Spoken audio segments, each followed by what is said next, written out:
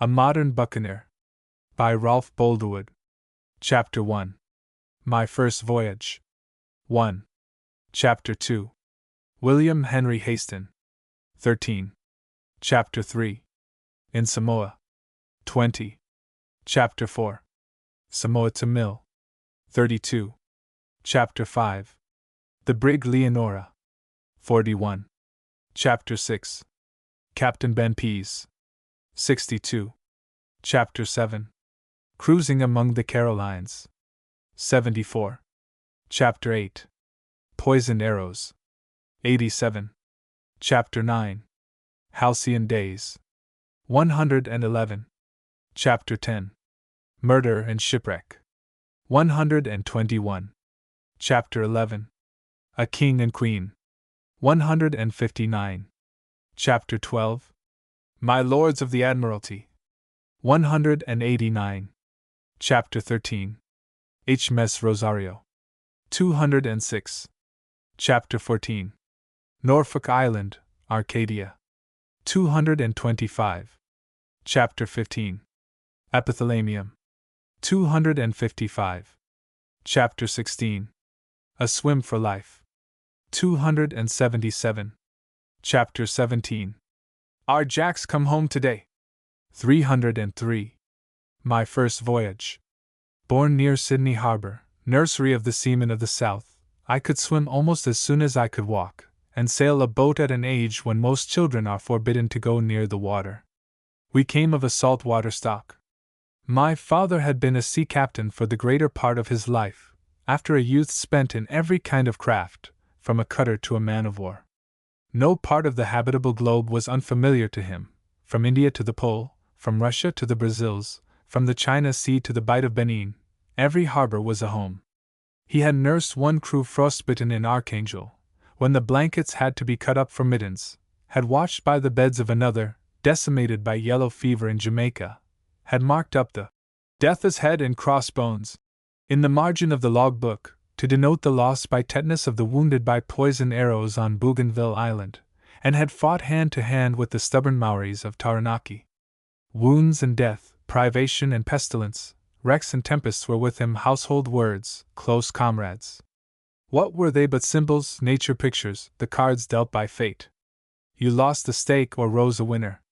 Men who had played the game of life all round knew this.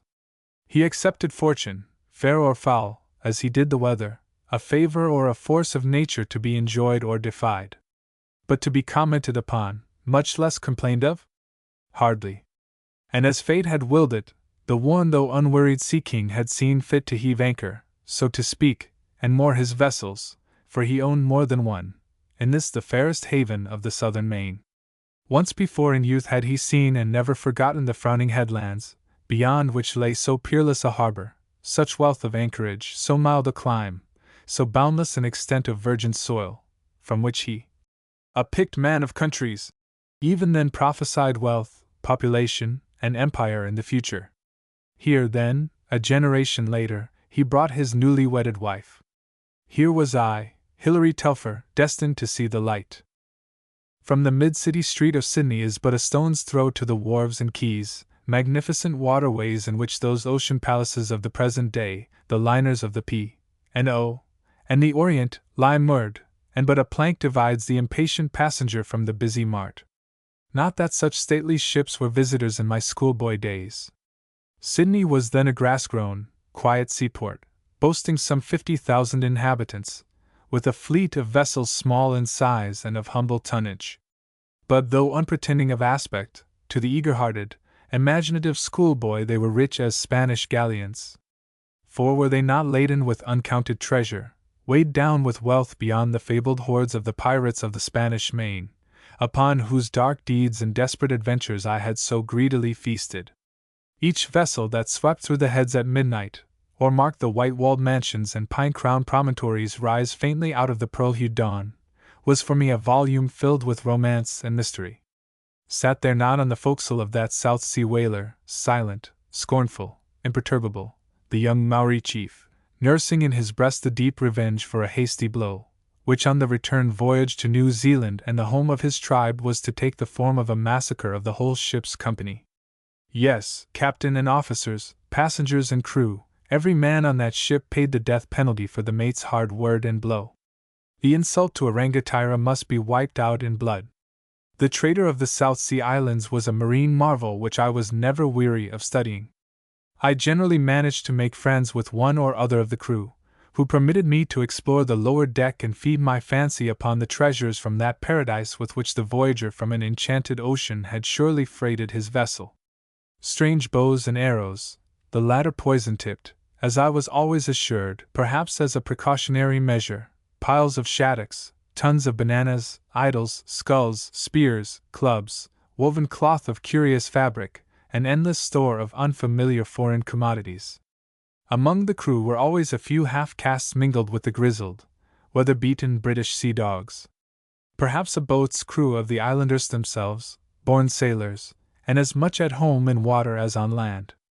Seldom did I leave, however unwillingly, the deck of one of these ferry barks, without registering a vow that the year in which I left school should see me a gay sailor boy, bound on my first voyage in search of dangerous adventures and that splendidly untrammeled career which was so surely to result in fortune and distinction.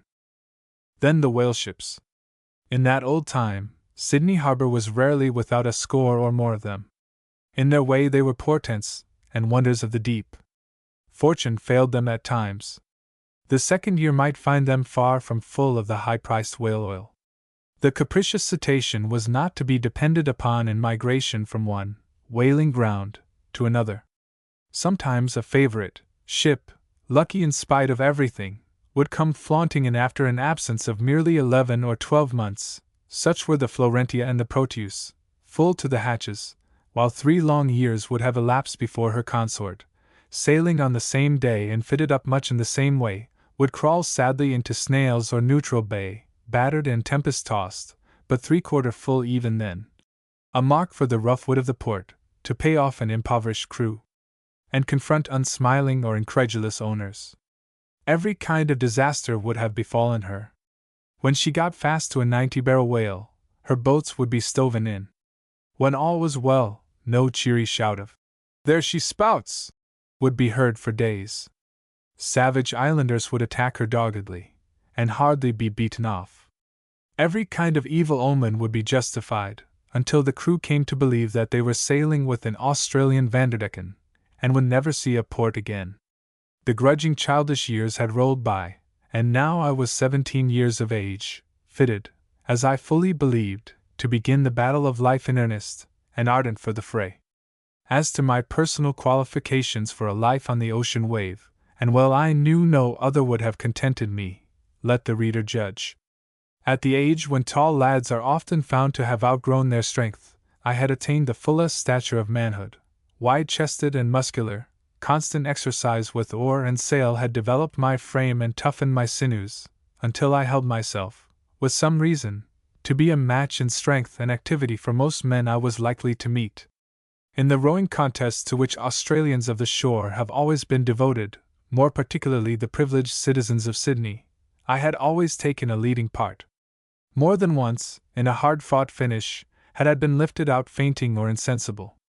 My curling fair hair and blue eyes bore token of our Norse blood and Anglo-Norman descent.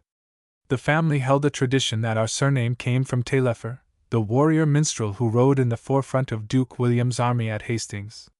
Strangely, too, a passionate love of song had always clung to the race.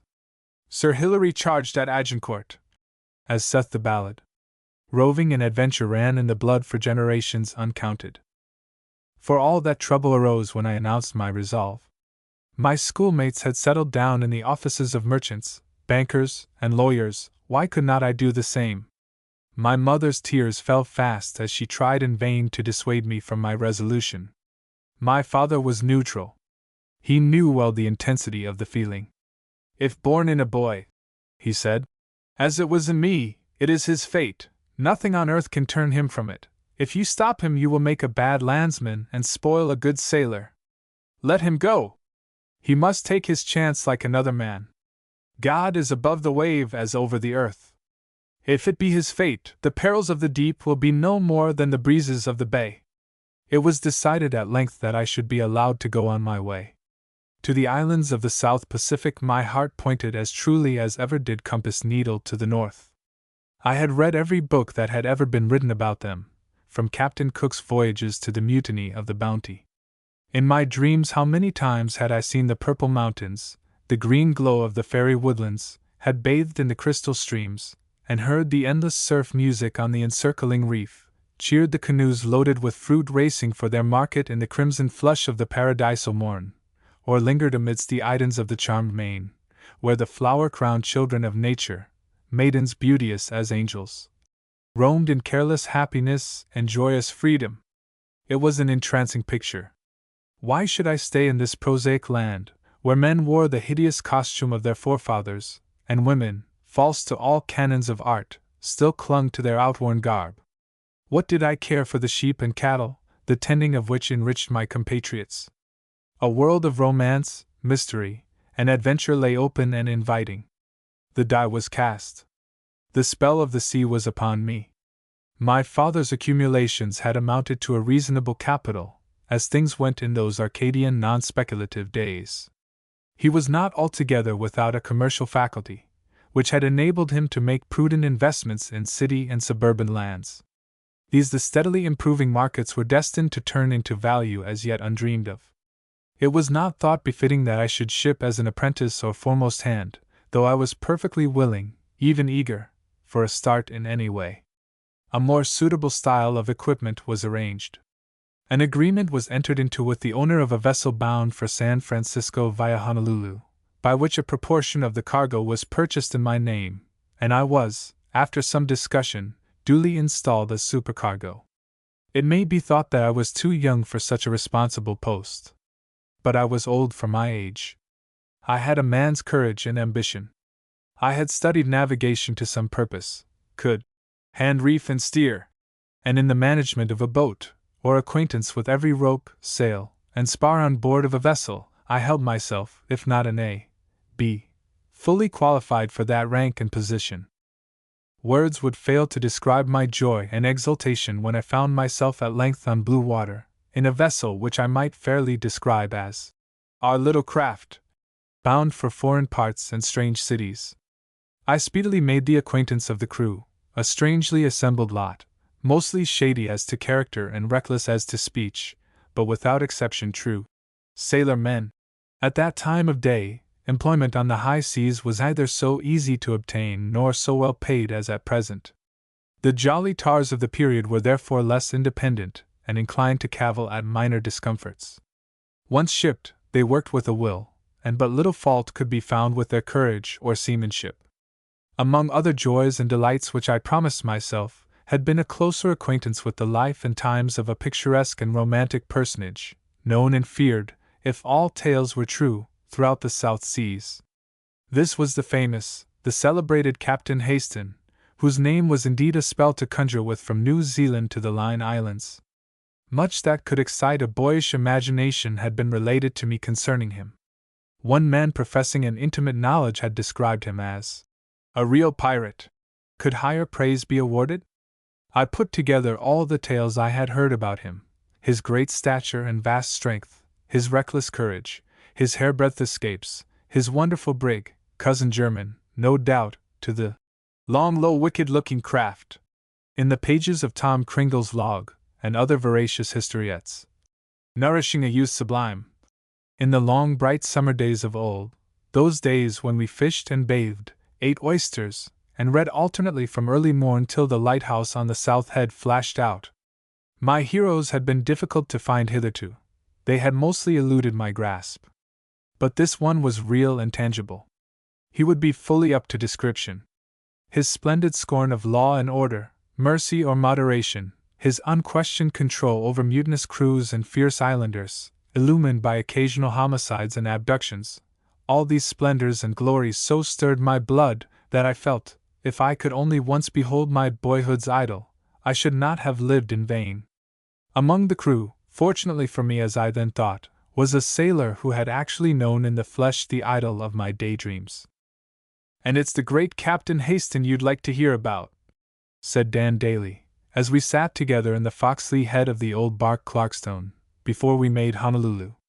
Dan had been a South Sea beachcomber and whaler, moreover, had been marooned, according to his own account, escaping only by a miracle, a traitor's headman, once, indeed, more than half killed by a rush of natives on the station.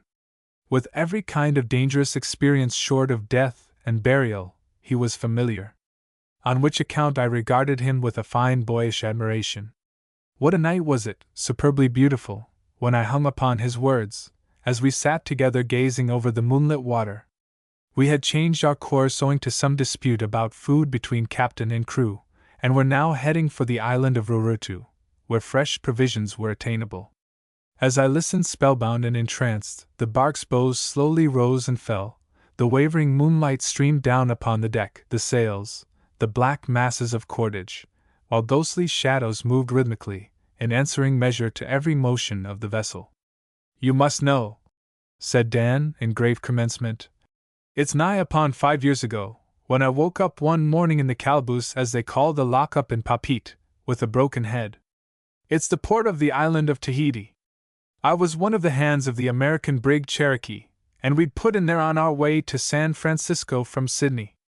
The skipper had given us liberty, so we went ashore and began drinking and having some fun. There was some wahinis in it, in course, that's what they call the women in them parts. Somehow or other I got a knock on the head, and remembered nothing more until I woke up in the calaboose, where I was charged with batting a native till he was nigh dead.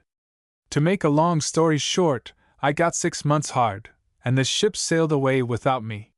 When I'd served my time, I walks into the American consulate and asks for a passage to California. 'Clear out,' says the consul, 'you red-headed varmint, I have nothing to say to you, after beating an inoffensive native in the manner you did.' 'By the powers,' says I to myself, 'you're a big blackguard, Dan Daly, when you've had a taste of liquor, but if I remember battin' any man black, white, or whitey brown, may I be keelhauled. Howsomedever, that says nothing, the next thing's a news ship.' So I steps down to the wharf and aboard a smart-looking schooner that belonged to Carl Brander, a big merchant in Tahiti, as rich as the Emperor of China, they used to say. The mate was aboard. 'Do you want any hands?' says I. 'We do,' says he. 'You've a taking color of hair for this trade, my lad.' 'How's that?' 'Why, the girls down at Rimitara and Rurutu will just make love to you in a body. Red hair's the making of a man in them parts.' Upon this I signed articles for 6 months in the schooner, and next day we sailed for a place called Bora Bora in the northwest. We didn't stay there long, but got under way for Rurutu next day. We weren't hardly clear of Bora Bora when we sights a brigantine away to windward and bearing down on us before the wind. As soon as she got close enough, she signaled that she wanted to send a boat aboard, so we hove to and waited. Our skipper had a look at the man who was steering the boat, when he turns as pale as a sheet, and says he to the mate, 'It's that devil Haston.' And that's the brigantine he and Captain Ben Pease ran away with from Panama. However, up alongside came the boat, and as fine a looking man as ever I set eyes on steps aboard amongst us. 'How do ye do, Captain?' says he. 'Where from and whither bound?' The skipper was in a blue funk, I could see, for this bully Haston had a terrible bad name, so he answers him quite polite and civil. 'Can you spare me half a coil of 2-inch Manila?' asked the stranger, 'and I'll pay you your own price?' The skipper got him the rope, the strange captain pays for it, and they goes below for a glass of grog. In half an hour, up on deck they comes again, our skipper half seas over and laughing fit to kill himself. 'By George,' says he, 'you're the drollest card I ever came across. D.N.me. If I wouldn't like to take a trip with you myself,' and with that he struggles to the skylight and falls in a heap across it. 'Who's the mate of this schooner?' sings out Haston, in such a changed voice that it made me jump. 'I am,' said the mate, who was standing in the waist. 'Then where's that Mangariva girl of yours? Come, look lively! I know all about her from that fellow there,' pointing to the skipper. The mate had a young slip of a girl on board. She belonged to an island called Mangariva, and was as pretty a creature, with her big soft eyes and long curling hair, as ever I'd seen in my life. The mate just trotted her the same as he would the finest lady, and was going to marry her at the next island where there was a missionary. When he heard who the strange captain was, he'd planted her down in the hold and covered her up with mats. He was a fine manly young chap, and as soon as he saw Haston meant to take Toulouse, that was her name, he pulls out a pistol and says, "Down in the hold, Captain Haston. And as long as God gives me breath you'll never lay a finger on her. I'll put a bullet through her head rather than see her fall into the hands of a man like you." The strange captain just gives a laugh and pulls his long mustache. Then he walks up to the mate and slaps him on the shoulder. "You've got the right grit in you," says he. "I'd like to have a man like you on board my ship," and the next second he gripped the pistol out of the mate's hand and sent it spinning along the deck. The mate fought like a tiger, but he was a child in the other man's grasp. All the time Haston kept up that devilish laugh of his.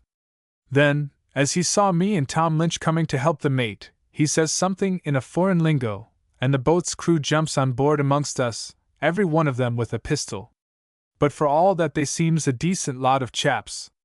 Haston still held the mate by his wrists, laughing in his face as if he was having the finest fun in the world, when up comes Toulouse out of the hold by way of the foxley bulkhead, with her long hair hanging over her shoulders, and the tears streaming down her cheeks.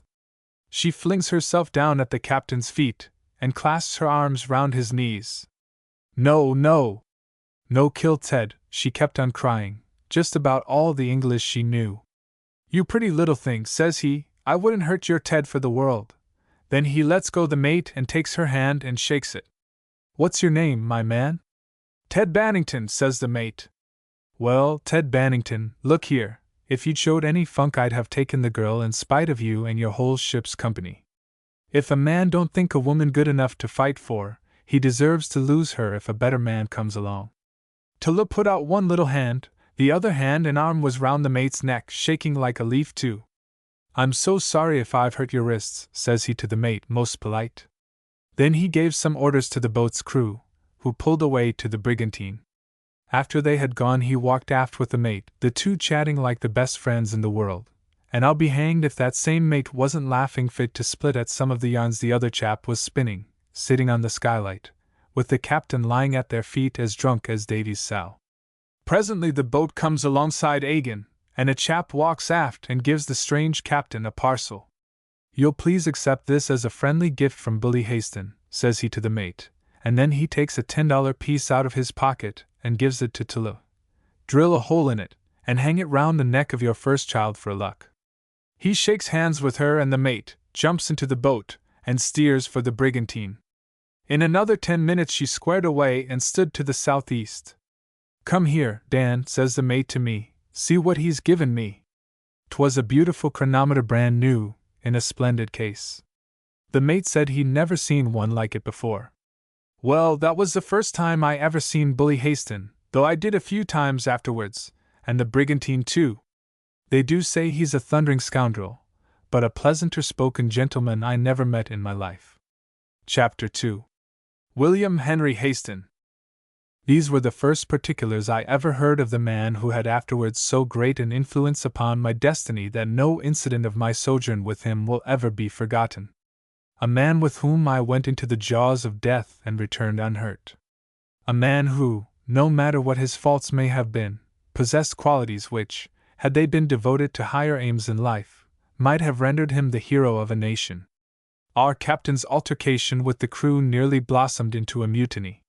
This was compromised, however, one of the conditions of peace being that we should touch at Ruritu, one of the 5 islands forming the Tubuai group. This we accordingly did, and steering for San Francisco, experienced no further adventures until we sighted the Golden Gate. When our cargo was sold I left the ship. My occupation being from this time gone, I used to stroll down to the wharf from my lodgings in Harvard Street to look at the foreign vessels. Wandering aimlessly, I one day made the acquaintance of a hard-shell downeaster, with the truly American name of Slocum, master of a venerable-looking rate called the Constitution. He himself was a dried-up specimen of the old style of Yankee captain, with a face that resembled in color a brown painted oilskin, and hands like an albatross's feet.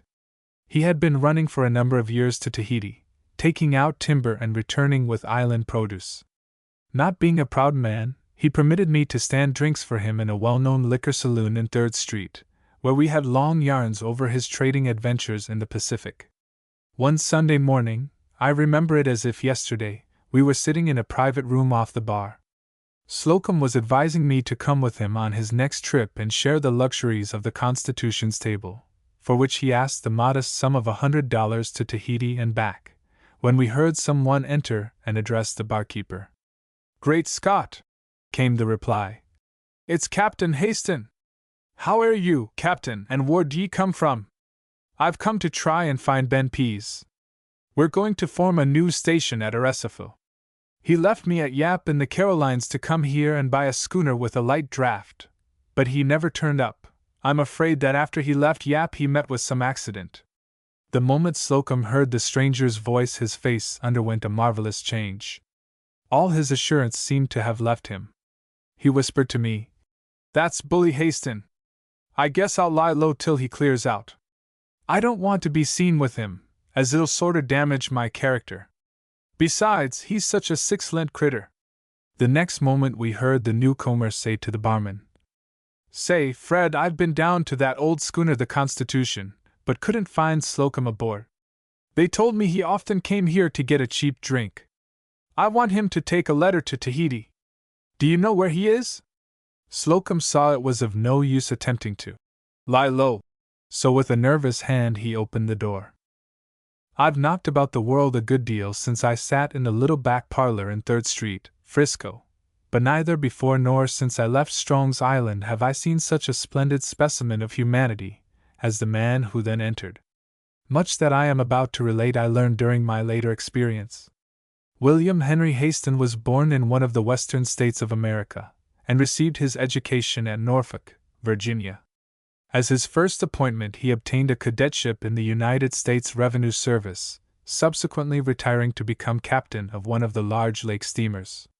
In '55 he joined the Navy, serving with great gallantry under Admiral Farragut. The reported reason of his leaving the service was a disagreement with Captain Carroll, afterwards commander of the rebel cruiser Shenandoah. So bitter was their feud that years afterwards, when that vessel was in the South Pacific, her commander made no secret of his ardent wish to meet Haston and settle accounts with him, even to the death. Haston was a giant in stature, 6 feet 4 in height, with a chest that measured, from shoulder to shoulder, 49 inches, and there was nothing clumsy about him, as his many antagonists could testify. His strength was enormous, and he was proud of it. But apart from his magnificent physique, Haston was one of the most remarkably handsome men about this time that I have ever seen. His hair fell in clusters across his forehead, above laughing eyes of the brightest blue. His nose was a bold aquiline. A well-cut, full-lipped mouth that could set like fate was covered by a huge mustache. A Vandyke beard completed the tout ensemble of a visage which, once seen, was rarely forgotten by friend or foe. Taking him altogether, what with face, figure, and manner, he had a personal magnetism only too fatally attractive, as many a man, aye, and woman too, knew to their cost. He was my beau ideal of a naval officer, bold and masterful, yet soft and pleasant-voiced withal when he chose to conciliate. His sole disfigurement, not wholly so, perhaps, in the eye of his admirers, was a saber cut which extended from the right temple to his ear. For his character, the one controlling influence in his life was an ungovernable temper. It was utterly beyond his mastery. Let any one offend him, and though he might have been smiling the instant before, the blue eyes would suddenly turn almost black, his face become a deep purple. Then it was time for friend or foe to beware. For I never saw the man that could stand up to him. Strangely enough, I have sometimes seen him go laughing through a fight until he had finished his man. At other times his cyclone of a mood would discharge itself without warning or restraint. It was probably this appalling temper that gained him a character for being bloodthirsty, for, once roused, nothing could stop him. Yet I do him the justice to say that I never once witnessed an act of deliberate cruelty at his hands. In the islands he was surrounded by a strange collection of the greatest scoundrels unhung. There, of necessity, his rule was one of blood and iron. And now for his pleasing traits. He was one of the most fascinating companions possible. He possessed a splendid baritone voice and affected the songs of Schumann and the German composers. He was an accomplished musician, playing on the pianoforte, violin, and, in default of a better instrument, even on the accordion. He spoke German, French, and Spanish, as well as the island languages, fluently. Generous to a fault, in spite of repeated lessons, he would insist on trusting again and again those in whom he believed. But once convinced that he had been falsely dealt with, the culprit would have fared nearly as well in the jaws of a tiger. He was utterly without fear, under any and all circumstances, even the most desperate, and was naturally a hater of every phase of meanness or cowardice. But one more trait, and my sketch is complete. He had a fatal weakness where the fairer sex was concerned. To one of them he owed his first war with society. To the consequences of that false step might have been traced the reckless career which dishonored his manhood and led to the final catastrophe. "Come, gentlemen," he said on entering, in so pleasant and kindly a tone that I felt drawn towards him at once. "Let us sit down and have a drink together." We went back to the room, Slocum, I could see, feeling intensely uncomfortable, fidgeting and twisting. As we sat down I took a good look at the man of whom I had heard so much. Heard of his daring deeds in the China seas, of a wild career in the Pacific Islands, of his bold defiance of law and order, besides strange tales of mysterious cruises in the Northwest among the Caroline and Palau Islands. "And how air yer, Captain?" said Slocum with forced hilarity. "I'm devilish glad to see you," replied Haston. "What about that bark of mine you stripped down at the Marshalls, you porpoise-hided skunk?" "True as gospel, Captain, I didn't know she was yours.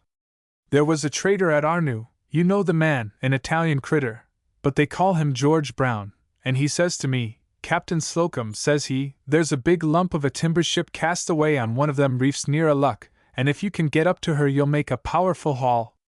She's new coppered, and hasn't broke up yet.' So I gave him $50, and promised him 450 more if his news was reliable. If that ain't the solid facts of the case, I hope I may be paralyzed." "Oh, so it was George who put you on to take my property, was it? And he my trader too? Well, Slocum, I can't blame you. But now I'll tell you my facts. That bark was wrecked. The skipper and crew were picked up by Ben Pease and taken to China. He bought the bark from me for $400, and I'd beat up to Arnu, and asked George if he would get me 50 Arnu natives to go with me to the wreck and either try and float it or strip her. The D. macaroni-eating sweep promised to get me the men in a week or two, so I squared away for Madura, where I had 2 traders. Bad weather came on, and when I got back to Arnu, the fellow told me that a big canoe had come down from the Raddocks and reported that the bark had gone to pieces. The infernal scoundrel! Had I known that he had put you on to her, I'd have taken it out of his hide. Who is this young gentleman?" "A friend of mine, Captain, thinking of taking a voyage with me for recruiting of his health." And the lantern-jawed Slocum introduced us. Drawing his seat up to me, Haston placed his hand on my shoulder, and said with a laugh, looking intensely at Slocum, who was nervously twisting his fingers, "Oh, a recruiting of his health, is he? Or rather recruiting of your pocket? I'm glad I dropped in on you and made his acquaintance. I could tell him a few droll stories about the pious Slocum." Slocum said nothing, but laughed in a sickly way.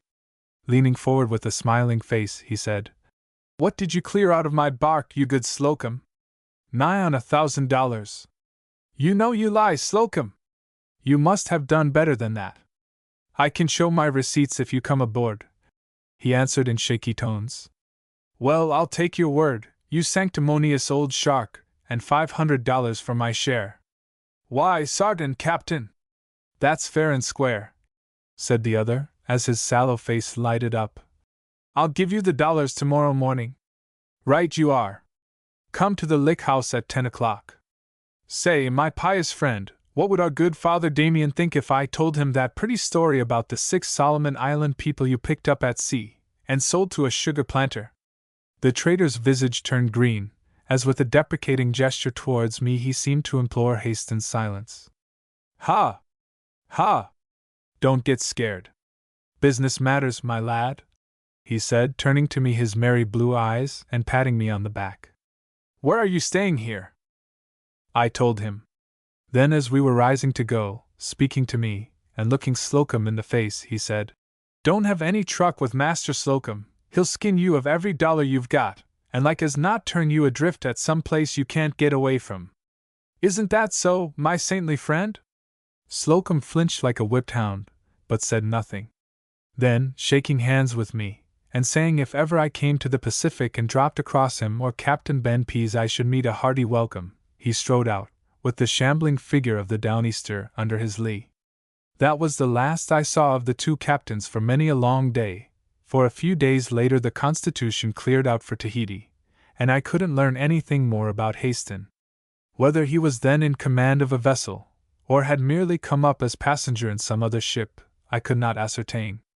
All the barkeeper knew about him was that he was a gentleman with plenty of money and a of a temper, if anybody bothered him with questions.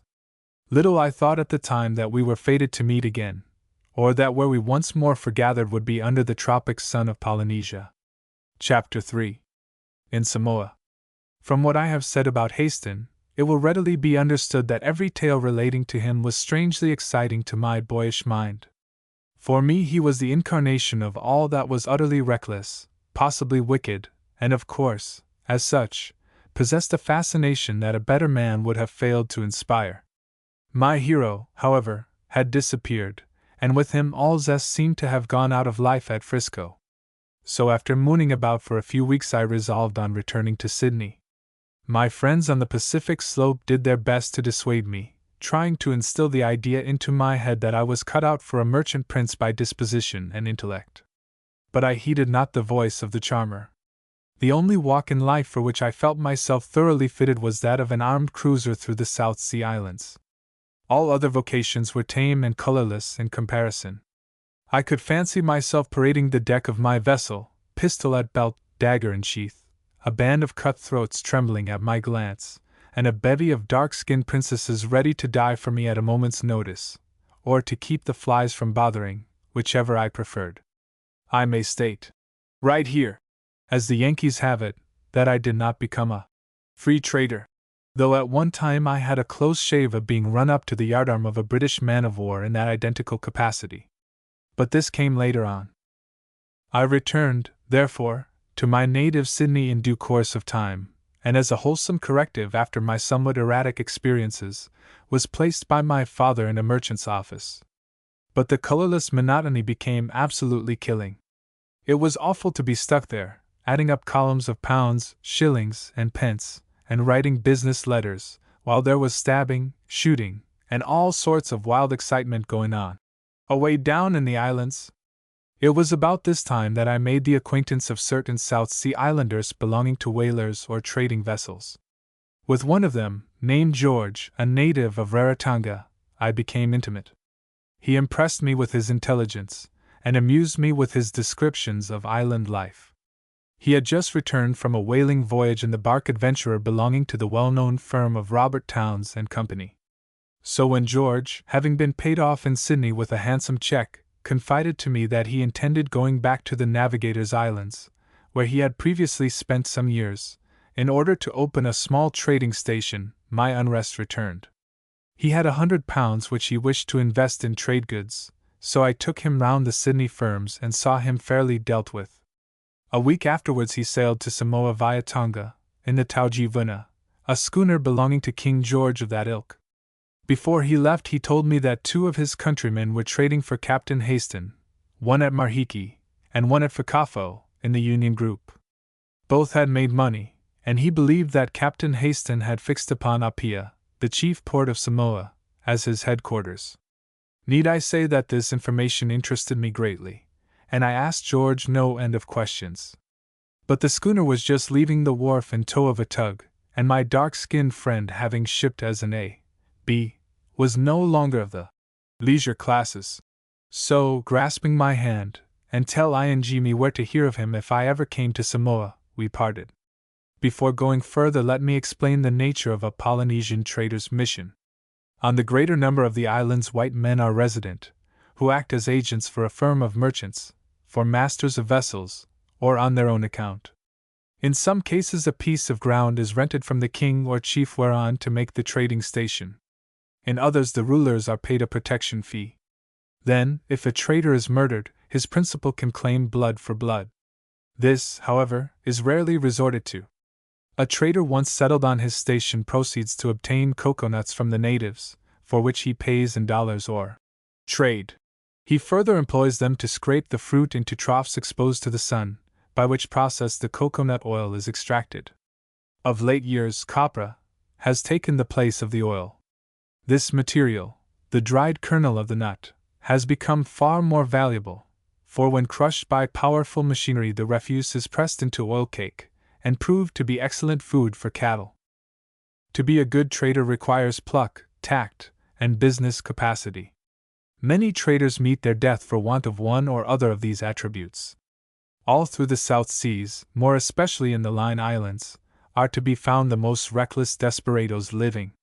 Their uncontrolled passions lead them to commit acts which the natives naturally resent, the usual result being that if the trader fails to kill or terrorize them, they do society a kindness by ridding it of him.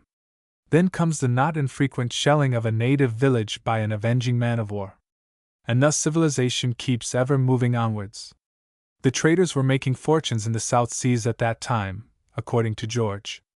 I returned to business with a mind full of projects. The glamour of the sea, the magic attraction of blue water, was again upon me. I was powerless to resist. My father smiled. My mother and sisters wept afresh. I bowed myself, nevertheless, to my fate. In a fortnight I bade my relations farewell, all unworthy as I felt myself of their affection. Inwardly exultant, though decently uncheerful, I took passage a fortnight later in a bark trading to the Friendly and Navigators Islands. She was called the Rotuma, belonging to Messrs. M. Donald, Smith, and Company, of Hunter Street, Sydney. Her captain was a Canadian named Robertson, of great experience in the island trade. There were 2 other passengers, a lady going to join her brother who was in business at Nuku'alofa, in Tonga, and a fine old French priest whom we were taking to Samoa. The latter was very kind to me, and during our passage through the Friendly Islands I was frequently the guest of his brother missionaries at their various stations in the groups. How shall I describe my feelings, landed at last among the charmed isles of the South, where I had come to stay, I told myself? Generally speaking, how often is there a savor of disappointment, of anticipation unrealized, when the wish is achieved? But the reality here was beyond the most brilliant mental pictures ever painted. All things were fresh and novel. The coral reef skirting the island shore upon which the surf broke ceaselessly with sullen roar, cocoa palms bowed with their feathery crests above a vegetation richly verdurous. The browns and yellows of the native villages, so rich in tone, so foreign of aspect, excited my unaccustomed vision. Graceful figures, warm and dusky of coloring, passed to and fro. The groves of broad-leaf bananas, the group of white mission houses, the balmy, sensuous air, the transparent water, in which the very fish were strange in form and hue, all things soever, land and water, sea and sky, seemed to cry aloud to my eager, wondering soul, "Hither, O fortunate youth, hast thou come to a world new, perfect, and complete in itself, to a land of nature's fondness and profuse luxuriance, to that Eden, long lost, mysteriously concealed for ages from all mankind." At the Marist Mission at Tongatabu I was received most kindly by the Venerable Father Chevron, the head of the church in Tonga. His had been a life truly remarkable. For 50 years he had labored unceasingly among the savage races of Polynesia, had had hairbreadth escapes, and passed through deadliest perils. Like many of his colleagues he was unknown to fame, dying a few years later, beloved and respected by all, yet comparatively unhonored and unsung. During the whole course of my experiences in the Pacific I have never heard the roughest trader speak an ill word of the Marist brothers. Their lives of ceaseless toil and honorable poverty tell their own tale. The Roman Catholic Church may well feel proud of these her most devoted servants. One morning Captain Robertson joined me. The father seemed pleased to see him. On my mentioning how kindly they had treated me, a stranger and a Protestant, he replied, "Aye, my lad, they are different from most of the missionaries in Tonga, anyway, as many a shipwrecked sailor has found. If a ship were cast away, and the crew hadn't a biscuit apiece to keep them from starving, they wouldn't get so much as a piece of yam from some of the reverend gentlemen. I asked Father Chevron if he knew Captain Pease and Captain Haston. Yes. I am acquainted with both. Of the latter I can only say that when I met him here I forgot all the bad reports I had heard about him. He cannot be the man he is reputed to be. I was sorry to part with the good father when the time came to leave. But a native messenger arrived next day with a note from the captain, who intended sailing at daylight. So I said farewell and went on board. We called at Hapai and Vavo, the two other ports of the Friendly Islands, sighting the peak of Upolu, in the Navigators, 3 days after leaving the latter place. We rounded the southeast point of Upolu next day, running in so close to the shore that we could see the natives walking on the beaches. Saw a whaleboat, manned by islanders and steered by a white man, shoot through an opening in the reef opposite Flipata. For him we tarried not, in spite of a signal, running in as we were with the wind dead aft, and at 4 o'clock in the afternoon anchored in Apia Harbor, opposite the American consulate. The scenery around Apia Harbor is beauteous beyond description. Spacious bays unfold themselves as you approach, each revealing the silvery white-sanded beach fringed with cocoa palms. Stretching afar towards the hills lies undulating forest land checkered with the white houses of the planters. The harbor itself consists of a horseshoe bay, extending from Matatu to Mulinu Point. Fronting the passage a mountain rears its summit cloud-enwrapped and half-hidden. Narrow paths wind through deep gorges, amid which you catch here and there the sheen of a mountain torrent. On the south the land heads in a graceful sweep to leeward, until lost in the all-enveloping sea mists of the tropics, while the straggling town, white-walled, reed-roofed, peeps through a dark green grove of the bananas and cocoa palms which fringe the beach. At this precise period I paid but little attention to the beauties of Apia, for in a canoe paddled by a Samoan boy sat my friend George. I hailed him. What a look of joy and surprise rippled over his dark countenance as he recognized me. With a few strokes of the paddle the canoe shot alongside and he sprang on deck. "I knew you would come," he said. "I boarded every ship that put in here since I landed." "Going to live here?" "I think so, George. I have some money in trade with me. If I get a chance I'll start somewhere in Samoa." He was delighted, and said I would make plenty of money by and by. He wouldn't hear of my going to an hotel. I must come with him. He had a Samoan wife at Lalipa, a village about a mile from Apia on the Matatu side. It was dark when we landed. As we walked towards his home George pointed out a house standing back from the beach, which, he said, belonged to Captain Haston. That personage had just left Samoa, and was now cruising in the Line Islands, where he had a number of traders. He was expected back in 2 months. A short time before I arrived, the American gunboat Narragansett had suddenly put in an appearance in Apia where Haston's brig was lying. Her anchor had barely sounded bottom, before an armed boat's crew left her side, boarded, took Haston prisoner, and kept possession of the Leonora. There was wild excitement that day in Apia. Many of the residents had a strong liking for Haston and expressed sympathy for him. Others, particularly the German element, were jubilant, and expressed a hope that he would be taken to America in irons. The captain of the Narragansett then notified his seizure to the foreign consuls, and solicited evidence regarding alleged acts of piracy and kidnapping. During this time Haston was, so the Americans stated, in close confinement on board the man-of-war, but it was the general opinion that he was treated more as a guest than a prisoner. The trial came on at the stated time, but resulted in his acquittal. Either the witnesses were unreliable or afraid of vengeance, for nothing of a criminal nature could be elicited from them. Haston was then conducted back to his brig, and in half an hour he had dressed ship, in honor of the event. The next act was to give his crew liberty, when those bright particular stars sallied forth on shore, all more or less drunk, in company with the blue jackets from the man-of-war, and immediately set about painting the town red, and looking for the witnesses who had testified against their commander.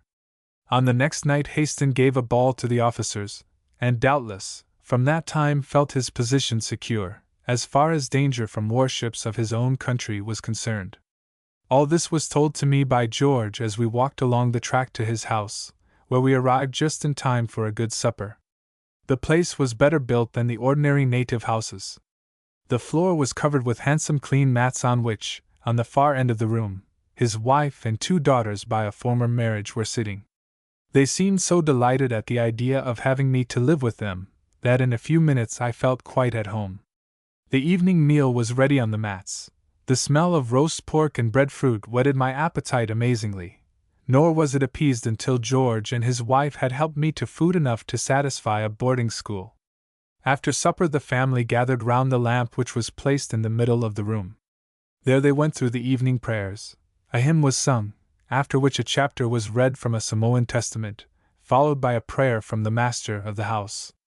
I found that the custom of morning and evening prayers was never neglected in any Samoan household, for, whether the Samoans are really religious or no, they keep up a better semblance of it than many who have whiter skins. That night George, who by the way was called to Luya by his wife and daughters, made plans for our future. As we sat talking the others retired to a far corner, where they sat watching us, their big dark eyes dilated with interest. We agreed to buy a boat between us and make trading trips to the windward port as far as Aliapata. Then after smoking a number of salui, or native cigarettes, we turned in. All next day we were incommoded by crowds of inquisitive visitors, who came to have a look at me and learn why I had come to Samoa, George having told them merely that I was his yo, or friend, treated most of them with scant courtesy, explaining that the natives about Apia are thorough loafers and beggars, and warning me not to sell any of them my trade, unless I received cash in return. In the afternoon I landed my effects, but could scarcely get into the house for the crowds. George's wife, it appeared, had been so indiscreet as to tell some of her relations that I had rifles for sale. As a consequence there were fully 100 men eager to see them. Some had money, others wanted credit, others desired loose powder, and kept pointing to a shed close by, saying, "Panla panafanua, powder for the cannon." I discovered that under the shed lay a big gun which Patiol and ACI, 2 chiefs, had bought from Captain Haston for $600, but had run out of ammunition. I had no powder to sell, but George found me a cash buyer for one of my Winchesters at $75. I could have sold the other 3 for $60 each, but he advised me to keep them in order to get a better price up the coast. It was just on the eve of the Second Native War, so the Samoans were buying arms in large quantities. From some Californians trading vessels they had brought about 300 breech-loaders, and Haston had sold them the cannon aforesaid, which he had brought from China in the Leonora. The chief, Meliatoa, had an idea of carrying the war into the enemy's country. His plan was to charter a vessel, and take 500 men to Tuvalu, the largest island in the group. Haston had met a deputation of chiefs, and told them that for $1,000 he would land that number of Meliatoa's warriors in any part of the group. Moreover, if they gave him $10 for every shot fired, he would land them under cover of 4 guns. But they were not to bring their arms, and were to arrange to have tamiluas, or native boats, to meet the brig off the coast and put them on board. This, he explained, was necessary to prevent the vessel being seized if they met a man of war, and so getting him into serious trouble. The chiefs took this proposition in eagerly at first, but on thinking it over, suspicions arose as to their reaching their destinations safely, and finally, after the usual amount of fawning and flattering, in which every Samoan is an adept, they told Haston that they could not raise sufficient money, and so the matter ended. The following months of my sojourn in Samoa passed quickly. George and I bought a cutter in which we made several trips to the windward villages, whence we ran down to the little island of Manono, situated between Upolu and Savai. There we did a good business, selling our trade for cash to the people of Manono, and buying a cargo of yams to take to Apia, to sell to the natives there, who were short of food owing to the outbreak of hostilities. On our way up we took advantage of a westerly wind, and made the passage inside the reef, calling at the villages of Multifana and Selaimoa, visiting even places with only a few houses nestling amongst the cocoa palms. We left Selaimoa at dusk, and although we were deeply laden, we made good way. Whilst at the village I heard that a large Norwegian ship laden with guano had put into Apia, having sprung a leak and run short of provisions, also that there was not a yam to be had in the place. Our informant was a deserter from a man-of-war, living at Salaimoa. He had been tattooed, and was a thorough Samoan in appearance, but was anxious to get a passage to New Britain, being afraid to remain longer in his present quarters. He was known as Flash Jack, and was held to be a desperate character. After a few drinks he became communicative, telling me certain things which he had better have kept to himself. He informed me that he intended to ship with Haston, whose brig was expected daily with 100 recruits for Godfrey and Sons plantations. He advised me to keep my yams until the Leonora's cargo of boys arrived, as the Germans would pay me my own price for them, being short of food for their plantation laborers. In another few minutes Jack was drunk, and wanted to fight us, when 2 of his wives came on board, and after beating him with pieces of wood, carried him on shore and laid him in his bunk. I determined, however, to take his advice about the yams, and was cogitating as to the price I should ask for them, when George, who was steering, called my attention to 2 tomuluas, full of men, paddling quickly in from sea through an opening in the reef. Not apprehending danger, we kept on. Our boat was well known along the coast by the Tuamasaga or Malietoa faction, and we merely supposed that these boats were coming down from Apia to the leeward ports. It was a clear night. George called out the usual Samoan greeting, used when canoes meet at night. The next moment we saw them stop paddling, when, without a word of warning, we received a volley, the bullet striking the cutter in at least 20 places. How we escaped is a mystery. George got a cut on the shoulder from a piece of our saucepan, which was lying against the mast. It flew to pieces when struck, and I thought a shell had exploded. Flinging ourselves flat on the deck, George called out to the canoes, which were now paddling quickly after us, and told them who we were, at the same time lowering our jib and foresail. The tomuluas dashed up, 1 on each side. Luckily some of the warriors instantly recognized us. They expressed great sorrow, and explained that they had mistaken us for a boat bringing up a war party from Savaii. Every man was armed with a rifle, mostly modeled on the German needlegun, and as they were all in full fighting costume they had a striking and picturesque effect. After mutual expressions of regard and a general consumption of cigarettes, we gave them a bottle of grog to keep out the cold night air, sold them some cartridges from my own private stock, and with many a vociferous to F.A. we sailed away, and left them in the passage waiting for the expected invaders. Chapter 4. Samoa to Mill. Just as we parted from our warlike friends who had so nearly put an end to our cruises, one of the chiefs sang out that a large brig, painted white, was out at sea beating up to Apia. Turning his information over in my mind, the conviction grew upon me that she must be Haston's vessel, the Leonora. It proved to be correct, for as we ran past Mielina Point we saw her entering the passage leading to the harbor.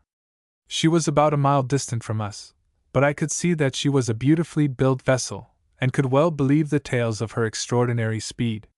The Norwegian Guanoman, an immense ship, the Otto and Antoine, was lying in the roadstead, and as the Leonora came to her moorings, we ran up between the 2 vessels and dropped anchor. During the next few minutes I received no less than 3 different offers for our 16 tons of yams. These I declined, and after waiting till I perceived that most of the shore visitors had left the brig, I took our dinghy and pulled aboard. Captain Haston was below, and the Chinese steward conducted me into his presence. He looked at me steadily for a moment, as if trying to recall where he had seen me before, and then after my few words of explanation, gave me a hearty welcome to the South Seas. Having told him how I came to visit Samoa, I offered him my yams, which he gladly purchased, paying me a good price for them in United States gold coin. This transaction being concluded, he asked me to meet him next day, when we could have a good long chat, at the same time desiring me to keep secret the fact of our previous meeting. What his reasons were I never knew, but as he seemed anxious on this matter, I told him that I had seldom mentioned the circumstance, and to no one in Samoa, with the exception of my mate Talia. I had indeed made few other acquaintances. Although I should much have liked to have had a look round the brig, I could see the captain wished to get on shore, so after shaking hands with him I returned to our cutter, where, in a few minutes, the brig's longboat came alongside, and we set to work getting out the yams. Haston paid me without demanding to have them weighed, and George's dark face was wreathed in smiles when I showed him the money.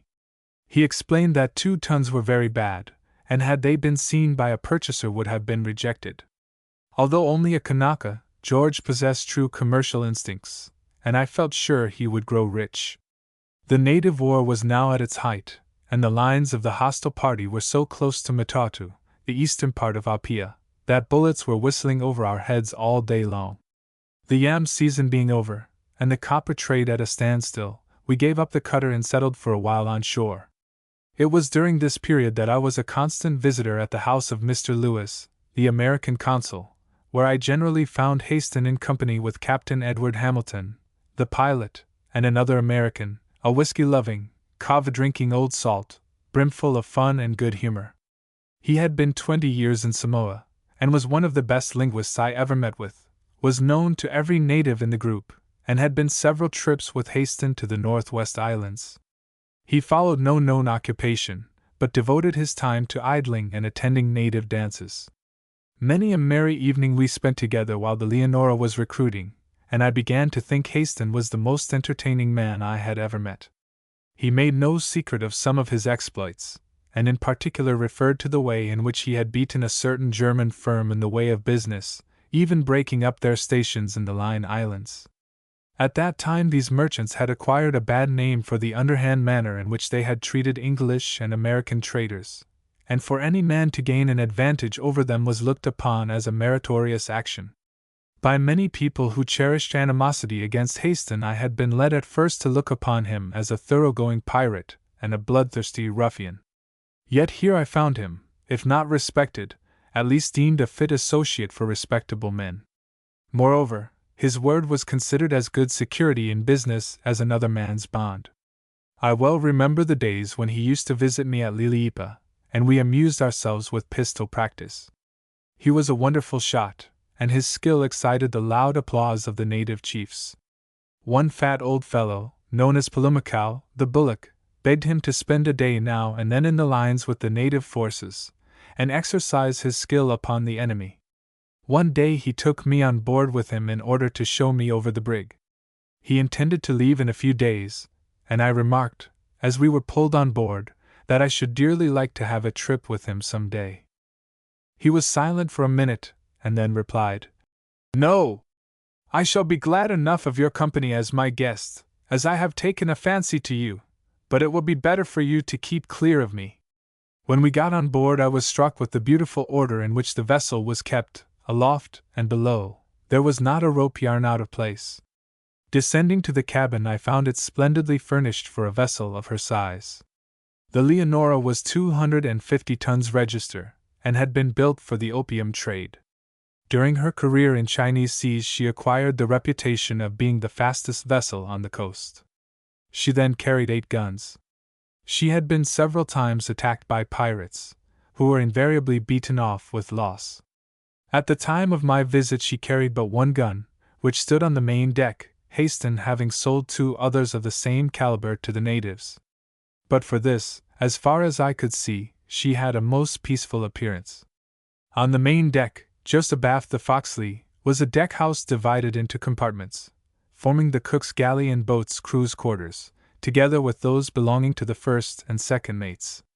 On the top of the house a whaleboat was carried, leaving room for 2 sentries to keep guard, a precaution which I afterwards found was, on certain occasions, highly necessary for the vessel's safety. The forecastle was large, for she carried between 25 and 30 men.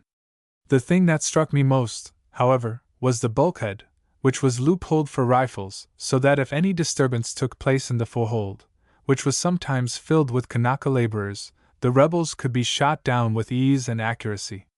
The most noticeable things about the gear were the topsail she carried, Cunningham's patent, in which there were no reef points. The topsail yards revolved, so that you could reef as much as you liked, and all the work could be done from the main deck by the downhaul.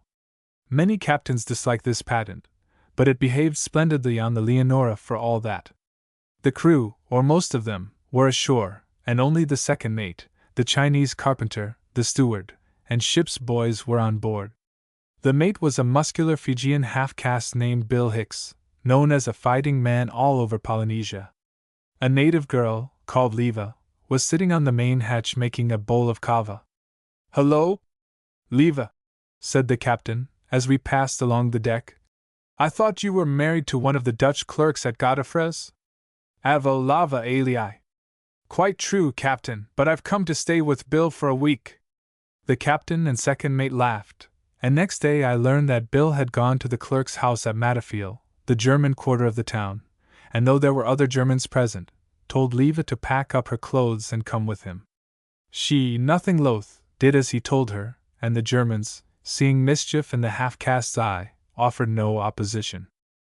The departure of the Leonora took place a few days afterwards, and I accepted the position of supercargo in a ketch which the junior partner of one of the principal firms in Samoa wished to send to the marshals to be sold. I expressed my doubts of her seaworthiness for so long a voyage. However, he said there was no danger, as it would be a fine weather passage all the way through, adding that the King of Arnu, or Aerosmith's Island, had commissioned Captain Haston to buy a vessel for him in Samoa.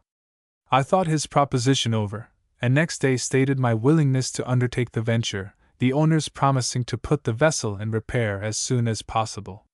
She was hauled up to the beach in front of the British consulate, where for the next few weeks carpenters were at work, patching up and covering her rotten bottom with a thick coating of chunam. Notwithstanding these precautions, no one except old Tapolini, the Dutch skipper, could be induced to take charge of her. During the time she was on the beach I made a trip to the beautiful village of Taivia, doing a week's trading and pigeon shooting. On my return I found the town in a high state of excitement owing to a succession of daring robberies of the various stores. Strong suspicions were entertained with respect to a Herculean American Negro, known as Black Tom, who kept an extremely disorderly hotel where seamen were known to be enticed and robbed. The old vessel was launched at last, and to the manifest surprise of everybody, refrained from springing a leak. Things might easily have been worse, for what with the great age of her timber and the thickness of her hull the carpenters were barely able to make the copper hold. Next day we took in our stores. I was surprised at the casks of beef, tins of biscuits, and quantities of other provisions put on board, and thought the owners extremely liberal. This favorable state of feeling lasted till we were well at sea, when I discovered all the beef to be bad, and the remainder of the stores unfit for any well-brought-up pig. When everything was aboard, the owners gave me the following document. Apia. Dear Sir, you will proceed to Mill, Mulgrave Island, for the purpose of selling the ketch E.A. Wilson. You will find Captain Haston there waiting for you, so you will please consult with him, as he is acquainted with the parties who wish to purchase her. Try to obtain oil and copper to the amount of £500 for the vessel. Ship whatever produce you may get on board the Leonora, and get Captain Haston to sign bills of lading. Do not sell the chronometer unless you get a good price for it. Sell the few things you take to the best advantage. None of the Samoans are to remain, but must come back to Apia. Have the ketch painted on your arrival at Mill. Wishing you a prosperous and speedy voyage. We are, etc. Bascom & Co. I quote this letter in extenso, for later on it plays an important part in my narrative. Having carefully read it, Mr. Bascom shook hands with me, wished me a pleasant voyage, and departed. I went aboard, the vessel being already hove short, and, as I thought, only waiting my arrival to sail. Things looked much otherwise as I stepped on deck. The skipper was drunk and helpless. The decks were thronged with shore natives, men and women nearly all crying and half drunk, bidding farewell to one or other of the crew. The mate, Jim Knowles, was a Tongan half-caste, who was afterwards hanged in Fiji for shooting Larson, one of the Messrs. Godefroy's captains, dead on his own ship. He was the only sober man on board. He told me that one of Tapolini's friends had come on board, and that she had been stowed away by that worthy, who swore that he would not leave her behind. To this Mama I had a particular aversion, and always hated to see her come on board. She was ugly enough in all conscience, and had always been said to be the cause of quarrels and fights whenever the skipper took her on a trip. Taking Knowles with me, we lugged her on deck screaming and biting. As she refused to get into a canoe, Knowles threw her overboard, where some sympathizing friends picked her up. Just as this incident terminated, I received a note from the owners, telling me to delay the vessel's departure for half an hour. Wondering what was in the wind, I set about restoring order. I found a lot of liquor in the forecastle, which I took aft and locked up. Then with Noel's aid I succeeded in clearing the decks of the women and shore loafers, who were lying about in all stages of intoxication. At 11 o'clock we saw 2 boats pulling off from the shore, and noticed armed Samoans among the crews. As they came alongside I saw seated in one of them the figures of Black Tom and his son Johnny, both heavily ironed. In the stern sat his Samoan wife, a woman named Musia. A number of white residents were in charge of the lot, and I was informed that at an impromptu mass meeting, held that morning, it had been decided to expatriate Tom and his family for the good of the country. They had seized this favorable opportunity of carrying their resolution into effect. This was a pretty state of affairs. I need scarcely explain my indignation at having 2 such characters as Black Tom and his son foisted on me as passengers. I was about to get into a boat and let them carry their own prisoners away, when I was told that I could land him and his family at the first land we made. This would be Quiros Island, bearing NNW from Apia. "All right, gentlemen," I replied. "And as everybody here happens to be drunk, I'll feel obliged if you will be good enough to lift the anchor and let us get away." Tom and his family were accordingly put in the hold, and the newcomers having got the anchor up bade me farewell, chuckling at having rid themselves of Black Tom so cleverly. Whereupon they got into the boats and pulled ashore. It was blowing stiffly as we ran through the passage, and certainly we presented a pretty spectacle, with our running gear all in disorder, and the crew drunk in the lee scuppers. I had the keys of the prisoners' irons, so giving the tiller to Knowles, I went below and liberated them. "Tom," I said, "my instructions are to keep you in irons till we made the first land. Now I've got nothing against you, but I don't want your company, and I consider I was served a shabby trick when they put you on board. I mean to be even with them. They said the first land? Now I'll stand on this tack till midnight, then I'll put about and land you on the coast." The Negro's bloodshot eyes showed blind fury when I first approached him, but his look softened as I spoke. He laughed, evidently enjoying my suggestion. "Thank you, sir, for taking the bracelets off us, but I don't care about landing in Samoa again, and I'll face the voyage with you. You're the first man that spoke a kind word to me since I was rushed and tied in my own house, treated like a wild beast, and I'll do any mortal thing in this world for you." He then begged me not to land him at Quiros, but to let him remain on board until we met Captain Haston, who, he was sure, would give him a trading station. I promised him this, and in return, being a splendid cook, he provided me during the remainder of the voyage with all sorts of sea delicacies. I will not speak of the dangers of that wearisome voyage, the drunkenness that I tried in vain to suppress, the erratic course we made to our destination. The skipper sobered up every 2 or 3 days, took the sun, worked out the ship's position, and let me steer any course I liked. Then he would fly to his bottle of square face, until I thought it necessary to rouse him again in order to ascertain our whereabouts. At last, after a 42 days' passage, we sighted the low-lying coral islands enclosing the spacious lagoon of Mill. Chapter 5. The Brig Leonora. The island of Mill is situated in the Radak, or eastern portion of the Marshall Group, discovered by a captain of that name in 1788. On the charts it bears the name of the Mulgrave Lagoon, and the reason is not far to seek. For the most part the islands of Polynesia are of volcanic origin, whilst the lagoons, which sometimes pass for islands, are exclusively of coral formation. The minute insects which form them build their submarine wall in a circle, which growing for ages, until it rises at low water above sea level, gradually collects sand and debris, when it decomposes and becomes a solid. Then comes a day when wandering coconuts float to it, and take up their abode on its shores. Gradually a ring of land is formed, varying in width, covered with a wreath of palms, sheltering within its circumference a peaceful sea, into which access is attainable by scattered channels only. The spot we had reached was of this description. Day was breaking when we first sighted the tops of the cocoa palms, and putting the ketch dead before the wind we ran down to the passage. On going aloft, I was glad to see the spars of a vessel showing about 3 miles distant. As none of the crew had ever visited the place before, we lay to and fired a gun. In about half an hour we saw a boat pulling towards us, with a tall man standing up steering. It was Haston. Jumping aboard, he shook me warmly by the hand, and said, "So you see we've met again. What sort of passage did you have?" I recounted our misfortunes, adding the information that the ketch leaked terribly. "Oh, that's just like Bascom," he remarked. "He told me that he'd send her down as sound as a bell. I never had a chance of looking at her when she was on the beach at Apia, and I certainly thought he would act squarely with me. But we'll talk business by and by." He now took command of the ketch, and brought us into the lagoon, where we dropped anchor in 10 fathoms alongside the brig. I then formally handed over my vessel to him, and wished the King of Arne joy of his bargain. After receiving full particulars of the voyage, he called the skipper aft. "Well, Captain Westendorf," he said, "you have most fortunately reached here safely, but more through good luck than good management. I know you to be an experienced and capable navigator, so that had you attended to your duty you would have made mill 10 or 15 days earlier.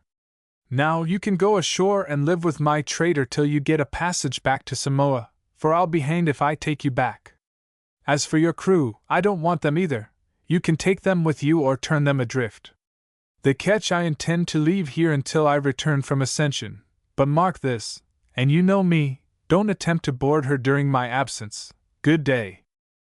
I felt sorry at seeing the good-natured Tappellini so humiliated, for with the exception of that one failing which has obscured brighter intellects, and which was the cause of all his troubles, he was a thoroughly honest old fellow.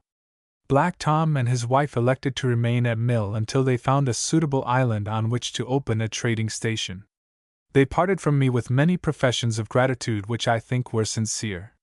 He afterwards became a wealthy man. Such are fortune's vagaries in the islands. His son Johnny earnestly begged me to intercede with Captain Haston on his account, and not to leave him on shore at Mill. I made the request, and the captain told him to come aboard the Leonora. During the afternoon Haston and I went over the ketch in order to inspect the stores, gear, etc., when he asked me, now that my responsibility had ended, what were my intentions as to future movements.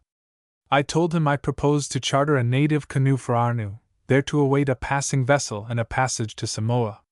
From this course, however, he dissuaded me, pointing out that I might have to stay there 6 months. He then offered me the position of supercargo on his brig at a fair salary, pressing for an immediate answer. Thinking it better to be earning money than leading a life of idleness among the natives, I consented. "I accept your offer, Captain," I said. "But there is one thing I wish you to understand. I am coming with you, not for the sake of the pay, but because I don't want to loaf about the Marshall Group like a beachcomber, and moreover, I should like to visit the Carolines. I don't particularly want to return to Samoa, and if I see a place I like I'll start trading. Now, I am willing to do duty as supercargo, even without pay, but I won't lend a hand in any transaction that I don't like the look of. So at our first difference you can set me ashore." Haston looked me straight in the face and held out his hand. "Well, now, that's a fair deal. I give you my word that I won't ask you to join in anything doubtful. The traders round here are the greatest scoundrels unhung, and I have to treat them as they treat me. My books are in a bad state, and you'll find work enough putting them straight, but I'll be glad of your company aboard, even if you never do a hand's turn." So the bargain was closed. I got my chest from the hold and sent it aboard the brig, the steward receiving instructions that I was to occupy the port side of the cabin. At dusk Haston gave some of the crew liberty, and sent the rest with the mates to haul the ketch in and beach her as the tide was full. While he stood watching her from the brig's deck, he suddenly remarked that they were making a mess of it, and calling 2 boys to bring the dinghy alongside, he was pulled into the shore. There was a number of young women on board, natives of the Kingsmill group, good-looking, but wild in appearance. I was on deck and they were below, where I heard them laughing and talking, and saw they were seated on the lounge that ran round the cabin. They all seemed very merry over a game, much like knucklebones, which they were playing with shells. A large canoe was bearing down on us from one of the islands in the lagoon, and just as she ran up in the wind ahead of us, allowing the topsail to drift down alongside, I heard a man's voice mingling with the girls'. I was going forward to have a close look at the canoe, when I saw the captain close alongside in the dinghy. He had sailed out to the brig, having let the 2 boys remain on shore to assist at the catch. Just as he stepped over the sail, the owner of the voice I had heard ran out of the cabin. Haston gripped him by the arm, and I heard him sing out, "What, would you knife me?" The next minute the man was seized in the powerful arms, lifted high above his head, and then dashed upon the deck, where he lay perfectly still. The captain disappeared in the cabin, and running up I lifted the man's head. His back and neck seemed broken, and though I called loudly no one came from below. There were a lot of Aranai natives in the hold sleeping and smoking, but they took no notice of my calls, which, as I didn't know a word of their language, did not surprise me. The canoe had now come alongside, and the captain reappeared upon deck. The chief seemed pleased to see him, and then a lot of natives clambered on board and carried the wounded man aboard their bark. Having given them 8 or 10 pounds of tobacco, Haston told them, partly in English and partly in the mill dialect, that the man was shamming dead, and if he woke up on board they could chuck him overboard and let him swim. Then they hoisted sail again and stood away. I felt horrified, for, although the captain was certainly justified in defending himself from a man armed with a knife, I was shocked at witnessing the result. He, however, insisted that the fellow was only foxing, and so the matter ended. When the boats returned from the catch, I heard the women remark to the sailors that Syke, Jack, had run away in a canoe, because Captain had beat him. At daylight next morning we got under way, and I was astonished at the manner in which Haston handled the brig through the narrow passage. After accomplishing this feat, we bore away for Ujilong, and the steward called us to breakfast. Our destination was the almost unknown chain of coral islets, forming Ujilong or Providence Island. Some 15 months previously, Haston had discovered a passage through the reef there, and sailed his brig in. He was delighted with the security afforded by the magnificent lagoon inside. The islets were covered with coconuts, and he at once decided upon forming a principal trading station there, making it a center from whence he could work the islands in the North Pacific. There were only 30 natives on the whole lagoon, and with these he succeeded in establishing friendly relations, setting them to work in erecting dwelling houses and oil sheds. We left in charge 2 white men named Jerry Jackson and Whistling Bill, together with a number of Line Island natives who were to assist in making oil. Haston told me he intended to settle there himself and cruise among the Carolines and Marshalls, whilst Captain Pease, his colleague, would run a small vessel to China, making Ujilong his headquarters. On this occasion he expected to find that a large quantity of oil had been made in his absence, and was anxious to get there as quickly as possible. During the day I had leisure to observe the crew, and considering that none of them were white men, the way in which the brig was worked was simply admirable. They treated the officers with great freedom of manner, but before the captain they seemed absolutely to cower. There being some 30 of them, they were by no means overworked. They were allowed as much liquor as they chose to buy at $1 a bottle for gin, beer at 50 cents, and rum at $1. With such license one would naturally think that insubordination would be rife. It was not so. But though they never broke out at sea, when once the brig anchored they became fiends incarnate. Gambling and drinking then commenced. The sounds of oaths, yells, and blows floated up from the foxlee, mingling with the screams of the women, and the night was made horrible with their din. Individual members of the crew of this strange vessel I shall describe later on. For the present place aux dames. Every officer had a native wife, and the Chinese carpenter too. Most of these women were natives of Ararai or Hope Island, one of the Kingsmill group. They were darker in complexion than the other Polynesians, and prone to violent jealousy of their protectors. It was by no means uncommon to see 2 of these girls fighting like demons on the main deck with their national weapons, wooden daggers set round with sharks' teeth, while blood poured in streams from their lacerated limbs and bodies. There were several girls from Ocean and Pleasant Island, near the equator. Very good-looking were these last, and fair as to complexion. The principal belle, whose name was Nellie, was a very handsome half-caste, a native of Hope Island. Her father, a deserter from a whaler, had acquired such influence with the natives that they made him a war chief. He led them when they cut off an American whaler and killed the whole crew. Discarding civilized clothing, he became a native in all but color, and finally met his death in a skirmish with a hostile tribe. This girl was his daughter, and had been given as a present to Haston by the king of Ararai. Along with her beauty, she had a violent and dangerous temper, and was never backward in using her knife on any woman that provoked her. We had merely dropped Mill astern of us, when Haston changed his mind about going to Ararai, and bore away to Pleasant Island. He told me that he had forgotten a promise made to the traders there to bring them supplies, but that he would call at Providence on our way back from the Carolines.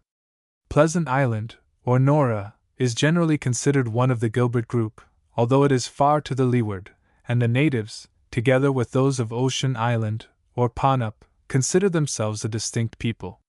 The former island is in latitude 0.25 s, longitude 167.5 e, and the latter in latitude 0.505, longitude 169.30 e.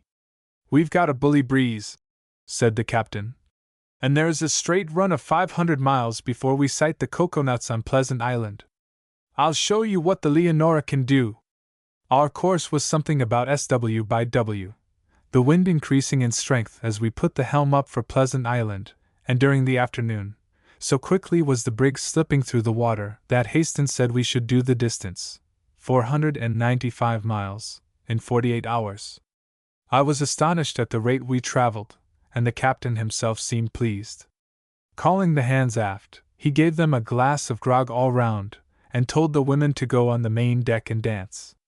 This created considerable amusement, for as the brig was running dead before the wind, and occasionally giving rolls, the dancers, losing their balance, got some heavy falls into the scuppers, while the others laughed and enjoyed their misfortunes. We ran up under the lee side of the island just 44 hours after leaving Mill, a trifle over 11 knots an hour. In a few minutes we were boarded by the traders, of whom there were 6. They were certainly a rough lot. As each man lived under the protection of a particular chief, the island being divided into 6 districts, there was the keenest business rivalry among them. Haston called them down below, when they were soon pretty well drunk. They had plenty of dollars, and bought largely of arms and ammunition. I was employed, with the second mate, in getting up the guns, principally Snider rifles, from the lazarette. I called to them, one by one, to come and pick what they wanted. However, they seemed quite satisfied to let me give them what I liked. The brig was standing off and on, close into the land, in charge of the boatswain, the mate being ill. Haston was singing the Zo, and the traders were applauding uproariously, whilst 2 were dancing with Nellie and Sarah, shouting and yelling like lunatics. The only one that was sober was a fine young fellow who seemed ill, and was supported by a native. This young fellow paid me for the arms bought by his comrades, saying, "They're all drunk now, and as I don't go in for that kind of thing myself, they've got me to do this business for them." The man who was dancing with Sarah had a bag of dollars in his hand, and as he waltzed round the cabin he kept swinging it about and striking the woodwork of the cabin. Carl, the sick man, called out to him, "I say, Ned, let me have that money now, I'm settling up for you." Swinging the bag of dollars round, Ned sent it full at liberty, and struck Carl in the chest, knocking him down. I picked him up, and thought by the pallor of his face that he was either killed or seriously injured. The native who was with him called to some of his comrades, and a young woman came down and took his head in her lap, while I got a decanter of water. After a while he came round, and told me he was not much hurt, but that the bag of money was heavy and had bruised his chest greatly. "You dog," he said, getting up and walking over to the other man, who was now sitting at the table talking to the captain. "As sure as my name's Carl, I'll make you suffer for this." "Come, come," said Haston.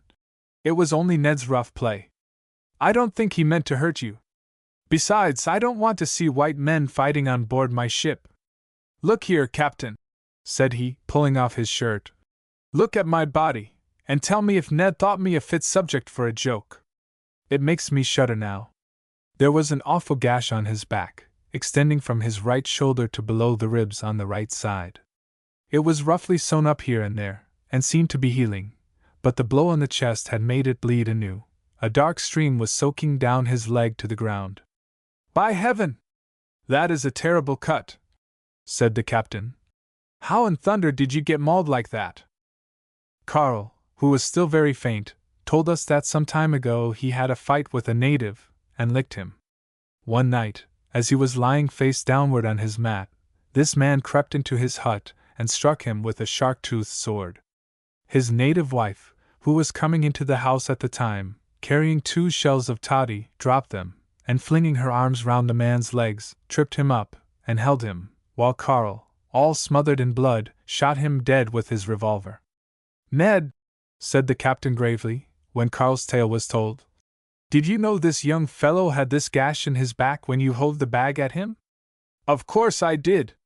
Why, d-n him, can't he take a joke? Nora's a rough shop for a man that can't stand a bit of fun." "Put up your hands, you cowardly dog," said the captain, and in an instant the drunken traders cleared a space. "I'll teach you to hurt a wounded man."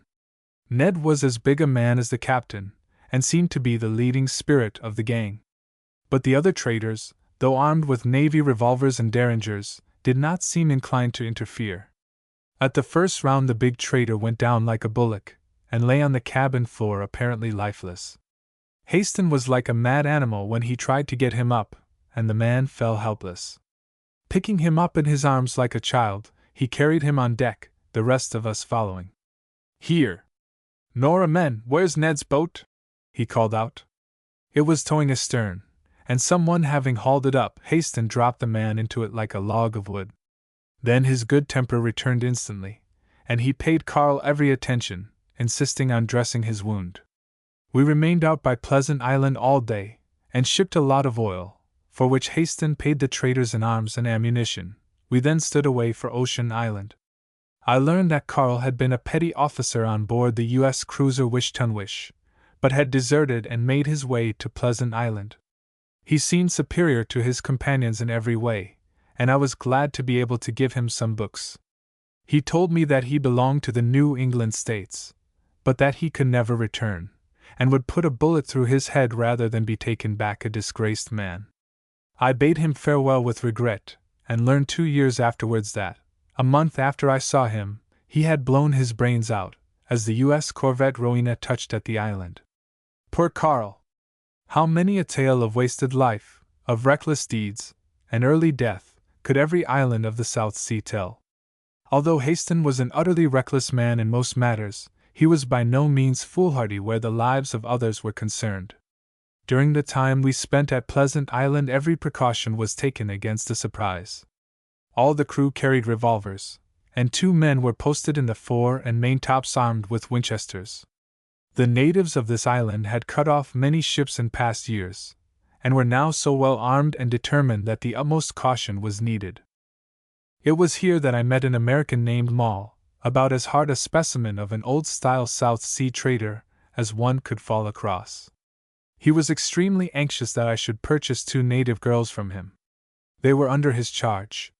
It seems their father had been killed, and his own wife objected to their presence in his house. I told him that I was supercargo, and therefore could not speculate on my own account. Besides, that sort of traffic was entirely out of my line. If he had curios, weapons, or Nora gods, I would deal, but there I drew the line. "Well, blame my cats! If you ain't too disgustin' particular! Want to stuff your cabin with curiosities and graven images, instead of delicate young women. Now looky higher, just you take them 2 gals o' mine for $30, and you'll just double your money from King Abinoka. He's just mad after Nora girls, and buys 'em up by the dozen." Finding that I wouldn't invest, he tried the captain, telling him that the girls were anxious to get away from Pleasant Island, as their father was dead, and having no brothers, they could not get food enough from the people. His wife was jealous too, and had beaten them. "Well, well," said the captain, "bring them aboard, and I'll give them a passage somewhere. I suppose by and by you'll tell some man-of-war captain that I stole them." So the trader sent them on board, and received in exchange some boat's gear and a keg of molasses. The girls went aft, and remained with the others in the cabin for a few days. When we sighted Ocean Island, Hasten called me on deck and said, "Come and see a bit of fun." Old Mary was told to bring up her flock.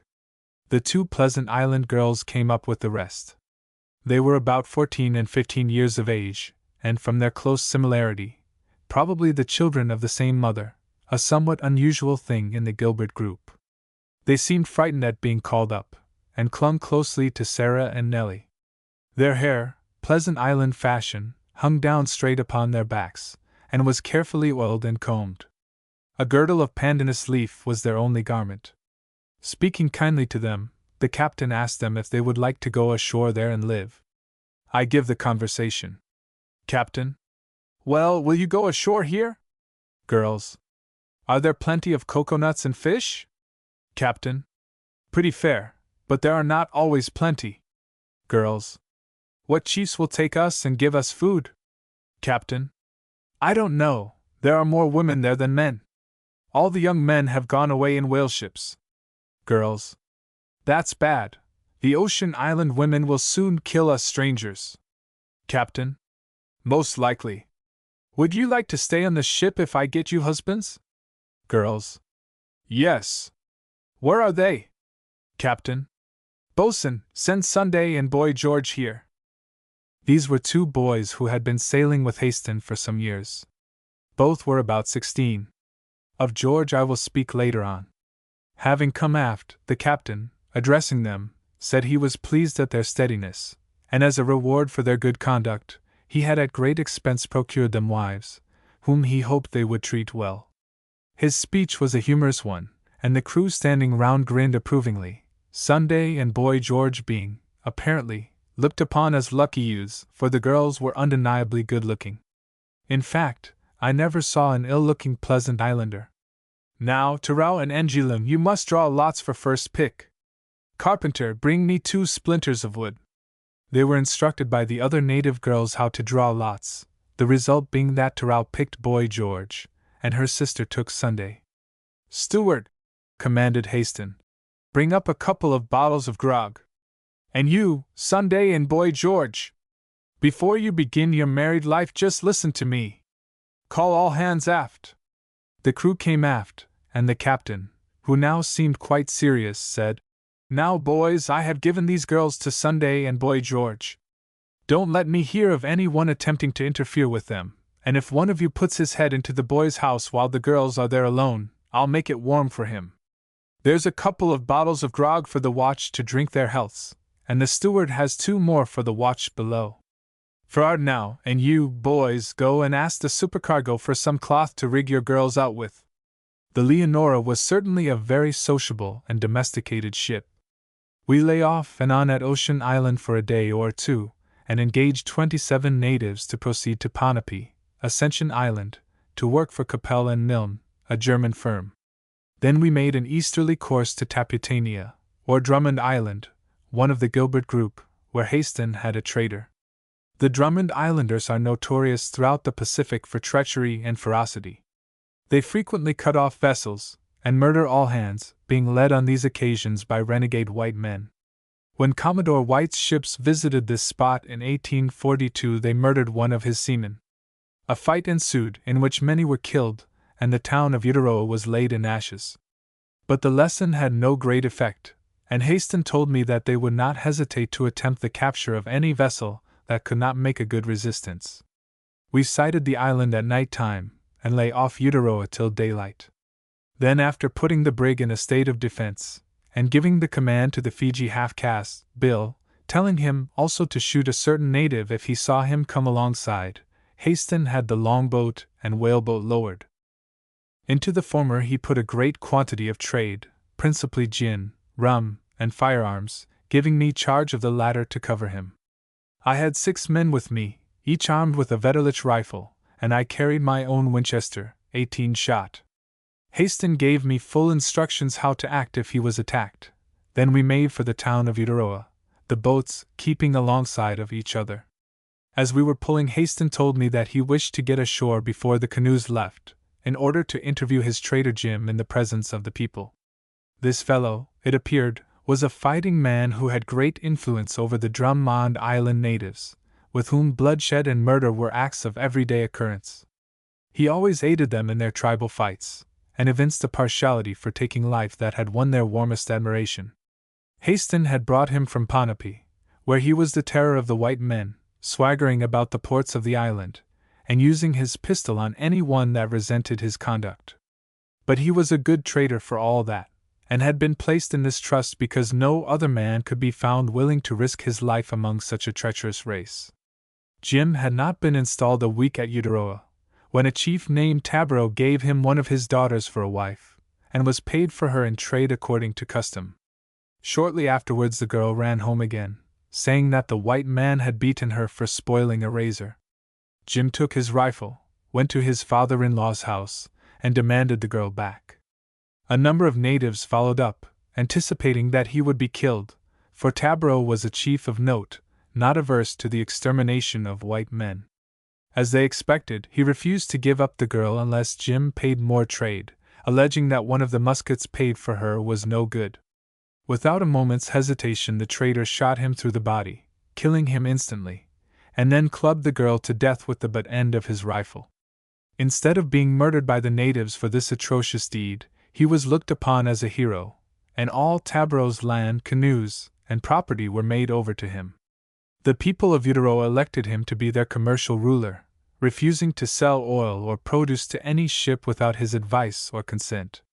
For a while his conduct had quite satisfied Haston, until he learned that Jim had sold a lot of his oil to a Californian trader, boasting, besides, that Haston dared not bring him to task for it.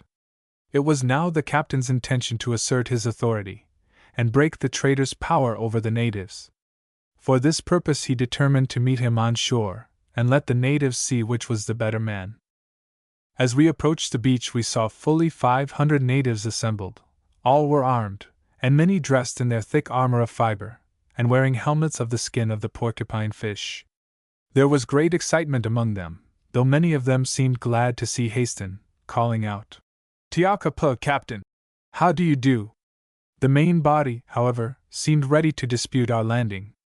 "Keep close up," the captain called out to me, "and don't let any of them see your arms, but be ready to drop it into them the first shot that is fired. But for God's sake don't miss. That villain Jim, you see, isn't here though, those fellows mean mischief. However, land I must and will." He then told the crew to run the boat on the beach, and standing up in the stern, called out to natives that he knew, pretending to see nothing unusual in their manner. At the moment that he stepped on the beach the whole body of natives formed in solid line in front of him, while hundreds of rifle muzzles were almost thrust in his face. He looked steadily at them, and commenced to talk with his hands in his trousers pocket. I forgot my instructions, and my crew seemed equally excited at the captain's danger, for, without being told, they ran the whaleboat ashore and we all jumped out. The men in the other boat were standing up rifle in hand, and they followed us. The captain was speaking calmly to the natives, when he turned and saw me. "For God's sake, go back to the boats," he said, in a quiet tone. Then raising his hand threateningly and roaring like a lion, he repeated the order in the Drummond Island dialect. I understood this hint, so we ran back, but kept our arms ready. Haston's order to me seemed to have a good effect, for the fierce looks of the natives relaxed, and soon afterwards he called out that it was all right, and told me to give him 2 muskets and a box of tobacco out of the longboat. This was a present for 2 of the principal chiefs, who now shook hands with him, saying that Jim was in his house, and had told them that if Captain Haston put his foot inside he would shoot him. Our former opponents seemed pretty equally divided in their opinions. Half of them were eager to see the fight between Jim and the captain, and the others were ready to massacre the whole of us if but a single act of hostility was committed on either side. Haston ordered me then to come with him, and asked the natives' permission to allow me to bring my Winchester, as I was frightened of them. The boats were shoved out, the crew being told to jump ashore if they heard any firing, and fight their way to Jim's house. As I joined the captain on the beach he told me that the natives thought he meant to kill Jim, and that they had felt him all over to see if he had concealed any arms, but that they seemed satisfied when they found none. I was astonished at his recklessness in not bringing weapons, and as we were escorted along the road by the natives, I told him that I had a derringer hidden among some tobacco in a canvas bag slung round my waist. "No, no," he said. "It will never do to see you give it to me now. Besides, I don't want any shooting if I can help it.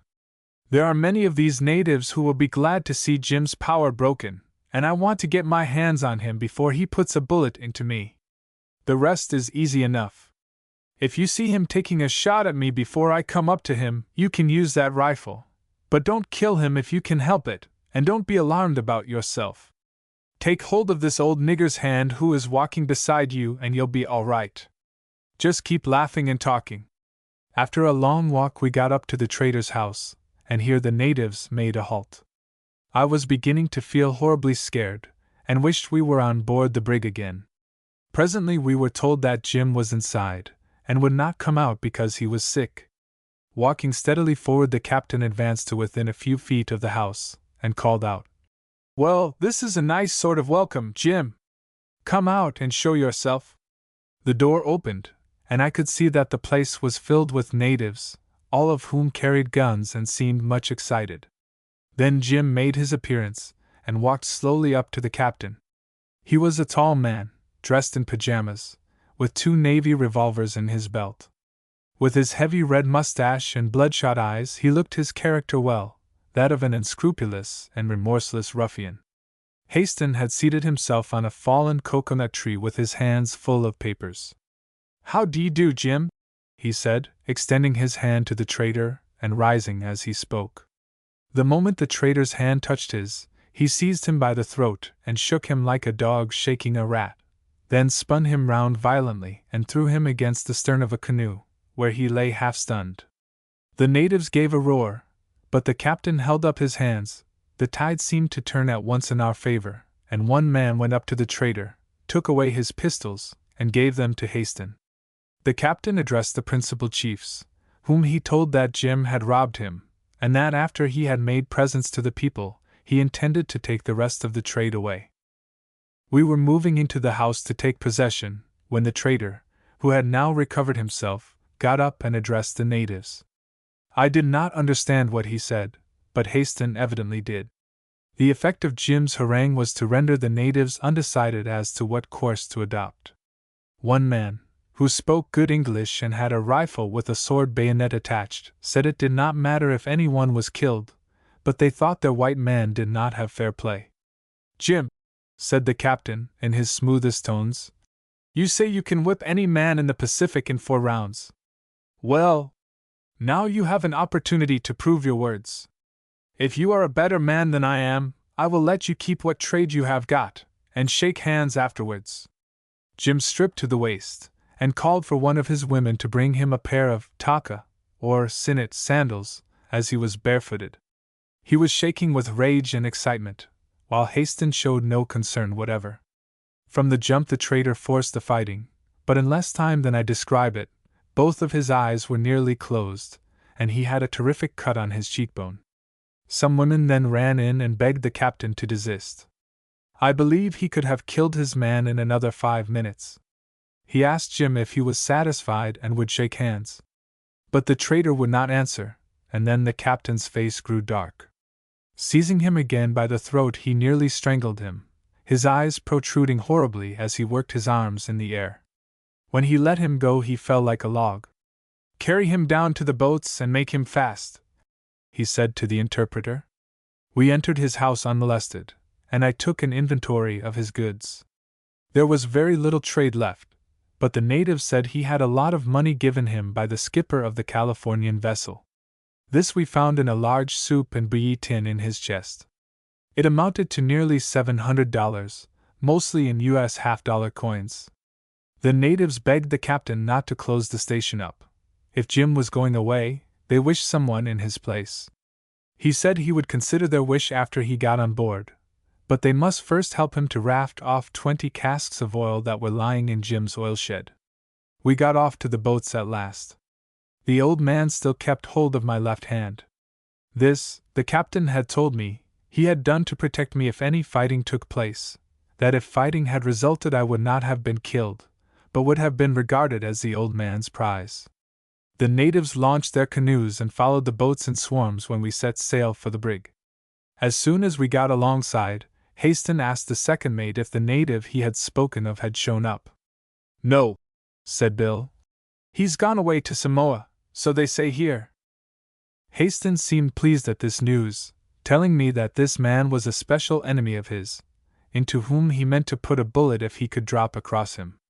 As he was gone away, he was saved an unpleasant task. Jim was taken for Ard, and the carpenter was ordered to put him in irons. Thereupon he sulkily explained that he didn't intend to turn rusty.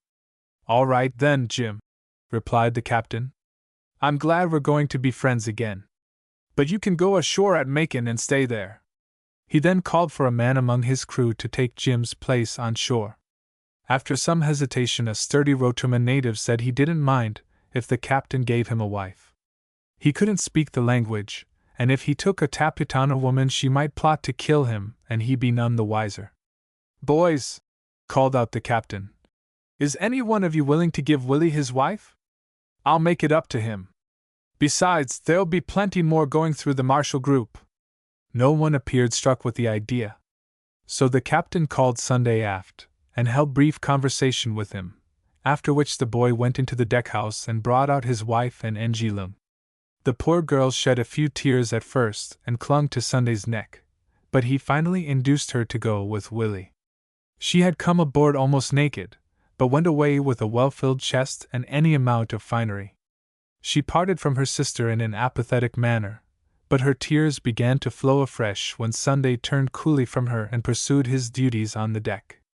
Savage though she might be, she felt the parting from the hardened young wretch whom she had come to look on as her partner. However, she lost nothing by the change. Her new husband was a steady, good fellow who treated her kindly. Years afterwards I met them both on one of the Ellis Islands and received a warm welcome. Willie had legally married her in Fiji, and they seemed a most affectionate couple, with children in whom their chief pride in life was centered. Chapter 6. Captain Ben Pease. For the next few weeks we cruised about among the islands of the Kingsmill and Gilbert groups, collectively known as the Line Islands. The most southerly of them is Ararai or Hope Island, in the latitude 2.41 s, longitude 177 e. The most northerly, Macon or Butaratu, in latitude 3.20 45 n. We did good business generally going through this group, and steady going trade it was, varied only by the mad drunken bouts and wild dances which took place when we were at anchor, these last beyond description. Just then I was badly hurt fishing on shore one day. It was peculiarly a South Sea accident. I was standing on a jutting ledge of coral, holding my rod, when it suddenly broke off, allowing me to fall downwards on sharp edges, where I was terribly cut about the legs and body. The green or live coral has the property of making a festering wound whenever it pierces the true skin, and for weeks, with my unhealed wounds, I was nearly mad with pain. The captain did all he could for me, having a netted hammock slung on deck, where I could see all that was going on. One day in a fit of pain I fell out and nearly cracked my skull. All the native girls on board were most kind and patient in nursing me. So the captain said the least I could do was to marry one, if only out of gratitude and to brush away the flies. Whatever some people might call these poor girls, they had at least one virtue, which, like charity, covereth a multitude of sins. Pity for any one in bodily pain they possessed in the highest degree. Many an hour did they sit beside me, bathing my aching head with a sponge and salt water, this last the universal and infallible cure. We called at Peru or Francis Island, where we obtained 9 natives, 5 men and 4 young women. The islanders here are rude and insulting to all strangers not carrying arms, and almost as threatening as those of Taputana. I was, however, too ill to go on shore here. After a 2 months' cruise through this group we bore away for Strong's Island, distant some 500 miles. We had favorable winds, and the brig's speed was something wonderful. In 38 hours we had covered a distance of 490 miles, when the lofty hills of this gem of the North Pacific, covered with brightest verdure, gladdened our eyes after the long, low-lying chains of islets and atolls of the Marshall and Kingsmill groups. The brave northeast trade that had borne us so gallantly along died away to a zephyr as we drew near the land, and saw once more the huge rollers thundering on the weather point of the island. Calling first at Chibral Harbor, we did a little trading, and then sailed down the coast close to the shore, so deep runs the water, till we reached Outwee. Here we found 3 American whalers put in for food and water. Hastings seemed anxious to get away, so, after exchanging courtesies with the skippers, we ran round to Coquille Harbor, where we lay several days trading and painting ship. We cleared the harbor at daylight, with the sea as smooth as glass and wind so light that the Leonora could scarcely stem the strong easterly current. Still keeping a northwest course, we sailed away over the summer sea while scarce a ripple broke its glassy surface, until we sighted Pingelap or Emiskills, 150 miles from Strong's Island. These were discovered by Captain Musgrave, of the American whaler Sugar Cane, in 1793. They are densely covered with cocoa palms, and though wholly of coral formation, are a good height above sea level. The captain had a trader here named Sam Biggs, a weak-kneed, gin-drinking cockney. However such a character could have found his way to these almost unknown islands passed my comprehension. We ran in close to the village, so near that, the wind being light, we nearly drifted onto the beach, and lowered the starboard quarter boat to tow out again. Whilst waiting for the trader, I had a good look at the village, which I was surprised to hear contained 500 inhabitants. As, however, these islands, there are 3 of them, Takai, Tugela, and Pingelap, are wondrous fertile, they support their populations easily. Presently the trader came off in a canoe, and shambling along the deck, went down below to give in his report. He said that things were very bad. A few months back the American missionary brig Morning Star had called and prevailed on the king to allow 2 teachers to be landed. After making presents to the chiefs and principal men, they had got their promise to accept Christianity, and to send the white man Biggs about his business. They had also told the natives that Captain Hastings was coming with the intention of carrying them off in bondage to work on the plantations in Samoa. Also that Mr. Moreland, the chief missionary, was now in Honolulu, begging for a man of war to come to Pingelap and fight Captain Hastings' ship with his big guns and sink her. All South Sea Islanders are easily influenced. In a few hours after the teachers landed, the whole village declared for Christianity, burned their idols, and renounced the devil and all his works, i.e. Captain Hastings and the brig Leonora. The captain's face darkened as he listened, then he asked the trader what he had done in the matter. The man, blinking his watery eyes, said he had done nothing, that he was afraid the natives would kill him, and asked to be taken away. Jumping up from the table, Hastings grasped him by the collar, and asked me to look at him and say what he should do with such a white-livered hound, who would let one of the finest islands in the Pacific be handed over to the sanctimonious pack on board the Morning Star, and let the best trading station he, Hastings, owned be ruined. I suggested that he should be detained on board till we met the Morning Star, and then be given to Mr. Moreland to keep. By just the thing! But just let me tell you, you drunken hound, that when I picked you up a starving beachcomber in Ponape, I thought you had at least enough sense to know that I am not a man to be trifled with. I was the first man to place a trader on Pingelap. I overcame the natives' hostility, and made this one of the safest islands in the group for whale ships to call at. Now I have lost $1,000 by your cowardice. So take this to remember it by. Then, holding him by one hand, he shook him like a rag, finally slinging him up the companionway, and telling the men to tie him up. Lower away the longboat, he roared. I'll teach the Pingelap gentry how to dance. I went with him, as I wanted to get some bananas and young coconuts. In 5 minutes we drew up on the beach.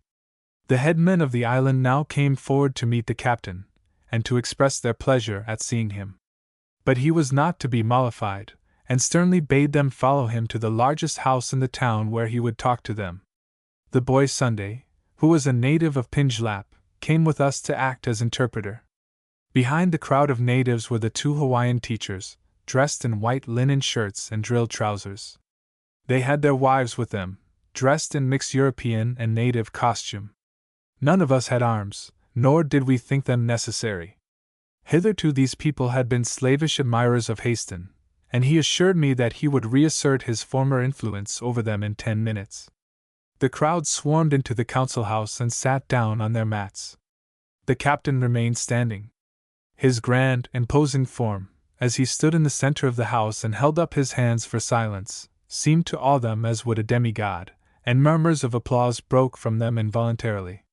"Tell them, Sunday," he said, fixing his piercing blue eyes on the cowering forms of the two missionary teachers, "that I have come to talk peace, not to fight. Ask them who it was years ago, when the hurricane came and destroyed their houses and plantations, when their little ones were crying with hunger, that brought them to his ship and fed them. Have they forgotten who it was that carried them to Ponape, and there let them live on his land and fed them on his food till they grew tired of the strange land, and then brought them back to their homes again?" Sunday translated, and the silence was unbroken till the captain resumed. "Did not the men of Pinjlap say then that no man should be more to them than me, that no one else should place a white man here? And now a strange ship comes, and the men of Pinjlap have turned their faces from me?" A scene of wild excitement followed, the greater number crowding round the captain, while with outstretched hands and bent heads they signified respect. The two teachers were walking quickly away with their wives, when the captain called them back, and in a pleasant voice invited them to come on board and see if there was anything there that they would like their wives to have for a present. Before returning on board, Sunday told the captain that the chiefs and people desired to express their sorrow at receiving the missionaries, and that they would be glad if he took them away. Since the visit of the Morning Star, an epidemic had broken out resembling measles, which had already carried off 50 or 60 of them. Already their superstitious fears led them to regard the sickness as a punishment for having broken their treaty with Haston. So they offered us 6 young women as a present, also 10 large turtles, and humbly begged him to allow his trader to remain. The captain made answer that he did not want 6 young women, there were plenty on board already, but he would take 2, with the 10 turtles, and 10,000 coconuts. The said presents were then cheerfully handed over, the 2 girls and the turtles going off in the captain's boat, while the coconuts were formed into a raft and floated alongside the ship. While these weighty matters were being arranged, I walked round to the weather side of the island with Sunday, who wanted to show me a pool in which the natives kept some captive turtle. On our way we came across some young boys and girls catching fish with a seine. They brought us some and lit a fire. We stayed about an hour with them, having great fun bathing in the surf. Happening to look out to sea, I saw a big ship coming round the point under easy sail. From her rig and the number of boats she carried, I knew her at once to be a whaler. We ran ashore and dressed, and as 2 of the children offered to show us a short cut through the forest to the village, we ran all the way and got opposite the brig just in time to see the captain leaving her side to board the whaler. I hailed the brig, and they sent me the dinghy, in which I followed Haston. She proved to be the Josephine, just out from Honolulu, a clean ship, not having taken a fish. The captain was a queer-looking old fellow dressed like a fisherman. He received us with civility, yet looked at the captain curiously. His crew were all under arms. Each man had a musket, a lance, or a whaling spade, these 2 last very formidable weapons, in his hand. Captain Long was candid, and admitted that as soon as he sighted our brig he had armed his men, for the wind was so light that he would have no chance of getting away. Haston laughingly asked him if he thought the brig was a pirate. The whaler replied, "Why, certainly. Old Moreland and Captain Melton told me 2 years ago that you sailed a brig with a crew of darned cutthroat niggers, and would take a ship if you wanted her, so I made up my mind to have a bit of shootin' if you boarded us." "Well, Captain Long," said Haston, in his easy, pleasant way, "come over to my little vessel and see the pirate at home." The invitation was accepted, and as we pulled over amicably, the skipper cast an admiring glance at the graceful Leonora as she floated o'er the still, untroubled deep. As we stepped over the ship's side we were met by Bill Hicks, the second mate, whose savage countenance was illumined by a broad smile as he silently pointed to the queer entertainment before us. "Great ancestral ghosts! D'ye carry a troop of acarabats aboard this hire brig?" quoth the skipper, pointing to 4 undraped figures capering about in the mad abandonment of a Hawaiian national dance. The mate explained briefly that he had given the native teachers grog, after which nothing would satisfy them but to show the crew how they used to dance in Lacaina in the good old days. Their wives were also exhilarated, and having thrown off their European clothes, were dancing with more vigor than decorum to the music of an accordion and a violin. The Hope Island girl, Nellie, was seated in a boat we carried on deck playing the accordion, and with her were the rest of the girls laughing and clapping their hands at the antics of the dancers. The stalwart Portuguese, Antonio, was perched on the water tank with his fiddle, and the rest of the crew who were not at work getting the coconuts on board were standing around encouraging the quartet by shouts and admiring remarks. As the whaling skipper gazed with astonishment at the sight, Haston said, "Aye, there you see the Honolulu native teacher in his true colors. His Christianity is like ours, no better, no worse, to be put on and off like a garment. Once give a Sandwich Island missionary a taste of grog and his true instincts appear in spite of himself. There is nothing either of those men would not do now for $1, and yet in a day or two they will put on their white shirts, and begin to preach again to these natives who are better men than themselves." We went below, and after a glass of wine or two the skipper was about to leave, after promising to sell us some bolts of canvas, when the Chinese steward announced that they were fighting on deck. We ran up and saw Antonio and Boy George struggling with knives in their hands.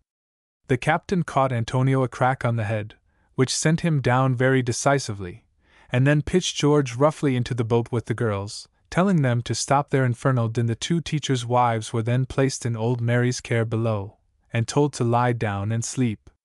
The two Pinglap girls who came on board were very young, and seemed frightened at their surroundings, wailing and moaning with fear, so Haston gave them trinkets and sent them back to the chiefs, getting 2 immense turtles in exchange. The wind now died away. All night the brig lay drifting on the glassy sea. At breakfast time we were almost alongside of the whaler, and the two crews were exchanging sailors' courtesies when 5 or 6 whales hove in sight. All was changed in a moment. 4 boats were lowered as if by magic from the whaler, and the crews were pulling like demons for the huge prizes. The whales were traveling as quickly as the boats, but towards the ships, and in another quarter of an hour 3 of the boats got fast, the 4th boat also, but had to cut away again. Our crew cheered the boats, and as there was no wind for the vessel to work up to the dead whales which were being towed up, I took the brig's longboat and 6 men to help the boats to get the whales alongside. A breeze sprung up at noon, so after bidding goodbye to the whaler, we stood away for Ponape. Making WNW, we were 10 days out from Pinglap before we sighted Ponape's cloud-capped peaks. The wind was very light for the whole way, the brig having barely steerage way on her. Haston was anxious to reach the island, for there he expected to meet his partner, the notorious Captain Ben Pease. Here he told me that if things went well with them they would make a fortune in a few years, that he had bought Pease's schooner and sent him to Hong Kong with a load of oil to sell, arranging to meet him in Jacquoit's harbor in Ponape on a day named. They were then to proceed to Providence Island, which was a dense grove of coconut trees. He was sanguine of filling 250 casks now in the brig's hold with oil when we reached there. 20 miles from shore we spoke an American whale ship from New London. She was trying out, and signaled to send a boat. The captain, taking me with him, went on board, when we were met by a pleasant, white-haired old man, Captain Allen. His first words were, "Well, Captain Haston, I have bad news. Pease has turned against you. He returned to Ponape from China a week ago, and cleared out your 2 stations of everything of value. He had a big schooner called the Victoria, and after gutting the stations, he told the chiefs at Keady Harbor that you had sent him for the cattle running there. He took them all away, 36 head. The captain said nothing. Turning away he looked at the brig, as if in thought, then asked Allen if he knew where Pease had gone. To Manila. Pease has made friends there, and engaged with the Governor-General of the Philippines to supply the garrison with 40 head of cattle. I knew the cattle were yours, and warned the chiefs not to let Pease take them away. But he threatened them with a visit from a Spanish man-of-war, and Miller backed him up. He had a strong party with him to enforce his demands." "Thank you, Allen," Haston said very deliberately and calmly. "I was half afraid something like this would happen, but I thought the man I took out of the slums of Shanghai and helped like a brother was the last person to have robbed me. It has shown me the folly of trusting anyone. You are busy, Alan. So we'll leave you. Bidding adieu to the good skipper, we stepped into our boat. Haston was silent for 10 minutes. Then he put his hand on my knee, and looking into my face with the expression I had never seen him wear since he fought the traitor at Drummond Island, said, "Hilary! Did you ever know me to say I would do a thing and not do it? No. But I have often wished you would not keep your word so strictly. Some day you will regret it. Perhaps so. But listen to me. This man, this Pease, I found in Shanghai years ago, ill and starving. There was something in his face which roused my interest. I took him on board my vessel and treated him as a brother. I was then high in favor with the Chinese authorities. Not as I am now, hunted from port to port, forced to take up this island life and associate with ruffians who would shoot and rob me if they did not fear me. I went to a mandarin, a man who knew the stuff I was made of, and what I had done in the Chinese service, and asked for preferment for Pease. It was done. In a week he was put in command of a transport, and with his commission in his hand he came aboard my ship and swore he would never forget who it was that had saved him. He spoke but the bare truth, for I tell you this man was dying of starvation. Well, it was he who led me afterwards, by his insidious advice and by collusion with Portuguese collie merchants, into risky dealings. At first all went well. We so used our positions in the imperial service that we made over $15,000 in 3 months, exclusive of the money used in bribing Chinese officials. The end came by and by, when I nearly lost my head in rescuing Pease from a gunboat in which he lay a prisoner. Anyhow, I lost my rank, and the Viceroy issued a proclamation in the usual flowing language, depriving me of all honors previously conferred. We escaped, it is true, but China was closed to me forever. Since then I have stood to Pease faithfully. Now you see the result. He is a d clever fellow, and a good sailor, no doubt of that. But mind me when I say that I'll find him, if I beggar myself to do it. And when I find him, he dies. I said nothing. He could not well let such treachery and ingratitude pass, and Pease would deserve his fate. However, they never met. Pease, like Haston, appeared to have his hand against every man, as every man had his hand against Pease. He met his fate after this fashion. A daring act of piracy, seizing a Spanish revenue vessel under the very guns of a fort, and working her out to sea with sweeps, outlawed him. Caught at one of his old haunts in the Pelew Islands, he was heavily ironed and put on board the cruiser Hernandez Pizarro, for conveyance to Manila, to await trial. One day he begged the officers of the corvette to allow him on deck as the heat was stifling. He was brought up and his leg irons widened so that he could walk. Pease was always an exceedingly polite man. He thanked the officers for their courtesy, and begged for a cigar. This was given him, and he slowly walked the decks, dragging his clanking chains, but apparently enjoying the flavor of his cigar. Standing against a gun, he took a last look at the blue cloudless sky above him, and then quietly dropped overboard. The weight of his irons, of course, sank him deeper than plummet lies. So, and in such manner, was the appropriate and befitting ending of Benjamin Pease, Master Mariner. Requiescat in pace. Chapter 7. Cruising among the Carolines. Our first port of call at Ponape was Jacquoit's Harbor. It was here we were to land some Line Islanders we had brought from various places in the Gilbert group. Haston had brought them to the order of the firm of Johann Goldenstern and Sons of Hamburg, whose agents and managers at Ponape were Messrs. Capel and Milne. Their trading stations were at Jacquoit's Islands, where resided the manager of the business. The senior partner of the firm, a burly, bullying Scot, had for some time been carrying on a rather heated correspondence with Haston, whom he had accused of kidnapping the firm's traders. He had not as yet encountered the captain, but had told various whaling skippers and others that if half a dozen good men would back him up, he would seize Haston, and keep him prisoner till HM warships Tuscarora or Jamestown turned up. Occasionally Haston had by letter warned him to beware, as he was not a man to be trifled with. Talk and threats are easy when the enemy is distant, so Miller, during his cruisings in the schooner Matyuta, would exhibit to various traders the particular pistol he intended to use on Haston. Representing a powerful firm, he had almost unlimited influence in Ponape.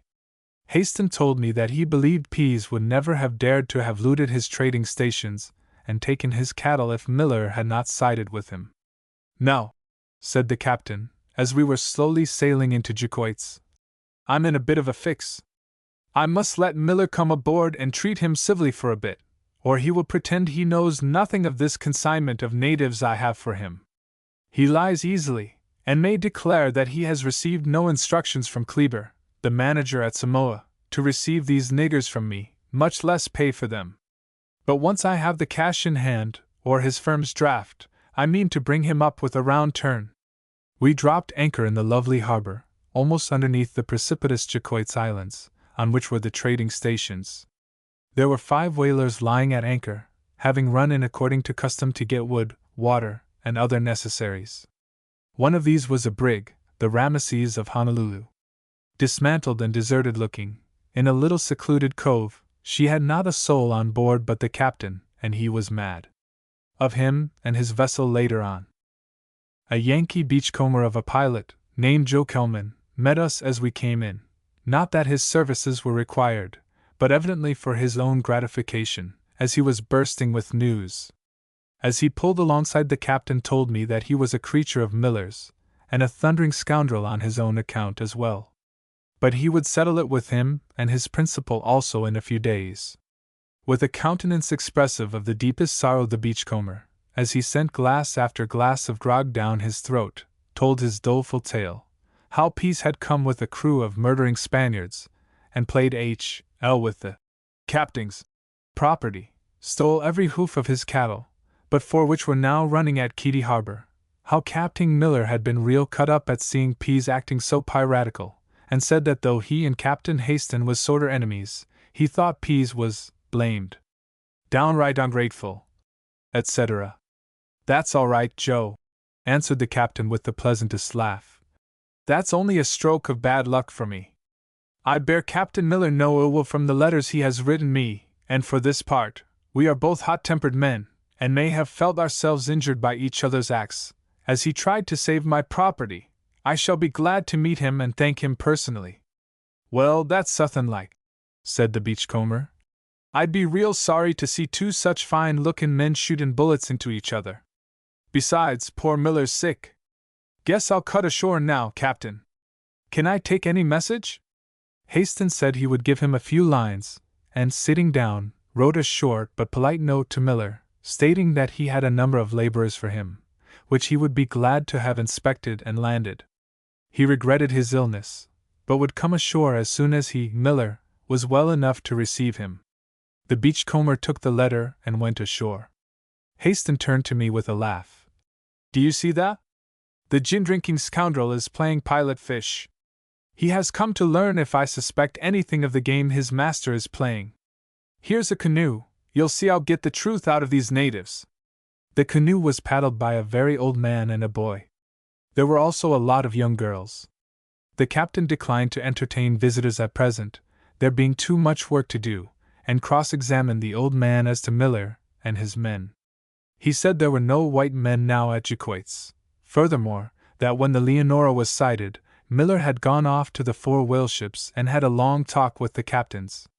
He had taken 2 guns from the Seabreeze, and loaded them as soon as he got ashore.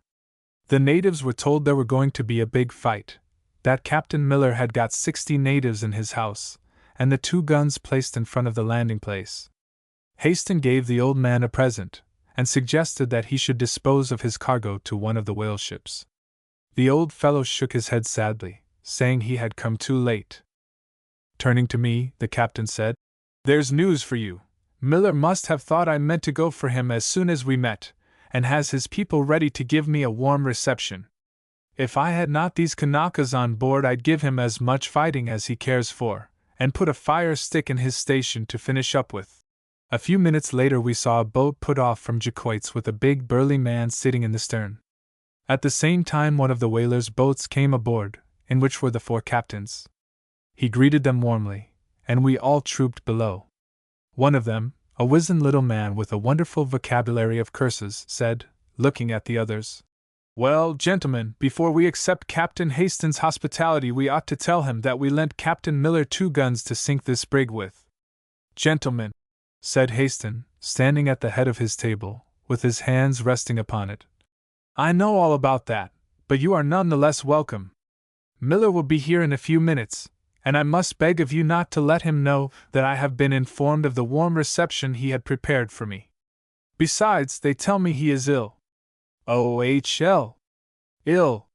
That's curious. He was in powerful good health an hour or 2 ago. And the skippers looked at each other and winked. Presently we returned to the deck, just as the bluff personage of whom we were talking clambered up the ship's side and came aft. The whaling captains and I watched the meeting with intense interest. Miller was evidently ill at ease, but seeing Hastings walking towards him with outstretched hand and a smile on his face, he made a great effort at self-command, and shook hands vigorously. Well, we've met at last, Captain Hastings, and ye see I'm no feared to come aboard and speak up till ye like a man. My dear sir, replied Hastings, grasping his hand with a prolonged shake, I was just telling these gentlemen how I regretted to hear of your illness, for, although we have carried on such a paper warfare, I'm convinced that we only need to meet to become good friends. Here one of the American captains came up, and, looking the newcomer straight in the face, said, Well, I am surprised at meeting you here. Reckon you can sick and well quicker'n any man I ever come across. No notice was taken by Miller of this and other sarcastic remarks while he hurried on his business with Hastings. Much grog was drunk, and then the captain passed the word for all hands to muster on deck, the crew to starboard, the Kanaka passengers on the port side. The labor was then inspected, and passed by their new proprietor, who, now very jovial and unsteady on his pins, took them on shore without delay. He returned shortly and paid for them in cash. Next morning several traders came on board, and any amount of beachcombers, for Ponape is their paradise. Mr. Miller came with an invitation to visit him on shore. Having business to attend to, I stayed on board, promising to follow later on. As Hastings was leaving the brig, Miller said, in presence of the traders, Captain Hastings, but ye're no sick in a terrible crater as they mak ye ot. Man, I hae my doots if ye could pummel me so severely as ye've insinuated.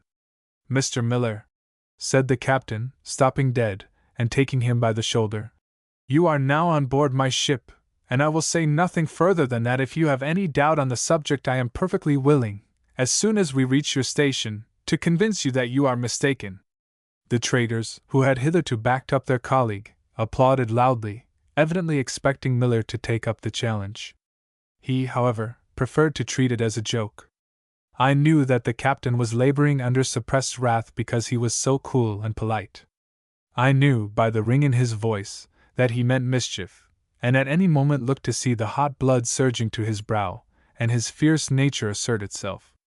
About an hour later the mate of one of the whale ships came on board to have dinner with me, and told me that Hastings had given Miller a terrible thrashing in his own house, in the presence of his backers and the American captains. It seems that Hastings led the conversation up to Captain P's recent visit, and then suddenly asked Miller if he had not told the natives that Captain P's must take the cattle, and that he, Hastings, dared not show up in Ponape again, or else he would long since have appeared on the scene. Possibly Miller thought his only chance was to brazen it out, for though he had a following of the lowest roughs and beachcombers, who were at that moment loafing about his house and grounds, and Hastings was unarmed, he could see by the coolness of the American captains that he could not count on their support. At last he said, with a forced laugh, Come, let us have nae mere fules talk. We can be good friends personally, if we would fain cut each other's throats in business. I'll make no secret of it, I did say so, and thocht I was playing a good joke on ye. So that's your idea of a joke, is it? Said Hastings, grimly. But now I must have mine, and as it takes a surgical operation to get one into a Scotchman's brain, I'll begin at once. He gave Miller a fearful knocking about there and then. The captains picked him up senseless, with a head considerably altered for the worse.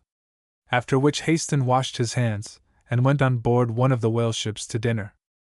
He then sent for the chiefs of the various districts, telling them to meet him at Miller and Lapel's station on a certain day and hour. When they were all assembled, He induced Miller to say that he sincerely regretted having told them such lies, as he knew the cattle did belong to Captain Haston. Finally they shook hands, and swore to be friends in future, Haston, in a tone of solicitude, informing him that he would send him some arnica, as his head appeared very bad still. The parting scene must have been truly ludicrous. Shaking him warmly by the hand, Haston said, "Goodbye, old fellow, we've settled our little difficulty, and will be better friends in future. If I've lost cattle, I've gained a friend." Begging the favor of a kiss from the women present, he then departed, full of honors and dignities, and in another hour we were sailing round the coast to Medalaya harbor. Here we bought a quantity of hawk-billed turtle shell. While it was being got on board, the captain and I spent 2 days on shore exploring the mysterious ruins and ancient fortifications which rendered the island so deeply interesting, wonderful in size, cyclopean in structure. It is a long-buried secret by whom and for what purpose they were erected. None remain to tell. Their memorial is perished with them. In one of the smaller islands on which those ruins are situated, Haston told me that a Captain Williams, in 1836, had found over £10,000 worth of treasure. He himself believed that there were rich deposits in other localities not far distant. To this end we explored a series of deathly cold dungeons, but found nothing except a heavy disk of a metal resembling copper several feet underground. This was lying with its face to the stone wall of the subterranean chamber, had lain there probably for centuries. Its weight was nearly that of 50 pounds.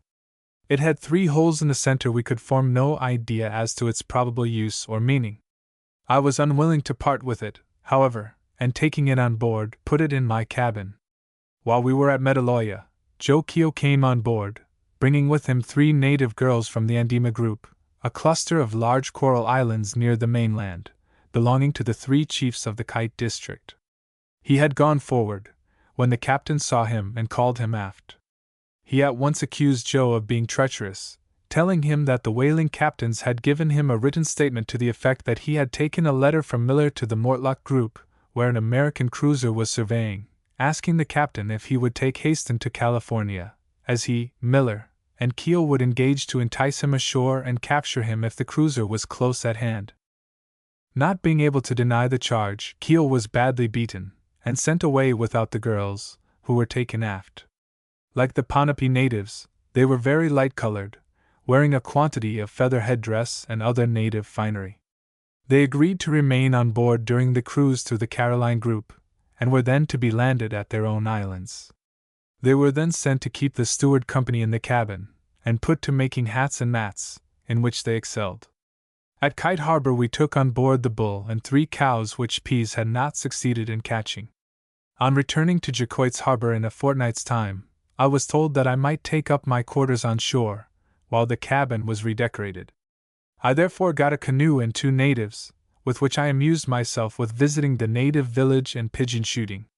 One day I fell across a deserted whaling brig. Her crew had run away, and the ship, having contracted debts, was seized by Miller and Lappel. The captain alone was left.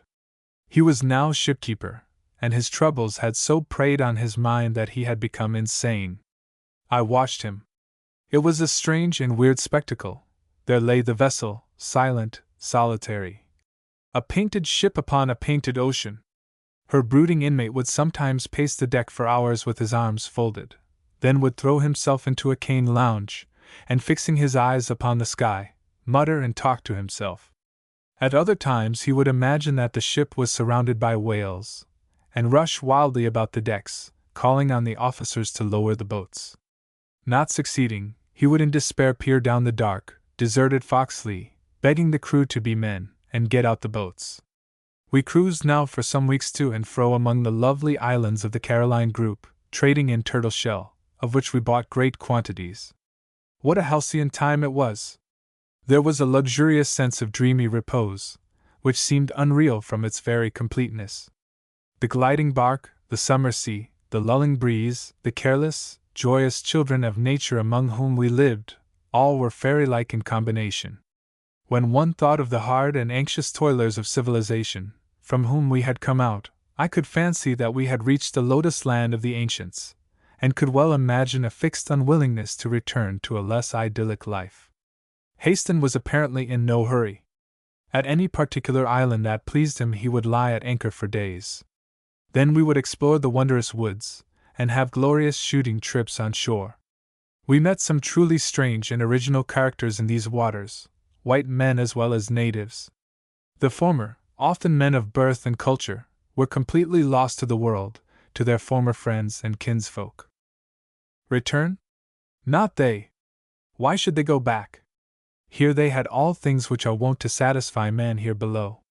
A paradise of Eden-like beauty, amid which they wandered day by day, all unheeding of the morrow, food, houses, honors, wives, friends, kinsfolk, all provided for them in unstinted abundance and certain continuity, by the guileless denizens of these fairy isles amid this charmed main. Why, indeed, should they leave the land of magical delights for the cold climate and still more glacial moral atmosphere of their native land, miscalled home? Then, perhaps, in the former life beyond these crystal seas, where the boom of the surf upon the reef is not heard, and the whispering palm leaves never talk at midnight, some imprudence, some mistake at cards may have occurred. Who knows? These things happen so easily. The temptation of a moment, a lack of resolve at the fateful crisis, and they are so deadly difficult of reparation. Difficult, nay, impossible. Where, then, can mortal find such an asylum for weary body and restless soul as this land of Lethe? Where life is one long dream of bliss, and where death comes as a lingering friend rather than a swift executioner. It added materially to my enjoyment of the whole adventure that wherever we went we were always honored personages, favored guests. Everywhere the people had the greatest admiration for Haston's personal qualities, his strength, his fearlessness, his prompt determination in the face of danger and difficulty. That his word was invariably law to them was fully evident. One day, however, as a kind of drawback to all these satisfactions, I suddenly noticed that the girl Tyrrell, who had been given to Boy George, appeared to be very ill, if not dying. That young savage had obtained permission from the captain to keep her on board, although she was most anxious to get ashore at Ponape. She would often get into one of the boats and sit there all day, sad and silent, knitting a headdress from the fibers of the banana plant. Not being able to talk to her myself, I got a native of Ocean Island, whose dialect resembled her own, to ask her if she was ill. The girl made no answer. She covered her face with her hands. I then saw that every movement of her body gave her pain. At length she murmured something to the Ocean Islander, slowly took from her shoulders the mat which covered them, and looking at me said, "Tiordi fra Matty Tyrrell. George has nearly killed Tyrrell." I was horrified to see that the poor girl's back was cut and swelled dreadfully. Her side also, she said, was very bad, and it hurt her to breathe. We lifted her carefully out of the boat, and carried her between us to the skylight, where we placed her in a comfortable position. I found the captain lying down, and asked him to come on deck where, lifting the mat from the girl's bruised shoulders, I showed him the terrible state she was in. "Do you mean to allow such brutality to be practiced on a poor girl? Why, I believe she is dying." He said nothing except, "Come below." Sitting down at the table, he said, "I will not punish that boy. But I would be glad if you will see him, and induce him to treat the girl kindly." I called George, who was in the deck-house playing cards, and asked him what he would take for Tyrrell. The lad thought for a moment, and asked me if the captain had told me to come to him about her.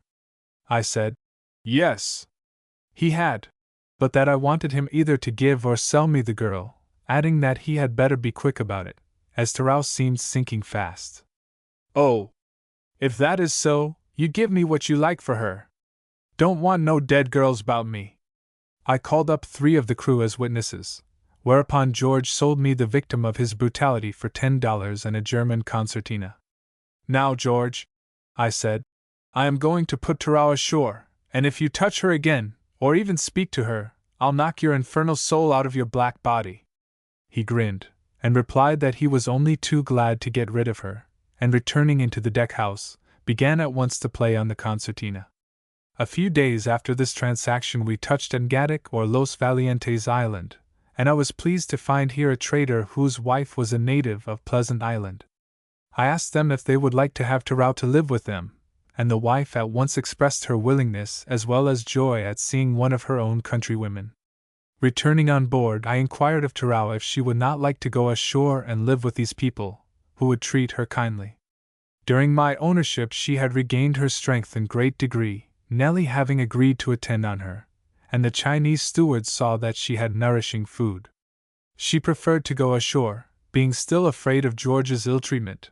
I did not tell her of the trader's wife being a countrywoman, trusting it would prove a joyful surprise.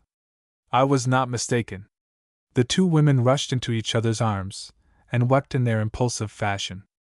I felt certain that here poor Terao would receive kind treatment. Before returning on board, the trader told me that Terao had related her story to them, and that the Ngadic women, who were in the house, told her to make the white man who had been so kind to her the present of poverty. This ceremonial consisted in her cutting off her hair close to the head, and together with an empty coconut shell and a small fish, offering it to me. The trader said this was to express her gratitude, the empty shell and small fish signifying poverty, while the gift of hair denoted that she was a bondswoman to me for life. I felt sorry that the poor child should have cut off her beautiful hair, which was tied round the center with a band of pandanus leaf, and put in my hand, but I felt a glow of pleasure at being able to place her with people who would be good to her, and thanking her for the gift, to which she added a thick plate of turtle shell, I said farewell, and returned to the brig. The captain called me below, and shook my hand. "I'm glad," he said, "that poor girl has left the ship, but I must repay you the money you gave George for her." This I refused to take. I felt well repaid by the unmistakable gratitude Terao had evinced towards me from the moment the ocean islander and I had carried her pain-racked form below. Chapter 8. Poisoned Arrows. The weather had changed, and been cloudy and dull for several days. We were all rather in the doldrums too. We had been bearing eastward on the line. Suddenly Haston said, "Suppose we put in at Santa Cruz? We want the water casks filled. I'm not very fond of the island, for all its name. Sacred names and bloodshed often go together with Spaniards. However, I know the harbor well, and the yams are first-rate." So at daylight we bore up. At 8 bells we entered the heads with both anchors bent to the chains, and at noon were beating up the harbor. By 2 o'clock we cast anchor in 30 fathoms. Out came the canoes, and we soon began trading with the natives. We kept pretty strict watch, however. The men, to my fancy, had a sullen expression, and the women, though not bad-looking, seemed as if it cost them an effort to look pleasant. Our girls wouldn't have anything to say to them. Hope Island Nellie, in particular, said she'd like to shoot half of them, that they'd killed a cousin of hers, who was only scratched with a poisoned arrow, and that it was one of the captain's mad tricks to go there at all. However, Haston, as usual, was spurred on by opposition to have his own way, and to do even more than he originally intended. He told me afterwards that he only wanted to get some yams in the harbor, and that the water would have held out longer, until we got to a known safe island. So on Sunday we sent 2 boats on shore, and got the casks filled with water immediately. Our provisions were taken out and examined. Trading with the natives went on merrily. On Monday the weather was fine. We got a couple of rafts out with water, and laid in yams enough to last for the rest of our cruise. Haston laughed, and said there was nothing like showing natives that you were not afraid of them. Nellie? What you think now?" "Think Captain big fool," said Nellie, who was in a bad temper that morning. "Ha! You see boat crew, by God! Man wounded, I see them carry him along." Sure enough, we could see the 2 boats' crews coming down to the beach. They were carrying one man, while 2 supported another, who seemed hardly able to walk. "Get out the boats!" roared Haston. "I'll teach the scoundrels to touch a crew of mine." All was now bustle and commotion. Every man on the ship that could be spared, and Hope Island Nellie to boot, who had begged to be allowed to go with the attacking party, and whose ruffled temper was restored to equanimity by the chance of having a shot at her foes, and avenging her cousin's death. We left a boat's crew watch, and made for the shore, Nellie sitting in the bow of the captain's boat with a Winchester rifle across her knees, and her eyes sparkling with a light I had never seen in a woman's face before. It was the light of battle come down through the veins of chiefs and warriors of her people for centuries uncounted. We left a couple of men in each boat, telling them to keep on and off until we returned. The wounded men were carefully laid on mats in one of their own boats, and forth we went, a light-hearted storming party, and attacked the town of the treacherous devils. Haston was in a frightful rage, cursing himself one moment for relaxing his usual caution, and devoting the Santa Cruz natives in the next to all the fiends of hell for their infernal causeless treachery. He raged up again and again to the cluster of huts, thickly built together with palisades here and there, which made excellent cover for shooting from, backed up by the green wall of the primeval forest. I could not but admire him as he stood there, grand, colossal, fearless, as though he bore a charmed life, while the deadly quivering arrows flew thick, and more than one man was hit severely. Only that our fire was quick and deadly with the terrible Winchester repeaters, and that the savages, bold at first, were mowed down so quickly that they had to retreat to a distance which rendered their arrows powerless, we should have had a muster roll with gaps in it of some seriousness. Haston was a splendid rifle shot, and for quick loading and firing had few equals. Every native that showed himself within range went down ere he could fit an arrow to his bowstring. And there was Hope Island Nellie by his side, firing nearly as fast, and laughing like a child at play whenever one of her shots told. Then the arrows grew fewer. Just before they ceased I had fired at a tall native who had been conspicuous through the fight. He fell on his face. Nellie gave a shout, and loaded her own rifle on the chance of another shot, straining her bright and eager eyes to see if another lurking form was near enough for danger. Well for me was it that she did so. Staggering to his feet, a wounded native fitted an arrow to his bow, and sent it straight for my breast before I could raise my gun to my shoulder. Nellie made a snap shot at him, and either from exhaustion or the effect of her bullet, he fell prone and motionless. I felt a scratch on my arm, bare to the shoulder, as if a forest twig had raised the skin. "Look," said Nellie, and her face changed. As she spoke, she passed her finger over the place, and showed it blood-stained. "The crawling brute's arrow hit you there. Let me suck the poison. If you don't," as I made a gesture of dissent, "you die 12 days. "Don't be a fool," said Haston. "You're a dead man if you don't. As it is, you must run your chance. Some of these fellows will lose the number of their mess, I'm sorry to say." So the girl, who had been but the moment before thirsting for blood, and firing into the mob of half-frightened yet ferocious savages, pressed her soft lips on my arm, like a young mother soothing a babe, and with all womanly tenderness bound up the injured place, which had now begun to smart, and to my excited imagination, commenced to throb from wrist to shoulder. "Strange child, isn't she?" laughed Haston. "If she'd only been born white, and been to boarding school down east, what a sensation she'd have created in a ballroom!" "Better as she is, perhaps," said I. "She has lived her life with few limitations, and enjoyed most of it." The excited crew rushed in and finished every wounded man in a position to show fight. Nellie did not join in this, but stood leaning on her rifle, la belle savage, if ever there was one, brave, beautiful, with a new expression like that of a roused lioness on her parted lips and blazing eyes. As for Haston, he was a fatalist by constitution and theory. "A man must die when his time comes," he had often said to me. "Until the hour of fate he cannot die. Why, then, should he waste his emotions by giving way to the meanest of all attributes, personal fear?" He had none, at any rate. He would have walked up to the block without haste or reluctance, had beheading been the fashionable mode of execution in his day, chaffed his executioner, and with a bow and a smile for the handsomest woman among the spectators, quitted with easy grace a world which had afforded him a fair share of its rarest possessions. By his order the town was fired and quickly reduced to ashes, thus destroying a number of articles, mats, utensils, wearing apparel, weapons, etc., which, requiring, as they do, considerable skill and expenditure of time, are regarded as valuable effects by all savages. The attack had been early in the day. We cut down as many coconut trees as we could, and finally departed for the ship, towing out with us a small fleet of canoes, to be broken up when we got to the brig. The sick men were sent below, and such remedies as we knew of were applied. They were, all but one, silent and downhearted. They knew by experience the sure and deadly effect of the poison manufactured among the Line Islands. Subtle and penetrating, but little hope of recovery remains. About 4 o'clock next morning we began to heave at the windlass, and got under way at 8. The wind was light and variable, and our progress slow.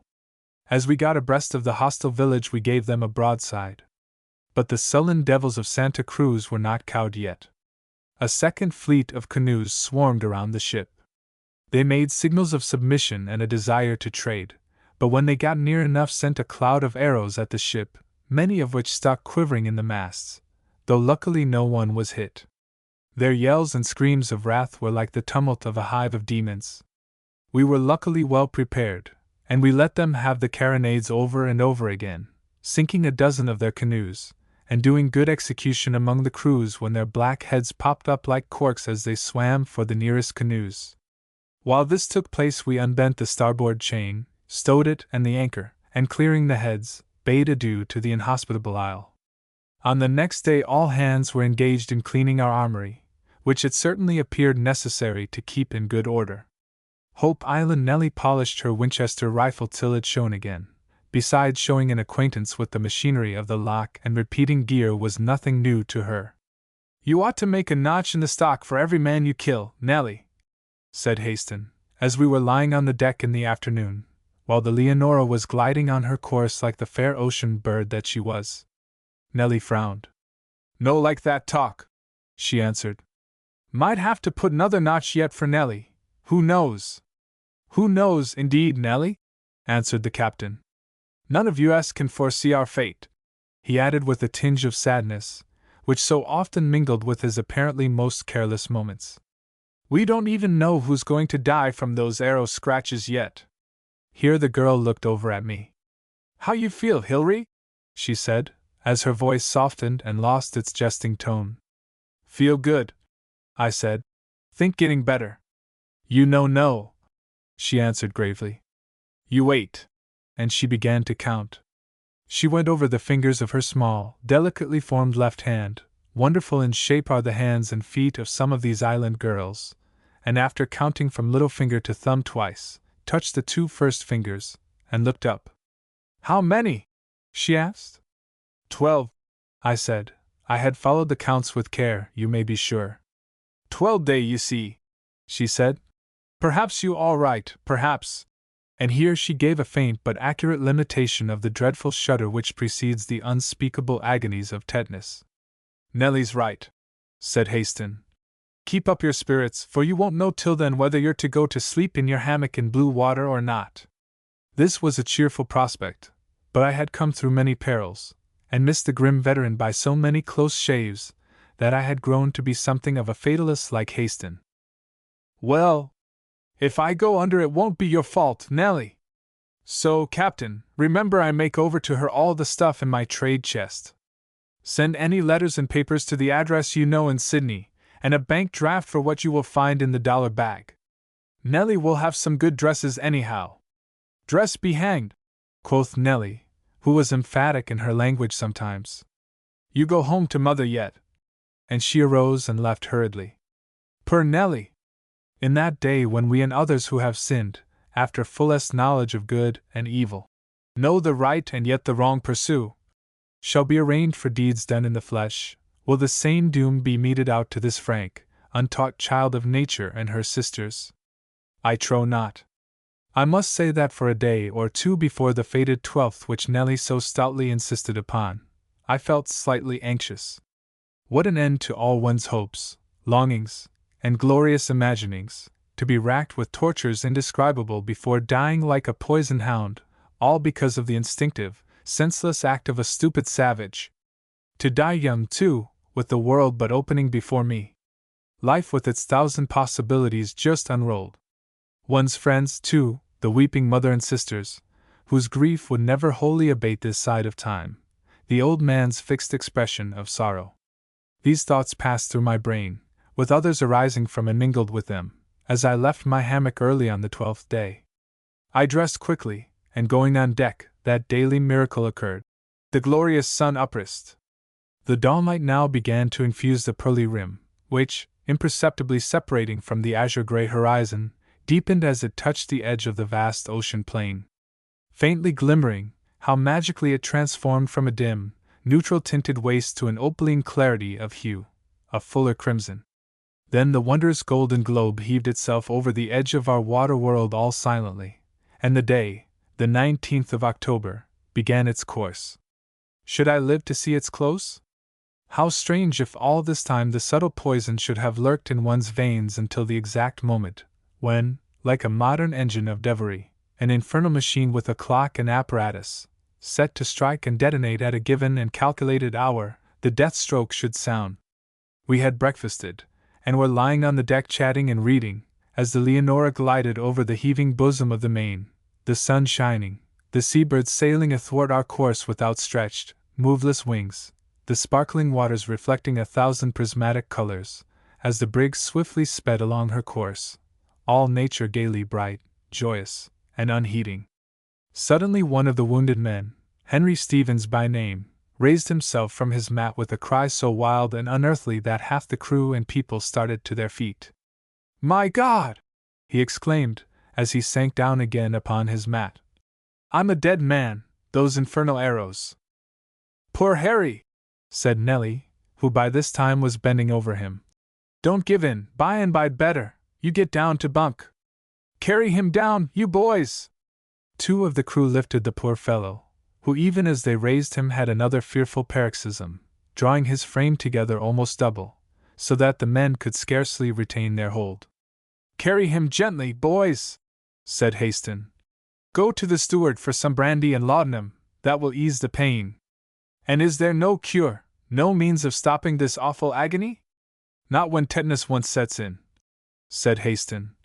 "It's not the first case I've seen."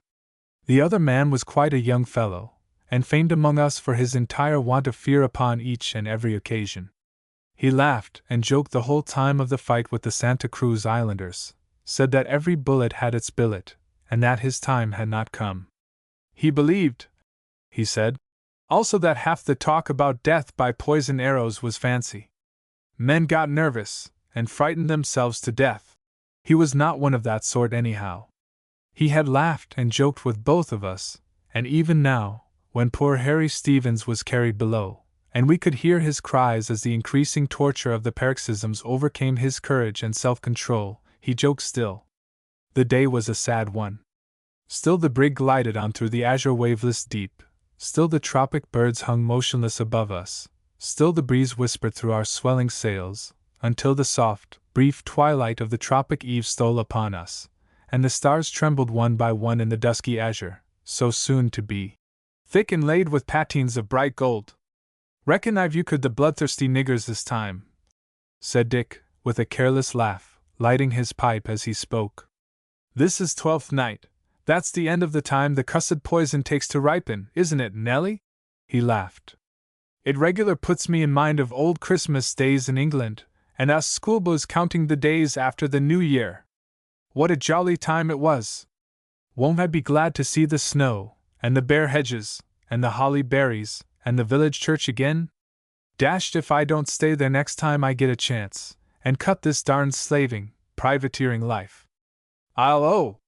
My God, His voice, in spite of all his efforts, rose from a startled cry to a long piercing shriek, such as it curdled our blood to hear. Haston came up from the cabin, followed by Nellie and the other girls. All crowded round him in silence. They knew well at the first cry he was a doomed man. "Carry him down, lads," he said, as he laid his hand on his forehead and passed it quietly over his clustering hair. "Poor Dick! Poor fellow!" At this moment another frightful spasm shook the seaman's frame, and scarcely could the men who had lifted him from the deck on which he had been lying control his tortured limbs. As they reached the lower deck another terrible cry reached our ears, while the continuous groaning of the poor fellow first attacked made a ghastly and awful accompaniment to the screams of the latest victim. As for me, I walked forward and sat as near as I could get to the Leonora's bows, where I lit my pipe and awaited the moment in which only too probably my own summons would come in a like pang of excruciating agony. The gleaming phosphorescent wavelets of that calm sea fell in broken fire from the vessel's side, while the hissing, splashing sound deadened the recurring shrieks of the doomed sufferers, and soothed my excited nerves. Now that death was so near, in such a truly awful shape, I began seriously to reflect upon the imprudence, nay more, the inexcusable folly of continuing a life exposed to such terrible hazards. If my life was spared, I would resolve, like poor Dick, to stay at home in future. The resolution might avail me as little as it had done in his case. As I sat hour after hour gazing into the endless shadow and gleam of the great deep, a strange feeling of peace and resignation seemed to pass suddenly over my troubled spirit. I felt almost tempted to plunge beneath the calm bosom of the main, and so end for aye the doubt, the fear, the rapture, and despair of this mysterious human life. All suddenly the moon rose, sending before her a brilliant pathway, adown which, in my excited imagination, angels might glide, bearing messages of pardon or reprieve. A distinct sensation of hope arose in my mind. A dark form glided to my side, and seated itself on the rail. "You hear 8 bell?" she said. "Listen now, you all right. No more poison, he go away." She held my hand. The pulse was steady and regular. In spite of my efforts at calmness and self-control, I was sensible of a strange exaltation of spirit. The heaven above, the sea below, seemed animate with messengers of pardon and peace. Even poor Nellie, the untaught child of a lonely isle, placed far amid the melancholy main, seemed transformed into a celestial visitant, and her large, dark eyes glowed in the light of the mystic moon rays. "You well, man Hilary?" she said in the Foxley vernacular. "No more go, mate. Nellie's so much glad," and here her soft low tones were so instinct with deepest human feeling that I took her in my arms and folded her in a warm embrace. "How's poor Dick?" I asked, as we walked aft to where Hayston and the rest of the cabin party were seated. "Poor Dick dead," she said. "Just died before me come up." The people we had brought for the big firm, mostly Line Island natives, were quiet and easily controlled.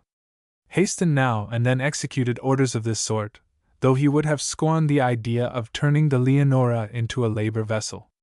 He was naturally too humane to permit any ill-treatment of the recruits, and having his crew under full control, always made matters as pleasant for these dark-skinned passengers as possible.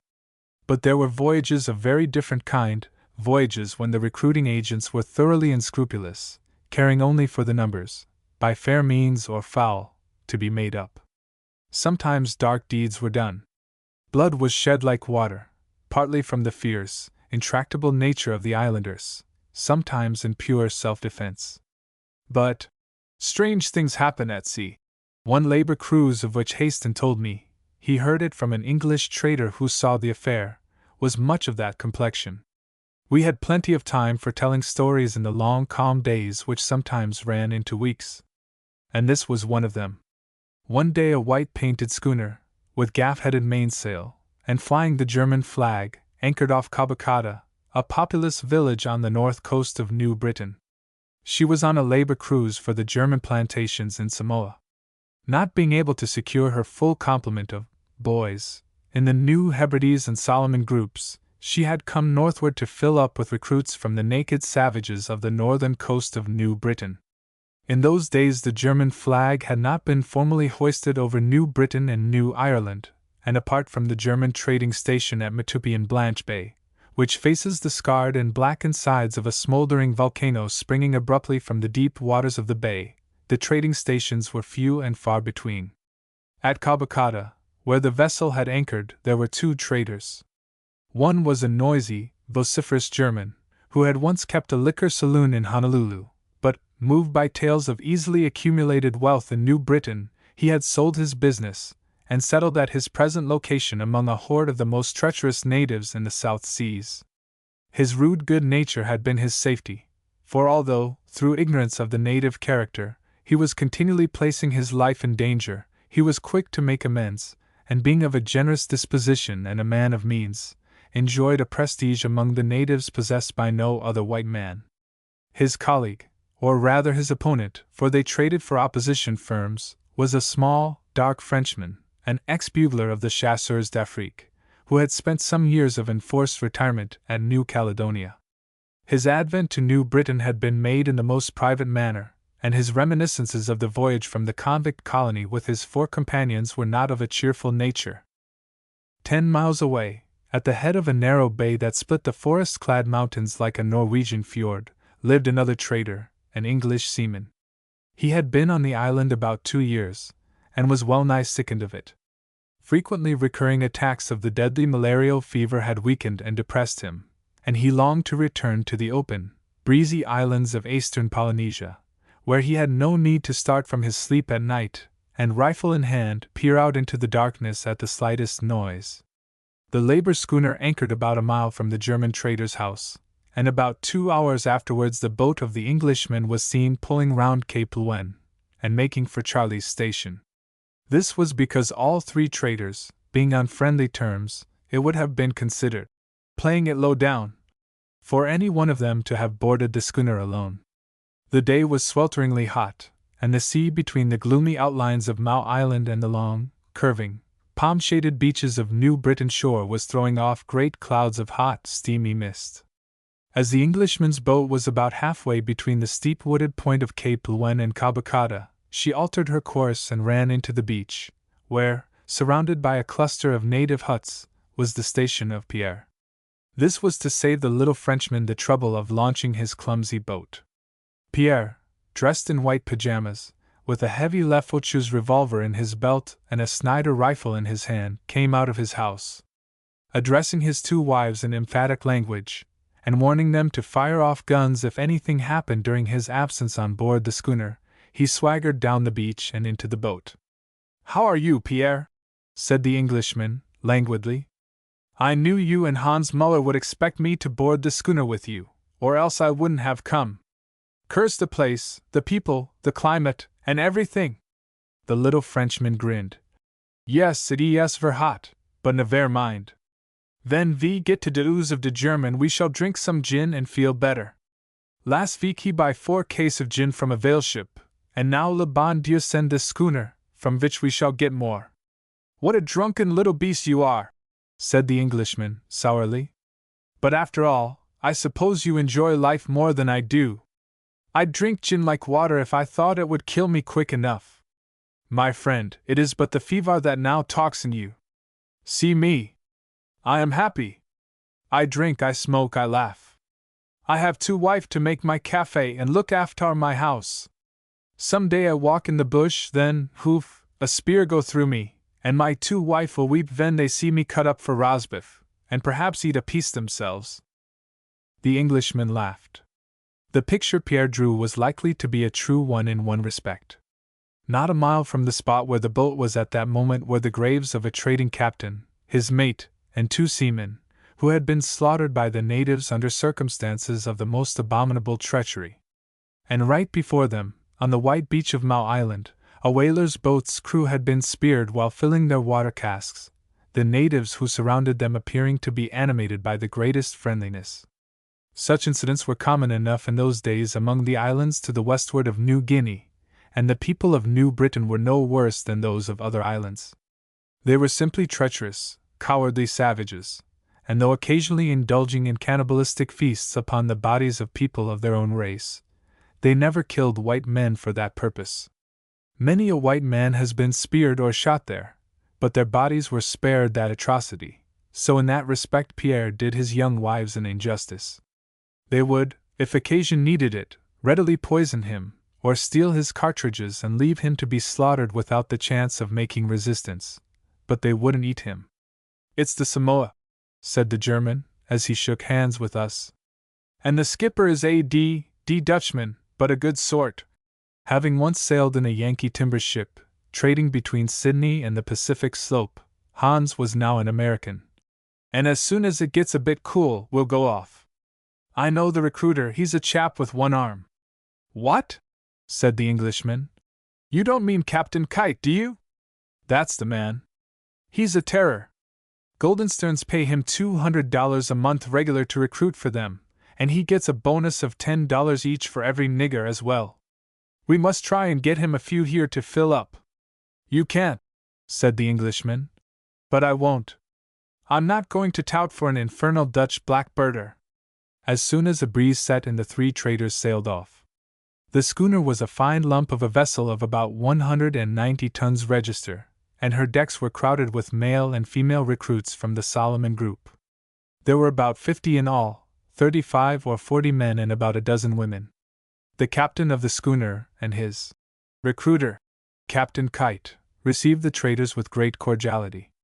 In a few minutes the table was covered with bottles of beer, kummel, and other liquor, and Hans was asserting with great vehemence his ability to procure another 30 boys. Kite, a thin man, with deep-set gray eyes, and a skin tanned by 20 years' wanderings in the South Seas, listened quietly to the trader's vaporings, and then said, "All right, Hans. I think, though, we can leave it till tomorrow, and if you can manage to get me 20 boys, I'll give you $5 a head for them, cash." The traders remained on board for an hour or two, and in the meanwhile the captain of the schooner sent a boat ashore to fill water casks from the creek near the trader's house. 6 natives got in, 4 of whom were seamen from the schooner and 2 Solomon Island recruits. These 2 recruits led to all the subsequent trouble. Kite was a wonderfully entertaining man, and although his one arm was against him, he had lost the other one by the bursting of a shell. He contrived to shoot very straight, and could hold his own anywhere. He was full of cynical humor, and the Englishman, though suffering from latent fever, could not but be amused at the disrespectful manner in which the American spoke of his employers. The German firm, which in a small way was the HEIC of the Pacific, indeed, their actions in many respects, when conducting trading arrangements with the island chiefs, were very similar to those of the Great East India Company. They always had an armed force to back them up. "I should think you have natives enough on board as it is, Captain Kite," the Englishman was saying, "without taking any more." "Well, so I have in one way. But these greedy Dutchmen, looking the captain and mate of the schooner full in the face, like to see me come into Apia harbor with about 180 or 200 on board. The schooner is only fit to carry about 90. Of course, the more I have, the more dollars I get. But it's mighty risky work, I can tell you. I've got nearly 60 Solomon boys on board now, and I could have filled down there, but came up along here instead. You see, when we've got 2 or 3 different mobs on board from islands widely apart, they can't concoct any general scheme of treachery, and I can always play one crowd off against the other. Now, these Solomon Island niggers know me well, and they wouldn't try any cutting off business away up here, it's too far from home. But I wouldn't trust them when we are beating back through the Solomons on our way to Samoa. That's the time I've got a pull on them, by having New Britain niggers on board." "You don't let your crew carry arms on board, I see," said the Englishman. "No, I don't. There's no necessity for it, I reckon. If we were anywhere about the Solomon Islands, and had a lot of recruits on board, I'd take good care that every man is armed then. But here, in New Britain, we could safely give every rifle in the ship to the recruits themselves, and seeing armed men about them always irritates them. As a matter of fact, these boys now on board would fight like hell for us if the New Britain niggers tried to take the ship. Some men, however," and his eyes rested on Pierre, Hans, and the captain, "like to carry a small arms factory slung around them. Have another drink, gentlemen?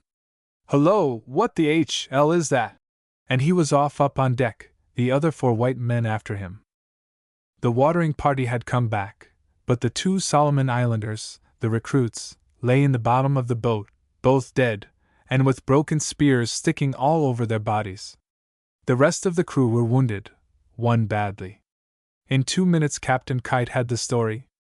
They were just filling the last cask when they were rushed, and the 2 Solomon Islanders speared and clubbed to death. The rage of the attackers seemed specially directed against the 2 recruits, and the crew, who were natives of Lacayana, Stewart's Island, said that after the first volley of spears no attempt was made to prevent their escape. The face of Captain Kite had undergone a curious change. It had turned to a dull leaden white, and his dark gray eyes had a spark of fire in them as he turned to the captain of the schooner. "What business had you, you blundering, dunderheaded Dutch swab, to let 2 of my recruits go ashore in that boat. Haven't you got enough sense to know that it was certain death for them? 2 of my best men, too. Bougainville boys. You'd better jump overboard. You're no more fit for a labor schooner than I am to teach dancing in a ladies' school. The captain made no answer. He was clearly in fault. As it was, no one of the boat's crew were killed, but that was merely because their European clothing showed them to be seamen. The matter was more serious for Kite than anyone else on board. The countrymen of the murdered boys looked upon him as the man chiefly responsible. He knew only one way of placating them, by paying some of the dead boys' relations a heavy indemnity, and immediately began a consultation with 5 Solomon Islanders who came from the same island. In the meantime the 3 traders returned to the shore, and Hans, with his usual thick-headedness, immediately put his foot in it, by demanding a heavy compensation from the chief of the village for the killing of the 2 men. The chief argued, very reasonably from his point of view, that the matter didn't concern him. I don't care what you think, wrathfully answered the little trader. I want 50 coils, of 50 fathoms each, of Dawara. If I don't get it. Here he touched his revolver. Now, Dawara is the native money of New Britain. It is formed of very small white shells of the Kaura species, perforated with 2 small holes at each end, and threaded upon thin strips of cane or the stalk of the coconut leaf. A coil of Duras would be worth in European money, or its trade equivalent, about $50. The chief wasn't long in giving his answer. His lips, stained a hideous red by the betel nut juice, opened in a derisive smile and revealed his blackened teeth. He will fight, he answered. You've done it now, Hans, said the Englishman. You might as well pack up and clear out in the schooner. You have no more sense than a hog. By the time I get back to my station I'll find it burnt, and all my trade gone. However, I don't care much, but I hope to see you get wiped out first. You deserve it. All that night the native village was in a state of turmoil, and when daylight came it was deserted by the inhabitants, who had retreated to their bush houses. The French trader, who had walked along the beach to his station, returned at daylight and reported that not a native was in his town, even his 2 wives had gone. Nothing, however, of his trade had been touched. That's a good sign for you, said the Englishman. If I were you, Pierre, I would go quietly back, and start mending your fence or painting your boat as if nothing had happened. They won't meddle with you. But this was strongly objected to by his fellow trader, and just then a strange sound reached them, the wild cries and howls of chorus, in a tongue unknown to the 3 men. It came from the sea, and going to the door they saw the schooner's 2 whaleboats, packed as full of natives as they could carry, close into the shore. Instead of oars they were propelled by canoe paddles, and at each stroke the native rowers fairly made the boats leap and surge like steam launches in a seaway. But the most noticeable thing to the eyes of the traders was the glitter of rifle barrels that appeared between the double row of paddlers. In another 5 minutes the leading boat was close enough for the traders to see that the paddlers who lined the gunwales from stem to stern had their faces daubed with red and blue, and their fighting ornaments on.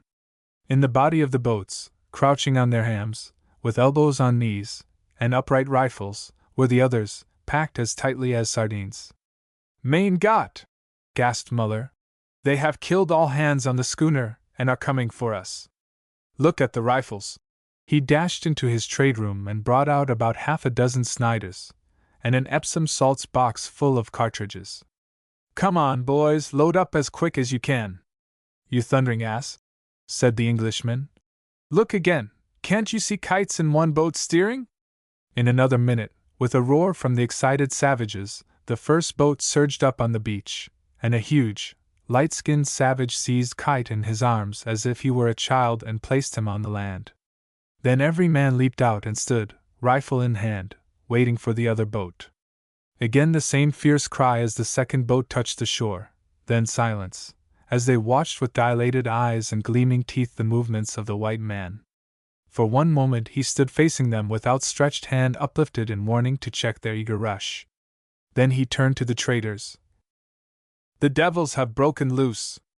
Have you fellows any of your own natives that you don't want to get hurt?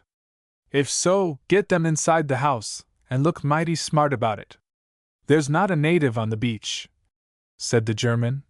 Every mother's son of them has cleared into the bush, except this man's boat's crew, pointing to the English trader. They're in the house all right. But look out, Captain Kite, those fellows in the bush mean fight.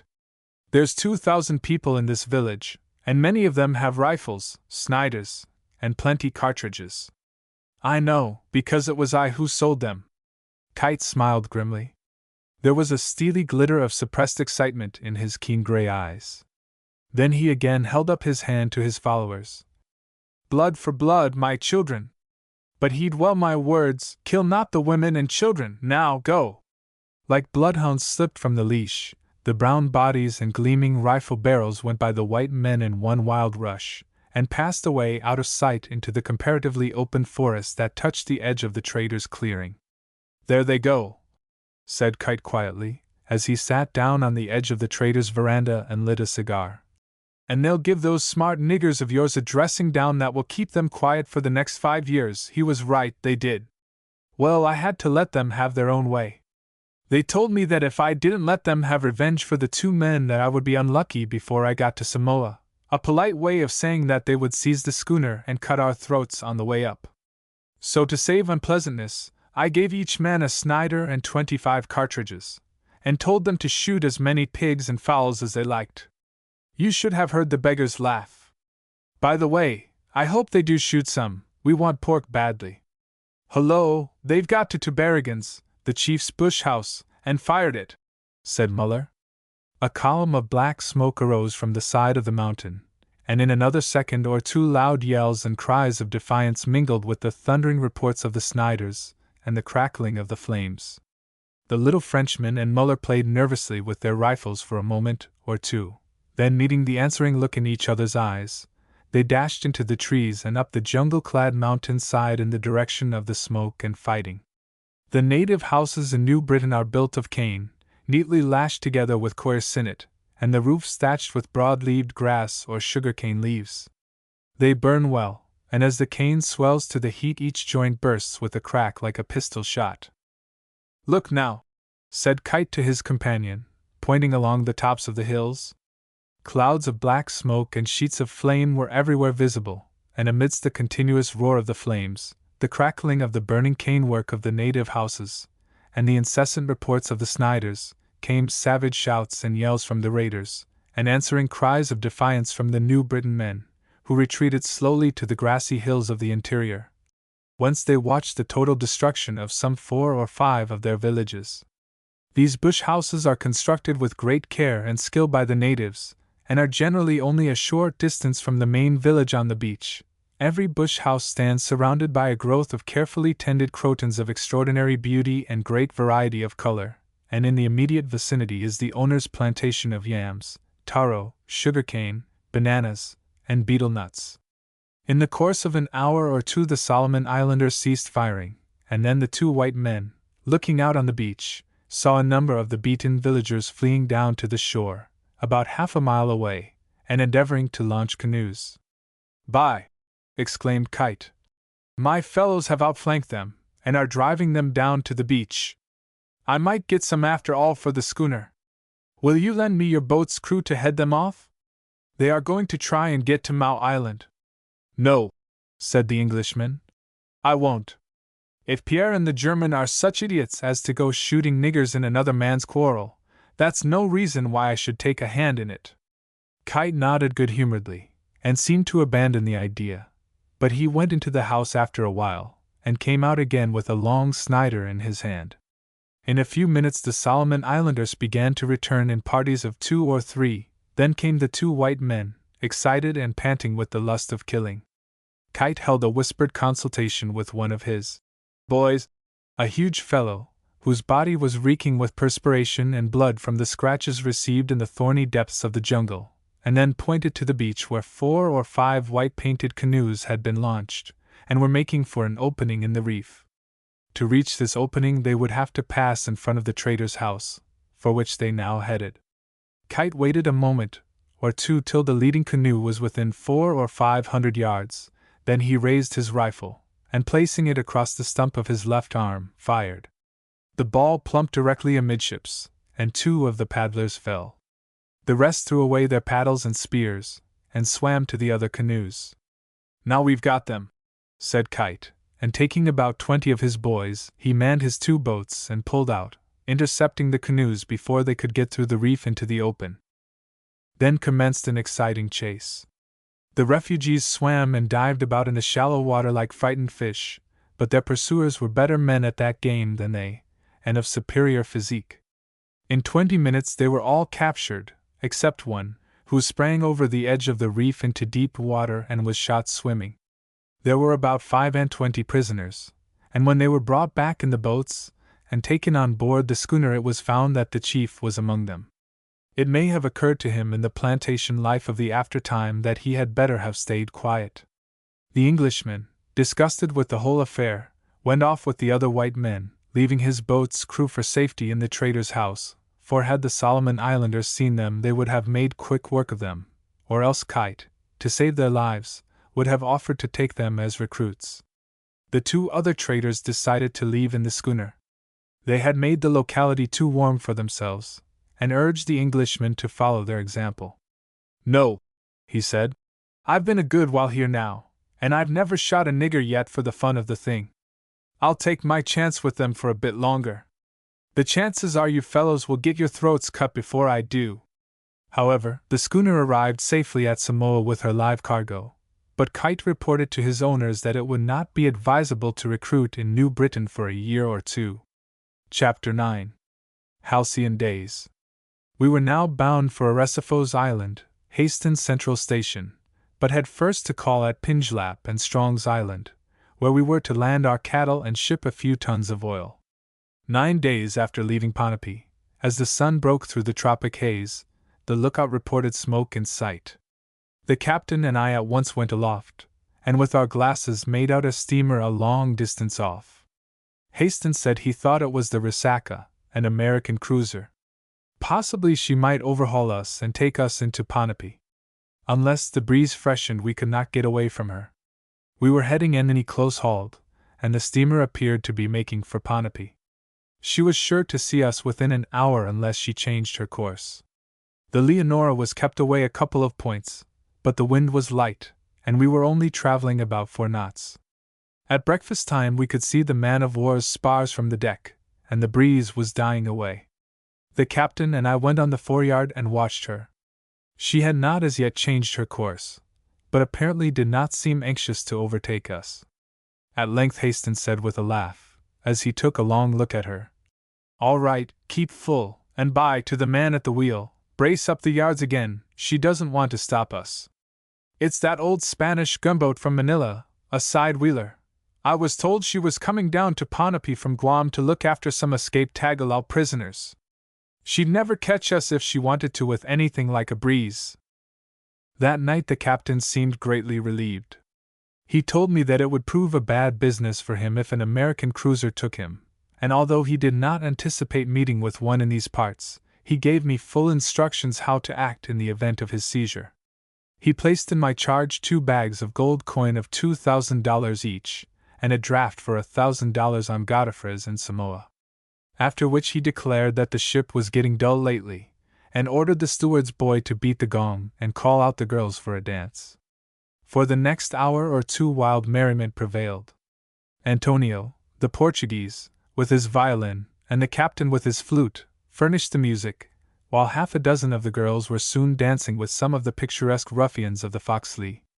For days and days we had scarcely shifted tack or sheet, so gentle and steady was the wind that filled our sails, but the easterly equatorial countercurrent that prevails in these calm seas was sweeping us steadily on towards Strong's Island at the rate of 2 or 3 knots an hour. On some days we would lower a floating target and practice with the long gun carried amidships, on others the captain and I would pass away an hour or 2 shooting at bottles with our rifles or revolvers. Hastings was a splendid shot, and loud were the exclamations from the crew when he made an especially clever shot. At other times he would sit on the skylight, and with the girls around him, sewing or card-playing, tell me anecdotes of his career when in the service of the Chinese government. There were on board 2 children, a boy and girl, Toby and Kitty, natives of Ararai or Hope Island. They were the captain's particular pets, in right of which he allowed them full liberty to tease anyone on the ship. He was strongly attached to these children, and often told me that he intended to provide for them. Their father, who was one of his boat's crew, had fallen at his side when the natives of the island had boarded the vessel. On his next cruise he called at Ararai and took them on board, the head chief freely giving his permission to adopt them. I mention this boy and girl more particularly, because the American missionaries had often stated in the Honolulu journals that Haston had kidnapped them after having killed their father.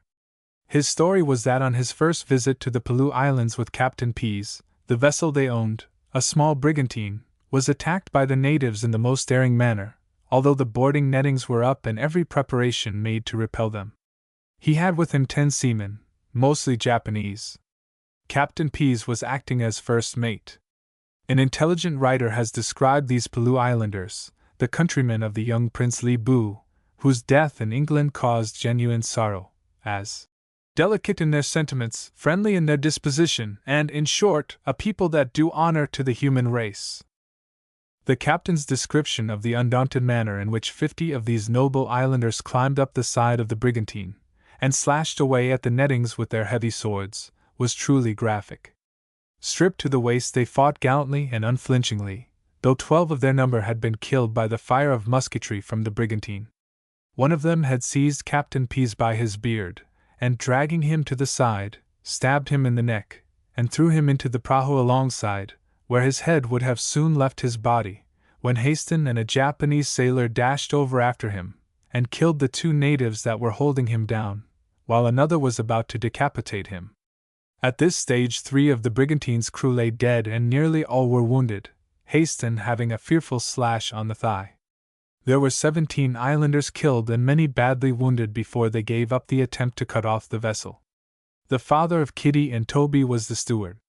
He had been fighting all through like a demon, having for his weapon a carpenter's squaring axe. He had cut one islander down with a fearful blow on the shoulder, which severed the arm, the limb falling on the deck, when he was attacked by 3 others. One of these was shot by a Japanese sailor, and another knocked down by the captain, when the poor steward was thrust through from behind and died in a few minutes. The captain spoke highly of the courage and intelligence of the Pelew Islanders, and said that the cause of the attack upon the vessel was that, being under the Portuguese flag, the brigantine was owned by merchants in Macau. The natives had sought to avenge the bombardment of one of their principal towns by 2 Portuguese gunboats a year previously. Haston afterwards established friendly relations with these very people who had attacked him, and 6 months afterwards slept ashore at their village alone and unarmed. From that day his perfect safety was assured.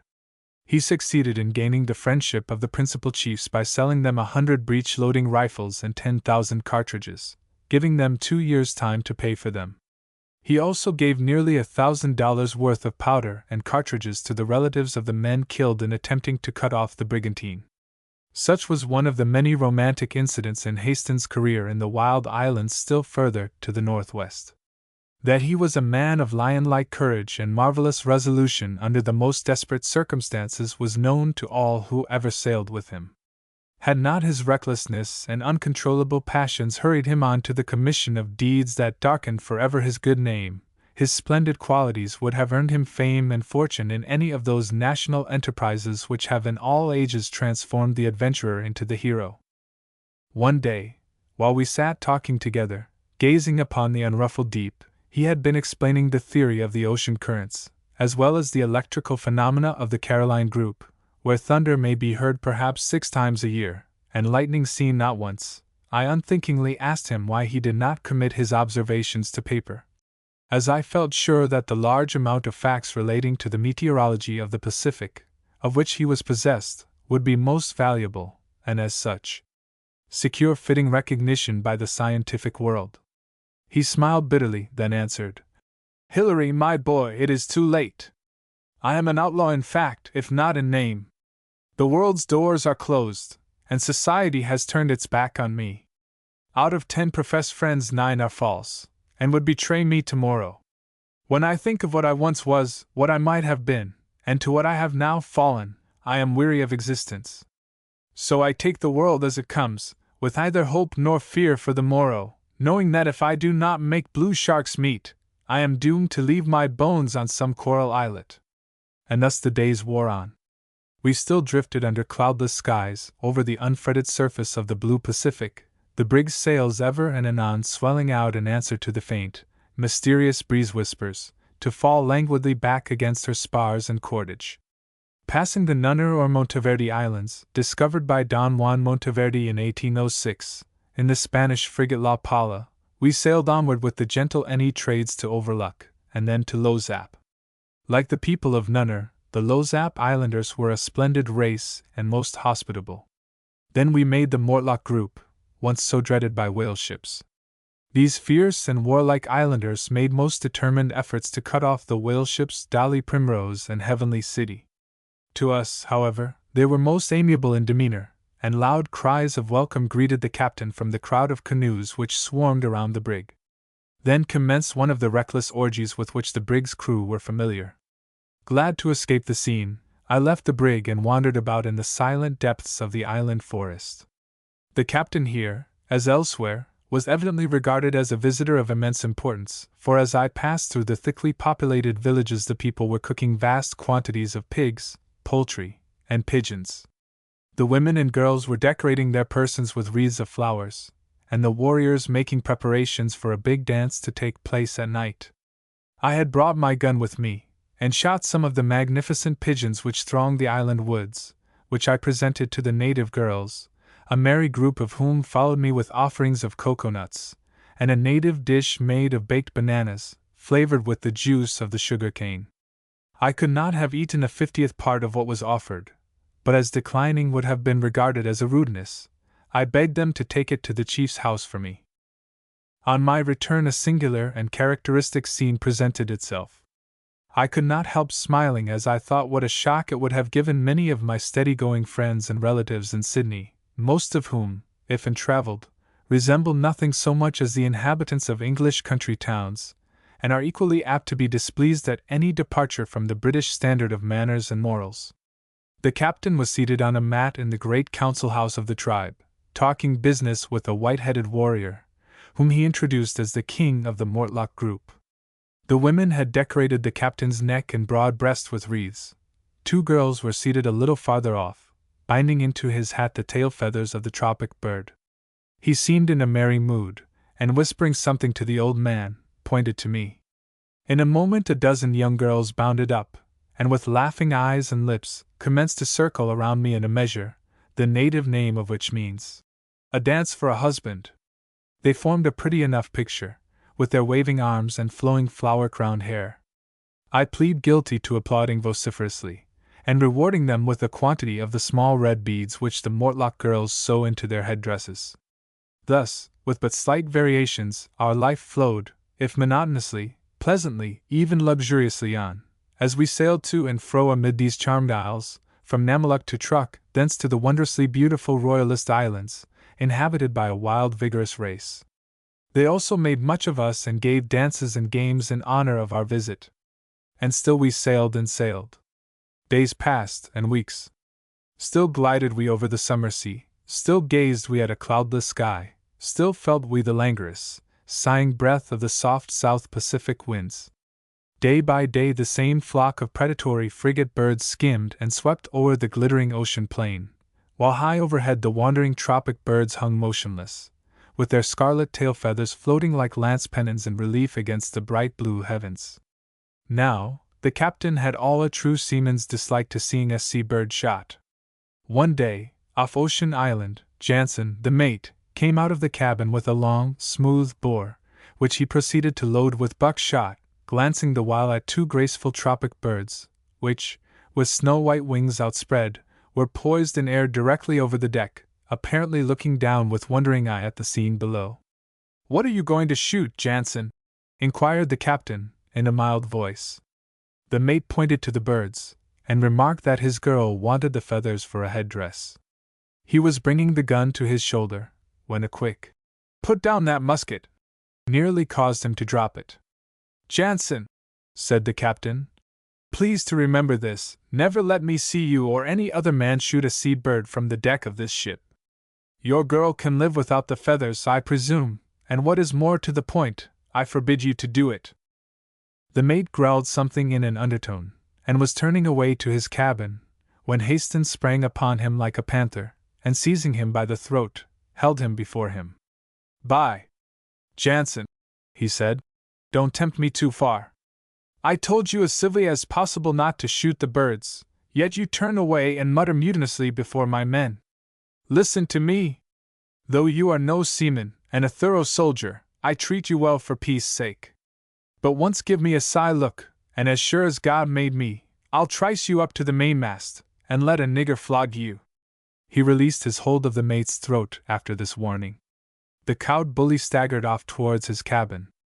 After which the captain's mood changed with customary suddenness. He came aft, and began again with Kitty and her brother, apparently having forgotten the very existence of Jansen. The calm, bright weather still prevailed, the light air hardly filling our sails, the current doing all the work. When one afternoon, taking a look from aloft, I descried the loom of Kuzai or Strong's Island, on the farthest horizon. "Land ho!" The watch below, just turning out, take up the cry as it goes from mouth to mouth on deck. Some of them gaze longingly, making calculations as to the amount of liberty they are likely to get, as well as the work that lies before them. Early next morning we had drifted 20 miles nearer, whereupon the captain decided to run round to the weather side of the island first, and interview the king, before going to Otway or South Harbor, where we proposed to do the most of our trading. Suddenly, after breakfast, a serious disturbance arose between the Chinese carpenter and Bill Hicks, the fierce Fijian half-caste, who was second mate. The carpenter's provisional spouse was a handsome young woman from the Gilbert group, who rejoiced in the name of Aniaban, Shades of Night. Of her, the carpenter, a tall, powerfully built Chinaman, who had sailed for years with Hastings in the China seas, was intensely jealous. So cunning, however, was she in evading suspicion, that though every one on board was aware of the state of affairs, her lawful protector suspected nothing. However, on this particular morning, Nellie, the Hope Island girl, being reproved by the second mate for throwing pineapple and banana peel into the ship's dinghy, flew into a violent rage, and told the carpenter that the second mate was stealing Aniaban, and, moreover, had persuaded her to put something into his, the carpenter's, food, to make him go mate, i.e. sicken and die. Seizing an axe, the Chinaman sallied on deck, and commenced to exact satisfaction by aiming a blow at Aniaban, who was playing cards with the other girls. The girl Mila averted the blow, and the whole pack fled shrieking to the captain, who at once called upon Bill for explanation. He did not deny the impeachment, and offered to fight the carpenter for Aniaban. The captain decided this to be eminently right and proper, but thought the carpenter was hardly a match for the mate with fists. Bill promptly suggested knives. This seemed to choke off the carpenter, as, amid howls from the women, he stepped back into his cabin, only to reappear in the doorway with a rifle, and to send a bullet at the mate's head, which missed him. "At him, Billy!" cried the captain. "Give him a good licking, but don't hurt his arms. There's a lot of work to be done to the bulwarks when we get the anchor down again." The second mate at once seized the carpenter, and dragging him out of his cabin, in a few minutes had so knocked his features about that he was hardly recognizable. Aniaban was then called up before the captain and questioned as to her preference, when, with many smiles and twisting about of her hands, she confessed to an ardent attachment to the Herculean Bill. The captain told Bill that he would have to pay the carpenter for damages, which he assessed at $10, the amount being given, not for personal injury, but for the loss sustained by his annexation of the fascinating Aniaban. At sunset we once more were off Chibral Harbor, where we ran in and anchored, within 50 yards of the king's house. Chapter 10. Murder and Shipwreck. We found the island in a state of excitement. 2 whale ships had arrived, bringing half a dozen white men, and who had a retinue of nearly 100 natives from Ocean and Pleasant Islands. The white men had to leave Pleasant Island on account of a general engagement which had taken place, had fled to the ships for safety, taking with them their native wives, families, and adherents. The other men were from Ocean Island, a famine having set in from drought in that lovely isle. They had also taken passage with their native following, to seek a more temporarily favored spot. The fertility of Kuzai, Strong's Island, had decided them to remain. Strange characters, in truth, were these same traders, now all quartered at Chibral Harbor. They were not without means, and so far had conducted themselves decently. But their retinue of savage warriors had struck terror into the hearts of the milder natives of Kuzai. Let me draw from the life one of the patriarchs of the movement, on the occasion of his embarkation. Ocean Island, lat. 0 degrees 50 minutes south, long. 168 degrees east. A fantastic, lonely, forbidding-looking spot. Circular in form, with rounded summit, and a cruel upheaved coral coast, split up into ravines running deep into the land.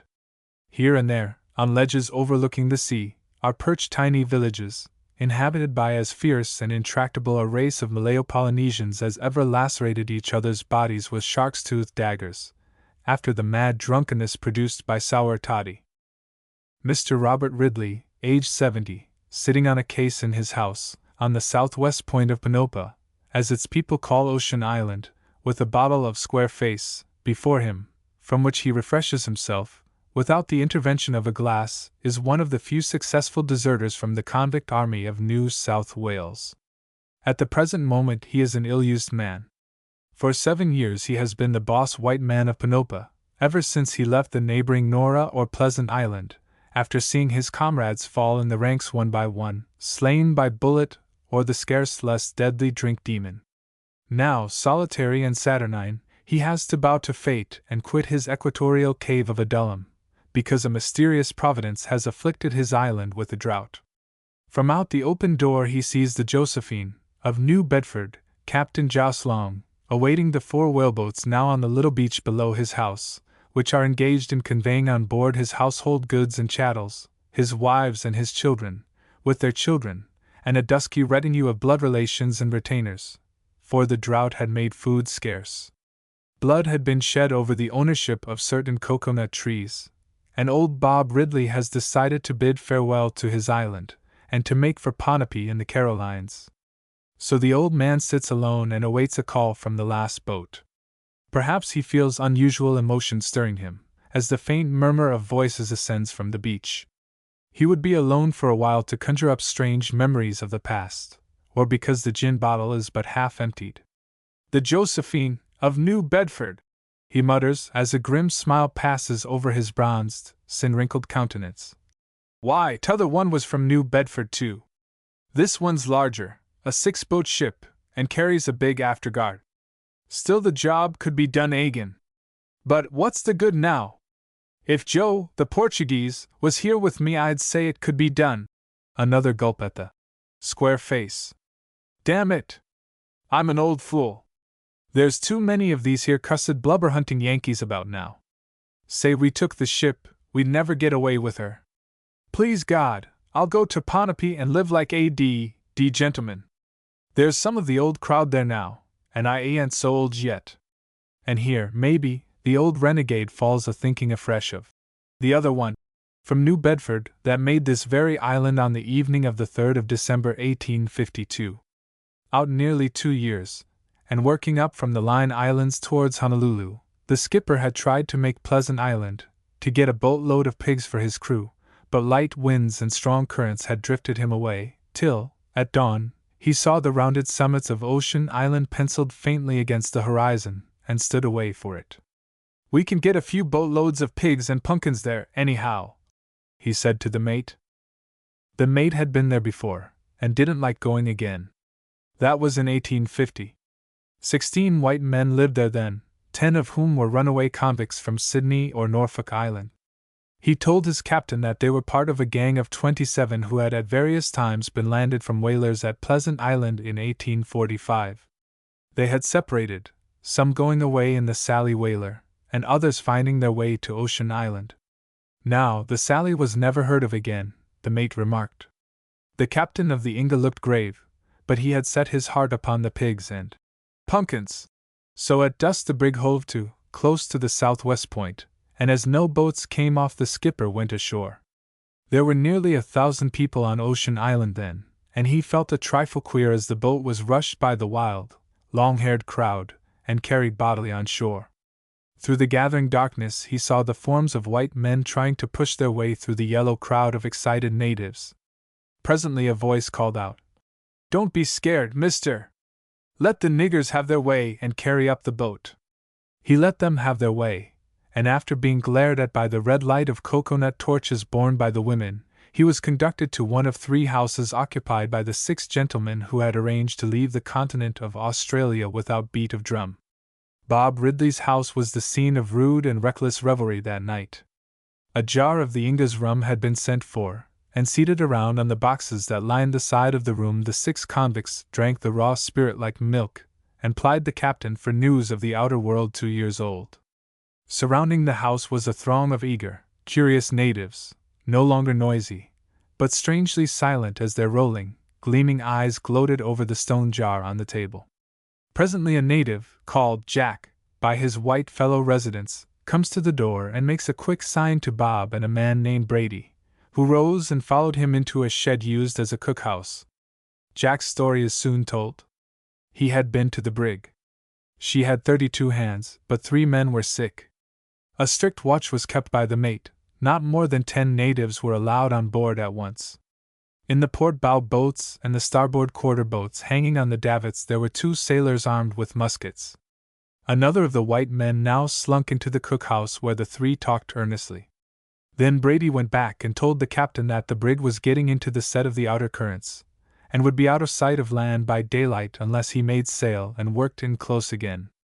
Upon which the captain shook hands all around, and was escorted to his boat, promising to be back at daylight and get his load of pumpkins. Brady and 2 others went with the captain for company, and on the way out one of his new friends, a tall, ghastly creature, eternally twisting his long fingers and squirting tobacco juice from his evil-seeming mouth, told the captain that he ought to let his men take a run ashore to get some coconuts and have a skylark. When they got aboard the captain told the mate to take the sentries out of the boats, to make sail, and run in close out of the currents, as it was all right. The captain and the guests went below to open another jar, while the mate and Cooper roused up the hands who were lying about yarning and smoking, and told them to make sail. In the house ashore Bob Ridley with his 2 companions and Jack were planning how the job was to be done. 2 boats came ashore at daylight, and in addition to the crews there were 10 or a dozen Liberty men who had leave till noon to have a run about the island.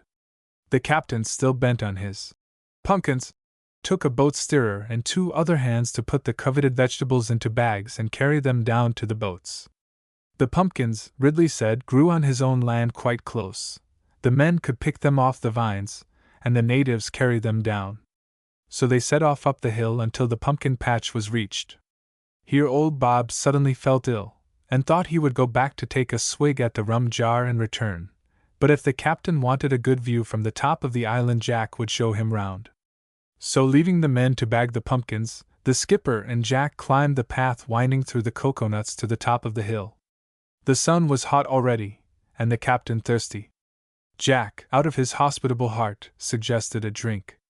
There were plenty of coconuts around growing on short, stumpy trees, a couple of which he twisted off, and without husking one with his teeth, as is often done, cut a hole in the green husk and presented it to the skipper to drink from. The nut was a heavy one. Taking it in both hands, the doomed sailor raised it to his lips and threw back his head.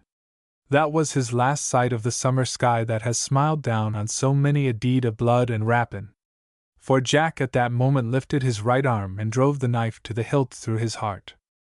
As Jack hurried back to be in good time for the grand coup, the cutting off of the brig, he saw that the boat steerer and his 2 hands had finished gathering the pumpkins. 2 bags were filled and tied, while beside them were the 3 bodies of the gatherers, each decently covered with a spreading coconut branch. The 10 Liberty men had been induced by a bevy of laughing island nymphs to accompany them along the ledge of the steep coast cliff to a place where, as Jack had told them, they would find plenty of nuts, a species of almond peculiar to ocean and pleasant islands. Half an hour's walk took them out of sight and hearing of the Inga, and then the Liberty men saw that the girls had somehow dropped behind, and were running with trembling feet into the maze of the undergrowth. The startled men found themselves in an amphitheater of jagged, rough coral boulders, covered over with a dense verdure of creepers, when suddenly Brady and 50 other devils swept down upon them without a cry. It was soon over. Then the blood-stained mob hurried back to the little beach. The mate of the Inga was a raw-boned Yankee from Martha's Vineyard. Fearless, and yet watchful, he had struck the tall renegade as a chap as was a-going to give them trouble if they didn't stiffen him fussed in the cabin. It was then noon, and as 8 bells struck the crew began to get dinner. The mate, before he went below, took a look at the shore and fancied he saw the boat shoving off with the captain. "Yes," chimed in Wilkins, one of the guests. "That's him. He's got a boat load, and all the canoes comin' off as a lot of our own niggers bringin' off coconuts." "Then let's get dinner right away," answered the mate, who knew the captain would make sail as soon as ever he found his pumpkins safe aboard. Had he known that the captain was lying staring up at the sun on the hilltop among the dwarf palms, he might even then have made a fight of it, short of half the crew as he was. It was not to be. They went below, he and his guests, the third mate and the carpenter. The cooper was left in charge of the ship. The boats and canoes came alongside at once, pulling hard. Suddenly the cooper heard a cry from a man in the waist of the ship that chilled his blood, while over the bulwarks swarmed the copper-skinned crowd, knife and club in hand. As he rushed to the companion, the tall renegade looked up and saw the time had come. Then began the butchery. The ship's officers rushed on deck, leaving behind only the Negro steward and a boy with the 3 convicts. 2 shots were fired in the cabin, after which the 3 demons hurried up to join in the melee. In 10 minutes there was not a man of the crew alive, except the cooper in the maintop, with a bloody whale spade in his fast relaxing grasp. Brady and Bob were agreed to give the old cove a chance to get eat up by the sharks, and ironically advised him to take a header and swim ashore. But the cooper, with his feet dangling over the futtocks and his head sunk on his chest, made no sign. He fell back as a streak of red ran slowly between the planking of the maintop and trickled down the mast to the deck. It was a disappointment when the white murderers gathered in the cabin to find so small a quantity of rum in the Inga's lazarette. But they were consoled by 2 bags of Mexican dollars. "Money for the pumpkins," grinned Brady, "which would buy them twice as much as they wanted when next ship came along." And then as the principal business was over, the harmony began, and amidst rum and unholy jesting, a division of the effects in the cabins was made, while unto Jack and his myrmidons were abandoned all and sundry that could be found for art. When the heavy-laden boats had been sent again and again to the shore, a fire was lighted in the cabin by the tall renegade, and the white men pushed off. But it suddenly occurred to Messrs. Ridley and Brady that such a hell of a blaze might be seen by some other blubber hunters a long way on a dark night. So the boat was put back and the brig hurriedly scuttled. And you can drop a lead line close to the edge of the reef anywhere about Ocean Island, and get nose soundings at 40 fathoms. Soon after we anchored, an urgent message was sent to the captain by King Tecumseh and Queen S.E., imploring him to come ashore and advise them. The captain had of late seemed averse to going anywhere without my company, and asked me to come with him.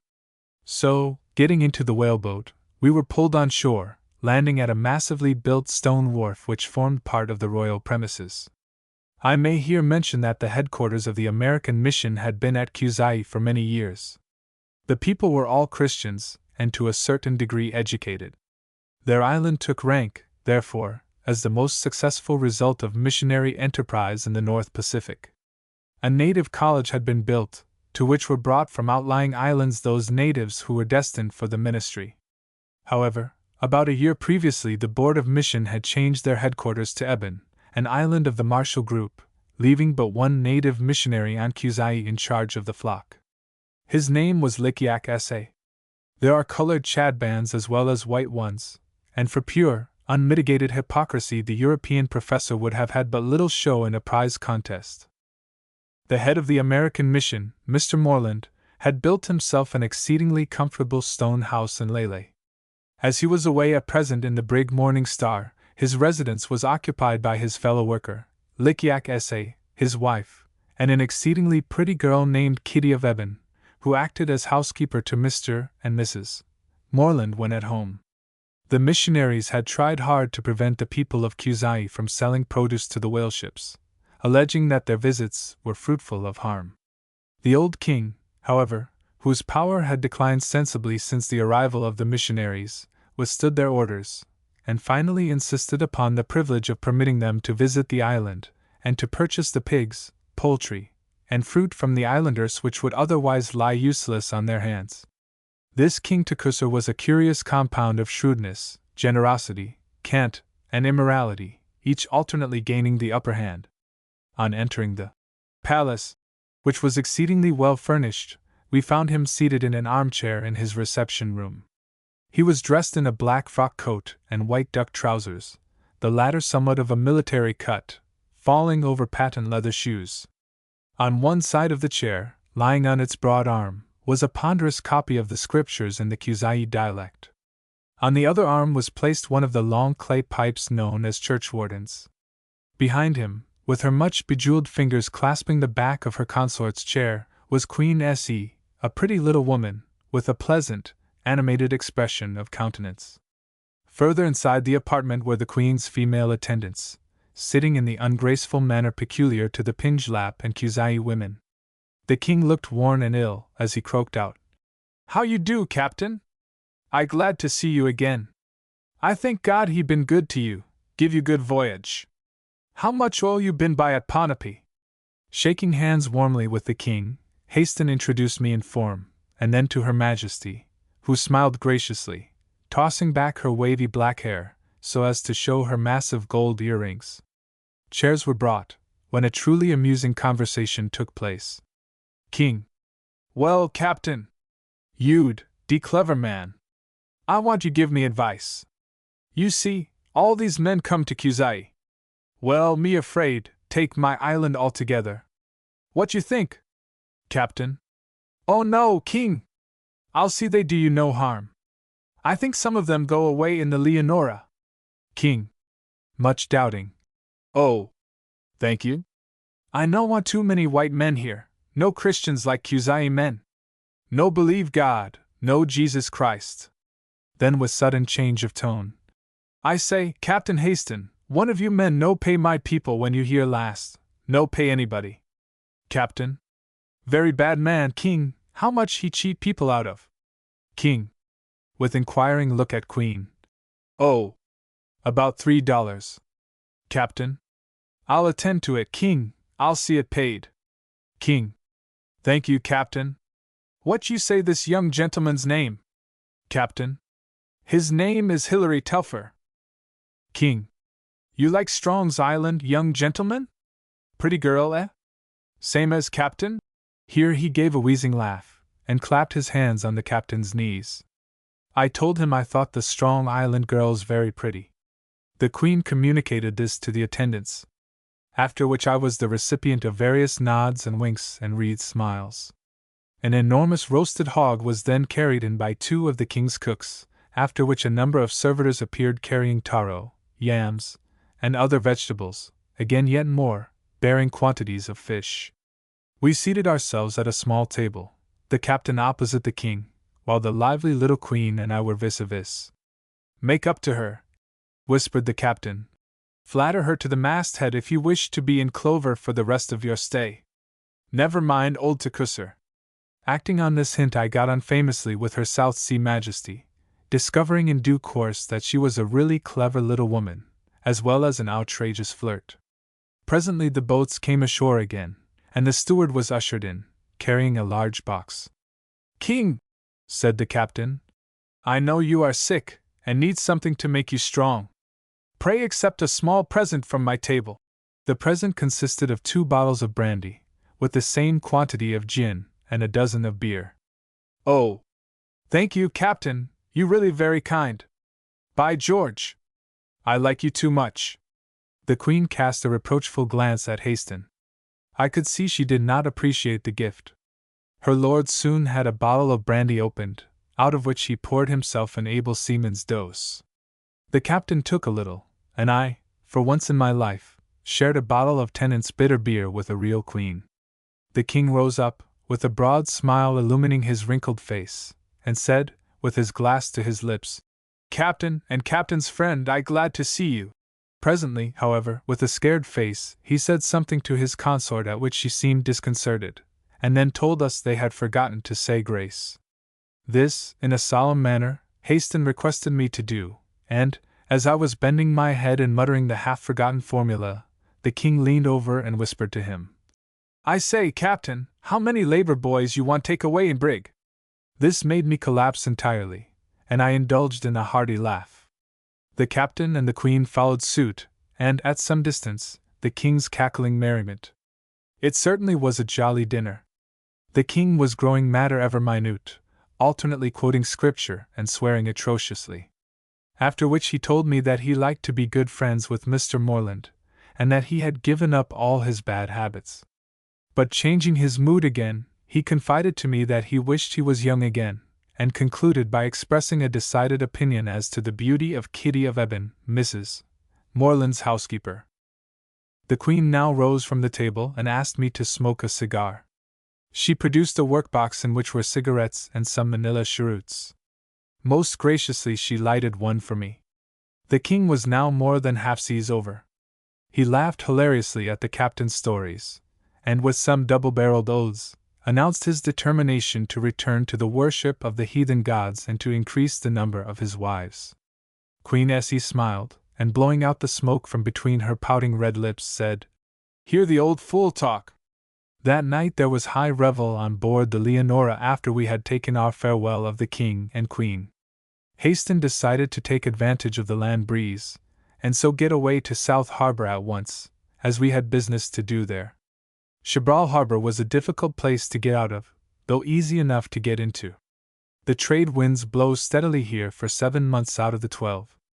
Now, though the largest ship afloat may run in easily through the deep and narrow passage, there is not room enough to beat out against the northeast wind. Neither can she tow out, as there is always a heavy swell rolling in through the passage, wind or no wind. Kedging out is also simply impossible, owing to the extraordinary depth of water. In 1836, the Falcon of London, a whale ship, lay in Chibral Harbor for 120 days. She had ventured in for wood and water. On making a fifth attempt to tow out with her 5 boats, she touched and went to pieces on the reef. Haston, however, had run in, knowing that at this season of the year, from January to March, the winds were variable, a land breeze generally springing up at dusk. I stated that there was revelry on board the brig that night. The fact was that the captain, in the presence of the king, queen, and myself, had made agreement with the refugee traders to take them to whatever island they preferred. The king was strongly averse to their retinue of excitable natives being domiciled among the peaceful Kuzai people. Inspired with courage by the presence of Haston, he had told the traders that he wished them to vacate Lele. If they did arrange to leave in the Leonora, he told them that they could establish themselves at Utwi, South Harbor, and there remain until they got away in a passing whaler or China-bound ship. After conferring with Haston, most of the traders decided to take his offer of conveying them and their following to Ugelong, Providence Island, which was his own property, and there enter into engagement with him to make oil for 5 years. 2 others agreed to proceed to the sparsely populated but beautiful Eniwetok, or Brown's Group, where were vast quantities of coconuts, and only 30 natives. These 2 men had a following of 30 ocean islanders, and were in high delight at the prospect of having an island to themselves and securing a fortune after a few years of oil-making. As the merry clink of the windlass pawls echoed amidst the verdurous glens and crags of the mountains that surround Lele, the traders, with their wives, families, and followers, pulled off in their whaleboats and came aboard. What a picture did the brig make as she spread her snowy canvas to the land breeze! Laden with the perfume of 1,000 flowers, cooled by its passage through the primeval forest, it swept us along towards the passage, upon the right steering through which so much depended. The traders had 6 whaleboats. These, with 2 belonging to the Leonora, were towing astern, with a native in each. The passage, as I have said before, was deep but narrow. As the traders gazed on either side and watched the immense green rollers dashing with resistless force past the brig's side, they looked apprehensively at the captain and then at their boats astern. Right in the center, an enormous billow came careering along at the speed of an express train. Though it had no breaking curl on its towering crest, I instinctively placed my hands in the starboard boat davits, expecting to see the vast volume of water sweep our decks. Some of the traders sprang into the main rigging just as the brig lifted to the sea, to plunge downward with a swift and graceful motion, never losing her way for a moment. No man of our crew took the least notice. They knew what the brig could do, they knew the captain, and no more anticipated a disaster than a mutiny. We made open water safely.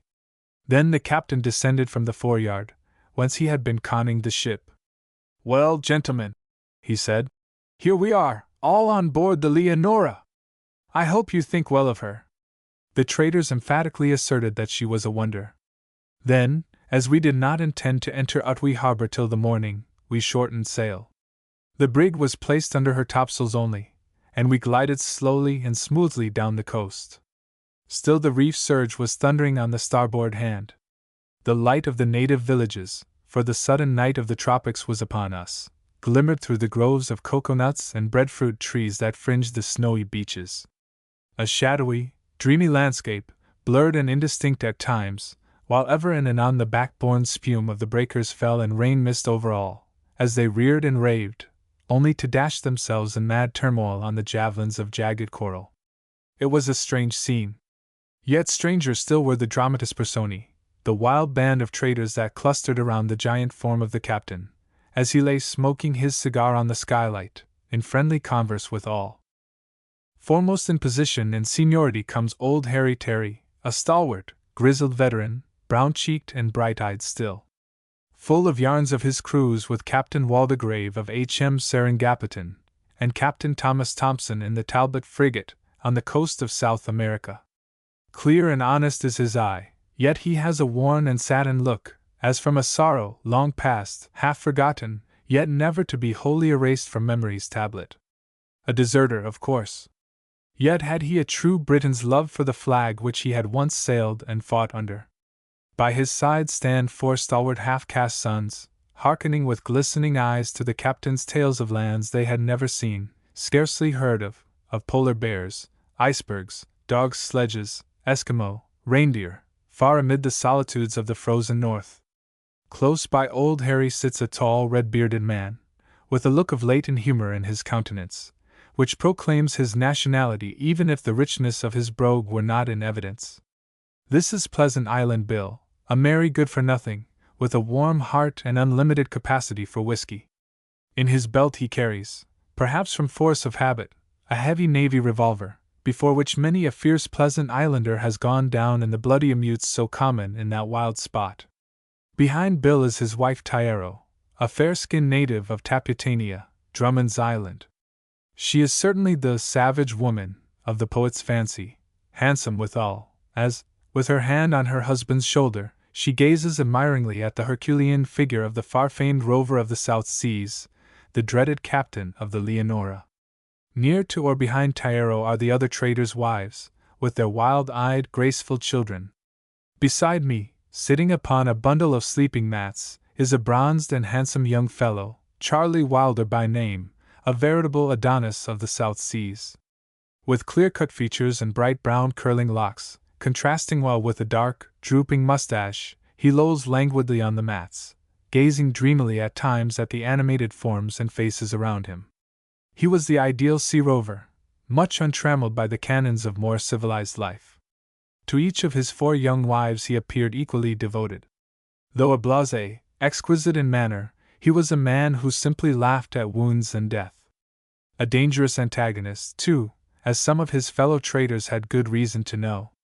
There was yet another trader, a tall young American, who had run away at Pleasant Island from the whale ship Seagull, a difference of opinion with the captain having resulted in Seth's being put in irons.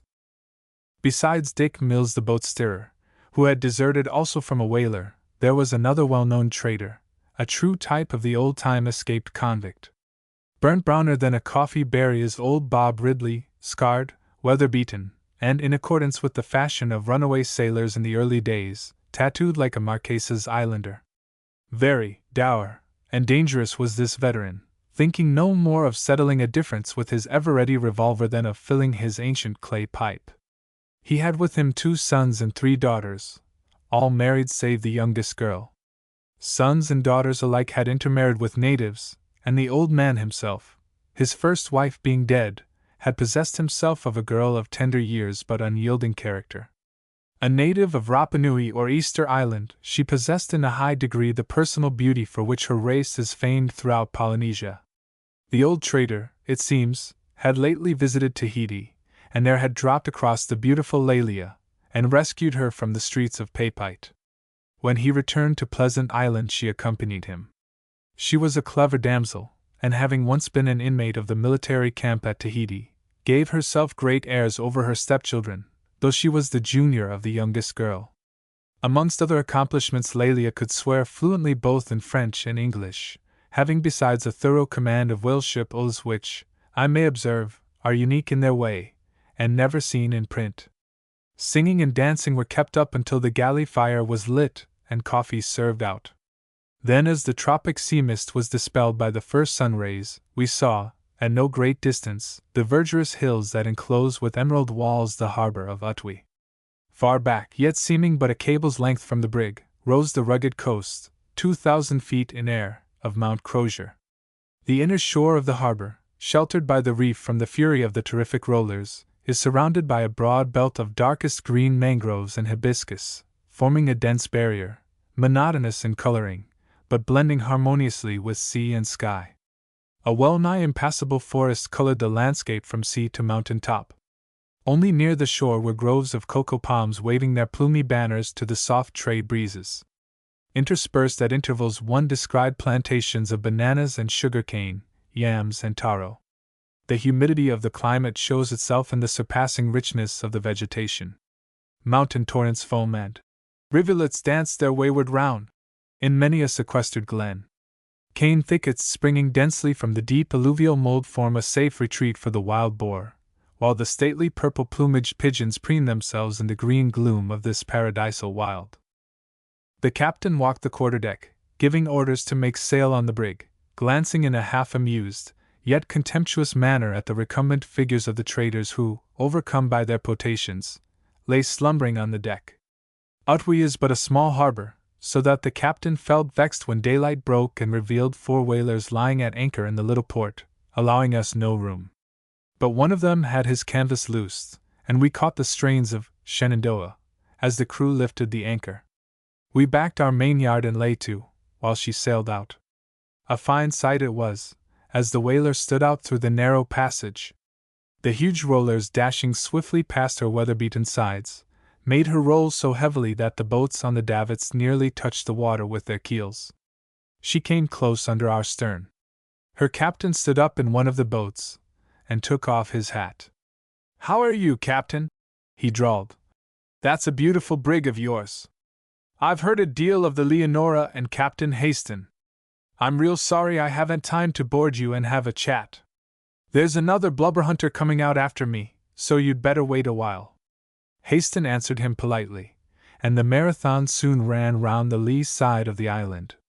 In a quarter of an hour she was followed by another ship, after which we filled again and ran in, anchoring between the mangroves and the Europa and St. George, New Bedford whale ships.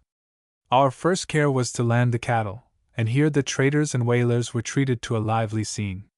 The mate Jansen, of whom I have before spoken, had been knocked off duty by the captain, who told him that he was no seaman, and a cowardly dog besides, as he was always ready to ill-treat the native crew, but would not stand up to him.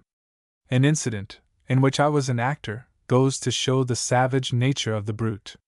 One day, during our stay at Ponape, I happened to require a pair of steelyards that lay in his cabin. On going for them he used insulting language, and dared me to enter. He was lying in his bunk, and his bloodshot eyes glared with rage as he took a pistol from under his pillow. Keeping one eye on the pistol, I went in and took the steelyards. He leaped out, and a struggle began. We fell on the deck, his whole weight upon me, but I managed to get hold of the pistol, which I threw overboard. As he freed himself and rose, he gave me a savage kick on the knee which lamed me for a week. But I drew back and landed him a left-hander, which catching him fair in the face sent him down senseless, while a stream of blood poured from his mouth and ears. "Malie! Malie!" shouted Black Johnny in Samoan, the equivalent to habit, and the crew took up the cry in tones of deep approval. We never spoke again after this encounter. However, just before we made ready to land the cattle, he came aft and begged the captain to reinstate him. "Mr. Jansen," said Haston, "I cannot permit you to resume duty as mate of this brig. I have given the position to Fiji Bill, as you are not fit for it.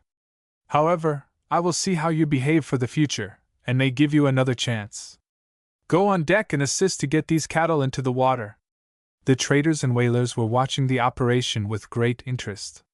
The longboat, in charge of Fiji Billy, was ready to tow the cattle on shore as soon as they were lowered into the water.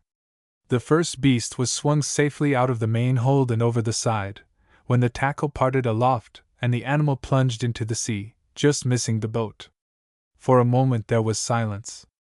We all ran to the side, where we saw the bullock reappear and strike bravely out for the mangroves, which he reached in safety. The captain walked slowly over to Jansen, who was engaged in bullying the boatswain. "Who rigged that tackle?" he asked in his most unruffled tones, but I could see the color mounting to his forehead, as the laughter of the whaling crews fell upon his ear. "I did," growled Jansen, edging towards his cabin, in which he always kept loaded firearms, his sullen face showing fear and hatred combined. "Keep to the deck, sir," broke forth the captain, who had foreseen this movement. The harsh, severe tones I knew foretold disaster. "D.N.U., sir, you are neither good enough for an officer nor man before the mast. There is not a Kanaka on board this brig but could have rigged that tackle in a seamanlike manner. Boy George, or even one of the girls, could have made a better fist of it. You have disgraced the brig in the presence of other ships. Go to your bunk till after breakfast." And now Jansen brought immediate punishment on himself. With one hand on the door of the deckhouse, he turned round and muttered, "Why didn't you let the women do it then?" The next moment both men were struggling fiercely on the deck, Jansen making frantic efforts to fire a pistol he had concealed in the bosom of his shirt, but the hand which held it was gripped by the captain, and the muzzle pointed upwards. Jansen was an extremely powerful man, and amid the babble of tongues that were let loose, I heard one trader say, "By, he's got the best of the captain." But I noticed that while Jansen was almost spent, and was breathing stertorously, the captain had not yet put forth the tremendous strength which, on sea or shore, I never saw equaled. He was still holding Jansen's hand with a vice-like grasp, when the pistol fell to the deck. Suddenly freeing himself, he stepped back and dealt 2 blows with wonderful quickness on the mate's face, cutting his forehead and cheek to the bone. The man staggered wildly, his features streaming with blood, then fell senseless against one of the crew, who darted aside and let him drop on the deck. A murmur of applause, mingled with cries of pity from the women, arose from the spectators, while the whaler crews rent the air with cheers for Bully Haston. The captain drew forth his handkerchief, with which he removed a slight stain upon his face, then said in a mild and pleasant voice, as if nothing had occurred, "Steward, bring me a glass of water. Bill, to the Fijian, get these other beasts up and put them ashore. Antonio, get Jansen's traps together, and put them and him into the boat. The man that points a pistol at me on board of this brig only does it once. As I don't wish to hurt him again, I must get rid of him." The cattle were soon landed and eating their fill on the rich tract of littoral between Otway and Coquille. That day I bought various articles of trade, including 10 tons of yams for Areciphos. The captain never interfered with my dealings with the natives, so when Likiak S.A. the missionary went to him, and in a whining tone complained of my paying them in trade, he got the following answer: "Don't want your people to be paid in trade, don't you?" "Precisely so. You white-chokered schemer, you whited sepulchre. You want to see these hard-working slaves of natives paid in cash, so that you and your brethren may rob the poor devils of every dollar for church tithes. The supercargo has my fullest confidence, and will not rob any native of a cent. Go and talk to him." The missionary came to the trade room, where I was selling pigeon shot and powder to a man named Shri, and said that he wished the natives paid in cash. Every Strong's Islander can speak English. So I turned to those present and asked if I had suggested their taking trade instead of dollars. On receiving this answer in the negative, I told him to clear out. He disregarded me, upon which I assisted him to leave the cabin, while Lelia and Kitty covered him with flour from the pantry. This provided me with a persistent and bitter enemy. About 6 o'clock the captain went below, but rather hastily returned, casting an anxious look to seaward. "The glass is falling fast," he said. "I can't make it out. I have never known it to blow hard here at this time of year. Still it is banking up to the westward." He hailed the whaleships, and saw that they had also noticed the glass falling. In a few minutes the two captains boarded us to have a consultation. The heavy, lowering cloud to seaward had deepened in gloom, and the three captains gazed anxiously at it. "Gentlemen," said Haston, "we are in a bad place if it comes on to blow. The land breeze has died away, and that it is going to blow from the sou'west I am convinced. We cannot tow out in the face of such a swell, even if we had daylight to try it. To beat out by night would be madness." The faces of the Yankee skippers lengthened visibly as they begged Haston to make a suggestion. "Well," he said at length, "your ships may ride out a blow, for you've room to swing in, and if you send down your light spars and be quick about it, and your cables don't part, you'll see daylight. But with me it is different. I cannot give the brig a fathom more cable. There are coral boulders all around us, and the first one she touches will knock a hole in her bottom. But now every man must look to himself. I have 200 people on board, and my decks are lumbered up with them. Adios! Gentlemen, go on board and get your spars down for God's sake." Then the captain turned all his attention to getting the brig ready for the storm that was even then close upon us. In the shortest time our royal and topgallant yards were down, the decks cleared of lumber, the native passengers sent below, and 5 fathoms of cable hove in. Haston knew the brig would swing round with her head to the passage as soon as the gale struck her, and unless he hove in cable, must strike on one of the boulders he had spoken of. As yet there was not a breath of air, for after the last whisper of the land breeze had died away, the atmosphere became surcharged with electricity, and the rollers commenced to sound a ceaseless thunder as they dashed themselves upon the reef, such as I had never heard before. A pall of darkness settled over us, and though the whale ships were so near that the voices of their crews sounded strange and ghost-like in our ears, we could see nothing except the dull glow of the lamps alight in the cabins, showing through the ports. Then we heard the voice of Captain Grant of the St. George. "Stand by, Captain Haston, it's coming along as solid as a wall." A fierce gust whistled through the cordage, and then a great white cloud of rain, salt spume, and spray enveloped the brig, as with a shrill, humming drone, like 1,000 bagpipes in full blast, the full force of the gale struck us.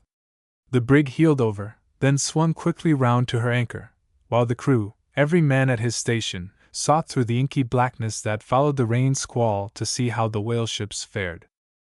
But now the darkness deepened, if such were possible.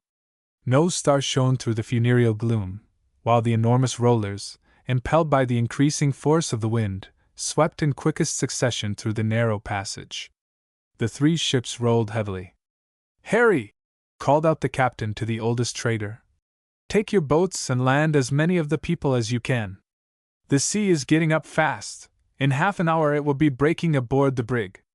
The trader's boats were made fast to the ship's stern, except 2 on deck. These were now hauled alongside, and old Harry, with his 4 stalwart sons, splendid fellows they were physically, manned one, and taking about 50 of their fellow heirs, who sprang over the side and were hauled into the boat, the sons gave a wild shout and disappeared into the darkness. The other boat was equally lucky in not being stove in. Pleasant Island Bill was in charge, and in a lull of the wind I heard him call out to those on deck to throw the women overboard and he would pick them up. 5 or 6 of them leaped overboard and, swimming like otters, gained the boat. Many others naturally held back. Standing on the deck clinging to the captain's knees were the 2 children, Toby and Kitty. Seizing Kitty in his arms, the captain tossed her into the black waters close to the boat, where one of the crew caught her by the hair and pulled her in. Toby gave a yell of alarm and tried to dart below, but I caught him and slung him over after Kitty. Bill nearly missed catching him as he rose to the surface, but he was taken in. Then the boat headed for the shore, now only discernible by the white line of foam breaking into the mangroves. And now our troubles recommenced. The waters of the harbor, generally placid as a mill pond, were now running mountains high, so quickly had the sea got up. The captain, who was standing at the stern sounding, and apparently as cool as if he were trout fishing, beckoned me to him, and placing his mouth to my ear, shouted, "4 fathoms under our stern, little enough if the sea gets worse. But if the wind hauls another point we'll touch that big coral mushroom on the port quarter, and then it's goodbye to the Leonora." The words had hardly left his lips when a strange and awful lull of the wind occurred, rendering more intense the enshrouding darkness, more dread and distinct the seething wash and roar of the seas that broke on the weather reef. The captain sprang into the main rigging and held up his hand to feel if the wind was coming from a new quarter. For some minutes the brig rolled so madly that it was all he could do to hold on. Then his strong, fearless voice sounded out, "Men! Who will man a boat to take a line to the Europa? If I can get a hawser to the whaler to keep the brig's stern from this boulder under our port quarter, it may save the ship. If not, we must strike. There's a lull now, and a boat could get away." After a momentary hesitation, Antonio the Portuguese, Johnny Tilton, and 2 natives volunteered. "Good lads!" cried the captain. "Stand by, men, to lower away the whaleboat." In a few minutes she was in the water, and a whale line made fast to a stout hawser was coiled away in the bow, as with an encouraging cheer from those on deck, the men gave way, and passing under our stern made for the Europa. After 20 minutes of anxiety, for we could see nothing, nor tell whether the boat had reached the Europa safely or been stove in alongside, we saw her dart past the stern again, and Antonio called out, "All right, Captain, heave away on the hawser, the end's fast to the Europa." "Well done, lads!" cried the captain. "But stay where you are, and I'll get some more women on shore." The strange lull still continued, but a lurid glare showed me the glass still falling steadily. When I told the captain this he sighed, for he knew that our best chance of safety was gone. But he was a man of action. "Go below, Hilary," he said quietly, "and get all the papers, letters, and articles of value together. I'll send them on shore with the women." In the cabin were 8 or 10 women. They gazed at me with terror-stricken faces. "On deck, Mary!" I said. "On deck, all of you! There's a boat alongside, and some of you can get ashore."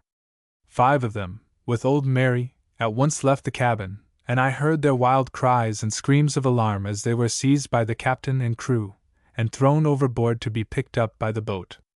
Lelia and the others remained in the cabin, clinging to each other, and sobbing with fear.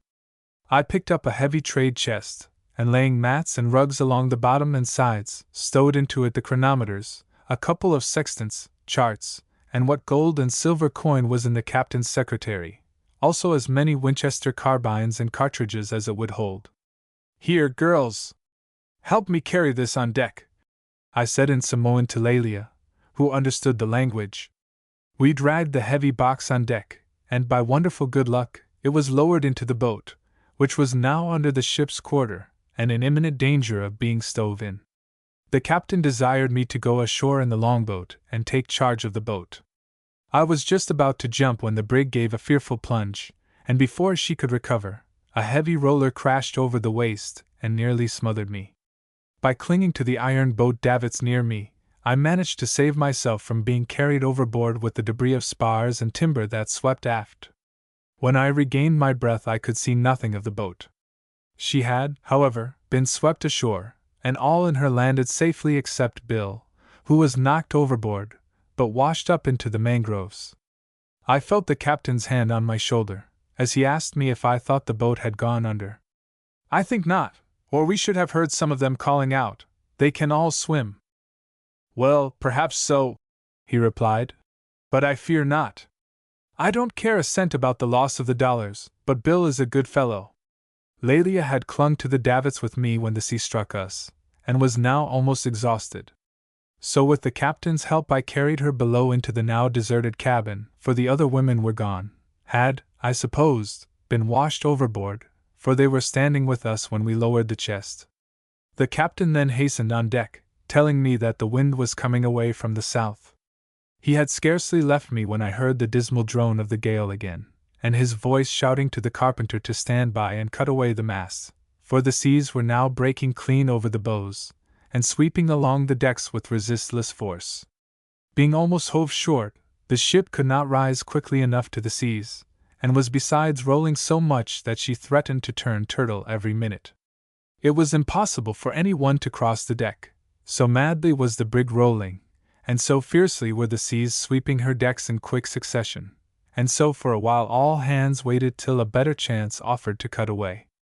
In the meantime I had dragged out another trade chest, and first securing my own papers and placing them in the bottom, I filled it with such articles as I thought would prove valuable if we did not save the ship. Lelia rendered me great assistance now. I filled a wineglass of brandy from the decanter, and made her drink it, for her teeth were chattering, and her lips blue with cold and terror combined. Together we managed to get the chest halfway up the companion, when another plunge made me slip, and the heavy box jammed the girl's feet against the side of the companion lining. I called loudly for help, as I could not extricate her from under the box. Fortunately, 4 native seamen heard me, and lifted the chest off her legs. Then I heard the captain's voice calling out, "Well done, boys! Rotuma men, brave fellows, in a boat!" Carrying the girl below again, I dropped her in the steward's cabin, told her to stay there till I came back, and ran on deck. The captain met me, and pointing to a dark, indistinct mass, rising and falling near the ship's stern, said, "There's real grit for you!" It was one of the trader's whaleboats, manned by 4 Rotuma men and a native of Danger Island. 2 of these brave fellows had been washed ashore in the second sea that had struck us, and with 3 others, who had reached the mangroves in another boat, had put out again to return to the brig and save their shipmates. The captain now called out to those who were left on board, and told them that there was a chance of some of them getting ashore, by jumping over as the boat approached and getting into her. As for himself, if 3 or 4 good men would stand by him, he would attempt to cut away the masts, and perhaps save the ship as the hawser was made fast to the Europa. It was a new one, and might not part, but if it did, nothing could help the brig from sticking on the detached coral boulders that lay so close under the stern. Seizing her child in her arms, a powerfully built ocean island woman sprang into the seething foam cauldron, and disregarding our cries to make for the boat, struck out for the nearest point of the mangroves. Next morning the child was found unharmed on a small beach, more than a mile away, and the body of the mother lying dead beside her, with a fearful gash on her temple and 1 foot missing, the poor babe gazing at the cold face, and wondering why she did not wake when she called to her. Then others followed the women, some getting into the boat, and others letting the sea take them in the direction of the shore. "Where is the second mate?" shouted the captain to the coxswain of the rescuing boat. "On shore with the traders, sir. All the boats but one are stove in on the beach, and he can't get out again." "All right, lads, don't attempt to come out again, but wait a minute." Then turning to me, "You must go ashore now in this boat. She has not many in her, and if her head is kept right into the break between the mountains she'll run up into the mangroves." But I said I would take my chance with the ship. I was a good swimmer, and in that time of danger, even despair, I could not leave the captain. He pressed my hand silently, then called out, "All right, men, give way, the supercargo stays with me in the ship." 1 dash of the oars, a wailing cry, a shout which outtoned it, and the boat disappeared, as if swallowed up by the darkness or the deep. We were not clustered together aft. Those of the crew that had stood by the ship were hanging on to the main rigging. The captain, who had hitherto intended cutting away both masts at once, told me he fancied the ship was straining and plunging less, and that he would only cut away as a last resource. Suddenly he bent his glance at the hawser that was made fast to the Europa, and then pointed over to the seething water under our stern. I saw we were almost over a huge coral boulder, which every now and then showed itself bare. "By! Those fellows on board the Europa are paying out the hawser. We were 50 feet from that rock when the hawser was made fast and had a strain on it, and now it's right under her stern. Can any of you see the whaler's cabin lights?" The men looked through the blinding mists of spray that flew in our faces, and stung like whip-lashes when the brig was lifted high on a towering sea. The hawser tightened like an iron bar, but suddenly fell as if it had parted or been cast off. "The cursed dogs!" said the captain, opening and shutting his hands spasmodically. "They are paying out, and letting us go to the devil!" And now a tremendous sea swept along and broke just as it reached abreast the mainmast. We felt the brig strike. Sea after sea tumbled in over the bulwarks, and a solid sheet of water broke over us in the main rigging, sweeping 3 or 4 men overboard. When I cleared my throat of the water I had swallowed, I saw the captain with a rifle in his hand, and then followed the flash as he fired in the direction of the Europa. "Captain," I cried, "what good will that do? She may be ashore herself in as bad a fix as we are." He pushed me aside as I placed my hand on his arm. "Stand clear, Hilary! I tell you these cowardly hounds are deliberately wrecking me. That ship is in a safe place, and could ride out a heavier gale than this." "Captain," I began, when another sea lifted the brig's bow high in the air. Then, with a dull crash, we struck stern on, and I saw the hawser had either parted or been cut away. The rudder had been torn from the stern post, and ripped its way through the timbers with a fearful tearing sound. Again the captain's face showed itself to me almost as white as the hell of boiling foam around us. "My ship is dearer to me than my life," he said, as he cast the rifle from him and stood gazing out into the howling storm, amid which all the voices of earth and air seemed to be contending. Suddenly, with a pang of pity, I remembered that Lelia was in the steward's cabin. I dashed down below. Already the water was running into the hold, and as I gained the cabin the ship once more struck violently under my feet. "Lelia! Lelia!" I called. "Come with me. Can you walk?" The girl was sitting up in the bunk, her hair unloosed, her eyes dilated with terror, as she gazed into the dimly lighted cabin, and saw the water washing around it. She could hardly stand with the pain in her bruised feet, but I lifted her out. Then she tore off her dress, stripped to the waist, and, hand in hand, we succeeded in gaining the companionway just as a torrent of water filled the cabin and put out the lamps. I felt the captain's hand grasp me round the waist as we stumbled out on deck, and heard him say, "Hold on to me, Hilary! Hold on like grim death, my girl!" as we were swept along by a sea against the bulwarks on the starboard side. Some of the men had clung to a boat that we carried on top of the deckhouse, which had been washed over the side. They had no oars, but the backwater from the reef dashed her up against the ship, and I have an indistinct remembrance of the captain dragging us along with him, and attempting to lift the girl up, when a towering wave struck us right amidships and drove us all over together on top of the boat, which was already stove in. I should have gone under then but for Lelia, for I had got a blow on the side from a piece of wreckage. Anyhow, what followed I cannot remember, for when I came to my senses it was daylight, and I was lying under some coconut trees with Lelia, and one of Harry Skilling's native retainers named Carta, bathing my back with fresh water. My first inquiry was for the captain, and I was relieved to hear from Lelia that he was visible at that moment, directing the crew to save wreckage from the brig. The 2 whale ships had ridden out the gale in safety, and the Europa was already under way. I thought it just as well it was so, for Haston would, I am sure, have attempted to seize her. Lelia told me that we clung to the boat till she struck a coral rock and went to pieces. Then every one was separated. She had been seized by Carta, and still keeping hold of me, the 3 of us had come ashore together. She said also that my back was badly cut with the coral. The poor girl had a terrible gash on her arm, and this she had neglected to attend to me.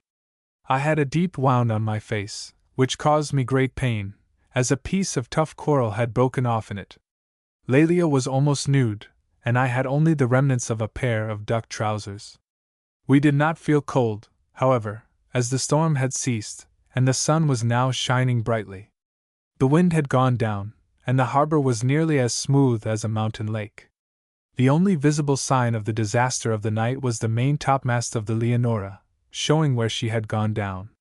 From the bank of mangroves on which we were located there was no access to the village of Utwi, where the rest of the ship's company were.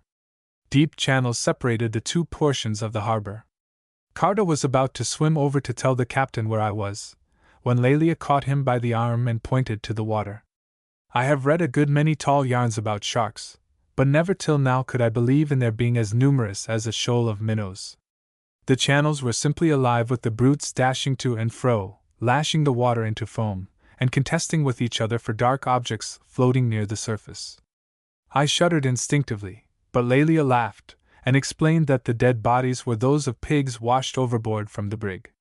Presently the tall figure of Karta attracted the notice of some of the people on the other side, and Lelia said that Ariki Vaka was coming over to us in one of the traders' whaleboats. The captain sprang out of the boat, and seeing me lying down with my head in the girl's lap thought I was dead.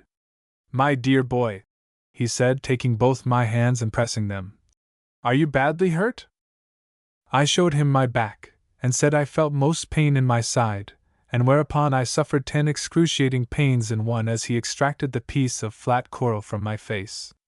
He then called one of the boat's crew, and told him to take off his shirt, one sleeve of which he tore off and bound up Lelia's arm. He then gave her the mutilated garment to cover her bare body, saying in his old cheerful manner that her husband was all right, and was out searching the beaches for her. She made a gesture of indifference, and then fainted away.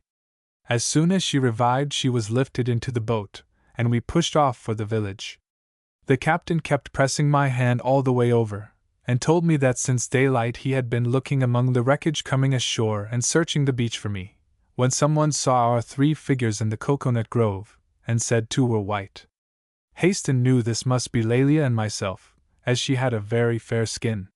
He was sincerely pleased at my escape, and no words need express my relief at his safety. He took us forthwith to one of the villagers' houses, and told the people to attend to us, and see that we wanted for nothing. He further insisted that I should not attempt to render him any assistance until I was perfectly recovered. I could only nod acquiescence, as my side was paining me terribly. A warm grasp of my hand and a kind look to Lelia, and he was gone. One of the Kuzai women in the house told us that a message had gone up to the king, and that a native doctor named Srulik would soon come down and cure my back with leaves in the island fashion. She also informed Lelia that her husband had gone away in a canoe to look for her body, with 2 natives, but that he had come across a case of gin, and was now dead drunk on the opposite side of Utwi. It is hardly to be expected that a young girl could feel love for a man of her husband's years, but tears of humiliation coursed down her cheeks when the woman added that he had already asked an ocean island girl to be wife to him. About 4 o'clock in the afternoon, messengers arrived from Lele with a message of regret from the king to Captain Haston, and an invitation for me to Chibral Harbor, so that I could get better quickly, and he could send his own boat for me. But I did not want to be separated from the captain, and said I would come and visit him when I got permission. Queen Essie sent me a large basket of cooked pigeons and fruit. Taking out a few for myself and Lelia, I sent the rest to the captain, who was glad of them for his weary and hungry men. For the next few days I suffered fearfully with the pain in my side, and though the captain visited me twice a day, and tried all he could to cheer me up, I fell into a hopeless state of despondency. All the time Lelia had remained in the house, her husband, not having finished the case of gin, never coming near her. Her stepsons and daughters disliked her, and therefore avoided the house where we were staying. The captain told me that her arm was cut to the bone, and that the trade chest that had fallen against her had injured one foot badly.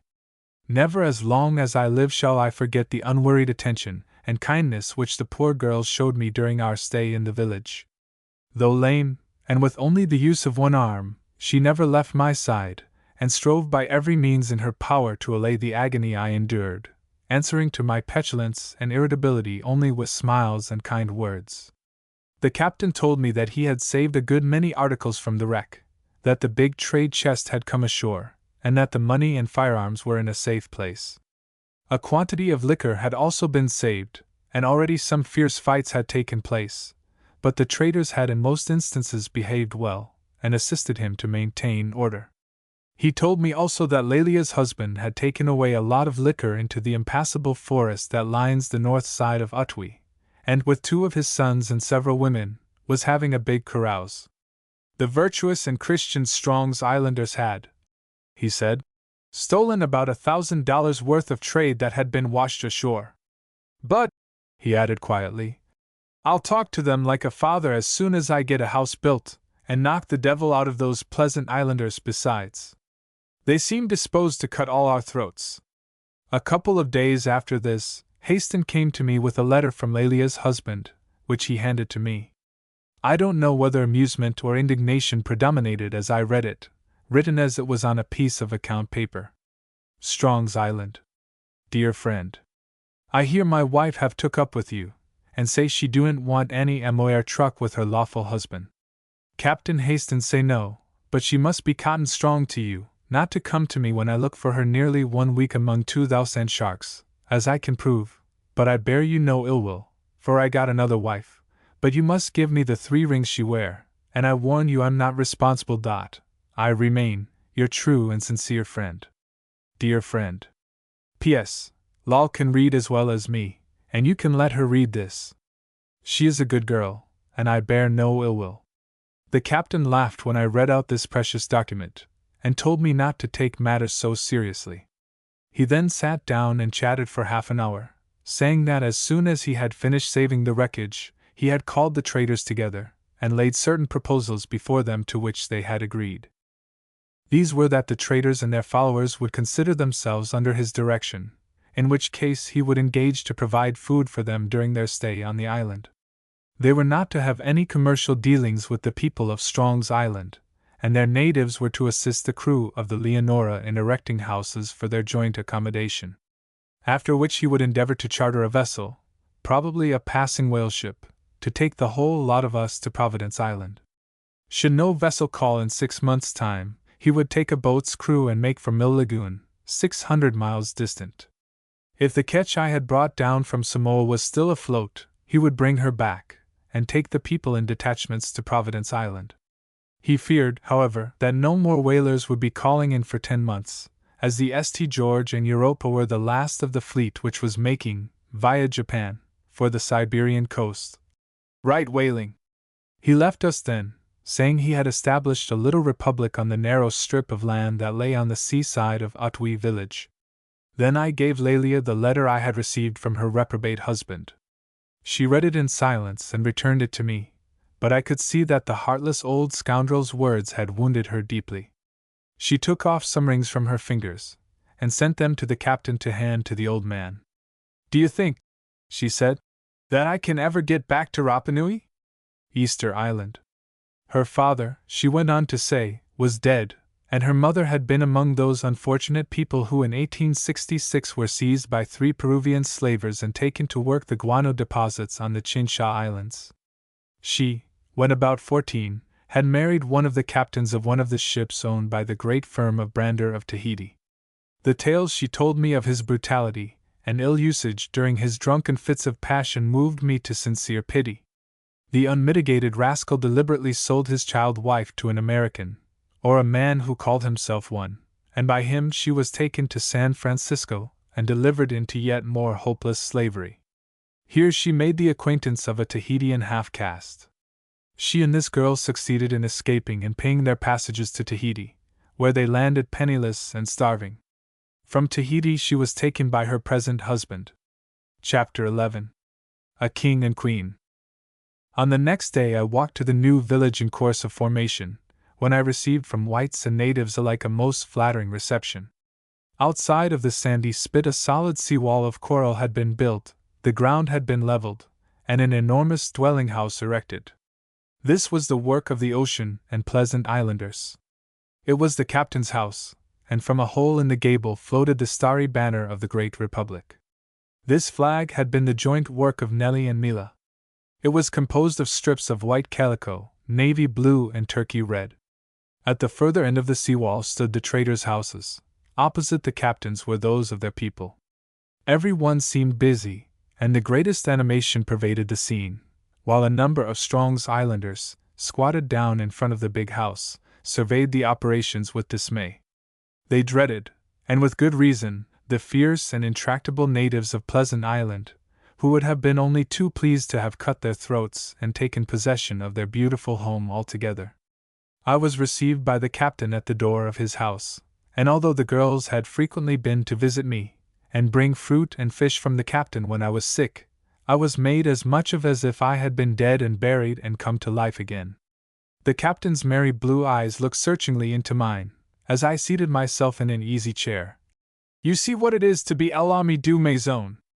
I acknowledged the compliment, and then turned to shake hands with little Toby, who with a number of other children were being entertained by a sort of pig and yam tea party by the captain, each youngster having in his hand a junk of yam and piece of pork. Those of the crew who were in the vicinity now came in, and I had quite a levee. Black Johnny nearly wrung my hand off. I was glad to see the captain looking so bright, and evidently on such good terms with those around him. I could not but be struck with the way in which the traders, resolute and determined men themselves, deferred to his slightest wish. For a few minutes he walked up and down the long matted floor, apparently lost in thought, while I sat and talked with the light-hearted, merry creatures around me. Suddenly stopping, he came up, and placed his hand on my shoulder. "Hilary! I like this island so well, that as Henry V said in France, when the French Queen asked him how he liked her country, I mean to keep it." "Captain," I said, startled and alarmed, "are you serious?" "Yes and no. If I cannot get a ship to take us to Providence Island within 6 months, I will upset the missionaries' apple cart and take possession of the island. If the ship does call here, and I can charter her, I am bound in honor to fulfill my promise to these traders." "Captain," I said, "there are 250 men on Strong's Island. Surely you would not dispossess them? Besides, they will fight." "So much the better," he said, with a smile of contempt. "Once let a quarrel break out between them and these ocean and pleasant islanders, and every native of Kuzai will have his throat cut in 24 hours. I turned the subject, for I saw by his stern expression that he meant what he said, and that any trifling incident would perhaps bring matters to an issue. Presently he began again. "Yes, these pleasant islanders, who 2 weeks ago were all attached to these traders, are now heart and soul devoted to me. They know I am a better man, according to their ideas, than all the traders put together, and if I stepped out of the house now and told them I would lead them, they would follow me and burn old Tekusur's town over his head, cut off a passing ship, or do any other devilry such as their bloody instincts revel in." I tried to turn his thoughts into another channel, and succeeded so far that when I rose to return he was laughing and joking in his usual manner. He pointed out to me a separate part of the house, and told me that as soon as I liked to take possession he would be glad to see me in it. I explained to him that for the present I had better remain in the native house, as the king daily sent me food, and considered me his guest. In this he concurred, as he said if the king took a liking to a white man he would live in clover. He advised me to go and see him as soon as I was strong, or else his dignity would be touched. Also that I would find it well to keep good friends with Queen Essie. When I returned to the native house, however, I felt sick unto death, and cast myself down on the mats in despair. The hurt I had received in the side seemed to have also affected my chest, as I could hardly breathe without suffering agonies. Happily I became unconscious. When I opened my eyes I found the captain beside my mat, and during the whole night he remained with me and encouraged my sinking spirits. When daylight came he examined me carefully, after which he told me that from the darkening color of my skin, and the agony I felt from the slightest pressure, he thought I had received internal injury. He therefore insisted upon my coming over to his village, so that I might be under his immediate control. To this I consented at last, although young Harry, as we called Harry Waters, was eager that I should come and live with him on the north side of Utwi, where Haston had formed a substation to make oil and given him charge. I liked Harry very much. He was the only one of the traders whose age approached my own. His bearing and behavior, too, contrasted favorably with those of his drunken and dissolute colleagues.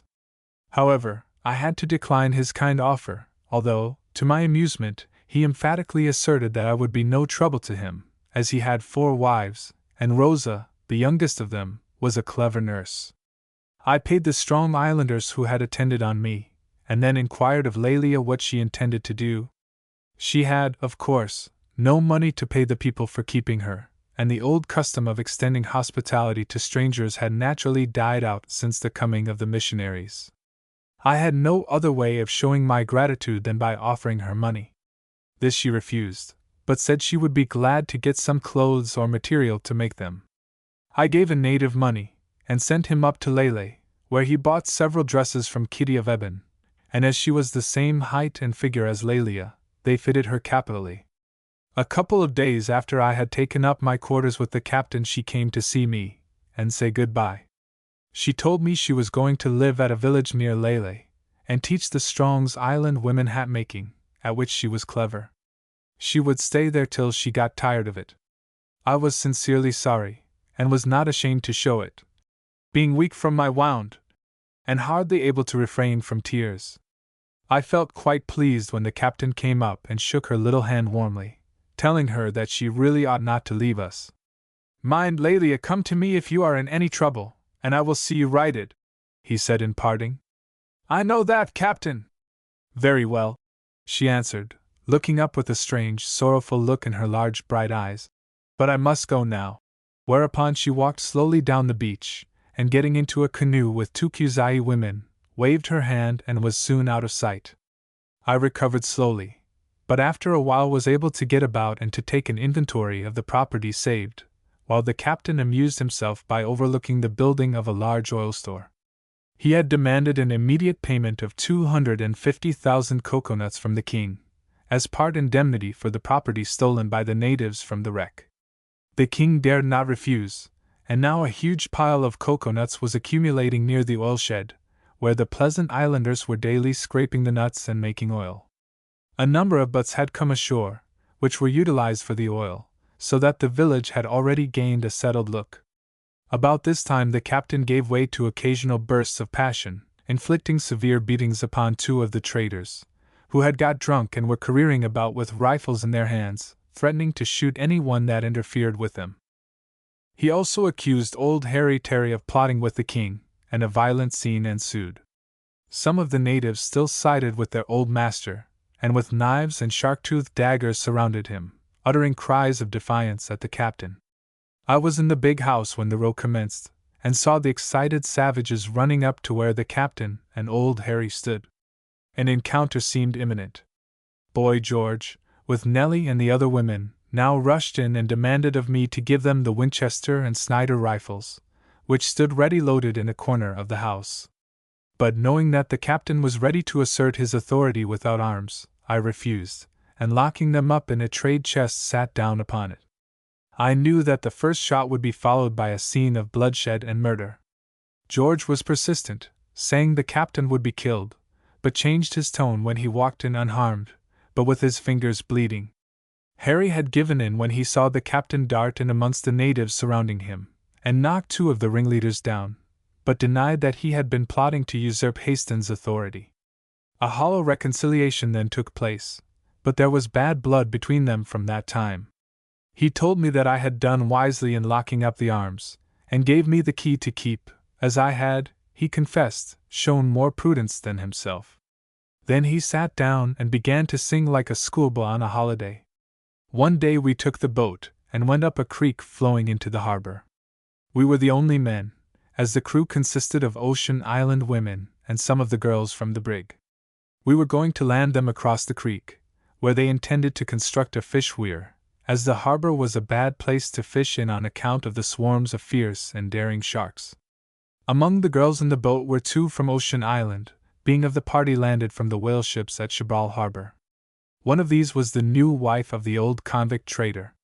She had come down on a visit, and kept us amused with her descriptions of the orgies and drunken freaks of the fierce old man, whose conduct had frightened, no easy matter, all who came into contact with him. As we crossed over the inshore reef and got into the channel of the creek, I saw a canoe with 3 figures in it ahead of us, and told the captain that I thought I recognized Lelia. He said it was hardly possible, as she lived 6 miles away on the coast, and was not likely to come down here. At this mention of Lelia her successor looked frightened, and said she would like to go back, but was overruled by the others, who laughed at her fears. After rowing up the creek as far as the boat would go, the girls got out, and the captain and I took our rifles and started up a spur in the mountain on the chance of getting a shot at the wild pigs. We struck into the dense woodland, and in a few minutes the voices of the laughing girls sounded subdued and far away. The gloom of the primeval forest seemed to be deepened by the vast structure and dome-like tops of the mighty trees, whose thick branches formed an almost perfect canopy, while underneath our footsteps fell soundless on the thick carpet of rotting leaves. Here the captain and I took different routes, agreeing to meet on the summit of the spur. As I walked along, the silence that enshrouded all things seemed to weigh heavily. The darkening gloom of the forest began to fill me with childish fancies and misgivings. My nerves became strung to such a pitch that the harsh croak of some brooding frigate bird, or the sudden booming note of a wood pigeon, set my heart bumping against my ribs with that strange, undefined feeling which, if it be not premonition, is nearly akin to it. I had ascended halfway to the spur when I heard a shot. Its prolonged and tumultuous echoes startled the denizens of the forest, winged and quadrupedal, and as they died away a wild chorus of shrieks and growls seemed to electrify me into life. Waiting till silence resumed sway, I called aloud to the captain. Far down below I heard his answering call. Then he queried, "Have you shot anything?" "No, I have not fired." "Quick!" he shouted. "Come down, there's mischief among the women." Rushing down the leaf-strewn spur, I soon joined him. We ran together till we reached the boat. There a tragedy had been enacted. The girls were huddled up in the boat, which was drifting about from bank to bank. As we dashed through the scrub, they pointed to a patch of green sward amongst the coconut trees, saying, "She is killed." There, lying on her face quite dead, was the Ocean Island girl with a bullet through her breast. The ball had passed completely through her body, and though her limbs were still quivering with muscular action, she must have died in a few seconds after she was struck. The girls told us that while they were making the weir she had gone up to a pool of fresh water among the rocks to look for freshwater shrimps. A few minutes after they heard a shot, she staggered forward and fell on her face dead. The captain and I looked at one another. Each read the thoughts that passed through the other's mind. Lelia had fired the shot. But calling the women out of the boat, the captain sternly forbade them to mention Lelia's name in connection with the matter, and said that they must all keep silence. A grave was hastily dug in the soft alluvial of the shadowy forest glade, where the body of the poor girl, wrapped in garments of her companions, was hastily buried. I did not understand the meaning of this secrecy, which was evidently considered necessary, until the captain told me that as the girl was in his charge at the time of her death, he would be held responsible, and that the uncertain temper of her countrymen might at any time cause an outbreak.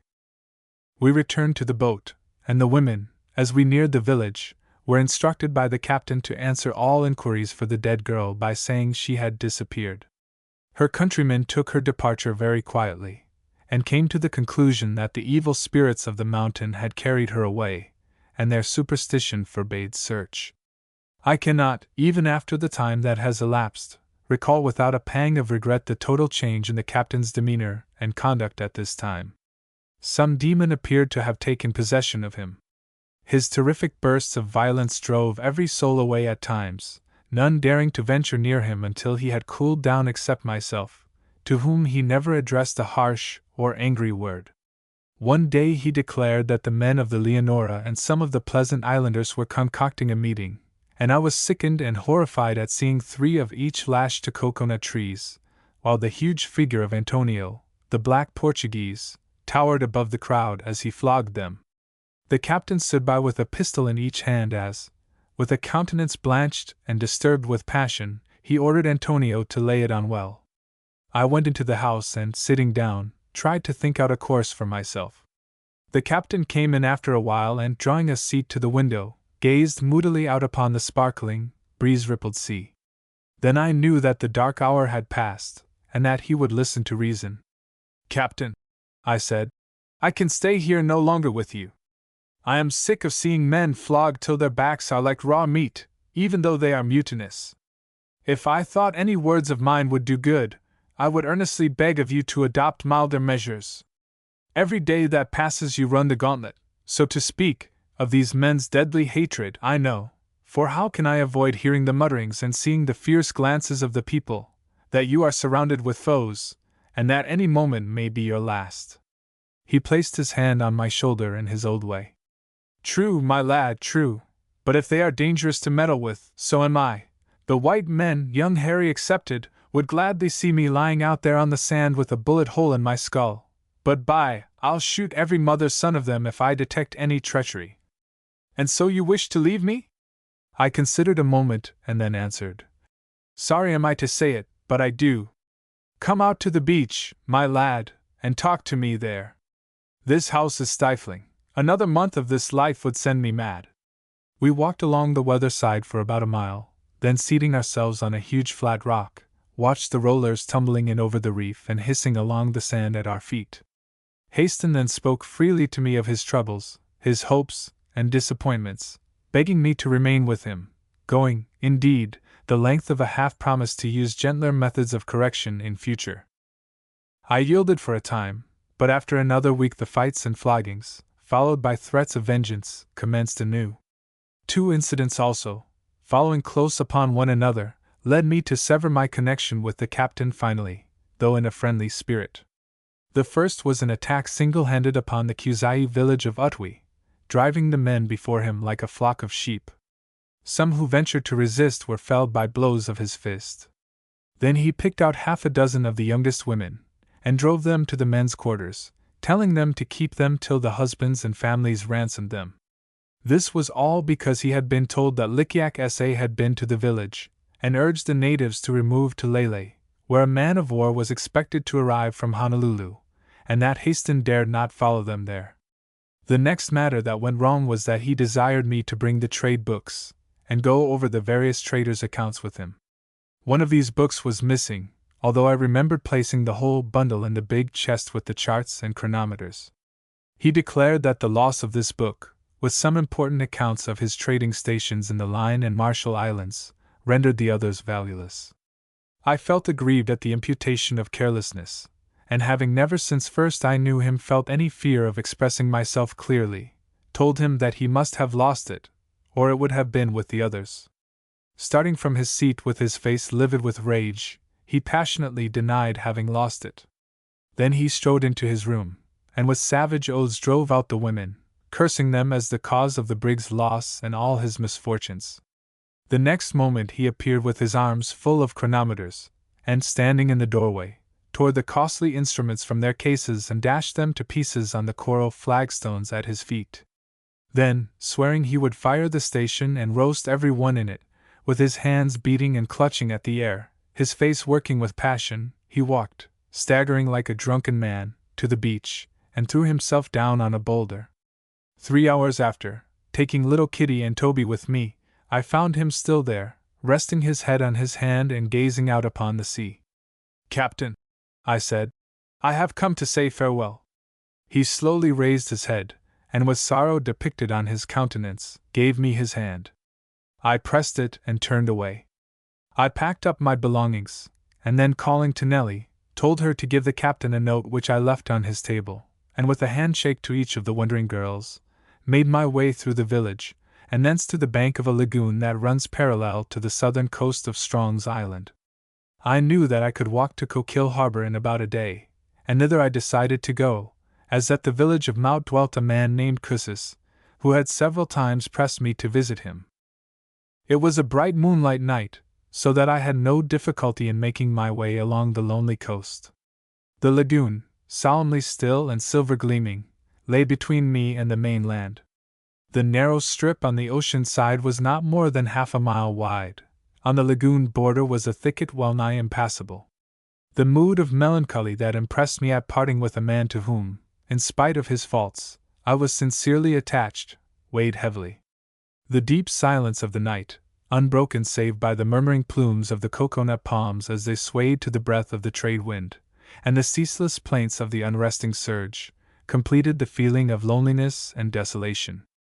At length I reached the end of the narrow spit that ran parallel to the lofty mainland, and found that I had to cross over the reef that connected it to the main, this reef forming the southern end of the lagoon. The country was entirely new to me, but once I gained the white beach that fringed the lee side of the island, I knew that I need only follow it along till I reached the village of Maut, about 4 miles distant from the end of the lagoon. I hung my bundle across my Winchester and commenced the crossing. The tide was out and the reef bare, but here and there were deep pools through which I had to pick my steps carefully, being confused besides by the lines of dazzling moon rays. When nearly across, and walking up to my waist through a channel that led between the coral patches, I saw a strange, dark shape moving quickly towards me. A shark! I thought, but the next minute the black mass darted past me at an angle, when I saw it was an innocent turtle that was doubtless more frightened than I. After this adventure I gained the white beach, which lay shining like a silver girdle under the moonrays, and flung myself down on the safe yielding sand. The spot was silent as the grave. The murmurous rhythm of the surf sounded miles distant, and but rose to the faintest lulling sound, as I made a pillow of my worldly goods and sank into dreamless sleep. It was the earliest dawn when the chill breath of the land breeze touched my cheek, and sent a shiver through my somewhat exhausted frame. I arose, and looking round found that I was not wholly alone. Several huge turtles had been keeping me company during the night, having come ashore to lay their eggs. As soon as I stood up they scrambled and floundered away in dire fright. I felt badly in need of a smoke, but having no matches, decided to eat something instead. I had not far to seek for a breakfast. Picking up a couple of sprouting coconuts from the ground, I husked them by beating them against a tree trunk, and made a much-needed meal from the sweet kernels. Although I was still far from well, and the pain in my side had returned with tenfold vigor, I felt a newborn elasticity of spirit. The glow of the tropic sun lighted up the slumberous main spread out in azure vastness before me. Shouldering my bundle and rifle, my sole worldly possessions, except utterly valueless money and papers in the captain's care, I descended to the beach and walked along in the hard sand. At about 6 o'clock I came abreast of 2 lovely verdure-clad islets, rising from the shallow waters which lay between the outer reefs and the mainland, and I knew I must be near Mout. Then I saw canoes shoot out from the land about a quarter of a mile distant, with the native in it standing up poling it along. The next bend of the beach brought me in full view of the picturesque village. A loud cry of wonder greeted me. The next moment I was surrounded by smiling villagers. I felt a thrill of pride at the thought that of all those who had been cast away in the Leonora, none would have been welcomed so warmly as I was now by those simple, kind-hearted people. Cus's friend has come!" the men called aloud. Crowding around, and taking my rifle and bundle from me, I was escorted to the farther end of the village, where out of a pretty little house embowered in a grove of palms, a man sprang out and fairly hugged me. This was Cus's, in whose frank and open countenance nothing but joyous welcome and boundless hospitality could be read. Taking me by the hand, he led me inside. My cares were over for the present, evidently. Words of mine can but faintly describe the generosity and kindness of these people to me during my lengthened sojourn among them. The memory of the peaceful days which I passed in that unknown, lovely village can never be effaced. Cus's, it seems, had often been to see me when I lay sick at Utwi, and was unconscious of his presence. The captain and Lelia had told me of how he would come softly into the house, bringing a present of fruit or fish for the sick white boy, as he called me. He would sit by my side and gaze anxiously at me for hours at a time, always questioning the captain concerning me. When I got better I had long chats with him, and to his inexpressible delight, gave him a shotgun which I had bought from the carpenter for £1 of tobacco. He had no shot, but he told me he could make some from strips of lead, and as there was plenty of that from the wreckage that came ashore, the captain gave him as much as he could carry in the canoe, besides a large tin of powder and plenty of caps. He was a tall, large-framed man for a Strong's Islander, magnificently built, and with a heart in proportion. His wife Tulp, and his only daughter, a little girl named Kiney, made up the family. He evidently wished to complete it by making me his son, for his sole aim in life seemed to be to keep me with him. Unlike the people of Utwi, the villagers of Mout were utterly unsophisticated, besides being free from the cant and hypocrisy that nearly always attaches to the native character when they profess Christianity. No doubt this was the result of their village being so distant from Lele, where the natives were forever chanting psalms and hymns, and keeping the letter of the law, while at the same time they departed as widely from the spirit as their heathen forefathers had ever done. After a while I received a letter from Captain Haston, and with it a large parcel. The letter ran as follows. My dear boy, have you entirely deserted me? I hope not. Come and see me again, even if you only stop a day. I miss you greatly, and the evenings are very dull without you to talk to. I gave that fellow Miles, the boatswain, a bad beating, and he has cleared out to the mountains with the Pleasant Islanders. Had you been here you would have got him off. As it is, I have lost 3 men. Accept the things I send. The hat was made for you by a friend. They will do for presents for your Kuzai friends. Let me know when you can come up, and I will send the whaleboat. Yours sincerely, my dear boy, W. H. Haston. I sent back my thanks, saying that I would come and see him, but should come overland, as the messenger was returning in a canoe. Cussis put in 2 turtle as present for Captain. I opened the parcel, which I found contained all sorts of articles likely to be useful to me, with 10 pounds of tobacco, and a bag of small scarlet and white beads, the delight of a Strong's Island girl's heart. Rolled up in a native sash was a beautifully made Panama hat. This latter was a gift from Lelia, and at once excited the admiration of Cussis and Tulp when they examined its texture. The childish delight of Kiney, when I gave her the beads, gave me the greatest pleasure, and although her father and mother looked with glistening eyes at the other articles which I wished them to take, they firmly refused the offered gifts, Cussis only taking a few sticks of tobacco, and his wife a silk handkerchief with some needles and thread. I was rapidly regaining my strength, now felt in much higher spirits as I accompanied Cussis on his shooting and fishing trips, returning home to the bright faces and welcoming smiles of his wife and daughter. After another week Cussis and I set out to visit the captain, who, though I was thoroughly happy and contented with my new friends, was never absent from my thoughts. He received us with unaffected pleasure, and calling his steward and making us sit down to lunch, he gave me an account of what had been doing since I had left. The village had now a settled appearance, and the people were all busy making oil, another 250,000 coconuts having been paid by the king. The captain asked me if there were not a vast quantity of coconuts at Coquille Harbor, and on my assenting, said he would send a gang of Pleasant Islanders under Fiji Bill and Antonio to live there, and collect the 3rd part of the indemnity, another 250,000 coconuts. This I begged him not to do, pointing out the injustice of such an action, inasmuch as the people of Coquille had no hand in stealing the property from the brig, and it would be cruel to make them pay for the misdoings of others. I told him also that at Coquille were situated the largest taro and yam plantations, with the best turtle fisheries, that I was sure the natives would destroy the plantations and abandon the villages if they had the savage Pleasant Islanders quartered upon them. Besides, we might have to remain another 8 or 9 months on the island before the whaling fleet called here again, and that it was absolutely indispensable that he should be able to command a supply of food to subsist nearly 150 people. Cussis, who was seated on the mats near us, eagerly watched the captain. At length a look of content overspread his face as the captain said he would not touch the coconuts in Coquille Harbor. To Cussis he said, "Tell your people to have no fear as long as the king continues to pay up, but once let me see any soldiering, or desire to avoid paying the fine, I'll strip the island from Mount Crozier to the reef." Then we strolled to and fro on the plaza, as we called the local esplanade in front of the big house, and the captain told me to come and look at his turtle pond, in which were a number of green turtle, and also the 2 hawkbills sent by Cussis. I found that several of the traders had now openly broken with him, and leaving their native following, had retired to Lele, where they were under the protection of the king.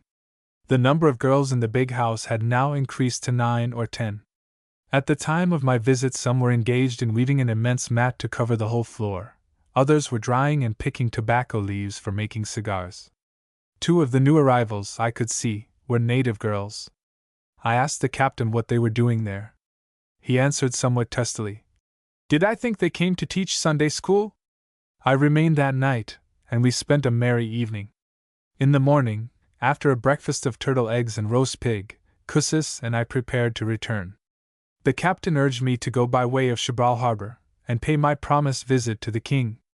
In that case, I might let him know how His Majesty was taking matters. Kussis also urged me to see the king, who was anxious that I should spend a week with him. We got a canoe to carry us across to the north arm of the harbor, where I remained an hour or two with young Harry, who had established quite a small village.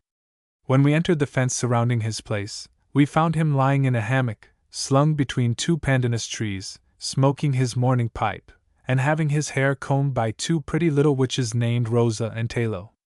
This was Harry's idea of island luxury. He always alleged that sleeping gave him a headache, and that having his hair brushed drove it away, particularly if the combing was performed by the soft hands of one of his four houris. He sprang up and welcomed me heartily, urging me to stay all night. But I was anxious to get on.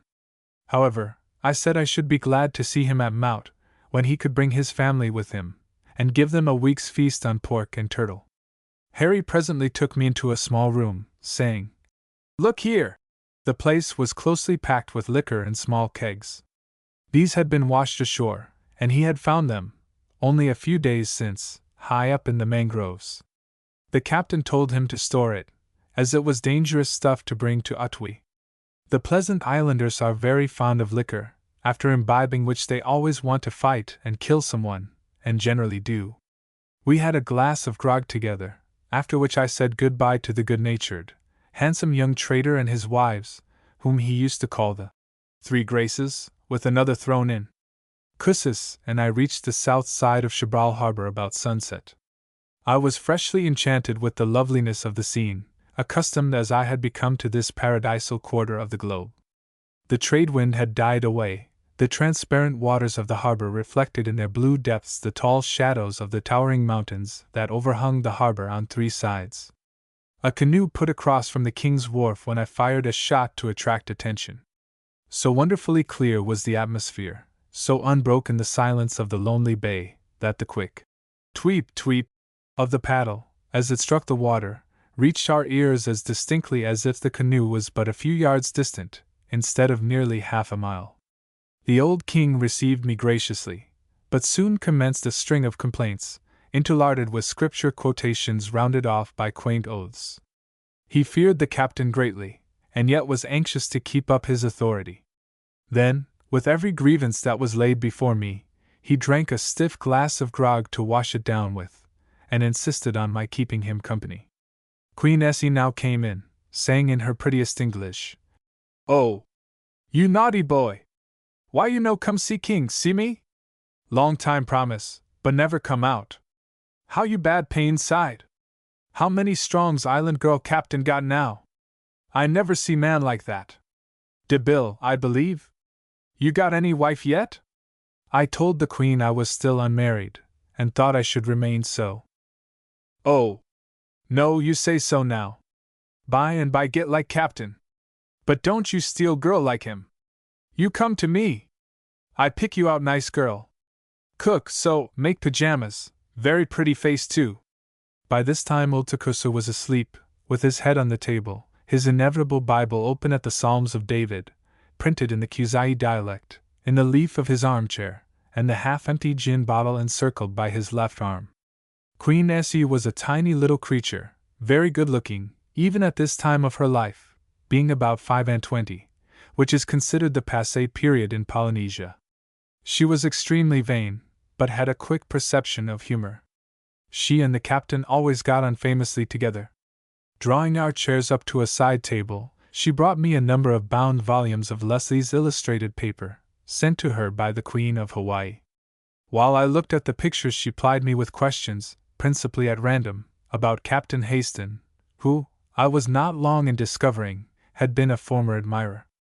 Going into a side room, she unlocked a small box, and brought me out a photo of a gentleman wearing a post-captain's uniform in Her Britannic Majesty's Navy. "What do you think of him?" she asked.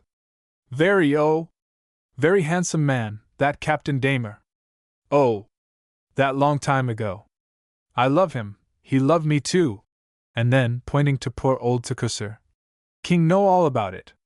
He don't like me to talk about Captain Damer. But oh, such handsome man! He tell me I loveliest girl in all the world. What you think yourself? What captain tell you? He think me pretty too. Her Majesty was an expert angler for flattery. I was not indisposed to humor a pretty woman, and a queen, and was evidently rising in her estimation. I resolved to turn my good fortune to account, by inducing her to effect a reconciliation between the king and the captain, who wanted the king to visit him at Atwi, to see the wonderful change he had effected there.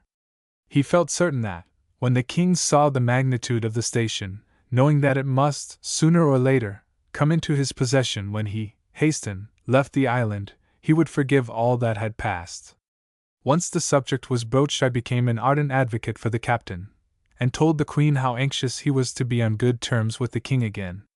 In fact, so eloquent did I become, partly through the potency of the schnapps of which I had partaken, that I represented the captain as devoured with grief at losing the king's and her friendship. The queen listened gravely, and then extending her shapely hand, caught me by the ear, and laughed. "Oh, you bad boy! Captain Haston think to cusser old fool, told me so plenty time. Well, never mind, I try make everything all right." The queen, as beseemed her, had a number of young women with her, sitting round the sides of the great room. Some were making the girdles that the Kuzayi natives of both sexes wear round the waist under their other garments. They are woven on an ingeniously constructed loom, the banana fibers which formed the material being stained in various bright colors. These girls were sitting in the manner peculiar to the Strong's Island women, with their eyes cast down, it being considered a boldness to look at either the king or queen. When speaking to either, their eyes were always bent on the ground. The king, being carefully placed on a cane lounge, a meal was brought in. Both Kussis and I were presented with food enough to last for a month. As the queen bade me good night, she passed her arm round me, and tenderly inquired how my poor side feel, adding that I was a very good boy, because I was kind to Strong's Island man. She also informed me that I could kiss her, which I did. Then, putting the post-captain's photo in her bosom, she went to bed, finally telling me that she will make king friend once more with captain. For the next 6 months I lived with the kind-hearted Kussis, his wife, and little daughter. Except for an occasional visit to the captain or the king, nothing disturbed the pleasing monotony of my existence. Why Kussis should have taken such a violent and wholly unreasonable attachment to me is a mystery I never could unravel. Yet such is island life. And how strange it is, and hard of comprehension. Women take their fancies here, as in other worlds. Surely this is a world in itself, distinct, mystic, unreal. But the extraordinary point in the social system is, that men will, as a matter of mere caprice, conceive the most ardent friendship for an utter stranger. In pursuance of which passion they will entertain him for any time which he likes to stay, will guide, help, and defend him, risking, and indeed sacrificing their lives for him in the most reckless and devoted manner. Such was the deep and sudden affection of Kussis for me. How he acquired it I don't in the least know. All my personal property seemed to be mixed up with his. As the weather was not favorable for attention to detail, I preferred to leave things as they were. My life at this time was chiefly uneventful. Yet it was not always so. I was fishing one day near the end of the lagoon which extends from Utwi to the lee side of the island. After I had anchored my canoe, a very strange incident indeed occurred. The sun had just set, and I had cast out my hooks, and was able to fill my pipe, when I saw 2 boats full of pleasant islanders land on the narrow fringe of the north side of the lagoon. There were about 20 men and 7 or 8 women. I saw that they had with them a small keg, doubtless one of the kegs of rum which had been washed ashore, and which they had discovered in the mangroves. A fire was lit. The women began to sing and the men to dance, and as the fiery spirit was passed round in cocoanut shells to the men, for the women touched none, a wild orgy began. Suddenly bright flashes appeared from out the darkness in the surrounding grove, and the reverberating echoes of gunshots pealed over the water, and ran far back, from mountain, crag, and cave. 3 of the dancers fell, either killed or wounded. Then the dark forms of their previously unseen enemies appeared through the firelight. The white shells worn in strings round their necks told me that they were ocean islanders, between whom and the pleasant islanders feuds were of common occurrence. Then began a bloody hand-to-hand fight, the twilight silence being broken by yells of rage and screams of mortal agony. When the ocean islanders were beaten off, 7 or 8 bodies lay motionless on the ground. I quietly pulled up the anchor and let the canoe drift towards the mainland. I did not care about visiting the scene of the fight, as I had no arms with me, and learnt by experience the folly of meddling with the pleasant islanders when they were sober. When they were drunk, I knew that they would as soon cut my throat as not. I mentioned this matter to the captain on my next visit. He told me with a grim smile that he knew there had been a fight up the lagoon, so much the better, as he found the pleasant islanders harder to manage every day, and the sooner their number was reduced the better. One day, when Kussis and I were coming across the lagoon with some pigeons I had shot, we met the Pinjlap girl, Paloa, paddling a canoe furiously, her plump face showing great excitement. She had been sent for us, she said, by the captain. There was a sail in sight. I was to hasten back to Mount, where I would find a boat outside the reef which he had sent down for me. I was to try and board the ship, in case he could not do so from Utwi, and tell the master that a shipwrecked crew were on the island. Paloa hauled her canoe up on a little beach, and got in with us. We 3 then paddled along till we got abreast of the 2 islets near Mount. We then saw a whaleboat coming round the point with a lug sail. She soon ran in for me, and I found she was manned by pleasant islanders, who told me that the ship was coming round the point, about 3 miles off the land. There was a strong breeze, and we slipped through the water at a great rate so as to meet the ship. As soon as we cleared the point, I saw her coming down before the wind about 2 miles distant. She was a large ship, and was running straight for us with her yards squared. At first I thought she had seen us, but she kept steadily on her course. Then I saw her take in her light sails and heave to. Standing up in the boat, I could distinguish a whaleboat under a fore and aft sail close to her. Behind this boat were 2 others, which, from their black paint and peculiarly cut sails, I knew to be those the captain had at Utwi. The ship lay to till the first whaleboat boarded her, and then, to my great surprise, the yards were swung round, the light sails again set, and she stood on her course, but kept the wind more on her quarter so as to make the most of the breeze. By this time I had got almost within hailing distance of the ship. She was deep in the water, and was, I supposed, some coal-laden ship bound from New South Wales to China, which had taken the outside or easier route to her destination. When the whaleboat lowered her sail and ran alongside, I saw that she was the king's new boat, and contained but 2 men. These, my crew said, looked like the 2 deserters from the St. George. As soon as they got on board, the boat was hoisted in without delay, and, as I have said, the ship kept on her course.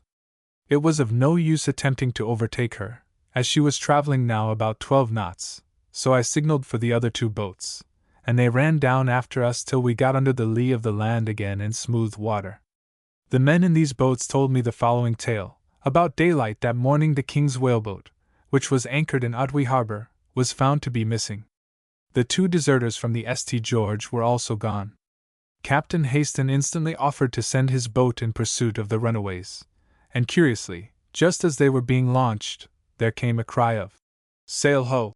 The captain then saw the ship a long way off, and told the crews to try and board her, and get her to run in close to the land, and that he would then come off himself. In the meantime he manned one of the traders' whaleboats with a native crew, and sent her round to Coquille to pick me up, as he fancied the ship would be easier boarded from there than from Utwi. The 3 boats left together, 2 standing right out to sea, and the other running down the coast to pick me up. When the 2 boats were within 3 miles of the ship, they noticed the fore and aft sail of the king's whaleboat showing up now and then as she rose and sunk again in the heavy swell, and noticed that she was also heading to meet the ship. The rest I had observed myself. I suspected something from the manner of the coxswain in charge of the king's 2 boats, but did not question him, and telling him to give the captain full particulars of our endeavor to board the ship, I got ashore in a smooth part of the reef, and walked back to Mount, where I found the villagers in a great state of excitement, under the impression that I had gone away in the ship.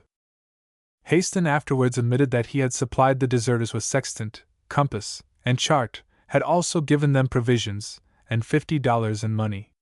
They promised him to make straight for Ponape, and wait there till some Californian ship called, which they would endeavor to charter, on the part of Haston, to beat up to Strong's Island, and take us all away to Providence Island. Barney was a good navigator, and could he only have kept fairly sober would have long since had a ship of his own. He eagerly accepted the captain's offer, and the next morning the crew of the King's whaleboat found she had disappeared. Then followed the strange series of events by which Barney and his mate got on board the ship and evaded pursuit.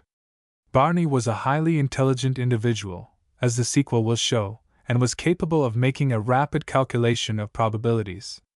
He afterwards visited Samoa, and gave this account of his escape. He said that when the captain provided him with a jewel of a whaleboat, he honestly intended to fulfill his promises. He lost some time in trying to persuade a native girl named Luda to share his fortunes, but she was afraid of a long voyage in a small boat. His pleadings, moreover, were cut short by the captain, who told him to hurry up and get out of the harbor before daylight. As soon, then, as Barney sighted the ship, a plan suggested itself to him. Once on deck, he introduced himself to the captain as Captain Casey, and said, "For heaven's sake, sir, don't delay another moment. There are 2 boatloads of bloody, cutthroat pirates coming after me, and they mean to take the ship.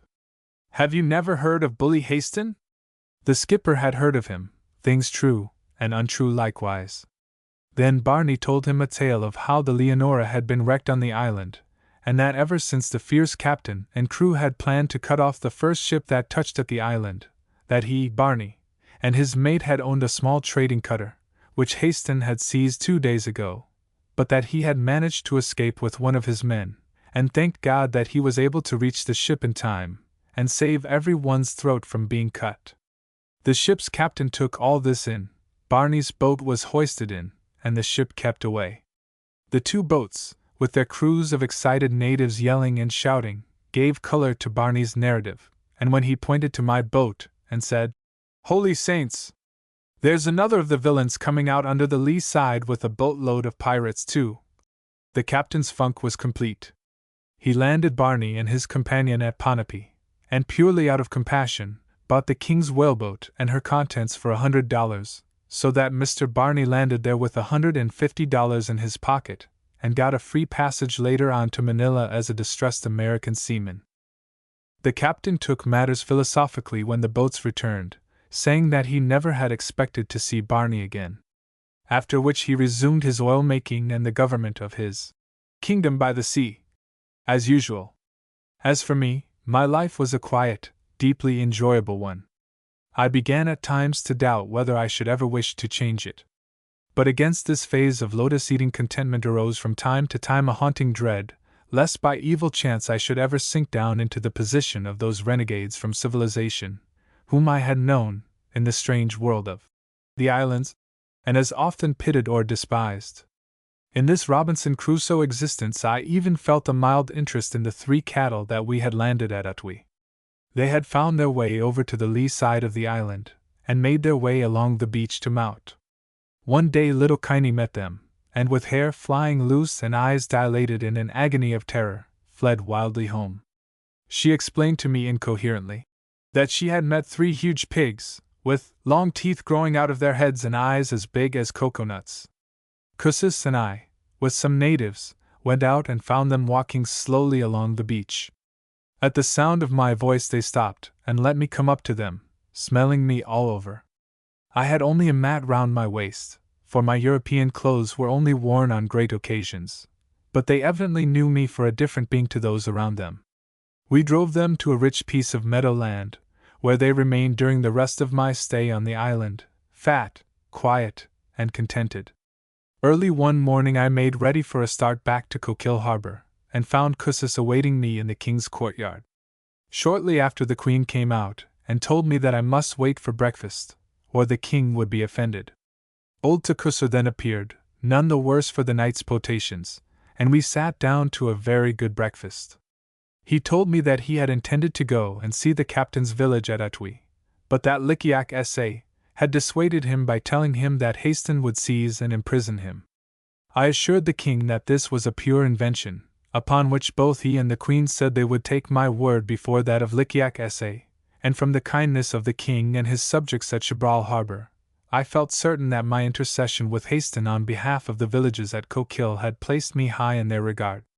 The Queen pointed to a pile of beautiful mats, quantities of cooked fowls, pigeons, pork, fish, and fruit, which were being carried in and deposited in the courtyard, telling me that they were presents from the King and herself, and would be taken down to Mout for me by native carriers.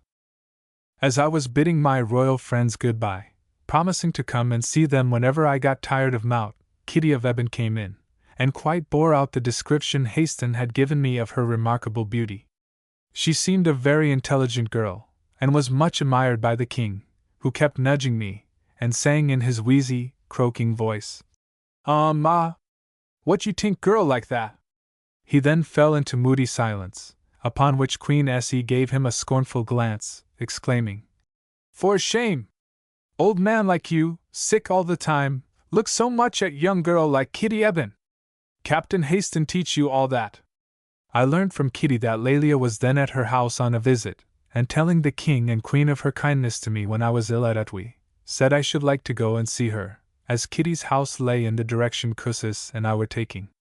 The Queen generously gave me a small workbox, with the necessary fittings, which she said I could give to Lelia. It was quite a handsome affair, and had been given to the Queen by a ship captain, but she had never used it. Shaking hands with Tecusser and Queen S.E., we set out on our journey, Cussis leading the way, Kitty of Eben and I following, and the carriers in the rear. Kitty was very lively, and startlingly simple in manner. She made me laugh at her description of the flirtations of Captain Haston and the Queen when he had visited Strong's Island 3 years before in company with Captain Ben Pease. For a missionary's housekeeper, Kitty of Eben was something unique, and her lively sallies kept me amused in her excellent English all the way. I was pleased to see Lelia, who was looking as beautiful as ever. Indeed, it was hard to say which was the handsomer, she or the hostess. I gave her the workbox, which seemed to please her very much. Then Kitty proposed a game of cards, saying it was all right, as we need not play for money, and no one would tell Mr. Moreland.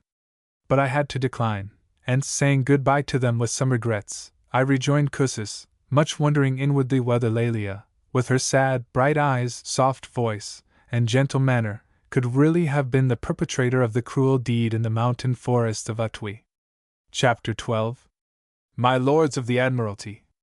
In October I received another letter from the captain, asking me to meet him in Chibral Harbor. He had become so tired of waiting for a ship that he had decided to start in a boat for Mill. He had effected a reconciliation with the King, and was paying him a friendly visit. He meant to arrange with him regarding the people and the management of the station at Utwi during his absence. I left Mout at daylight, and as I said goodbye to Tulp and the little daughter, how little I thought that I should never cross their hospitable threshold again. Cussis came with me, and we took the route by the weather side of the island, reaching Lele in the afternoon. On my way to the King's house we came across a number of women catching shrimps in the rivulet that runs into Chibral Harbor, and among them were Kitty of Eben and Lelia. These two called to us to stop, as they had news for me. Coming out of the water, they threw off their wet clothes and put on dry ones. Then the 4 of us sat down on a low coral wall under the shade of some trees.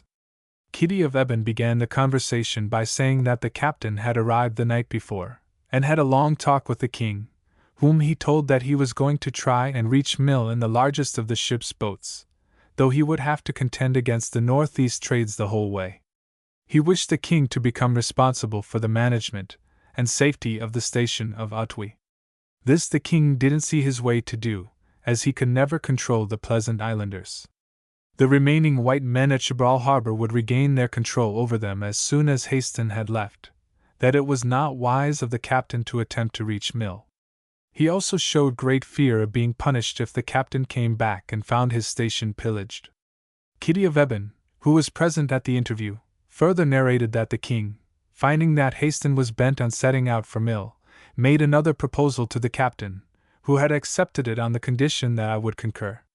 This was that all the oil, boats, and stores, with the women, should be conveyed to Chibral Harbor and put under the King's protection, who professed then to be anxious that I should come and live with him in case the traders made an attack on him, and tried to seize the property or carry off the women. Both Kitty and Lelia urged me not to do this, for, they said, as soon as the captain goes away there will be fighting here. The king is weak, and the traitors do not fear him. Besides, they are plotting with Likiak S.A., the missionary, who has promised them to win the king over. They say that you and Black Johnny are the only two men that will stand by the captain's property when guns and knives are out, as young Harry is to stay at Utwi till the captain returns. I inquired of the girls what the traitors proposed doing with me. Shoot you, Black Johnny, and young Harry. Then, when the captain is once away, they will be strong enough, and the king will not interfere with them. Lelia then told me that one of the traitors' wives had told her that they had arranged to have us three shot by some of their natives as soon as the captain had left for Mill. The girls again urged me not to comply with the king's request, and to dissuade Haston from his intended voyage. Indeed, they tried to prevent me from going to the king at all, Kitty urging me to come to her house, and write a letter to the captain asking him to meet me there.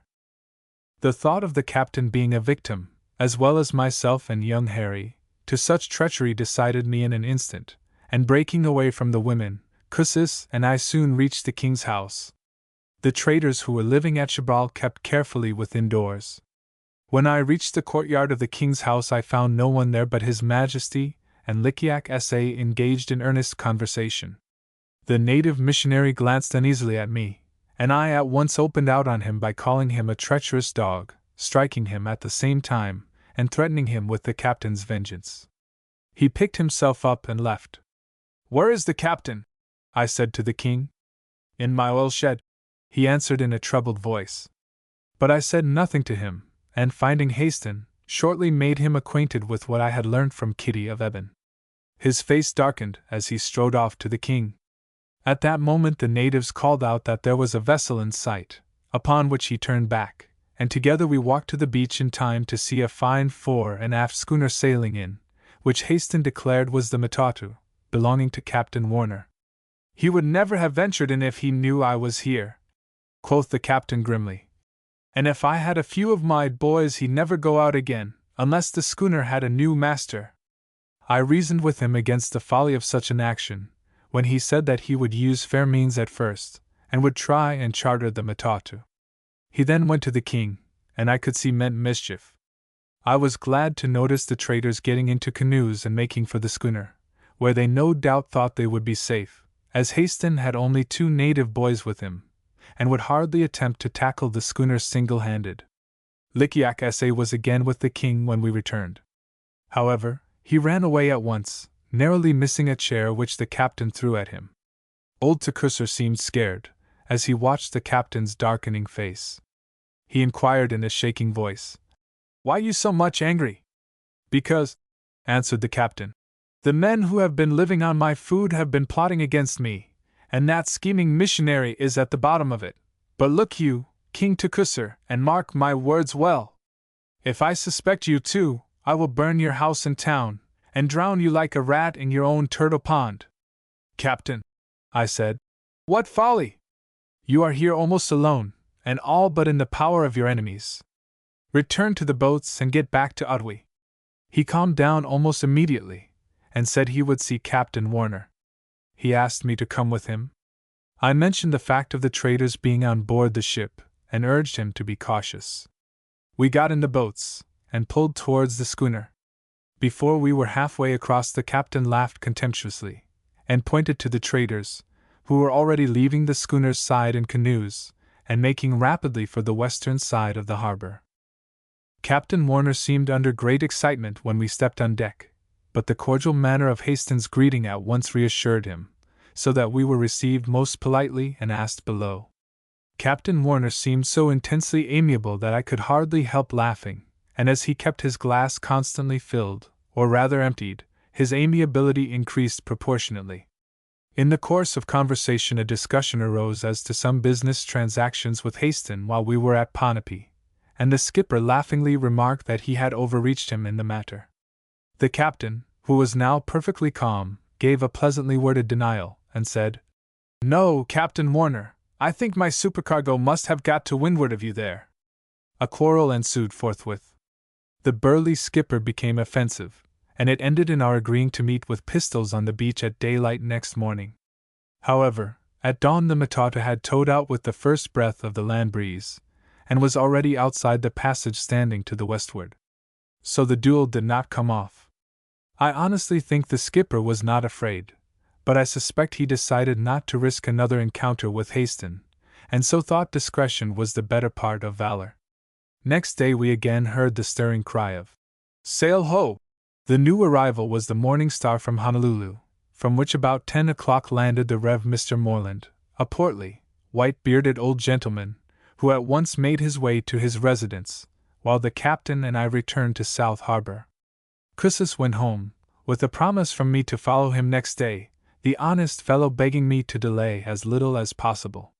It was dark when we started, and a fierce black squall struck us just after we got out of the passage, nearly capsizing the boat.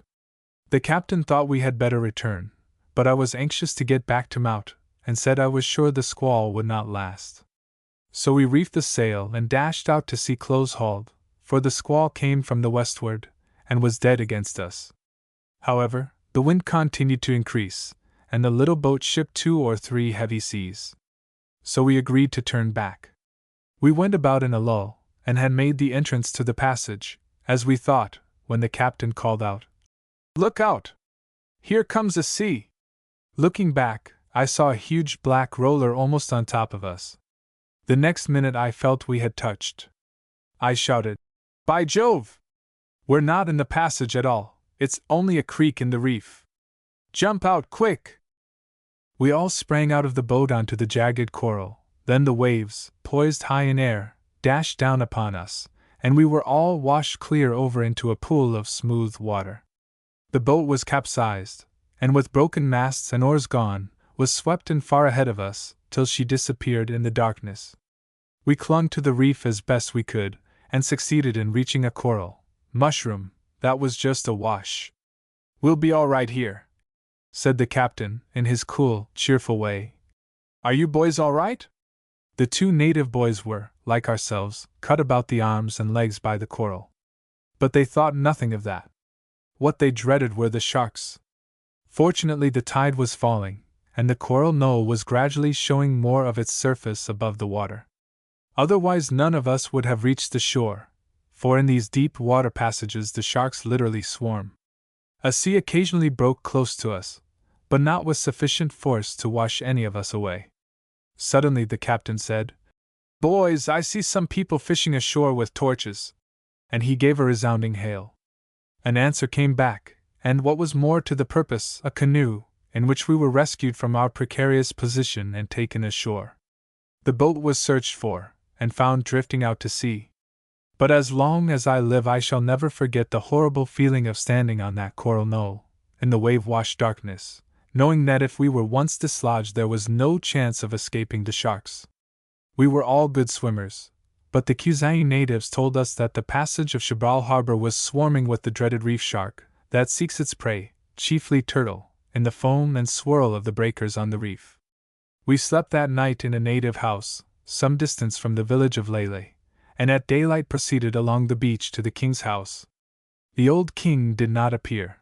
The queen was very hospitable to us, but seemed nervous and constrained in her manner to the captain. Once when I was standing apart from him, she said in a low tone that I had better return to Mout, where I would be safe, adding, "Don't stay along with Captain. Man of war come from Honolulu to take him away. By and by I tell him." I afterwards regretted that I did not attach more importance to her warning, and tell the captain. Subsequent events showed that both the king and queen had been informed by Mr. Moreland of the impending arrival of a man of war, which had been searching for Haston for months previously. Later in the day, while the captain was superintending repairs to the boat, Mr. Moreland and the native colleague were announced. The white missionary requested to see the captain. I may mention that during our cruise to the northwest in the Leonora we had occasionally met with the missionary brig, Morning Star, and had been visited by Mr. Moreland once or twice. On this occasion he met us with the usual smile and outstretched hand. "How do you do, Captain Haston? I am glad, very glad to see you, and yet sorry, for you have my sincere sympathy for the loss of your beautiful vessel." "Moreland," came the quick reply, "you know you are lying most infernally. You are no more pleased to see me than I am to see you. Our interests are too antagonistic for us to take kindly to each other. So let us at least be candid." "Oh, Captain Haston," rejoined Mr. Morland, "you terribly unkind man! Why must you hate the poor parson so?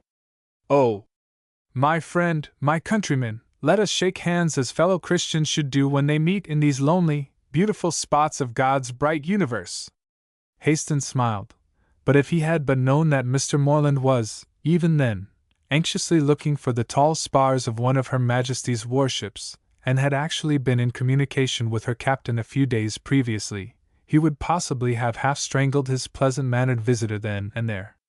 After a short chat, the missionary returned to the king's house with the captain, while I busied myself with the repairs of the boat, when the startling cry of "Sail ho!" rang through the quiet village. I ran up to the king's house, and found the captain in the courtyard playing a game of dominoes with Queen S.E. The missionary and Lik-Yak S.A. were just coming out from an interview with the king. The air of exultation on their faces as they saw the natives hurrying to and fro at the cry of "Sail ho!" struck me at once. The captain sprang up at once and said, "Let us take the boat and go out to her, she may want a pilot." And we walked through the house to the stone wharf that abutted on one side of the king's establishment. We jumped into the boat, and with a crew of 4 natives pulled quickly out of the passage. On gaining the open we could see no sail, and concluded that the ship must be coming round the northeastern side of the island, where she had been sighted by the natives. We then set sail, and commenced beating to windward, and about half an hour afterwards, as the little boat rode on the swell, we got a sight of the lofty masts and square yards of a man-of-war under steam, as she rounded the high land on the northeast side of the island. With a sudden exclamation the captain stood up and gazed at the steamer. He then seated himself, and seemed lost in thought. The great vessel came steadily on, then altered her course by a couple of points, and steered in the direction of the passage. I could see that she was under a full head of steam, and was traveling at a great rate. A volume of thick smoke was issuing from the yellow funnel, and as there is always a heavy sea off the windward side of Strong's Island, she rolled tremendously, the water pouring from her black painted sides in sheets. The captain watched her intently. "That's a man-of-war, Hillary! And a Britisher too," he said. "Though she may be an American, the Portsmouth or the Jamestown, I can't tell with that smoke blowing ahead of her. If she's an American cruiser, she'll take me prisoner right enough. It's no use attempting to escape now. It's too late, I must take my chance. In that case you must get away to Udway as quick as possible, and do the best you can with the station and the people. You know where the money is stowed away, and what to do with it if we are fated not to meet again." As he said these words the smoke cleared away from the cruiser, and we had a splendid view of her, as she rose majestically to a heavy sea, and fell gracefully into the trough again. "A Britisher, by!" exclaimed the captain. "And a beauty too. Give way, my lads, she's stopped her engines. Let us get aboard, and I'll soon learn what's in store for me." In order that it may be understood what reason the captain had for these strong suspicions of arrest and imprisonment, I will here make quotation from the Queensland Government Gazette, an official journal of severely correct character, which, like the apparatus, cannot lie. Colonial Secretary's Office, Brisbane. His Excellency directs the subjoined circular dispatch received from the Secretary of State for the Colonies, together with the enclosed correspondence with the Board of Admiralty, respecting the proceedings in the South Seas of W. H. Haston, a United States subject, and master of the American brig Leonora, to be published in the Gazette for general information. A. McAllister, Admiralty. Sir, I am commanded by the My Lords Commissioners of the Admiralty to transmit herewith, for the information of the Earl of Carnarvon, a letter and its enclosures from Commodore Goodenough, Senior Naval Officer of the Australasian Station, reporting the proceedings of W. H. Haston, a citizen of the United States, and master of the late American brig Leonora. It is requested that these papers be returned in order that they may be sent to the Foreign Office. I am, etc. Sir, Robert Hall. At Callao. Sir, I have the honor to forward for the information of their lordships a copy of correspondence which I have received from Commodore Goodenough, commanding the Australian station. Sir. 2. The correspondence has reference to the very irregular conduct of a master of a trading brig lately wrecked. The master is believed to be an American. 3. Commodore Goodenough requested that the documents containing evidence tending to substantiate the charges against the said master should be forwarded to the American admiral commanding the North Pacific Station. The islands where the occurrences referred to took place are not included in the Pacific Station. I am, etc. A. Cochrane. Callao. Sir, I have the honor to forward for your perusal copies of correspondence I have received from Commodore Goodenough in command of HM ships on the Australian station, relative to the highly irregular proceedings of a master of a vessel trading among the South Sea Islands. He is believed to be an American citizen. Sir, I should be much gratified if circumstances enable you to cause inquiry into the subject of the charges enumerated. I have, etc. A. Cochrane. Downing Street.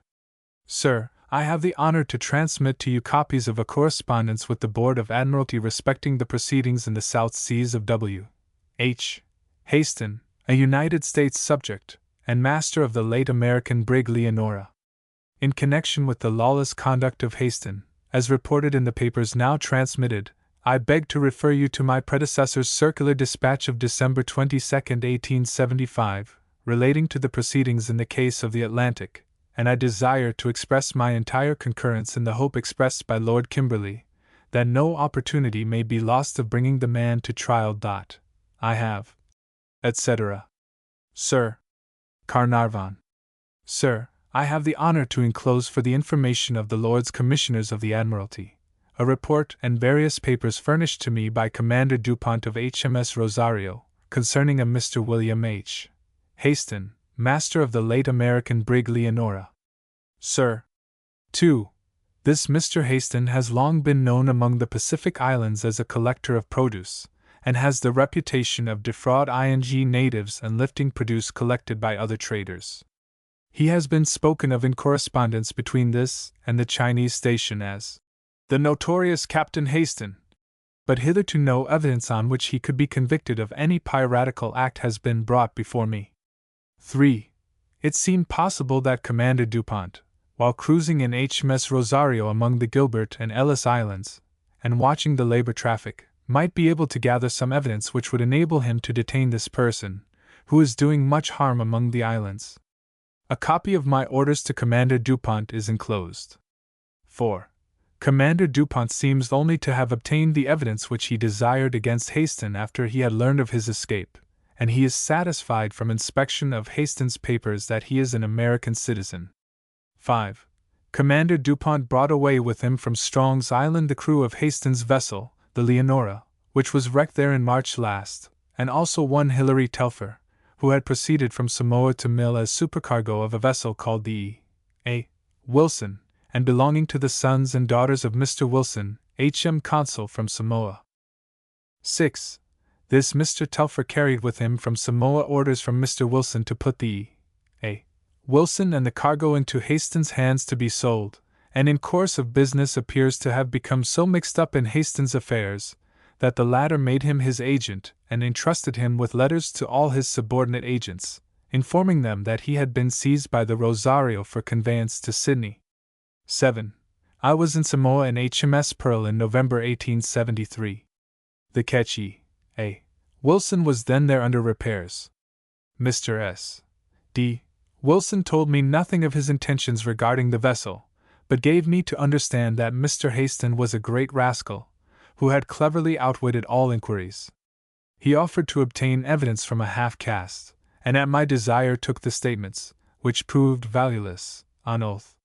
Yet on December 3, 1873, he enters into communication with this man, against whom he had pretended to give me information. 8. I consider the whole affair as most unsatisfactory, even regarding Mr. Wilson as a traitor. In the position of Her Majesty's acting consul, I consider that he has been guilty of improper behavior, rendering him unworthy to occupy such a position. The desirability of appointing a non-trading consul in Samoa has already been pointed out by both myself and my predecessor on this station. 9. The papers I enclose concerning Haston will illustrate the life of a modern South Sea filibuster. I have the honor to be, your obedient servant, James G. Goodenough. At sea. Sir, with reference to Mr. Haston, master of the American brig Leonora, I beg to forward the following statement of facts relative to him that I have been able to collect among the different islands visited during my present cruise. Sir. 1. There can be no doubt but that Mr. Haston is a shrewd, unprincipled man, who has committed acts of violence towards the natives, and been guilty of unjustifiable acts towards other persons. Yet, so greatly has his name got to be feared, by both natives and white men on the islands, that, though it was evident that at nearly all the islands I visited he was well known, it was impossible to find out much about him. 2. With respect to Mr. Dunn's business, what evidence I could get was mainly in Haston's favor, and tended to show that Dunn's agents had sold the trade to Haston instead of his taking it. This is certainly the case as regards an Englishman named George Winchcombe, whom I found living on Nukufutau, one of the Ellis group. He himself stated to me that he left Sydney with Dunn, in the understanding that he was to be found at a station on one of the islands. He complained that Dunn treated him badly on board, and eventually sent him on shore on the island of Apiari, Gilbert Group, to collect trade. He was dissatisfied with his life, much in dread of the natives, and on Haston's coming there in the beginning of 1873, he begged him to take him off the island, and offered to sell him all the trade he had collected. Haston accordingly took him. At another island, Tarawa, the only white resident had heard that some trade had been removed by Haston, but was not on the island at the time. At other islands I heard things relative to Dunn's property, but could get nothing but hearsay evidence. I could not find a single individual, either white or native, who could furnish me with any positive evidence or proof against Haston. On entering Cabral Harbor, Strong's Island, Mr. Haston, as I have reported in my letter of proceedings, came out to meet the ship in a boat. He told that his vessel had been wrecked in South Harbor of the island on the 15th of March this year, since which date he had been living on shore collecting oil. Mr. Moreland, an American missionary, who had just arrived from Ebon Island, and numerous white men, the late crew of the Leonora, were also there. A schooner under the German flag, Mr. Miller, an Englishman master, lay in the harbor. I commenced making inquiries as quietly as possible about Haston, but here, as at other places, I met with disinclination from all traders to tell me anything they might know. Mr. Miller, though hinting that Haston had robbed him not long since, would at first say nothing, nor was it till after considerable persuasion and the delay of some days that I got the enclosed statement, with the various witnesses in the matter, from him. But as he was sailing under German colors, I could not believe my duty was to do more than receive the statements and forward it through you to the German consul in Sydney. Haston, apprised by some of the crew of the inquiries that had been made, left the island in a boat on the night of the 27th. His design was, I believe, either to make the island of Ascension or that of Pinglap. At their own request, and also considering it a good thing for the island to be rid of them, I took 5 of the crew of the Leonora on board for passage to Sydney, and also one other person who had been a passenger on board, and also, from what I could hear, a great friend of Haston. This Hilary Telfer was the person who had been sent by Mr. Wilson, British consul at Samoa, as supercargo of the ketch that I met at Mill, but leaving his charge there, had gone to sea with Haston and been with him since January. I deemed it advisable that he should be removed, there being no chance of his getting back to Mill from Strong's Island, and also because the chief particularly desired his removal, as being likely to stir up trouble in the island. These 6 persons are now on board. I visited Mr. Haston's residence at South Harbor. He had made a regular settlement of it, and had collected a large quantity of oil. No less than 5 young women were living in his house, who had all with one exception been living on board the Leonora. That vessel was sunk in 14 fathoms, her topmast head a few feet above water. The first mate I left on the island, recommending him to take charge of Haston's property. The second mate, William Hicks, ran away into the bush and couldn't be found, otherwise I should have taken him to Sydney with the others. Thinking the case over quietly afterwards, I cannot see how I could have arrested Haston. It is, therefore, with great regret that I am obliged to report my failure to collect sufficient evidence against him to warrant my doing so. The case of Mr. Dunn must have failed from want of such evidence. I have, etc., etc. A. E. Dupont. Messrs. Miller and Warren to Mr. Hilary Telfer, Supercargo. Dear Sir, you will proceed from hence to Mulgrave Island. For the purpose of selling the ketch AW, you will find Captain Haston there waiting for you, so you will please consult with him, as he is acquainted with the people who wish to purchase the ketch. Try to obtain oil or copper to the amount of £500 for her. Ship whatever produce you may get on board the Leonora, and get Captain Haston to sign bills of lading. Do not sell the chronometer unless you get a good price for it. Sell the few things you take to the best advantage. None of the Samoans are to remain, but to come back to Apia. Have the ketch painted at Mill. Wishing you a prosperous and speedy voyage, we are, etc. Dear Sir. Miller and Warren.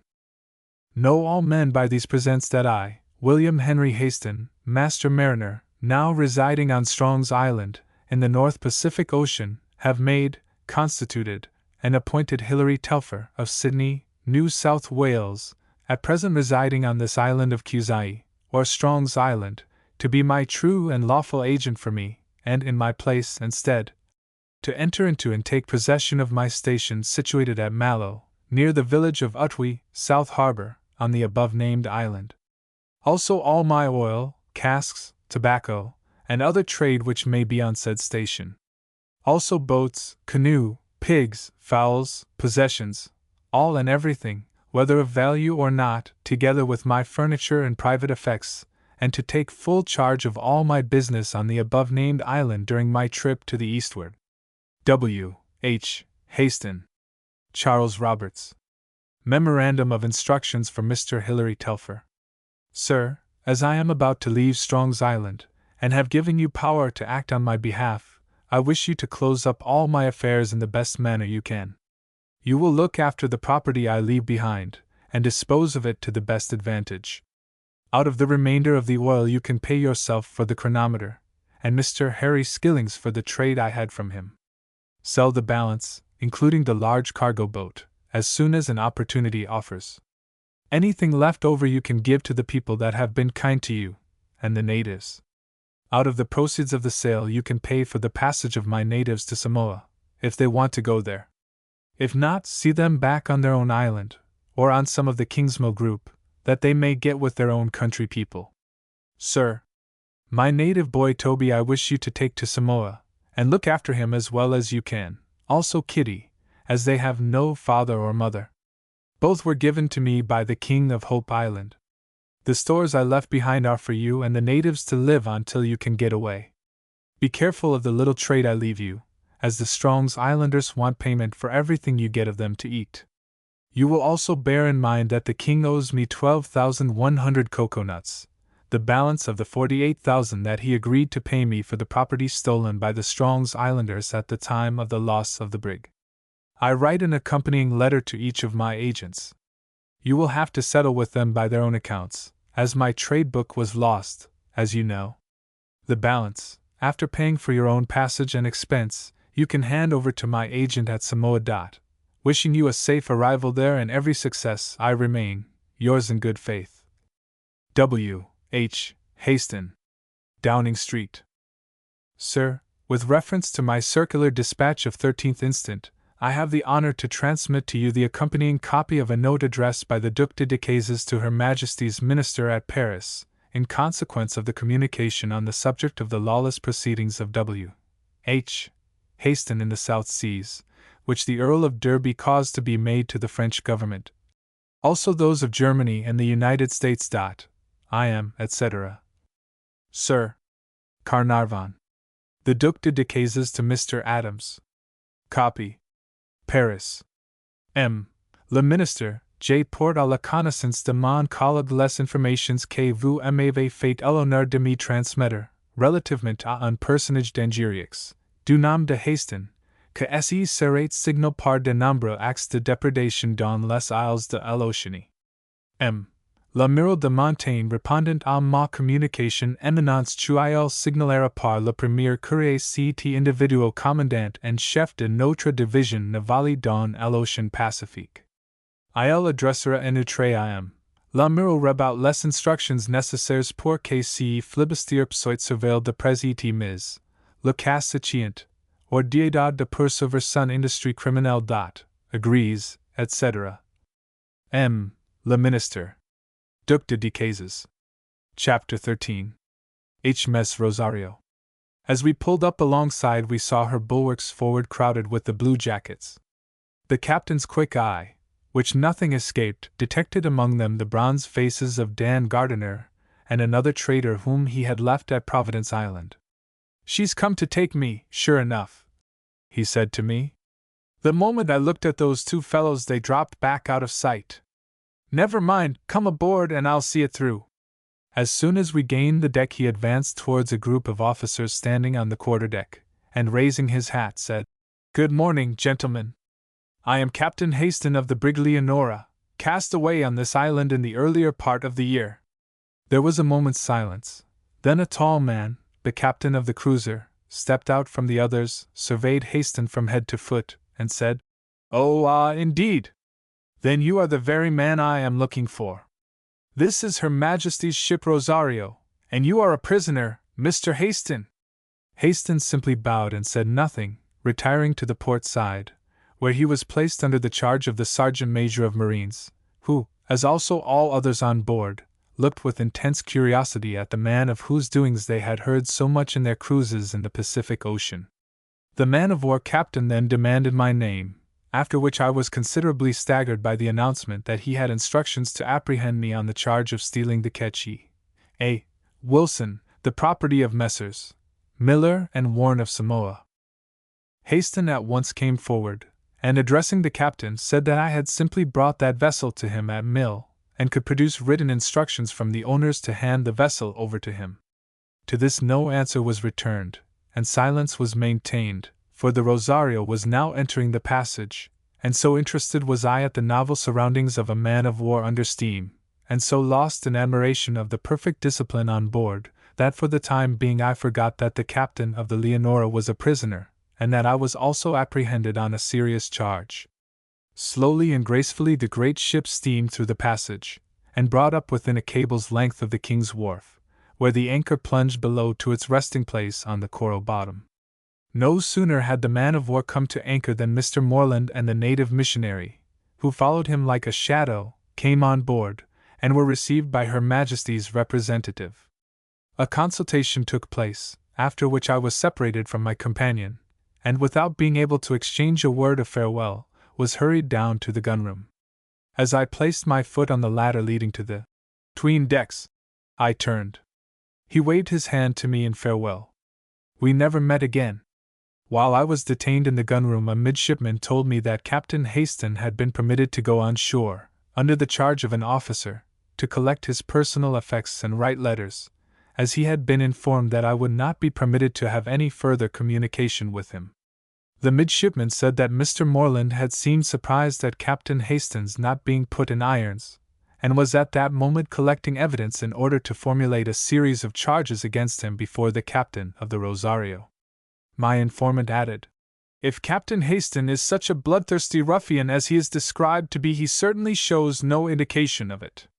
Several of the warrant officers now gathered around and pressed me with questions concerning Haston. One of them jocularly inquired where the captain's harem was located, adding that it was a pity to separate him from them, and that there was plenty of room on board the Rosario for ladies. I was burning with anxiety to know on what particular charge Haston had been arrested, and how the captain of the Rosario had heard of the loss of the Leonora. They told me then that the Rosario had been searching for Haston for some time, under instructions from the Commodore of the Australian station, to whom representations had been made concerning alleged depredations committed by him, Haston, in the Line Islands. The Rosario had visited a number of islands, and endeavored to obtain evidence against Haston, but that it had resulted in a failure, nearly every one, when it came to the point, declining to make any statement against him. The captain of the man-of-war then decided to proceed to Arrecifos, or Providence Island, which he knew to be one of Hastings' depots. On arrival he learned from the two white men there that so long an interval had passed since his last visit that they fancied that the Leonora had been lost. These two men were taken on board, and the Rosario made for Strong's Island. When within 400 miles she met the little Matatu, who signaled a wish to speak. As soon as Captain Warner boarded the man-of-war he informed the commander of the loss of the Leonora, and of Hastings' presence on the island. He also handed in several written charges made by himself against Hastings, and, as well as I can remember from what I was told, was about to return to his schooner when the Morning Star hove in sight. On board of the missionary brig was Mr. Morland, and a consultation then took place between the two captains and this gentleman, who was, of course, delighted to hear of the loss of the Leonora, and that Captain Hastings was to be taken prisoner. The Matatu then bore away on her course, and the Morning Star, after landing Mr. Morland at the weather side of the island, went on her way, leaving him ashore, perfectly assured of his own safety and the immediate presence of the Rosario in Chibral Harbor. I could now understand the hints given me by the Queen, as well as the expression of triumph on the faces of the missionaries as they returned from their interview with the King. Presently an officer came down and asked me if I wished to obtain my effects from the shore. I at once sent a message to Cussis to bring me a small chest, in which were my worldly goods, as well as my power of attorney and letters of instructions from former employers in Samoa. I was going to make inquiries about Hastings, when the officer requested me kindly enough not to ask him questions, as he could give me no information. He told me, however, that the captain of the Rosario was at that moment engaged in hearing charges against Hastings made by the King, Mr. Morland, and 2 or 3 of the traders from Pleasant Island. Also that some of the crew of the Leonora had been induced to come forward and make statements. I also learned that Hastings had been taken to South Harbor in charge of an officer, for what purpose I could never learn, unless it was to give him an opportunity of escaping, as he could easily have written his letters in the King's house. 2 of the boat's crews were piped away, and I was told by an old quartermaster, with a humorous grin, that some of the officers had gone away in the boats to South Harbor to have a look at the pirates' village and bring away the unfortunate female captives. All this time I was kept in close confinement, and the time passed wearily away. I was growing tired of the ceaseless questions from every one that came near me about Hastings, the Leonora, and our voyage from the Carolines till the brig was cast away. At night, however, the boats returned, and after the crews had been piped down to supper, the good old Sergeant Major of Marines, suspecting the anxiety I was in as to Hastings' movements, startled me by telling me that he had escaped from custody when at South Island Harbor. He told me that as soon as the boat reached the village they found the place in a state of wildest confusion. A messenger had come down along the coast and told the captain's people that a man-of-war was at Lele, and that Captain Hastings had been taken prisoner, put in irons, and was to be shot or hanged at once. A number of Strong's Island natives followed the man-of-war boats down from Chibral Harbor, and these at once attempted to rush and ransack the station, which they were only prevented from doing by the presence of the Blue Jackets. Hastings was escorted to his station, where he was at once surrounded by the girls belonging to the house and many others, among them being the carpenters, stewards, boatswains, and Antonio's wives, all clinging to him and impeding his movements. Calling them all together, with such others of the natives as had not fled from the village at the sight of the Blue Jackets, he told them that they need not be under any alarm, that he was going away in the man-of-war, and might not return for a long time, perhaps many moons, but that the supercargo, Hilary Telfer, would be with them shortly, and they must be guided by him. Of course the captain never for a minute imagined that I was then under the closest surveillance, and therefore would be utterly powerless to carry out his promises made to them. He then quietly seated himself, and wrote a quantity of letters to his agents in the different islands in the Line and Marshall groups. These letters he directed and enclosed to me, together with a power of attorney which he had previously drawn up, and a letter of instructions, all of which he laid on the table. He then told his captors that he was ready to return with them, when, according to the statement made by the Marines on their return to Lele, he suddenly exerted his vast strength, and knocking several of them down, sprang into the sea and gained the mangroves on the opposite side of the harbor. On my inquiring from the marine officer why he had not been pursued, that gentleman winked at me, and replied, "No orders, my boy, no orders. Besides, he swam like a beaver, and to search the mangroves for one man would take a month of Sundays." Thinking the matter over, I came to the conclusion that for some reason I could not fathom, the captain of the man-of-war was not particularly anxious to keep Haston a prisoner, though I had heard him declare to Mr. Moreland that the naval authorities would at last rid the Pacific of this man, who was a source of terror and dread from New Zealand to the China seas. When the boats returned from Otway, they brought up the man Jansen, whom Haston had beaten and disgraced. He called himself, and was recognized by the captain of the Rosario as the chief officer of the Leonora, although he had long since lost his position on account of his rascally conduct. He seemed brimful of evidence as to Haston's misdeeds, and I was afterwards informed that when brought into the wardroom of the man-of-war the officers expected to have some thrilling stories of rapine and bloodshed. However, they were disappointed, as his evidence was little more than confirmatory of that of Captain Warner of the Matatu, in reference to the taking of some gear from the brig Kamehameha IV.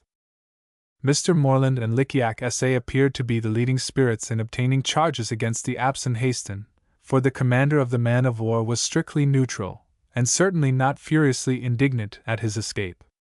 They succeeded in obtaining his approval of the appointment of Jansen to take charge of the people and the station, under the supervision of King Tukusar, at Atwi. It was at this juncture that the letters written by Haston to his agents, as well as the power of attorney and letters of instruction to me, were produced by Mr. Moreland. How they came to be in that gentleman's hands I do not know. A rough draft was made by him for the king's perusal, he said, and the originals were then brought to me by one of the lieutenants, who also handed me a bundle of papers which he said had been brought on board by a native. These papers were my power of attorney, to hand over the Catchy A. Wilson to Captain Haston, and also a letter of instructions in reference to the crew, copies of which the reader has already seen. Feeling confident that I had but to show these documents to Commander Dupont to ensure an interview and my instant release, I requested to be ushered into the autocrat's presence. The Reverend Mr. Moreland was present, and greeted me with such a smile of active benevolence that I longed to kick him.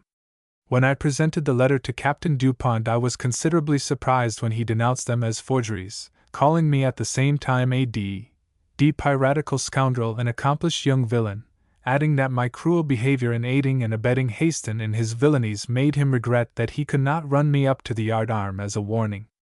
He finished this tirade by tearing up my papers and throwing them at me. Calling the sergeant of marines, he ordered me put in irons, from which, however, I was released before the Rosario put to sea. Early next morning, much to my relief, there appeared on board the black shining face of Johnny Tilton, the young negro, who among others of the crew had been brought away from Utwi, in one of the man-of-war boats. Johnny, with his shipmates, was taken below and examined by the captain and Mr. Moreland. But as there was nothing against him personally or the Fijian half-caste bill, they were permitted to return ashore. Before leaving, Johnny requested to be allowed to see me, which was granted. The moment I saw his face I knew he had something of importance to tell me, for looking at the marine standing sentry over me, he said in Samoan, "Lo alu yui sola it pe." The captain escaped in the night. "Yes," I replied. "I know that already." "Ah. But I mean that he has taken the small boat and gone away altogether. Listen, I'll tell you all about it. After the man-of-war boats had gone away from Utwi, and the captain had escaped into the mangroves, a number of the Strong's Islanders came down and said they were going to loot the place. Then the king sent down word that the captain of the man-of-war had declared that the station now belonged to him, the king, and that he could do what he liked with the place. The king forbade any of the people to go into the captain's house till Jansen came down with Lickiac S.A., as these two had been appointed by the king and Mr. Moreland to take charge. Well, there was a lot of us ran away into the mountains at the very first when we heard the captain was taken prisoner. Bill Hicks and I were among them, also Boy George and Sunday. Before we left I went to the captain's house and told the girls that we were running away, and our wives were coming with us, and asked them what they intended to do. Old Mary said she would wait and see first if it were true about the captain being taken prisoner. All the young women, too, though they were very frightened, said they would stay. I got Hope Island Nellie to give me 3 Winchester rifles and a bag of cartridges from the back of the big house. I cut a hole through the side of the captain's sleeping place, and Nellie passed the rifles out to me quietly. I told Nellie that we were going to hide in the mountains till we saw whether the man-of-war wanted to catch us as well as the captain. If not, we would return to Otway. I took the rifles and wrapped them up in a long mat, and went down to the lagoon, where I found a canoe and took it. Bill and the others were waiting for me. They told me that the man-of-war boats were coming into the harbor, and that the captain was in one of them. We watched them carefully and saw them go out of the harbor. Then Bill began to talk against the captain, and said he would be glad if he were shot. He asked me if I was willing to make a dash into the village and help him to bring away Nellie and Sarah, as if the captain was taken away in the man-of-war he was going to have them for himself. I told him that until Captain Haston was taken away or dead that I intended to stick to him. So we nearly had a fight over it. Then Bill said all of a sudden that he intended to have Sarah and Nellie, right or wrong. And as he had nothing to fear from the man-of-war, he would try if he couldn't fool the captain, and pretend he could tell him all about Captain Haston robbing Captain Daly's station on the Line Islands. I told him I was not going to turn dog on the captain, and he might do his dirty work himself. So off he went, and we saw him cross over in a canoe to young Harry's place, and knew he was going along the beach to Chibral Harbor. Then I talked to the others, and asked them what we ought to do, for I was afraid we would not see the captain any more. Boy George laughed, and said he didn't care, but he meant to be beforehand with Bill and run off with Sarah, that if I had any sense I would run off with Nellie, and let the other girls go adrift. He said we could easily live in the mountains till the man-of-war was gone, and then go back to Otway. But I said I wouldn't do that, and that they would find that Sarah would fight like a wild cat if Boy George or anyone else tried to take her away. Boy George then said if she wouldn't come he would put a bullet through her, and take Mila or Nellie instead. So then we had a row. He called me a black thief and said I could go to H.L. He and the others cleared out and left me alone. It was then very dark, and as everything seemed quiet, I walked across the coral and got into the house on the point where some Strong's Island people live, the one you were brought to when you were washed ashore.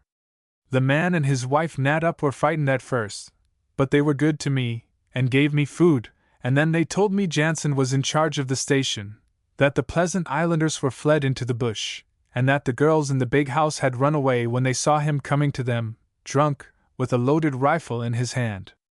Only Nellie and little Kitty and Toby stayed behind. Nellie had a Winchester rifle and pointed it at Jansen, who was afraid to come into the house. Then she, Kitty, and the little boy collected as many of the captain's things as they could carry, and taking a canoe, put out to sea, intending to paddle round to Mount, where they thought they would find you, who would tell them all about the captain, and whether he was killed or not. But after they had gone 4 or 5 miles, the outrigger came off and the canoe capsized. They swam ashore and then walked back to Otway, where they were told by some natives that you were also a prisoner on board the man-of-war.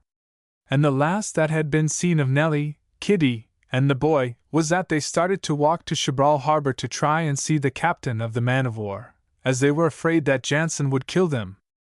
Well, continued Black Johnny, when I heard that you were also a prisoner I thought I would run away into the bush again, as I knew Jansen would put a bullet into me whenever he saw me if I did not get first shot. Just as I was thinking very hard what I should do, I heard someone walking on the broken coral outside the house. I knew the footstep. It was the captain. I crept outside, and saw him standing up leaning against a stone wall. He had 2 pistols in his sash and a Winchester rifle in his hand. He seemed to be considering. I whistled softly, and then spoke. He shook hands with me, and then raised his rifle and pointed it at the head of the Strong's Islander, who, with his wife Nat Up, had followed me. They ran outside and threw themselves on the ground, and grovelled in the way they do to old Tecumseh, and swore they would not tell that the captain had come back. We then had a hasty talk, and I told him about you being a prisoner. But he said you would soon be set free again and would return to Otway, and I must stick to you and help to keep order, that after the man-of-war had gone he would come back again. When I told him that the station was broken up, and that Jansen was in charge of 30 strong islanders, and that the girls had run away, he said it was a bad case, and picking up his rifle, he asked me where Jansen was sleeping. I saw what he meant to do, and begged him to let things be as they were, and not kill Jansen while the man-of-war was here. So he thought a while, and then said if he could find a boat he would get away, as he didn't think the man-of-war would follow him. By and by he would come back again, when he hoped to find you and me here all safe. The Strong's Island women then told us that the dinghy had been brought down from Chibral Harbor by Jansen, and was then lying outside the Coral at anchor. "She'll do," said the captain. "Lend me a hand, and we'll bring her ashore." But I made him lie quiet while I went for her, and I can tell you I was in a terrible funk all the time about sharks as soon as I began to swim out. Anyway, I brought her in all right, and then the man and his wife brought a lot of coconuts and cooked food, and put it into the boat. I gave the captain all the cartridges I had. He told me that he got the pistols from the place in the bush that you know of, and the rifle from young Harry, and that everything else there was all right. By this I knew that Haston had visited a place in the bush where he had secreted his bags of money, besides firearms and ammunition. Going on with his talk, the young Negro said, "When everything was ready, the captain told me he meant to sail round the lee side of the island, and hide the boat in the mangroves till the man-of-war had gone, and then he would return and wipe out Jansen and the traitors. He told me, though, for he felt sure of your being set free again, that if it so happened that he did not return in 10 days you would know that he had cleared out towards the northwest, and would try to reach the Pelew Islands. He said if he reached there he would soon get a vessel, as there were always plenty of small Spanish schooners about those islands, and he could easily put his hand on 1 or 2 people in the Pelews who would help him to take one. I asked him what we should do if, when we came back to Udwy, you found that Jansen was too strong for us. He said we should make no attempt to take forcible possession, but go and live with your people at Mout. That as soon as the girls knew where we were they would be certain to come to us with little Kitty and Toby. That we must wait till he returned, as he would never desert us."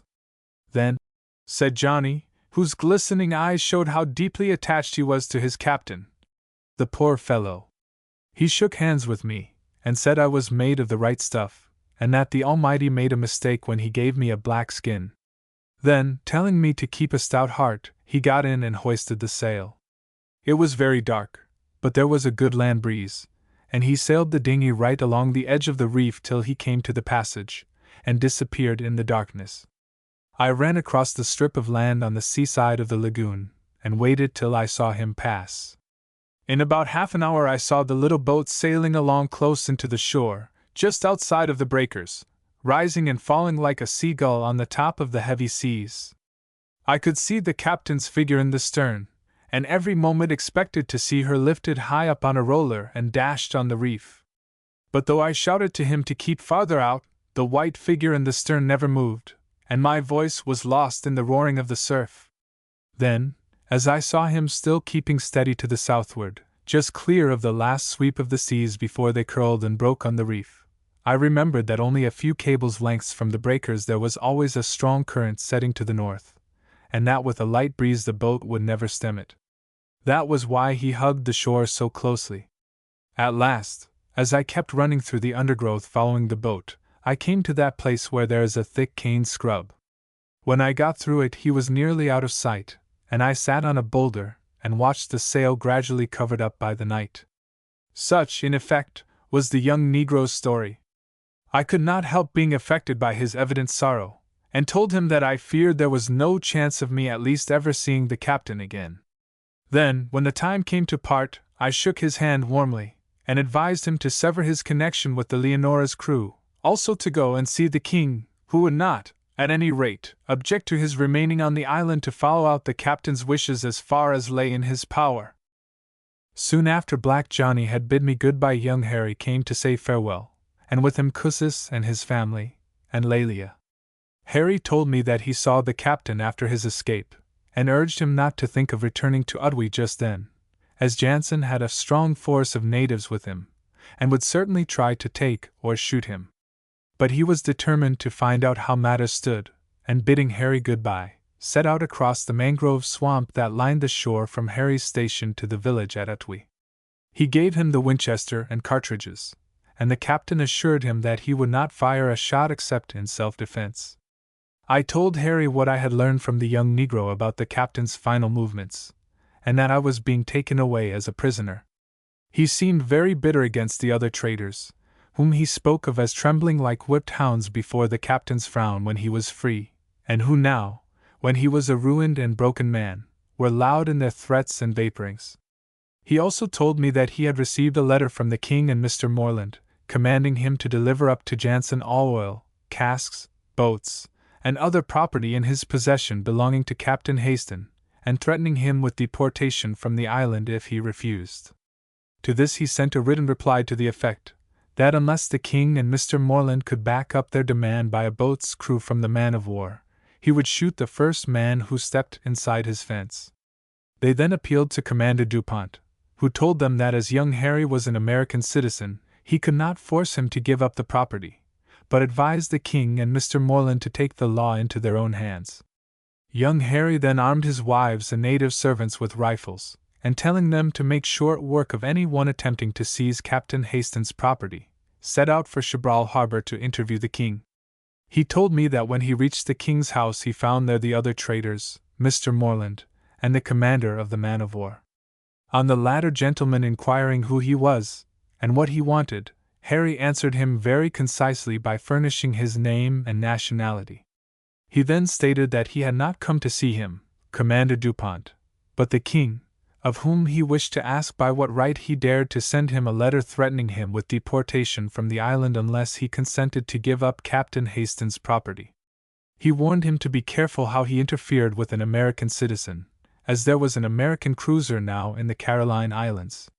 He, the king, would find he had made a serious mistake if he committed any outrage upon a citizen of the United States. "You should have seen the look in the British officer's face," said Harry, "when I stepped up to the old king, and nearly touching his face with my hand said, 'And I warn you, king, that the captain of an American cruiser will listen to the tale and redress the wrongs of the honest American citizen. He would think little of knocking your town about your ears.'" The old king never spoke, but glanced first towards the British officer and then to the missionary, but as either of them offered suggestions, the poor old fellow could only mutter something to the effect that he was like a little fish in a pool, afraid of the sea because of the bigger fish, and afraid to stay lest the frigate birds should seize him. Young Harry quite enjoyed relating the scene to me, and said that as he was going away the king held out his hand and inquired in a shaky voice, "I say, Harry, what you tink, what you do? Suppose Captain Haston come back, what become of King Tecumseh? Oh, by God! Now I'd be 'fraid every day, think I hear Captain Haston speak me, make noise like bullock, I think better be poor native, no more king." Harry refused to advise the king, and then taking a good look at the white men present said, "Well, goodbye, King Tecumseh. I am going back to my station, the station I am minding for Captain Haston. I have 6 men and 4 women all armed, and the American flag on a pole in front of my door, and the first man that attempts to do me any mischief, white, black, or yellow, I'll shoot him. You can ask the white men from Pleasant Island if I am not a man of my word. They know me." Harry then got into his boat and pulled on board the man-of-war, where the first lieutenant very kindly allowed him to see me. I felt sincere regret at parting with Harry, telling him to beware of the other traitors. I repeated what had been told me by Kitty of Eben and Lelia. He laughed, and said he was always prepared, and meant to do justice to the trust reposed in him by Captain Haston. "I'm the wrong man," he said on leaving, "to abandon any station and property left in my charge." Then, with oft-repeated wishes that we might meet again, after hearing of the captain's safety we parted. Then came again good simple Cussis and his people with Lelia. She had in charge little Kitty and Toby. Poor Toby clung to my legs and sobbed as if his heart was breaking, when I told him that I did not know when the captain would come back again. If no one else loved his master, Toby did, and I tried in vain to assuage his grief. I was glad to hear from Lelia that she was going to young Harry's place with the 2 children. There I knew they would be well treated and cared for. Look, said she, pointing to the little fellow. The captain had 2 good friends besides yourself, young Harry, and the nigger Johnny, but this little fellow has never ceased crying for captain since he left the village in South Harbor. Never mind, little Toby, we will wait and the captain will be sure to come. And then she stooped down, and tried by kissing and coaxing to prevent him from giving utterance to his doleful wails and sobs of grief.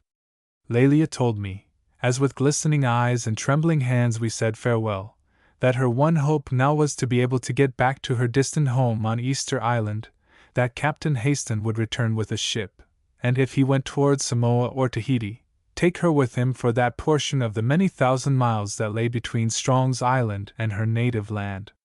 That he would do this she felt confident. For, she said, he once told me that he would stand by me if I was in trouble. It was when we were all washed ashore together, you remember? And he never breaks his word. Whatever Lelia's past life had been, I could never help admiring her many noble traits of character. I owed her lifelong gratitude for her heroic self-sacrifice on the fateful night of the wreck of the Leonora. By me, at least, she will never be forgotten. Poor Lelia! Brave, loving, lovely child of the charmed Isles of the southern main. Reckless alike in love and hate, who shall judge? Who condemn thee? Not I. Cussis, Tulp, and Kiney clung to me as if they could not bear to say farewell. I see before me often the honest, kindly countenance of Cussis as, with his hand clasped in mine, he looked trustfully into my face and made me promise that some day I would return and live with him once more. And so freshly at that time came the remembrance of the happy days I had passed in his quiet home, dreaming the hours away within sight of the heaving bosom of the blue, boundless Pacific Ocean, so deliciously restful after the stormy life of the Leonora and her wild commander, that I believe I really intended to return to Strong's Island some day. But, as we used to say at Sydney College, dis a lit visum. Queen Essie sent me a letter as follows. Dear friend, Kitty Eben send Lelia to see you. We all very sorry, but must not say so, because Mr. Moreland very strong man now. Where you think Captain Haston go in little boat? I 'fraid he die in boat. I very sorry for Captain, very kind man, but bad man to natives sometimes. Dear friend. Queen Essie. Enclosed were these penciled lines from Kitty of Eben. My dear friend, all the people from Mount been to Mr. Moreland to ask why you are in prison, and he says you will be hung for stealing a ship. We all very sorry, all Mount people love you very much, and me too. Goodbye, dear friend, come back to Cussis and Mount people, for I don't think you be hanged in Fiji. Your sincere friend. My dear friend. Catherine Eben. But when the light-hearted blue jackets manned the capstan and merrily footed it round to lively music, and the great steamer's head was pointed to the passage, my thoughts were far away, where in fancy I discerned a tiny boat breasting the vast ocean swell, while sitting aft with his face turned to the westward, his strong brown hand on the tiller, was the once dreaded captain of the Leonora, the lawless rover of the South Seas. The man whose name was known and feared from the South Pole to Japan, and yet through all, my true friend and most indulgent commander. With all his faults, our constant association had enabled me to appreciate his many noble qualities and fine natural impulses. And as the black hull of the Rosario rose and fell to the sea, her funnel the while pouring forth volumes of sable smoke, the island gradually sunk astern, but the memories connected with it, and Captain Haston will abide with me forever. Harry Skillings I never saw again, but heard that he went to truck in the Northwest Carolines. Black Johnny was murdered in New Britain. The other Harry with his native wife fell victims to the treacherous savages of the Solomon Islands. Jansen died a few years since on Providence Island. Some of the other traders and members of the crew I have heard of from time to time, scattered far and wide over the isles of the Pacific. Lelia died in Honolulu about 5 years since, constant in her attempts to reach her distant home on Easter Island. Chapter 14. Norfolk Island, Arcadia. And now, my innocence and lack of complicity in Haston's irregularities having been established, a revulsion of feeling took place in the minds of the captain and officers of the Rosario with regard to me. After the fullest explanations furnished by the traders and others, backed up by the manifest sympathy and goodwill of the inhabitants of Strong Island, it became apparent that some sort of reparation was due to me. This took the form of a courteous invitation to accept a passage to Sydney in HMS Rosario, and to join the officers' mess on the voyage. "I'm afraid that we acted hastily in your case, Mr. Telfer," said Captain Dupont. "You have been thoroughly cleared of all accusations made against you. I am bound to say they were very few. And you seem chiefly to have acted as a peacemaker and a power for good. I have gathered that you are anxious to rejoin your friends in Sydney. I shall be glad to have your company on the return voyage. What do you say? I trust you will not refuse. I shall otherwise think you have not forgiven my apparent harshness." Thus pressed to return to family and friends, from whom, at times, in spite of my inborn roving propensities, the separation had cost me dear, what could I do but thank the manly and courteous potentate, and comply with an invitation so rarely granted to a South Sea adventurer? I was the more loath to lose the opportunity, as there had come upon me of late a violent fit of homesickness which I in vain strove to combat. I had in truth now no particular reason for remaining at Cuzai, or indeed anywhere in the South Seas. Haston was gone. His magnetic influence no longer controlled my will, as in our first acquaintance. The Leonora, our pride and boast, our peerless floating home, no longer walked the waters like a thing of life, but lay dead, dismantled, dishonored on the ruthless coral rocks which had crushed the life out of her on that fatal night. I realized now with thankfulness that I had narrowly escaped being liable as an accessory for some of Haston's ultra-legal proceedings, to call them by no harsher name. How often, indeed, in the reckless daring of boyhood is the fatal line crossed which severs imprudence from crime. The inexorable fiat of human justice knows no shade of criminality. Guilty or not guilty, goes forth the verdict. There is no appeal on earth. And the faulty, but not all evil-natured victim, is doomed to live out all the years of a life branded as a felon, or maddened by the fears which must ever torture the fugitive from justice. If I stayed in the South Seas on my present footing, nothing remained but the trader's life, pure and simple. I had little doubt but that I could make a living, perhaps a competence in years to come. But that meant exile in every sense of the word.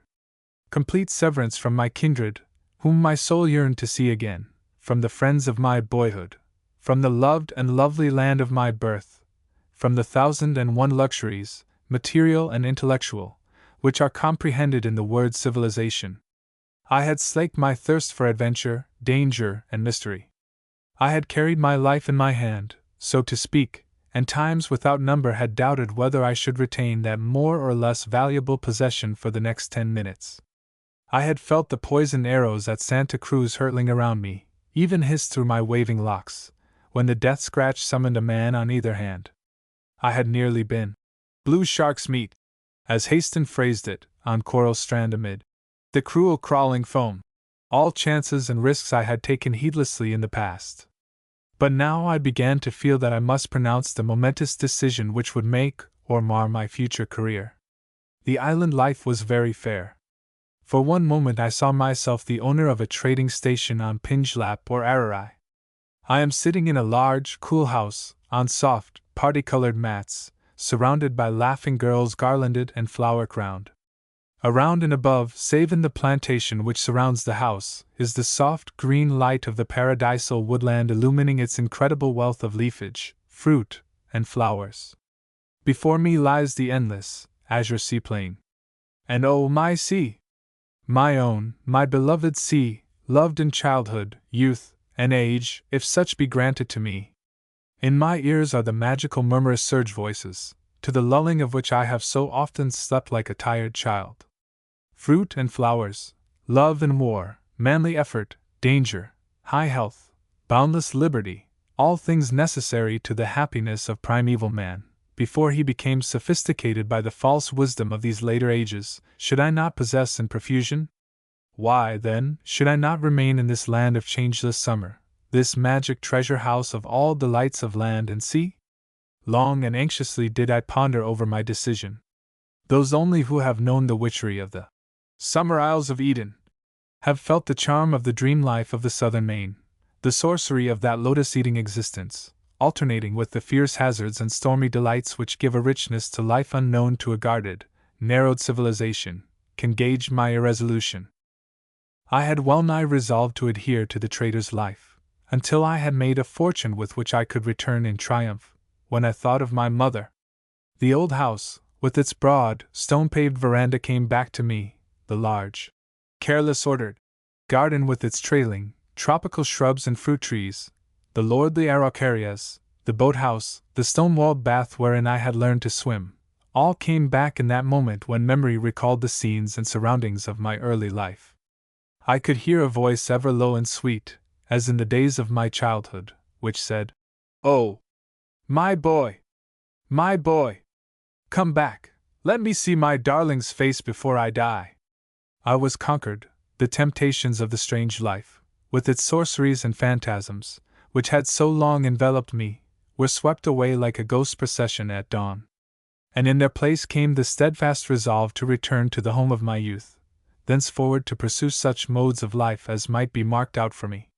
In a new land like my birthplace, with a continent for an arena, I had no fear but that a career would open itself for me. In no country under heaven are there so many chances of success, so many roads to fortune, as in the lone wastes upon which the Southern Cross looks down. On land or sea, the tracks are limitless, the avenues to fortune innumerable. Gold was to be had for the seeking, silver and gems lay as yet in their desert solitudes, only awaiting the adventurer who, strong in the daring of manhood, should compel the waste to disclose its secrets, only awaited the hour and the man. For such enterprises was I peculiarly fitted. So much could then be said without boast or falsehood on my part. My frame, inured to withstand every change of temperature which sea or land could furnish, was of unusual strength. By hard experience I had learned to bear myself masterfully among men of widely various dispositions and characters. I took my stand henceforth as a citizen of the world, as a rover on sea and land, as more than a suppliant to fortune, a conquistador. The homeward voyage being now fairly commenced, I began to speculate on the probabilities of my future career. During the years which I had passed among the islands I had acquired experience, more or less valuable, but very little cash. This was chiefly in consequence of our crowning disaster, the wreck of the Leonora. But for that untoward gale, my share of the proceeds of the venture would have exceeded the profits of all my other trading enterprises. As it was, I was left, if not altogether penniless, still in a position which would debar me from making more than a brief stay with my friends in Sydney, unless I consented to be beholden to them for support. That I held to be impossible. For a few weeks I felt that my finances would hold out. And after that, was there not a whole world of adventures, risks, hardships, dangers, if you will, all that makes life worth living, open before me? The curtain had fallen upon one act of the life drama of Hilary Telfer. What of that? Were there not 4 more, at least, to come? Even the princess had not arrived. There had been a first robber, on the boards, perhaps, even more of that persuasion. But the principal stage business was only commencing, the denouement was obviously far off. Thereupon my hopes rose as if freshly illumined. My sanguine nature, boundless in faith, fertile and expedient, reasserted itself. Temporarily depressed, more in sympathy with Haston than with my own ill luck, it seemed more vigorous and elastic in rebound than ever. The memory of my island life became faint and dreamily indistinct. The forms of Haston, the king and queen, of Lelia, with sad, reproachful gaze, of Hope Island Nellie, lifting a rifle with the mien of an angered goddess, of Kitty of Ebon, incarnate daughter of the dusky Venus, of the bronzed and wrinkled trader, with blood and to spare on his sinewy hand, of young Harry and the Negro Johnny. All these forms and faces, once so familiar, seemed to recede into the misty distance until they faded away from my mental vision. With them passed into shadowland the joyous life of my youth, of the untrammeled, carefree existence, such as no man may find again in this world of slow, tracking care and hasty disenchantment. Was I wise? I asked myself again and again, in quitting it for the hard and anxious pursuits of the continent?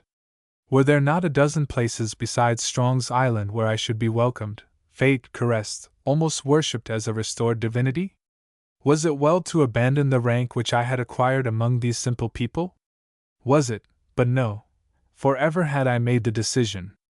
Once resolved, I disliked changing my plans. Burdened with a regret which for days I could neither subdue nor remove, I adhered unflinchingly to my resolution, and addressed myself to the steady contemplation of the future. Now had commenced for me a new life, a new world socially speaking. The quiet reserve and unemotional bearing of the British officer was substituted for the frank accost and reckless speech of the island trader or wandering mariner.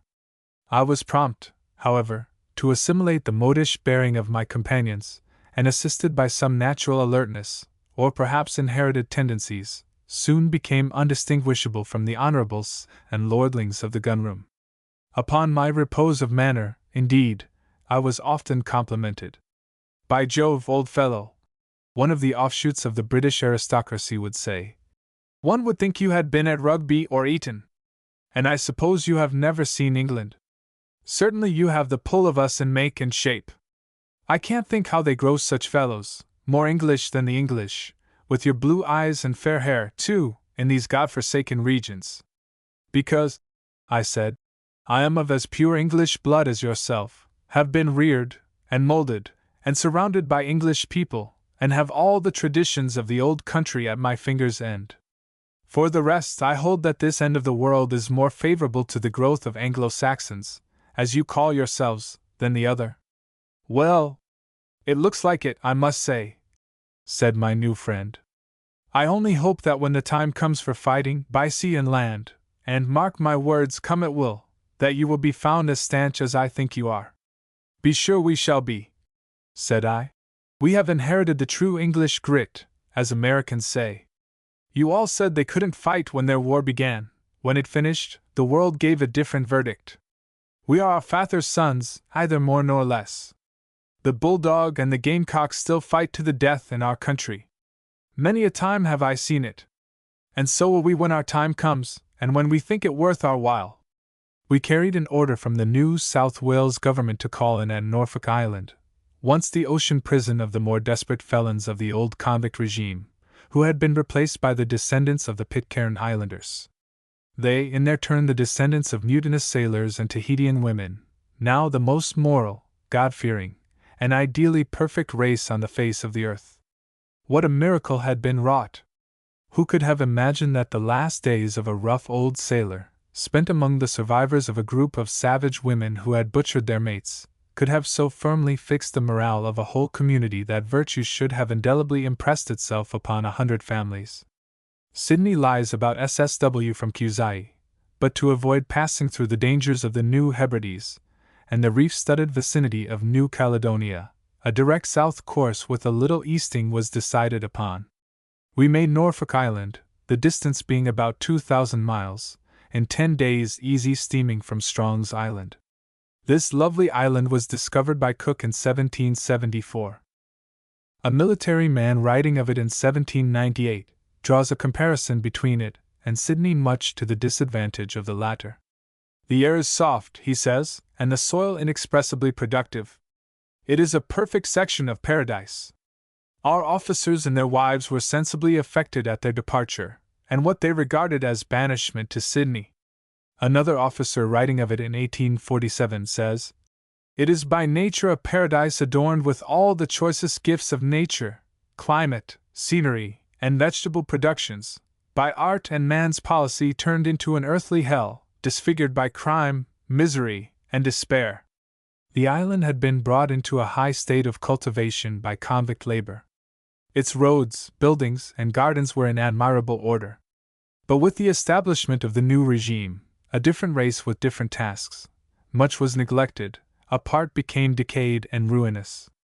The island is now partitioned into blocks of 50 acres, of which each adult male is allowed one, drawn for and decided by lot. Whale fishing is the favorite and most profitable occupation. From this and the sale of farm produce, which finds a market in Sydney, the inhabitants are furnished with all their needs require. Their wants are few, simple, and easily supplied. The old convict town with its huge, dilapidated bar racks, jail officers' quarters, and servants' houses, is situated on the southeast edge of the island, where the little Nepean islet gives sufficient shelter to form a precarious roadstead available in certain winds. The old town is occupied by the Pitcairn Islanders, in number about 300.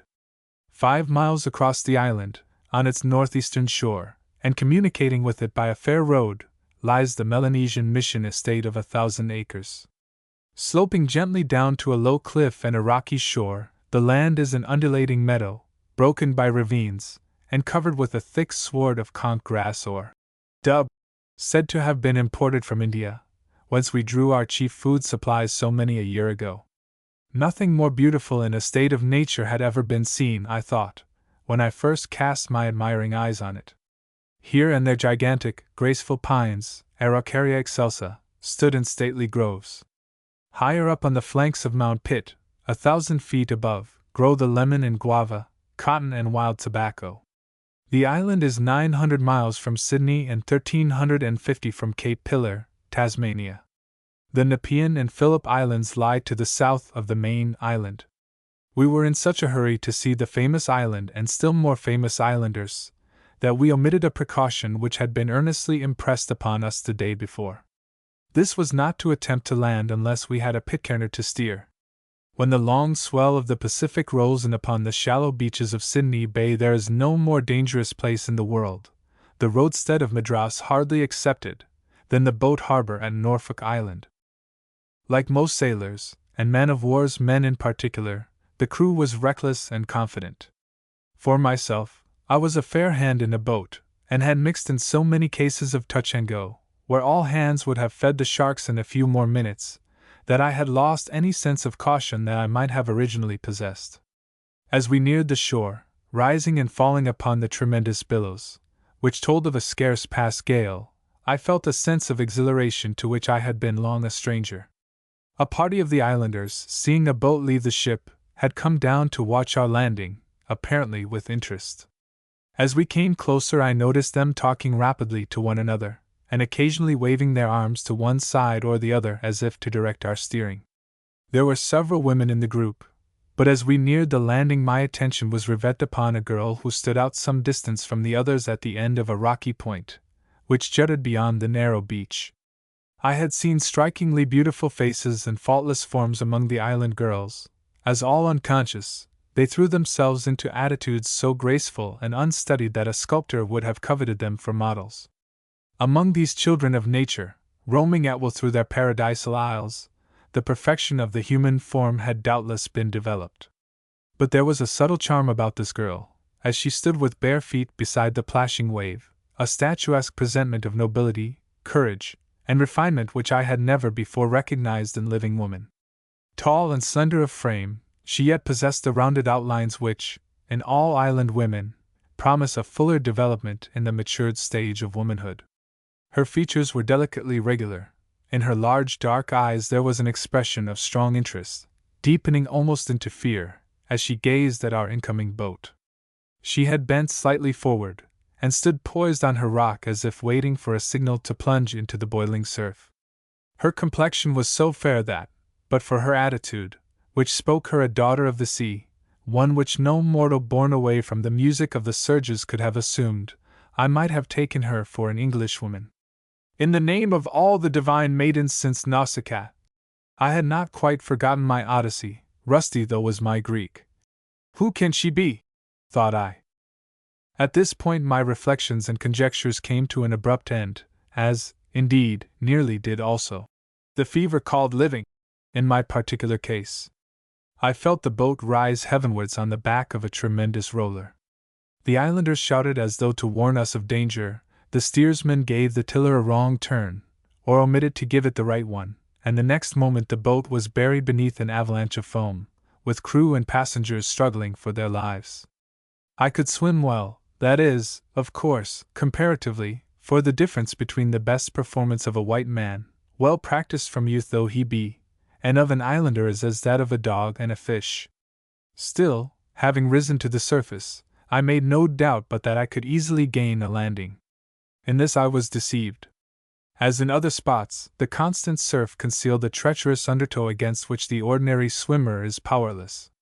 Again and again did I gain foothold, to be swept back by the resistless power of the backward current.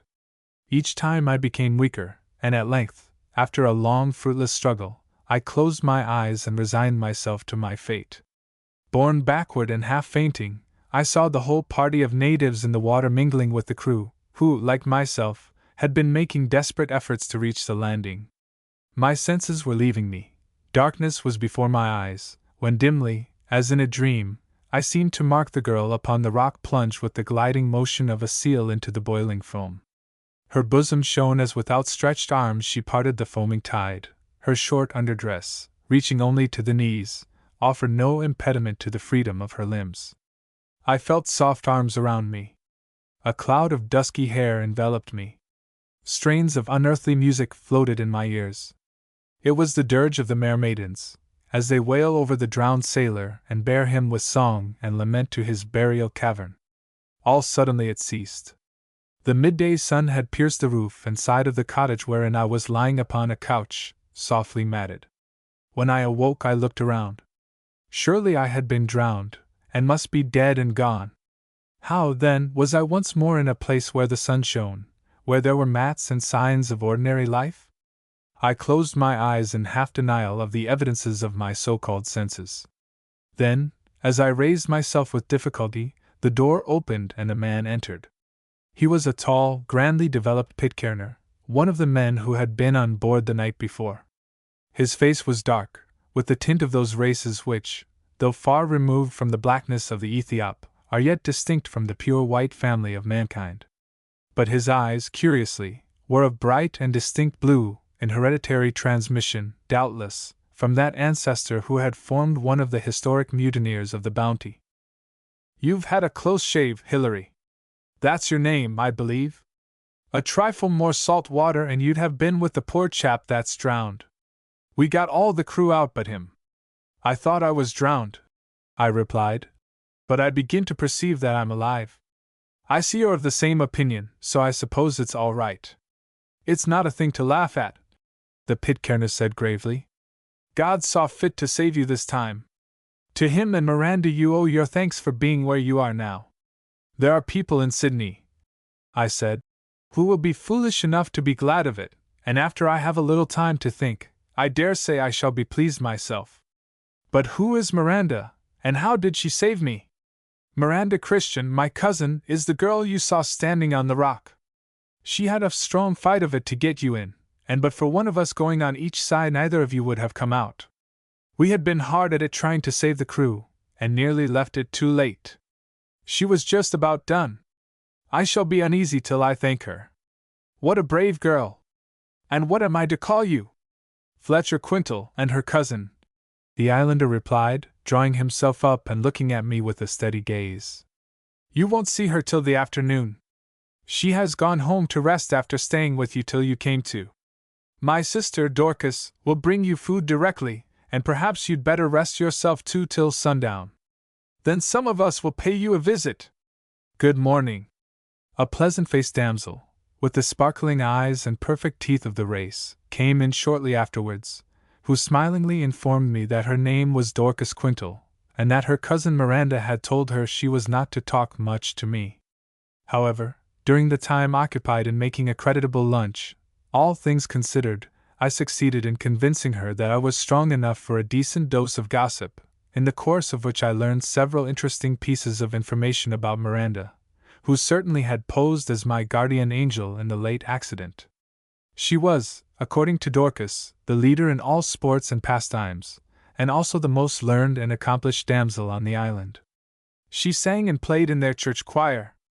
She had read all the poets in the world, Dorcas believed.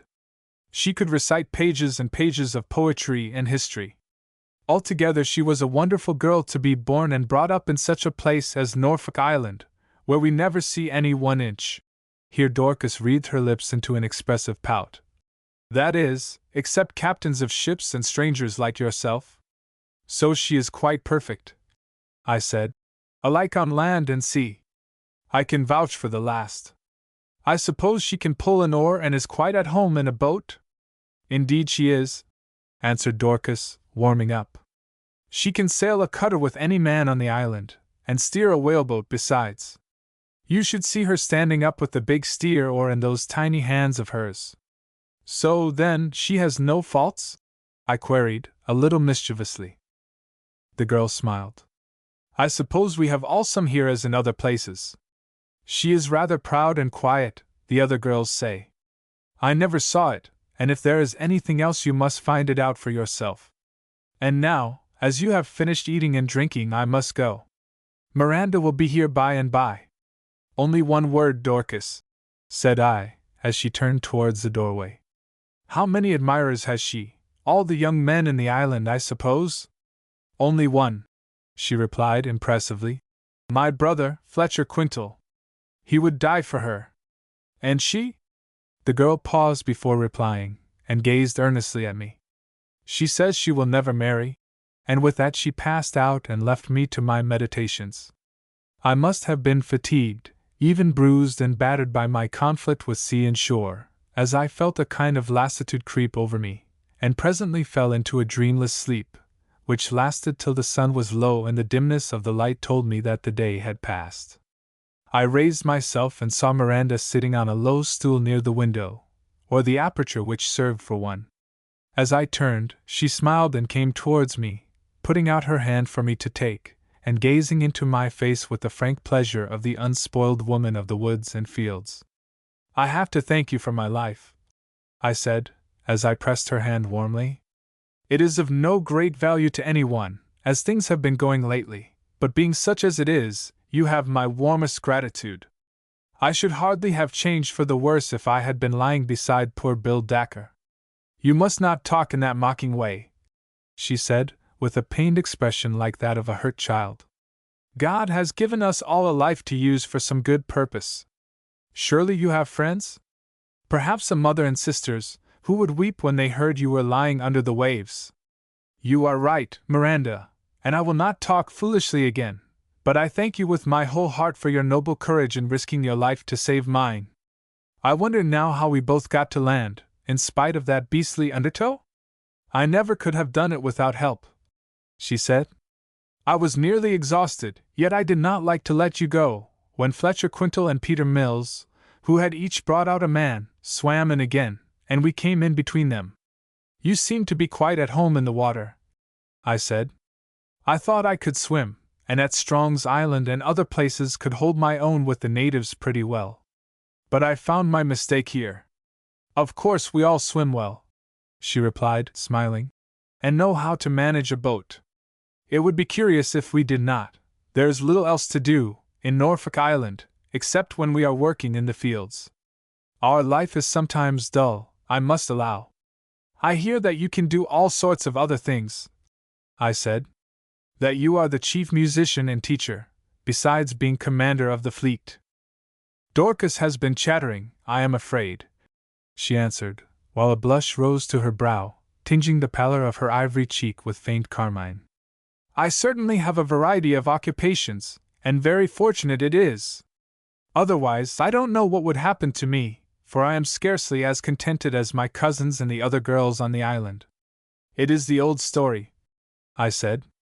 Now, why should you not be contented on this lovely island where you have all you could wish for in the world, perfect freedom, a matchless climate, exercise, adventure, the love of your kinsfolk, everything that satisfies the heart of woman?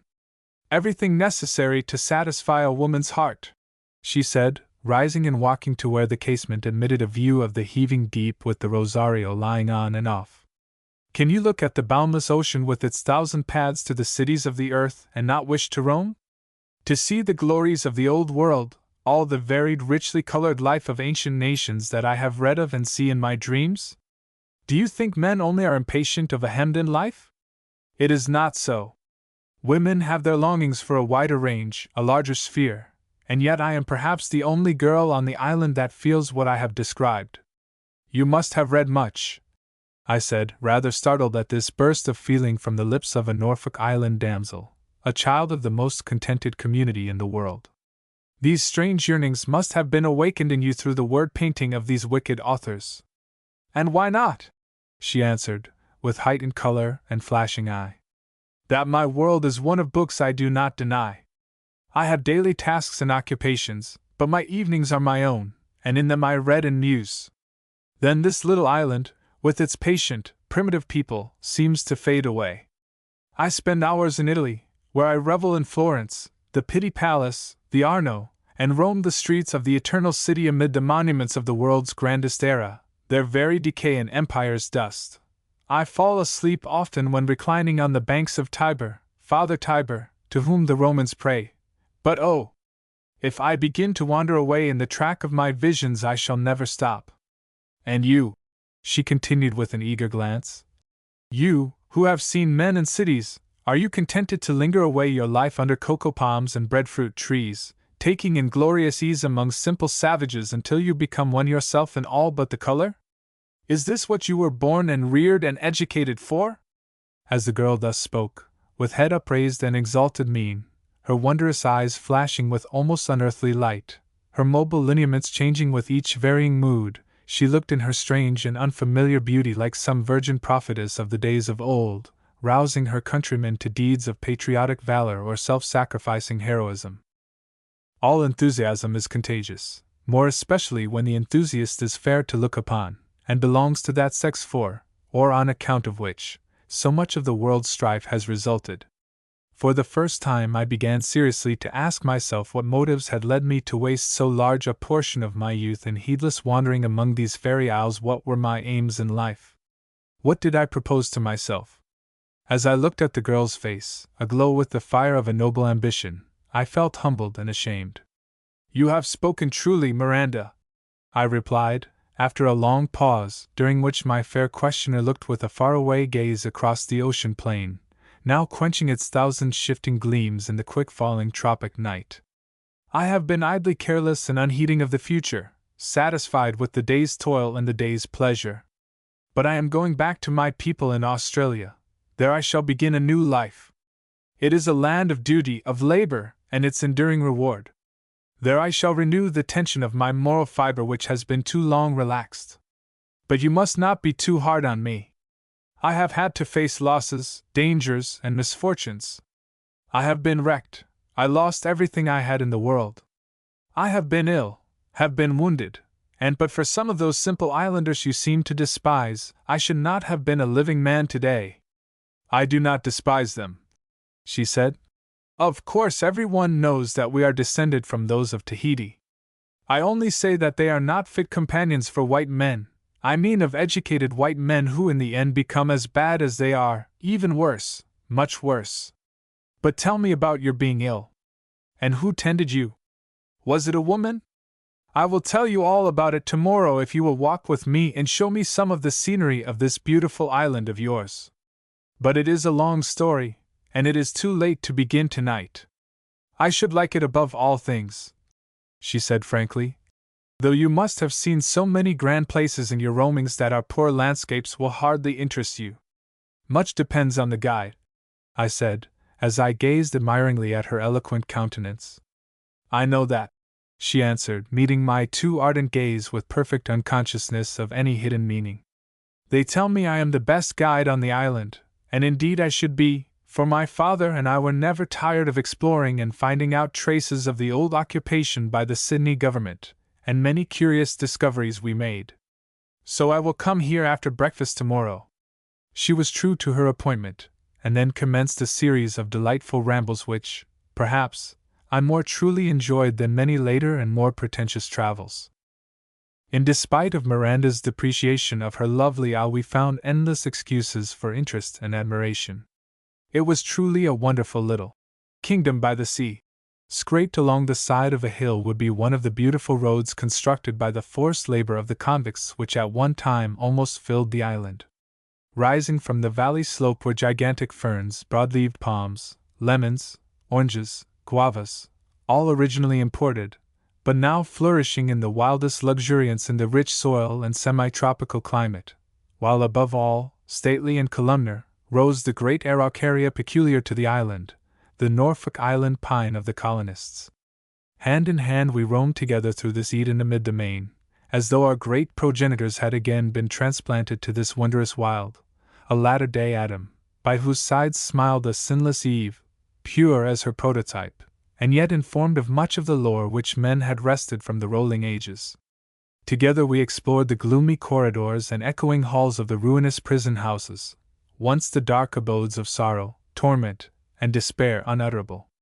Miranda shuddered at the thought that these dismal cells and courtyards had echoed to the cries of criminals under the lash, to the clanking of chains, had even witnessed the death penalty inflicted on the murderer and the mutineer.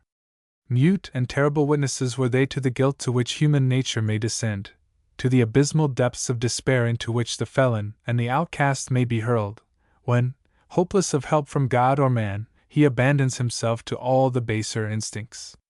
We seldom lingered amid these sullen retreats, around which Miranda always declared she heard sighs and groanings, sobs, and even shrieks, as though the spirits of those who had suffered, and mourned, and died amidst the horrors unspeakable of prison life still lingered amid the ruins of their place of torment.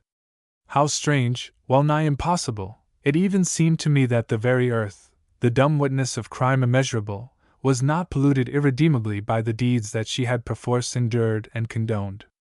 And now, stranger than aught that dreaming poet or seer imagined, that this inferno should have been transmuted into an Arcadia, purer and more stainless than the fabled land of old, and peopled by the most obediently moral and conscientious family of mankind that had ever gathered the fruits of the earth since the days of our first parents. Day after day followed of this charmed life, magical, unreal, only in that it transcended all my other experiences in the degree that the glamour of fairyland and the companionship of the Queen of Elfland may have exceeded the memorials of Ercildown. If he was enchanted, I was spellbound even as true Thomas. Never had I met with a companion who combined all the charm of womanhood, the grace and joyousness of girlhood's most resistless period, with the range of thought and intellectual progress which this singular girl, amid her lonely isle and restricted companionship, had explored. And withal, she had remained in her almost infantine unconsciousness of evil, her virginal, instinctive repulsion of all things forbidden and debarred, like a being of another planet. Naturally an end arrived to this blissful state of things. The man-of-war after a few days was compelled to continue her voyage and perform her allotted duties, which comprehended surveys of uncharted coastlines and suspected rocks. I had to choose between going on to Sydney and remaining in this charmed isle. And here inclination and duty appeared to draw different ways with equal strength. I was naturally anxious to return to my birthplace, my family, and friends. My feelings of homesickness had returned with redoubled strength after being long in abeyance. But all such doubts and distrusts were swept away like storm-rack before the swelling surges of Miranda's own isle. I was fain to yield to the resistless force of the passion which now dominated, nay, consumed me. True, I had not as yet definitely assured myself that this purest pearl of womanhood was within my grasp. I had made no proffer of my affections. I had not, in so many words, solicited the priceless gift of hers. But I was not so unskilled in affairs of the heart as to mistake many a sign and symbol from love's own alphabet, denoting that the outworks of the citadel were yielding, and that the fortress would ere long open gate and drawbridge to the invader. True to nature's own teaching, Miranda had not scrupled to confess and dilate upon the pleasure my companionship afforded her, to declare that never before in her life had she been half so happy, to wonder if my sisters would not die of joy when I returned, to chide me for my long absence from them and from such a home as I had often described to her. And all this with the steady eye and frank expression of girlish pleasure, which a less unsophisticated damsel would scarcely have acknowledged without conscious blushes and downcast eyes. Miranda, on the other hand, stated her sensations calmly and fearlessly, her wondrous eyes meeting mine with all the trustful eagerness of a happy child, as if it was the most natural thing in the world. "You see, Hilary," she would say, laying her hand lightly on my arm, and looking up in an appealing manner, "I have never met any one before who seems to understand my feelings as you do apparently by instinct. You have traveled and been in other places besides the islands, and you have read books, nearly all those which I have. You know that story in the Arabian Nights about the prince that was changed into a bird? He knew that he was a prince, yet he was condemned to be dumb, and was unable to convey his feelings, because to all the world he was only a bird. I sometimes think we Pitcairn girls live the life of birds, like that one. And she pointed to a soaring white-winged seabird, which presently darted downwards, falling like a stone upon the blue ocean wave. We swim and fish, we are almost more on the sea than the land, we sleep on the land like that white bird, walk a little, talk a little, that is our whole life. I think the bird has the best of it, as she can fly and we cannot. But you all seem happy and contented, I said. You and your cousins. They are, but I seem to have been born under a different star. I must have inherited some of the restless, adventurous spirit of my ancestor, Fletcher Christian.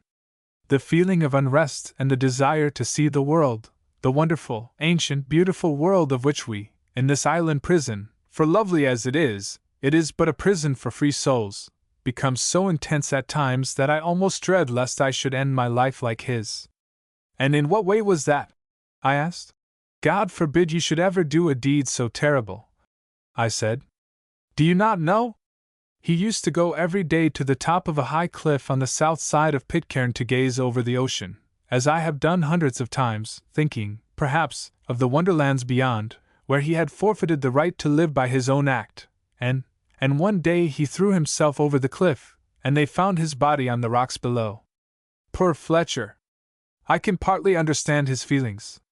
This was but one of our many conversations, always fascinating to me, as affording the rare privilege of exploring a mind naturally of high intelligence, developed by patient thought and a wide range of reading, the island library, enriched by many generous gifts, being by no means a poor one, guarded from deterioration by an exquisite natural refinement, yet withal clear and limpid as the transparent seas which encircled her home, where the more deeply the eye penetrated the more precious were the treasures disclosed. So it came to pass that the Rosario sailed without me. The captain and my jolly comrades of the gunroom chaffed me about what they called my imprudent attachment. You'll have to turn Pitcairner, they said, and settle down after old Nobbs has spliced you upon a 50-acre patch, where you can grow sweet potatoes, yams, and maize to the end of your days. Surely a fellow like you, with a family to go back to, has something better in view than that. I shall not stay on the island, I said. I intend to live in Australia, perhaps near Sydney. Then your island princess will run away and leave you disconsolate. They can't live away from their people and where they were brought up. Some of them insisted on going back to Pitcairn, and are there now. They could not be persuaded from it. They had to let them go. They would have died else. I have resolved, I said. I will take all risks. You shall all come and see us in Sydney. We will live at North Shore, and have a yacht built on the lines of the Leonora. Adios! So we parted. The Rosario got up steam, and once more I watched the black cloud of smoke pouring from her funnels, and the waves breaking as she moved majestically across the bright-hued ocean. Up to the last moment my simple and warm-hearted friends on the island had serious doubts as to whether I was not going off in the Rosario. They could hardly understand how I could prefer remaining as their guest and friend when the glory and dignity of a man-of-war, their highest expression of maritime splendor, were open to me. They had, it is true, implored me to stay with them for a few months longer. The young men were equally pressing with the older members of the community.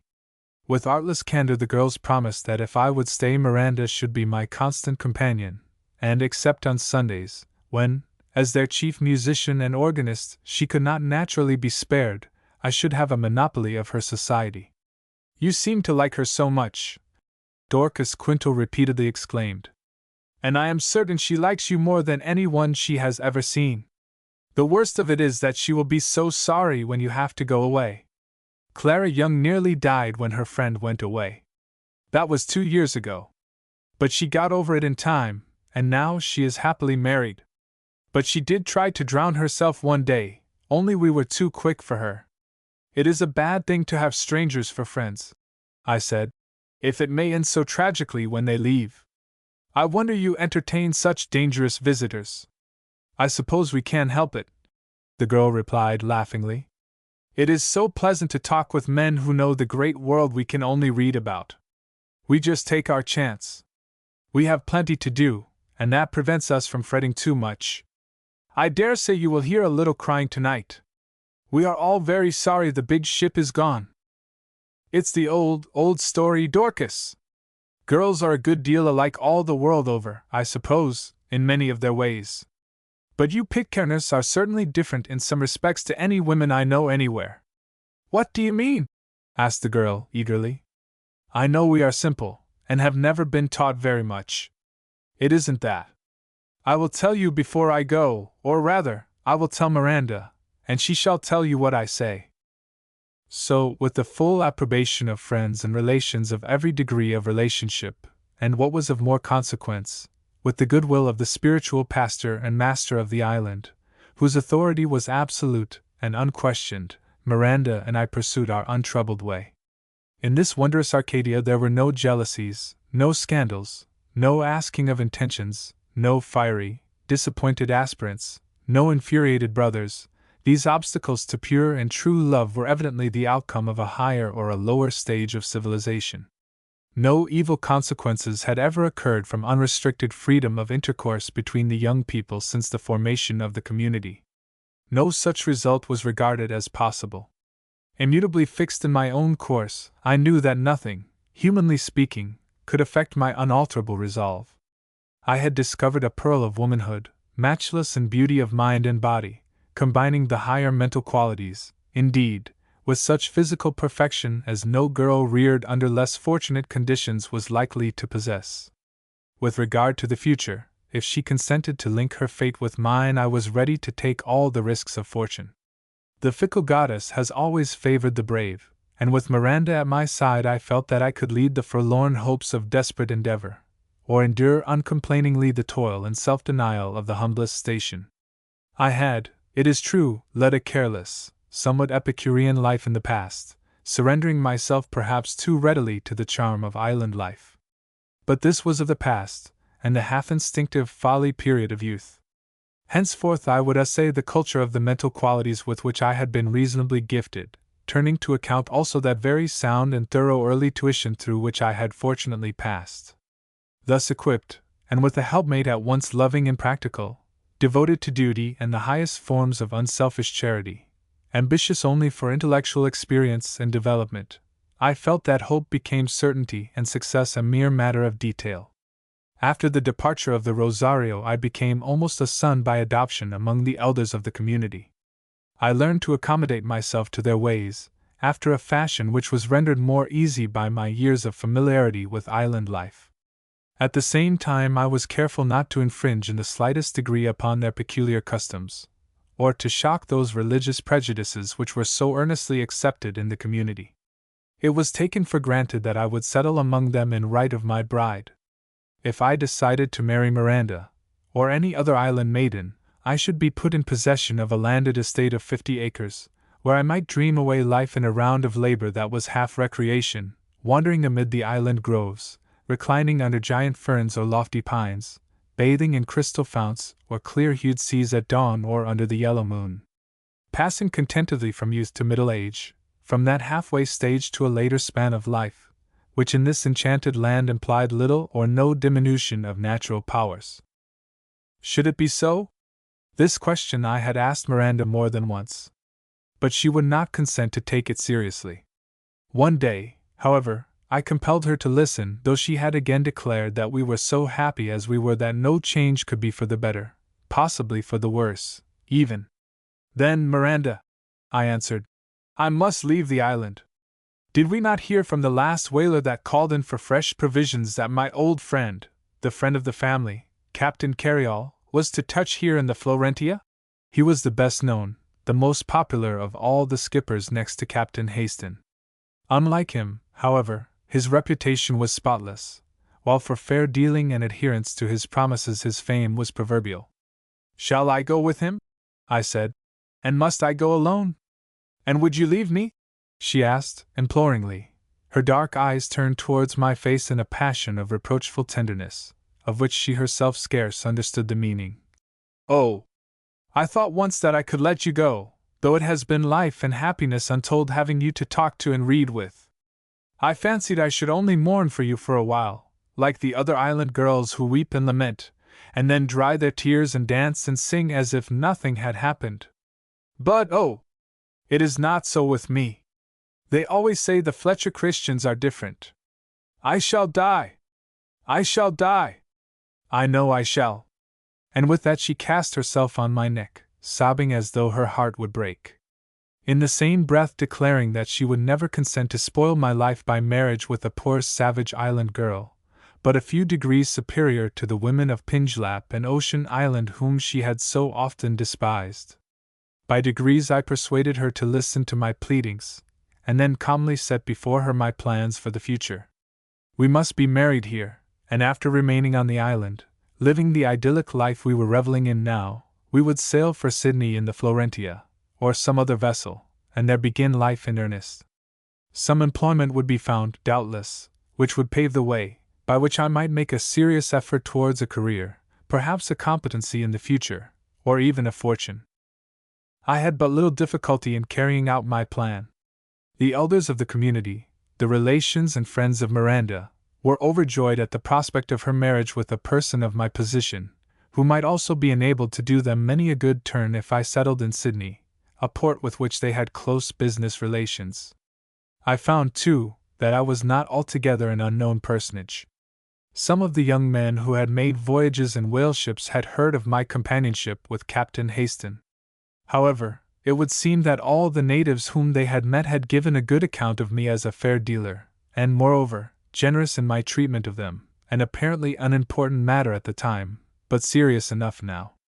Miranda told me afterwards that had it been otherwise nothing would have induced her guardians to give their consent, or her to defy their decision. As it was, however, all seemed couleur de rose. No great preparations were needed. The simple island fashion was not encumbered with any great multiplication of garments. On the happy day Miranda was escorted to the modest building which did duty for a church by a band of white-robed maidens, in whose dark hair was wreathed the crimson blossoms of the coral plant and the hibiscus, with little other adornment but nature's furnishing in the flower time of life.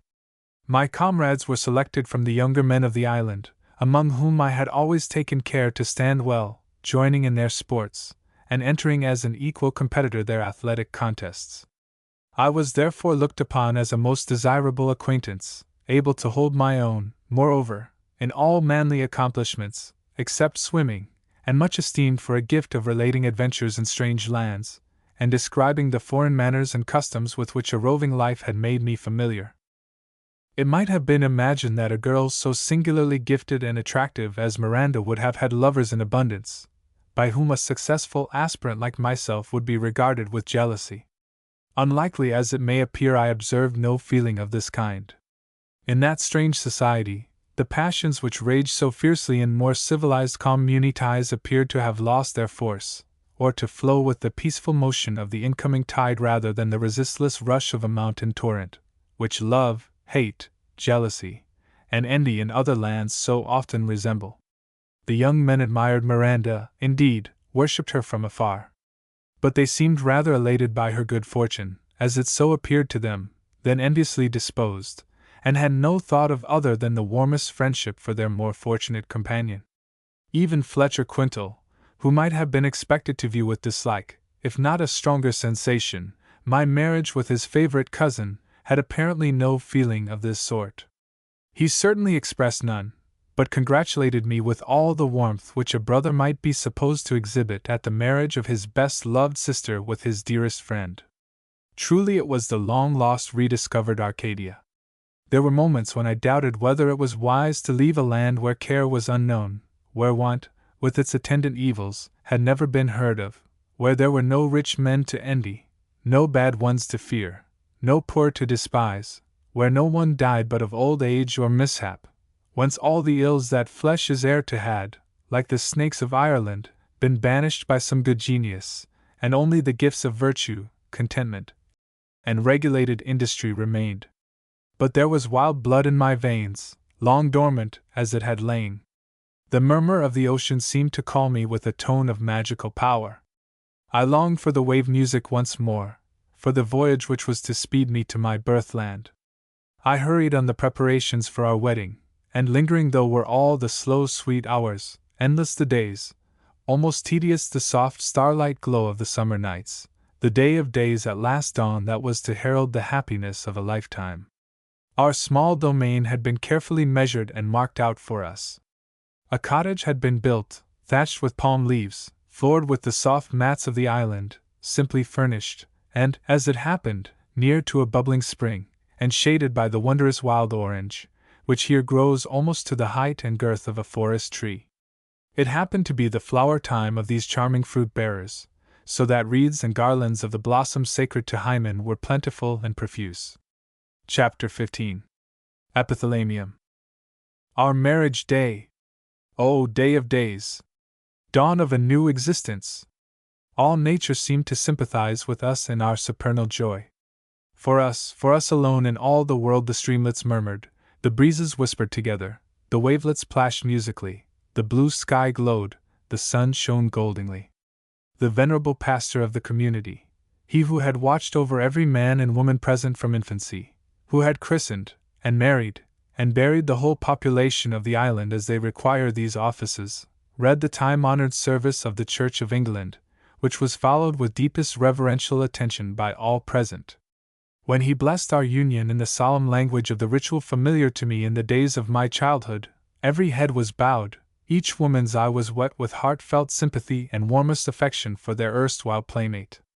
The day was cloudless. A breeze at times sighed through the fragrant foliage of the grove wherein the little church had been built. The wavelets murmured on the beach, and the unresting surges seemed but to exchange loving memories of coral islands and crystal seas, of waving palms and the green gladness of tropic forests, of maidens, feather-crowned and flower-bejeweled, dancing on silver strands beneath the full-orbed midnight moon, or gliding, a laughing bevy of sirens, beneath the translucent wave. No sullen, dirge-like refrain on that paradisal day brought from the ocean voices the memory of drifting wrecks, of stormy seas, of drowned seamen, no hint of danger, of despair, of pestilence, and death, and yet all these phases of experience I had known and reckoned with even in my short life. No, these and kindred ills were forgotten, banished from earth and sea. On this blissful morn the golden age of the earth seemed to have returned. Recalling the half-forgotten classics of my boyhood, I could fancy that I saw fawns peeping through the leaves of the orange grove, that the ages had reverted to the freshness of the elder world, when the flush of the fair Arcadian life informed all things with divinity. And Miranda, my bride of brides! What words can describe her as she stood, with an expression half timid, half rapt, and inspired before the humble altar that day? Her simple dress of virgin white which but slightly concealed while it outlined the curves of her statuesque form, her large dark eyes, which had often appeared to me to hold a shade of melancholy, were now irradiated by the love-light which she, in the purity and innocence of her heart, made no attempt to conceal. Her soft, abundant tresses had been gathered up into becoming form and classic simplicity, and save a wreath of scarlet berries and the traditional orange blossom, she wore no ornament. As all unconscious of her maiden loveliness she stood beside me, with her head raised and an expectant smile which disclosed her pearly teeth. She seemed to my enraptured gaze a daughter of the wave, no mortal maiden, but a being compact of air and sea and sky, visible but beneath the moonbeams, and unrevealed to the dwellers of the garish day. We had been but a month wedded. Our simple home, our tiny domain, our forest rambles, our sea baths at dawn and eve, as yet contented us, filled us with all fullest delight in which mortal beings can revel beneath this ethereal dome. And yet the spirit of unrest, the veritable serpent of the world's fairest Idens, gradually found means to discover himself. Miranda and I had, indeed, begun to discuss our projected voyage to Sydney, and I had many times described to her an ideal home on one of the 1,001 bays which render the northern shore of the unrivaled Sydney harbour matchless in beauty and convenience for those who, like myself, have salt water in their blood. She agreed with me that with a boat, a garden, a bathhouse, and a cottage built of the beautiful white, pink-veined sandstone, which is so abundant beneath and around Sydney, existence might be endured away from her island home, with the aid of books and the inspiring idea of the coming fortune. And even if we do not make money, she said, as people call it, what a strange idea it seems to me, who have hardly ever seen any, We shall be happy. I can't imagine people who are married and love each other ever being unhappy. Then your mother and sisters, I am so much afraid of them. They will regard me as a kind of savage, I am sure, and indeed, compared with them, or real civilized people, I am afraid that I shall feel like one. And oh! Shall we ever be happier than we are now? Why should we change? Do you think we can come back now and then and visit my people? I should break my heart if I thought I should see them no more. I promised this and other things, doubtless, at the time. But before we had completed the conversation about our future life, which indeed supplied us with endless subjects of interest, the great island wonder sign appeared. A shout, a rush of excited people past our hut told of a ship in sight. We were down at the beach nearly as soon as the others, and as a long, low bark came up before the wind, something told me that she was the Florentia. A boat, a whaleboat, with a Kanaka crew, put off soon after she was at anchor, and in the tall man at the steer-oar, whose commanding figure, even at that distance, I seemed to know, there was no difficulty in identifying our old friend Captain Carryall.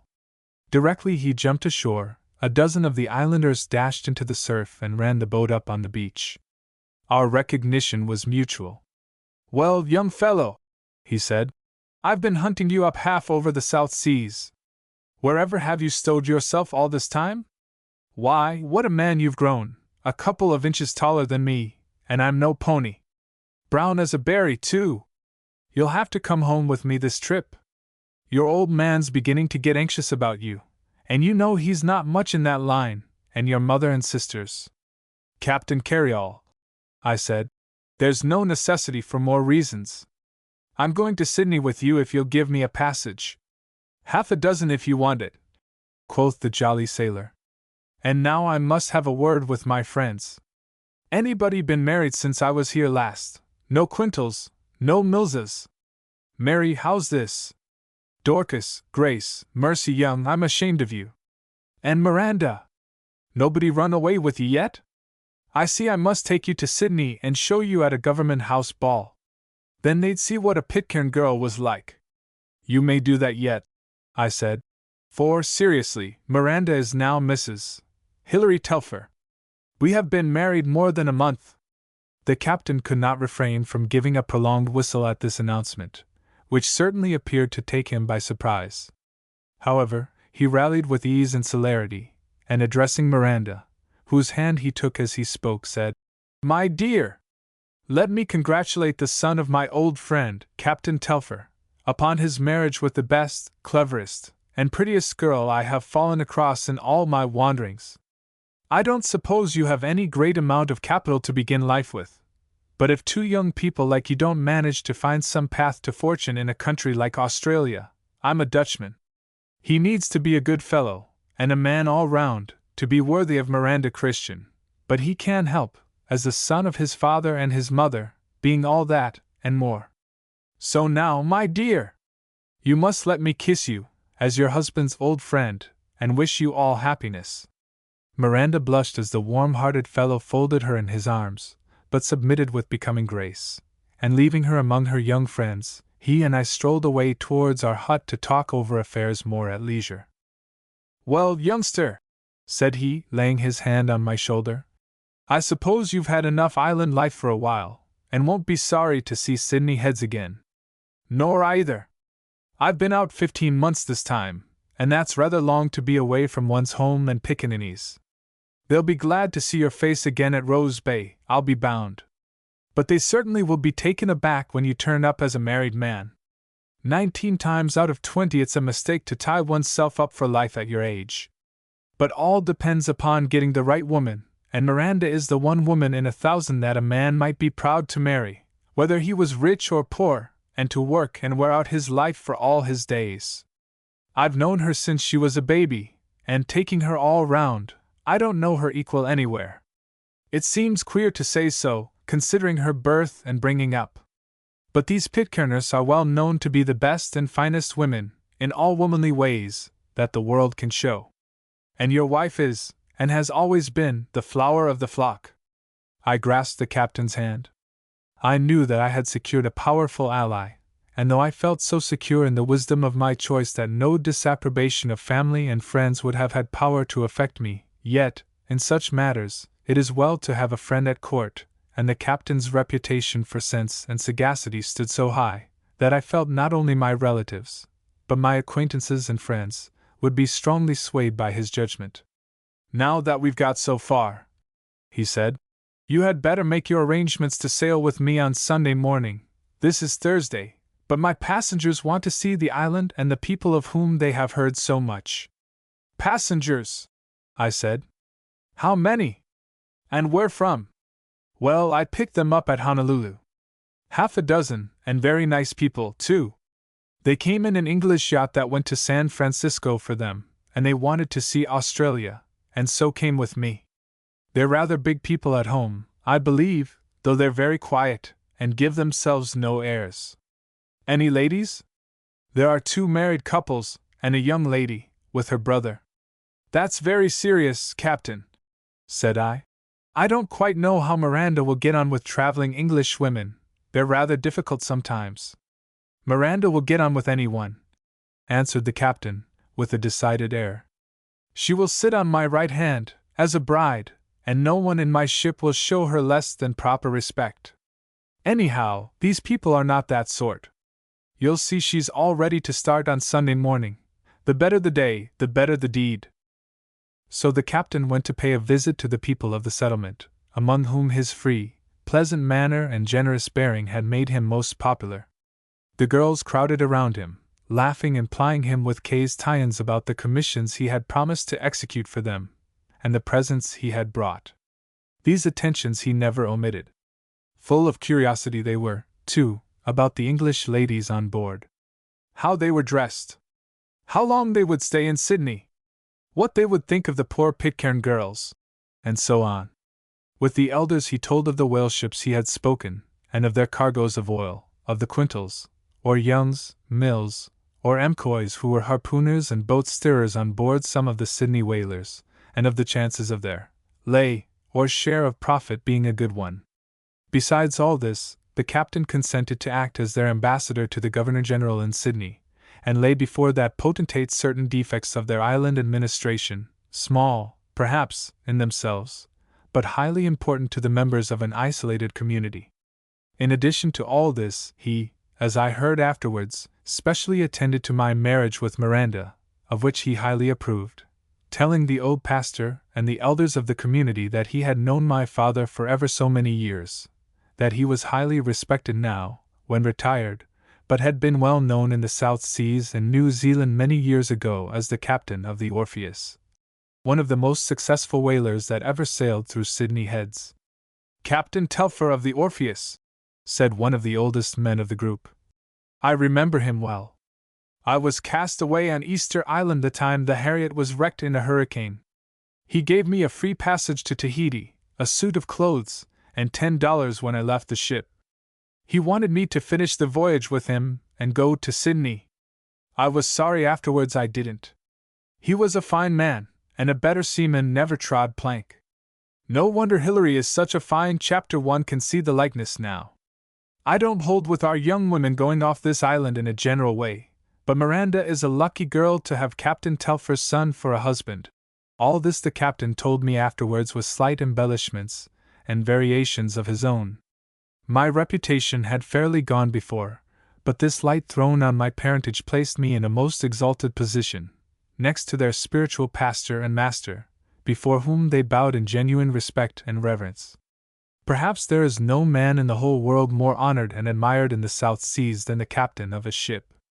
And now that the name of my father's bark, once pretty well known south of the line, had been recalled from the past, every doubt as to the future of Miranda and myself was set at rest. We were invested, so to speak, with the blessing of the whole community, and began our modest preparations with added cheerfulness and resolve. In the afternoon we saw a boat put off from the Florentia and the visitors land. They were 5 in number. We could see them walk over to the village, where they were met by some of the principal people and a few of the women and girls. We had been making ready for our voyage, and having finished our simple meal, sat in the shade of our orange tree, near the door, and awaited the strangers whom I judged rightly that curiosity and the captain would bring to our dwelling. In less than an hour's time we saw them strolling along the path which led to our nest. As they approached we arose and went to meet them, when the captain with all due form introduced us. The Honorable Mr. and Mrs. Craven, Colonel Percival, Mr. Vavasour, and his sister, Miss Vavasour. Mrs. Percival had remained on board, as her little boy of 4 or 5 years old was not well. Miranda, rather to my surprise, was perfectly unembarrassed, and talked away to the stranger ladies as if she had been accustomed to the society business all her life.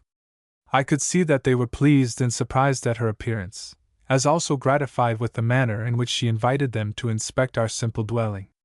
"Oh, what a charming nest of a place! Quite a bower of bliss!" cried Miss Vavasour. "I declare I will come here when I am married and spend my honeymoon. What shade and fragrance combined! What a lovely crystal lakelet to bathe in!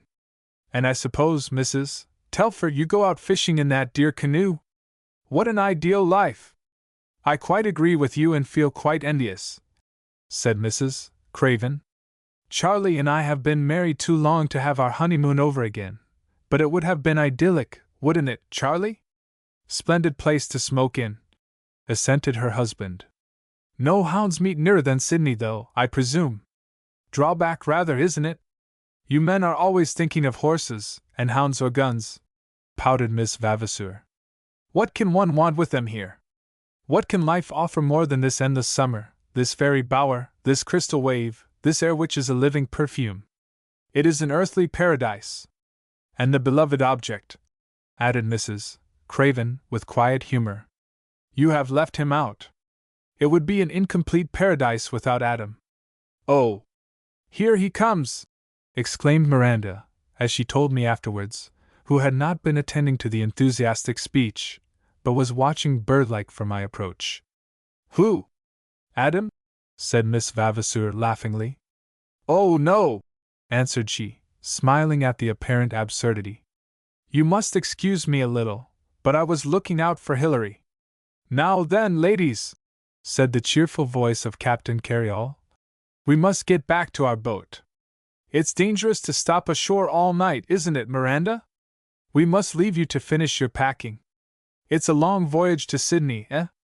It may be years before you see the island again."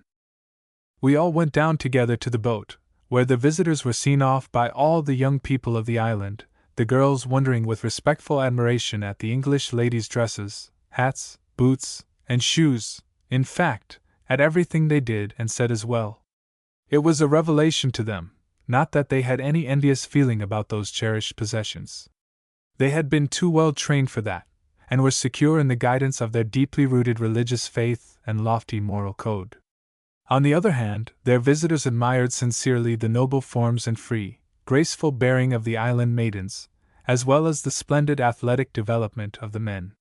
"Here, you Thursday Quintal, come and show these ladies how you can handle a steer-oar," called out the captain. He was the boat steerer on board the Florentia one voyage, and steered in the pulling race for whaleboats at the regatta on Anniversary Day, which we won the year before last in Sydney Harbour. "We'll bring you ashore in the morning." "Aye, Captain," said the young fellow, showing his splendid teeth in a pleasant smile. "It will feel quite natural to take an oar in a boat of yours again." The wind had freshened during the afternoon, and the rollers on the beach lifted the whaleboat as she came up to the landing rather higher than the ladies fancied. However, they were carefully seated, and at the captain's word, "Give way, my lads," the crew picked her up in great style, while Quintal, standing with easy grace at the stern, the 16-foot oar in his strong grasp, directed her course with instinctive skill so as to avoid the growing force of the wave. As he stood there, tall, muscular, glorious in the grace and dignity of early manhood, he seemed the embodiment of a sculptor's dream. "What a magnificent figure!" said Mrs. Craven to her young friend. "How rare it is to see such a form in Mayfair!" "I surmise, as our American girl said at Honolulu," replied Miss Vavasour, "that you might look a long time before you saw such a man among our Johnnies, and what eyes and teeth he has! Really, I feel inclined to rebel. Here's this Mr. Telfer, too, and what a grand-looking fellow he is, and an English gentleman besides in all his ways. He can make his way to this out-of-the-way speck in the ocean, and secure a Miranda for a life companion.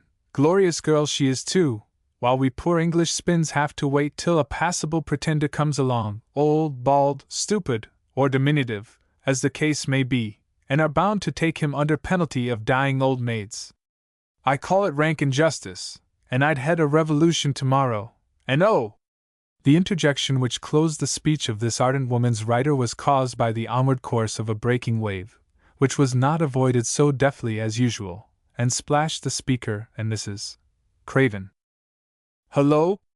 Quintal, what are you about?" said the captain. "Is this your steering that I've been blowing about to these ladies and gentlemen? Miss Vavasour, I'm afraid it's your fault. You know the rule aboard ship? Passengers are requested not to speak to the man at the wheel.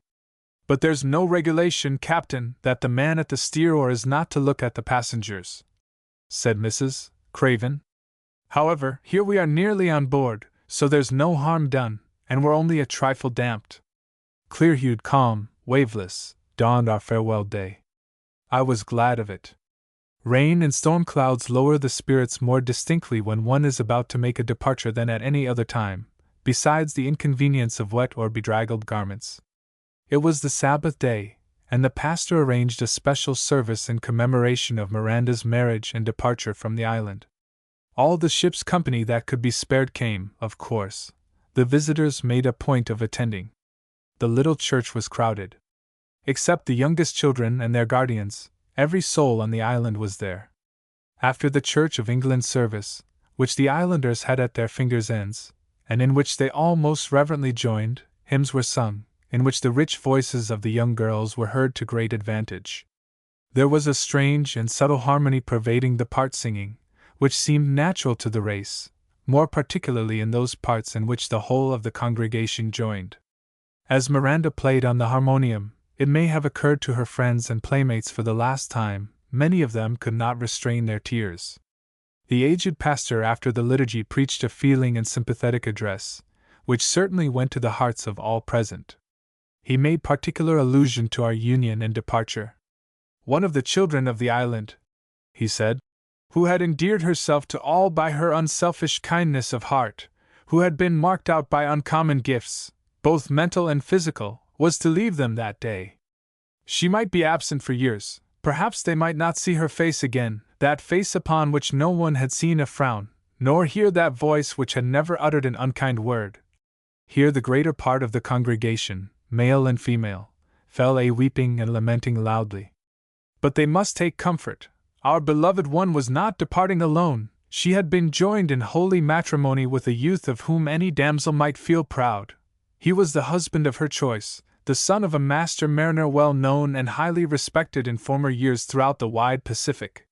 He himself had often heard of him in old days, and the son of such a father was worthy to be loved and trusted. The child of our hearts would go forth, even as Rebekah left her home and her people with Isaac, and God's blessing would surely rest upon all her descendants as upon the children of the promise. He would ask all now assembled to join in prayers for the welfare of Hilary Telfer and Miranda, his wife. As the venerable man pronounced the words of the benediction, echoed audibly by the whole of the congregation, the sobs of the women were audible, while tears and stifled sighs were the rule, and not the exception. As the congregation rose from their knees, he walked down to the Florentia's boats, it having been so arranged by the captain, who had invited all who could by any means attend, to lunch on board his vessel. Farewells were said on the beach to all who were perforce detained by age, infirmity, or other causes, and at length we were safely seated in the captain's boat, and putting off, were followed by a perfect fleet of every size and carrying capacity. Miranda hid her face and wept silently.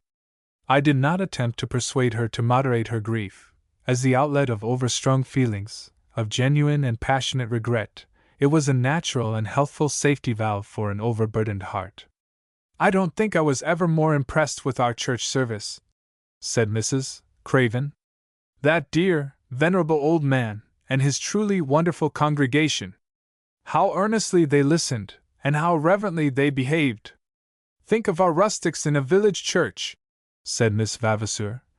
The conceited choir, the sleeping laborers, the giggling school children, where do you ever see anything like what we have witnessed today? However did they manage to grow up so blameless, and to keep so good and pure-minded? Can you tell me, Mr. Telfer?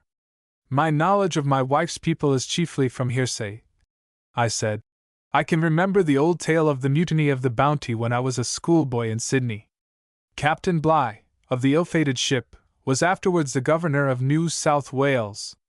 Whether his conduct provoked the mutiny, of which Miranda's great-grandfather was the leader, or whether the crew were overcome by the temptations of a life in that second garden of Aden, Tahiti, has been disputed, and perhaps can never be definitely known. This much is certain, that the sole surviving mutineer, John Adams, deeply repentant, changed his rule of life. Morning and evening prayer was established, and a system of instruction for the children and young people regularly carried out. Such was the apparently accidental commencement of the religious teaching of the little community at the beginning of the century. Some of the results you have witnessed today.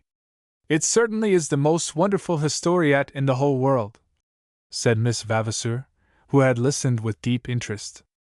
I never saw so many nice people in one place before, all good, all kind, all contented, and all happy.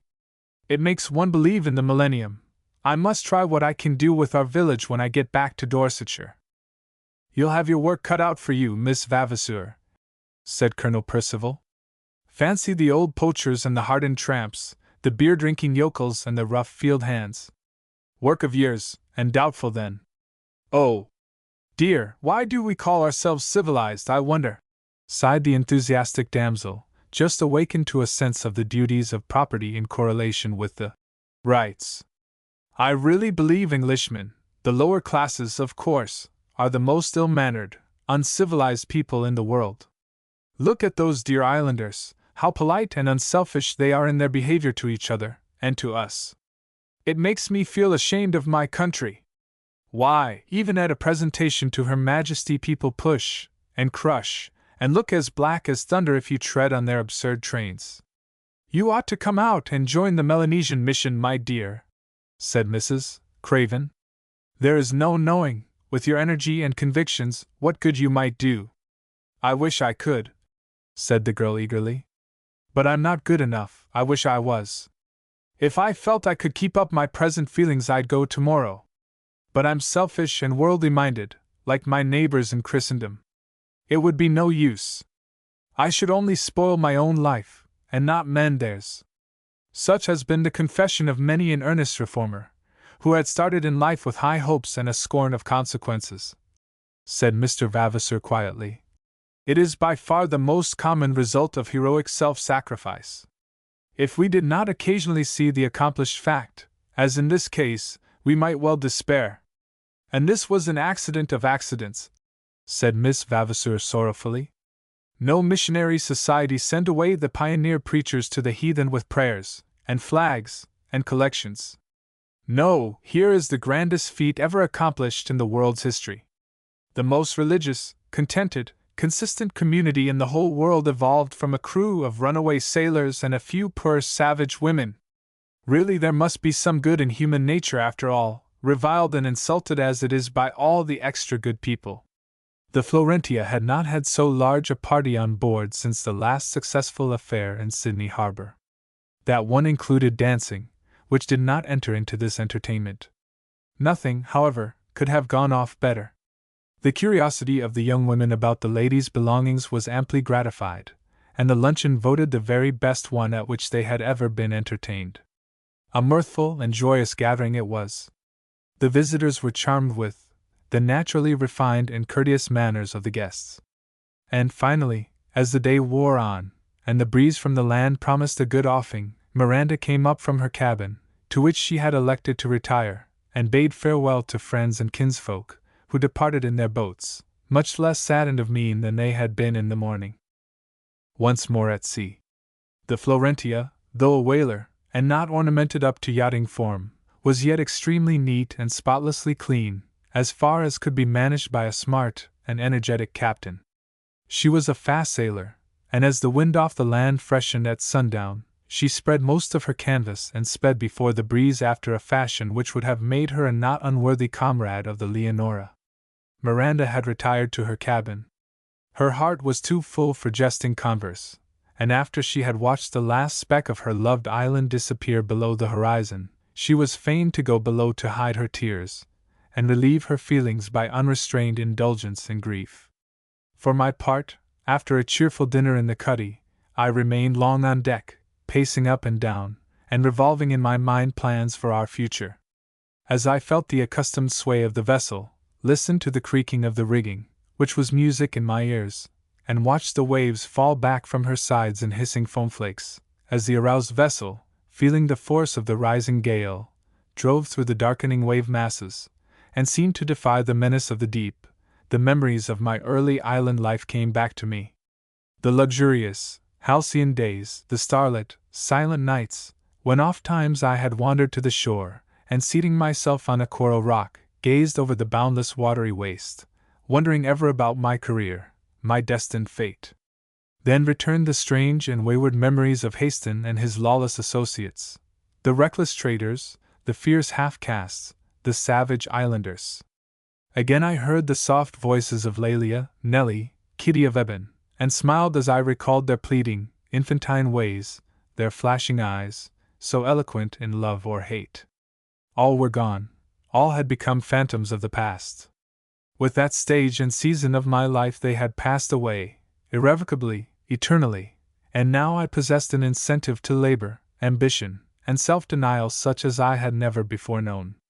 With such a companion as Miranda, where was the man who would not have displayed the higher qualities of his nature, who would not have risen to the supremest effort of labor, valor, or self-abnegation? Before heaven I vowed that night, that neither toil nor trouble, difficulty nor danger, should deter me from the pursuit of fortune and distinction. So passed our first day at sea. With the one that followed the gale abated, and as the Florentia swept southward under easy sail, comfort was restored. The passengers settled themselves down to the enjoyment of that absolute rest and passive luxuriousness which characterize board-ship life in fine weather. Miss Vavasour and Miranda were soon deep in earnest conversation, both for the time disregarding the books with which they had furnished themselves. Mrs. Craven had devoted herself to an endless task of knitting, which apparently supplied a substitute for thought, reading, recreation, and conversation. I was talking to the captain when a lady came up the companion, followed by the colonel, who half lifted, half led a fine little boy of 4 or 5 years of age. "Oh," said the captain, with a sudden movement towards the new arrivals, "I see Mrs. Percival has come on deck. Come over and be introduced." We walked over, and I received a formal bow from a handsome, pale woman, who had evidently been sojourning in the East. There is a certain similarity in all Indian women, as they are generally called, which extends even to manner and expression. Long residence in a hot climate robs them of their roses, while the habit of command, resulting from association with an inferior race, gives them a tinge of hauteur, not to say unconscious insolence of manner, which is scarcely agreeable to those who, from circumstances, they may deem to be socially inferior. So it was that Miranda, in spite of Miss Vavasour's nods and signals, received but the faintest recognition, and retreated to her chair somewhat chilled by her reception. She, however, took no apparent notice of the slight, and was soon absorbed in conversation with Miss Vavasour, her brother, and Mrs. Craven, who had moved up her chair to join the party. The colonel deserted his former friends to devote himself to his family duties, while the captain and I walked forward and commenced a discussion which had, at any rate, a strong personal interest for me. "Now look here, Hilary," said he, as he lighted a fresh cigar. He had been smoking on the quarterdeck under protest, as it were, and thus commenced. "Listen to me, my boy. I've been thinking seriously about you and Miranda. Your start in life when you get to Sydney is important. I think I can give you a bit of advice worth following. You understand all the dialects between here and the Line Islands, don't you?" "More than 8," I answered.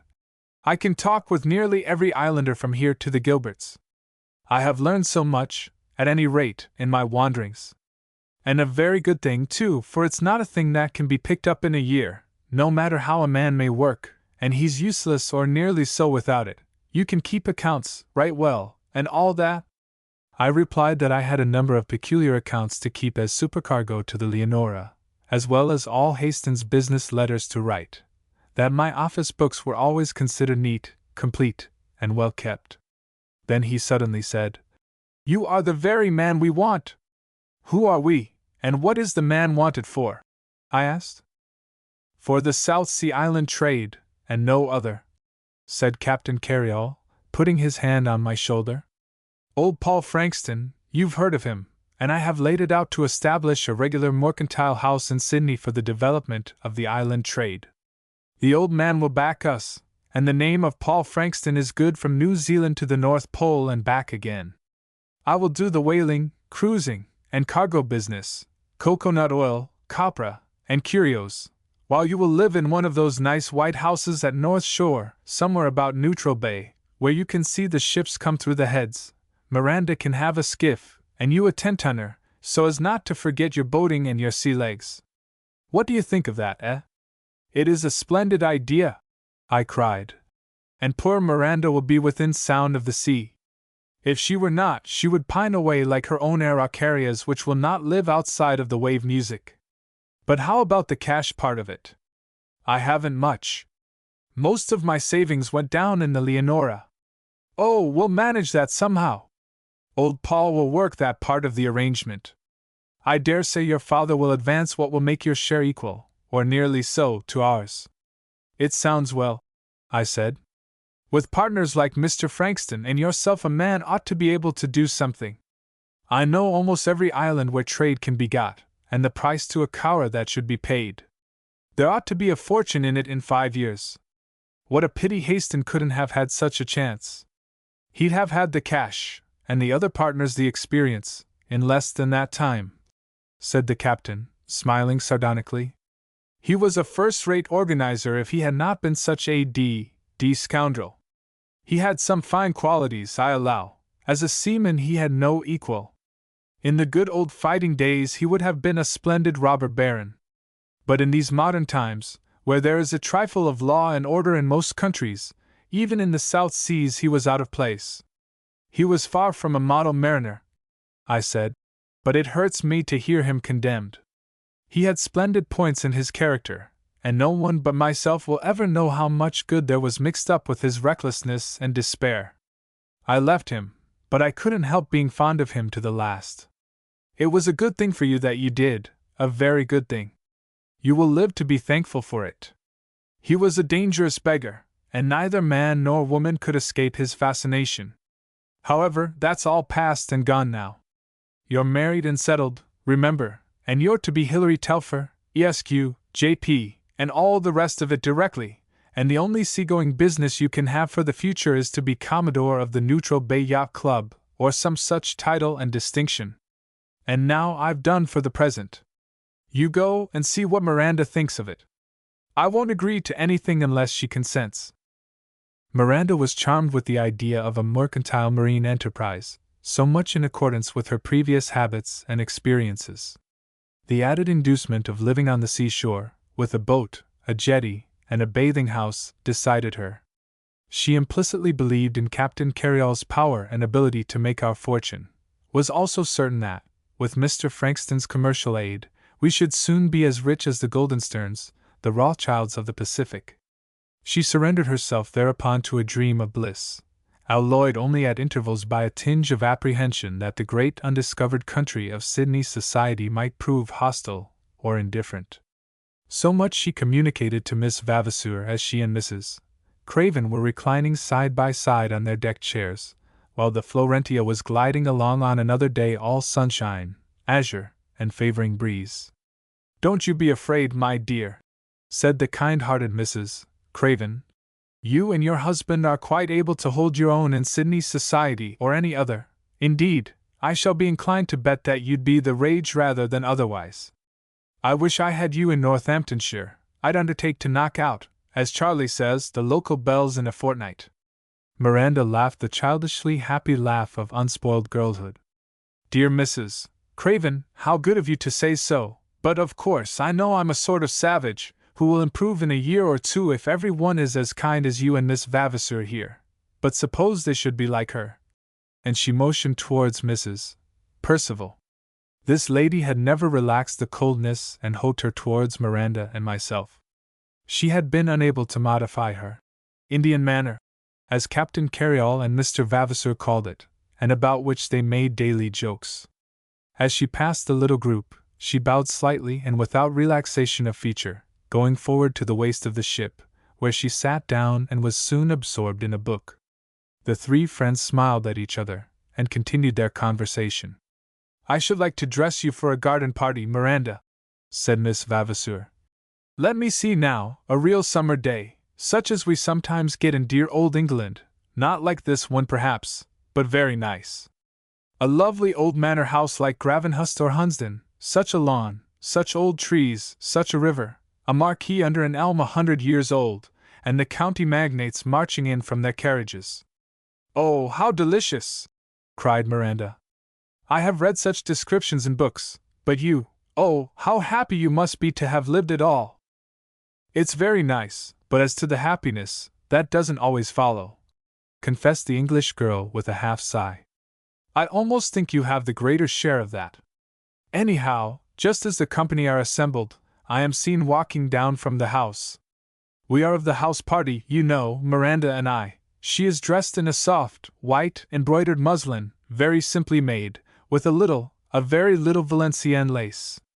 Its long straight folds hang gracefully around her matchless figure, and are confined at the waist by a broad, white moire sash, white gloves, a white moire parasol, a large Gainsborough hat with fleecy white feathers, and Miranda's costume is complete, the very embodiment of fresh, fair girlhood, unspotted from the world of fashion and folly." Chapter 16. A Swim for Life. The words died on her lips as a shriek, wild, agonizing, despairing, rang through the air, and startled not only the little group of pleased listeners, but all who happened to be on deck at the time. We started up and gazed towards the spot whence the cry had come. The colonel, who had been reading on the opposite side of the deck, calmly smoking the while, dropped his book and only saved his meerschaum by a cricketer's smart catch. The captain came bounding up from below, followed by the steward and his boy. The Foxley hands, with the black cook, hurled themselves aft. All guessed the cause as they saw Mrs. Percival wringing her hands frantically and gazing at an object in the sea. Her boy had fallen overboard. Yes. The little fellow, active and courageous beyond his years, had tried to crawl up to the shrouds while his mother's eyes were engaged in the perusal of the leading novel of the day. Weary of inaction, the poor little chap had done a little climbing on his own account, and an unexpected roll of the ship had sent him overboard. Light as the wind was, he was already a long way astern. Long before all these observations were made, however, and while the astonished spectators were questioning their senses as to the meaning of the confusion, Miranda had sprung upon the rail, and in the next moment, with hands clasped above her head, was parting the smooth waters. Rising to the surface, she swam with rapid and powerful strokes towards the receding form of the still floating child. With less rapidity of motion, I cast myself into the heaving waste of water, not that I doubted Miranda's ability to overtake and bear up the child, but from simple inability to remain behind while all that was worth living for on earth was adrift upon the wave. I followed in her wake, and though I failed to keep near her, for the Pitcairn Islanders are among the fastest swimmers in the world, I yet felt that I might be of some use or aid. Long before I could overtake her, she had caught up the little fellow, and lifting him high above the water, was swimming easily towards me. "Oh, you foolish boy!" she cried. "Why did you come after me? Do you want to be drowned again?" Here she smiled and showed her lovely teeth as if it was rather a good joke. It may have been, but at that time and place I was not in the humor to perceive it. "I came for the same reason that you did, I suppose, because I could not stay behind. If anything had happened to you, what should I have done? Here comes the boat, though, and we can talk it over on board."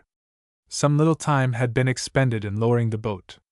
The ship had been brought to, but even then, and with so light a wind, it was astonishing what a distance we had fallen behind. It was a curious sensation, such specks as we were upon the immense waterplain which stretched around to the horizon. However, the Florentia was strongly in evidence, and nearer came the whaleboat, with the captain at the steer oar, and the men pulling as if they were laying on a crack harpooner to an 80-barrel whale. We were now swimming side by side, Miranda talking to the little fellow, who had never lost consciousness, and did not seem particularly afraid of his position. "How tremendously hard they are pulling," I said. "They are making the boat spin again. One would think they were pulling for a wager." "So they are," answered she. "For 3 lives, and perhaps another. See there! God in His mercy protect us." I followed the direction of her turned head, and my heart stood still as my eye caught the fatal sign of the monster's presence at no great distance from us. It was the back fin of a shark. "Do your best, my beloved," she continued. "We must keep together, and if he overtakes us before the boat reaches, splash hard and shout as loud as you can. I have seen a shark frightened before now, but please God it may not come to that." The boat came nearer, still nearer, but, as it seemed to us, all too slowly. The men were pulling for their lives, I could notice, and the captain frantically urging them on. They had seen the dreaded signal before us, and had commenced to race from that moment. But for some delay in the tackle for lowering, they would have been up to us before now. As it was, we did our best. I would have taken the child, but Miranda would not allow me. "His weight is nothing in the water," she said, "and I could swim faster than you, even with him." This she showed me she could do by shooting ahead with the greatest ease, and then allowing me to overtake her. I had to let her have her own way.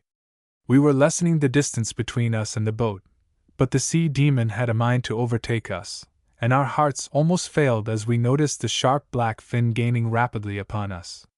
Still there was one chance, that he would not pursue us to the very side of the boat. It was a terrible moment. With every muscle strained to the uttermost, with lung and sinew, and every organ taxed to utmost tension, I most certainly beat any previous record in swimming that I had ever attained. Miranda, with apparently but little effort, kept slightly ahead. The last few yards, shorter than the actual distance, appeared to divide us from the huge form of the monster now distinctly visible beneath the water, when with one frantic yell and a dash at the oars, which took every remaining pound of strength out of the willing crew, the boat shot up within equal distance. At a signal from the captain every oar was raised and brought down again with a terrific splash into the water, and a simultaneous yell. The effort was successful. The huge creature, strangely timid in some respects, stopped, and with one powerful side motion of fins and tail glided out of the line of pursuit. At the same moment the boat swept up, and eager arms lifted Miranda and her burden into it.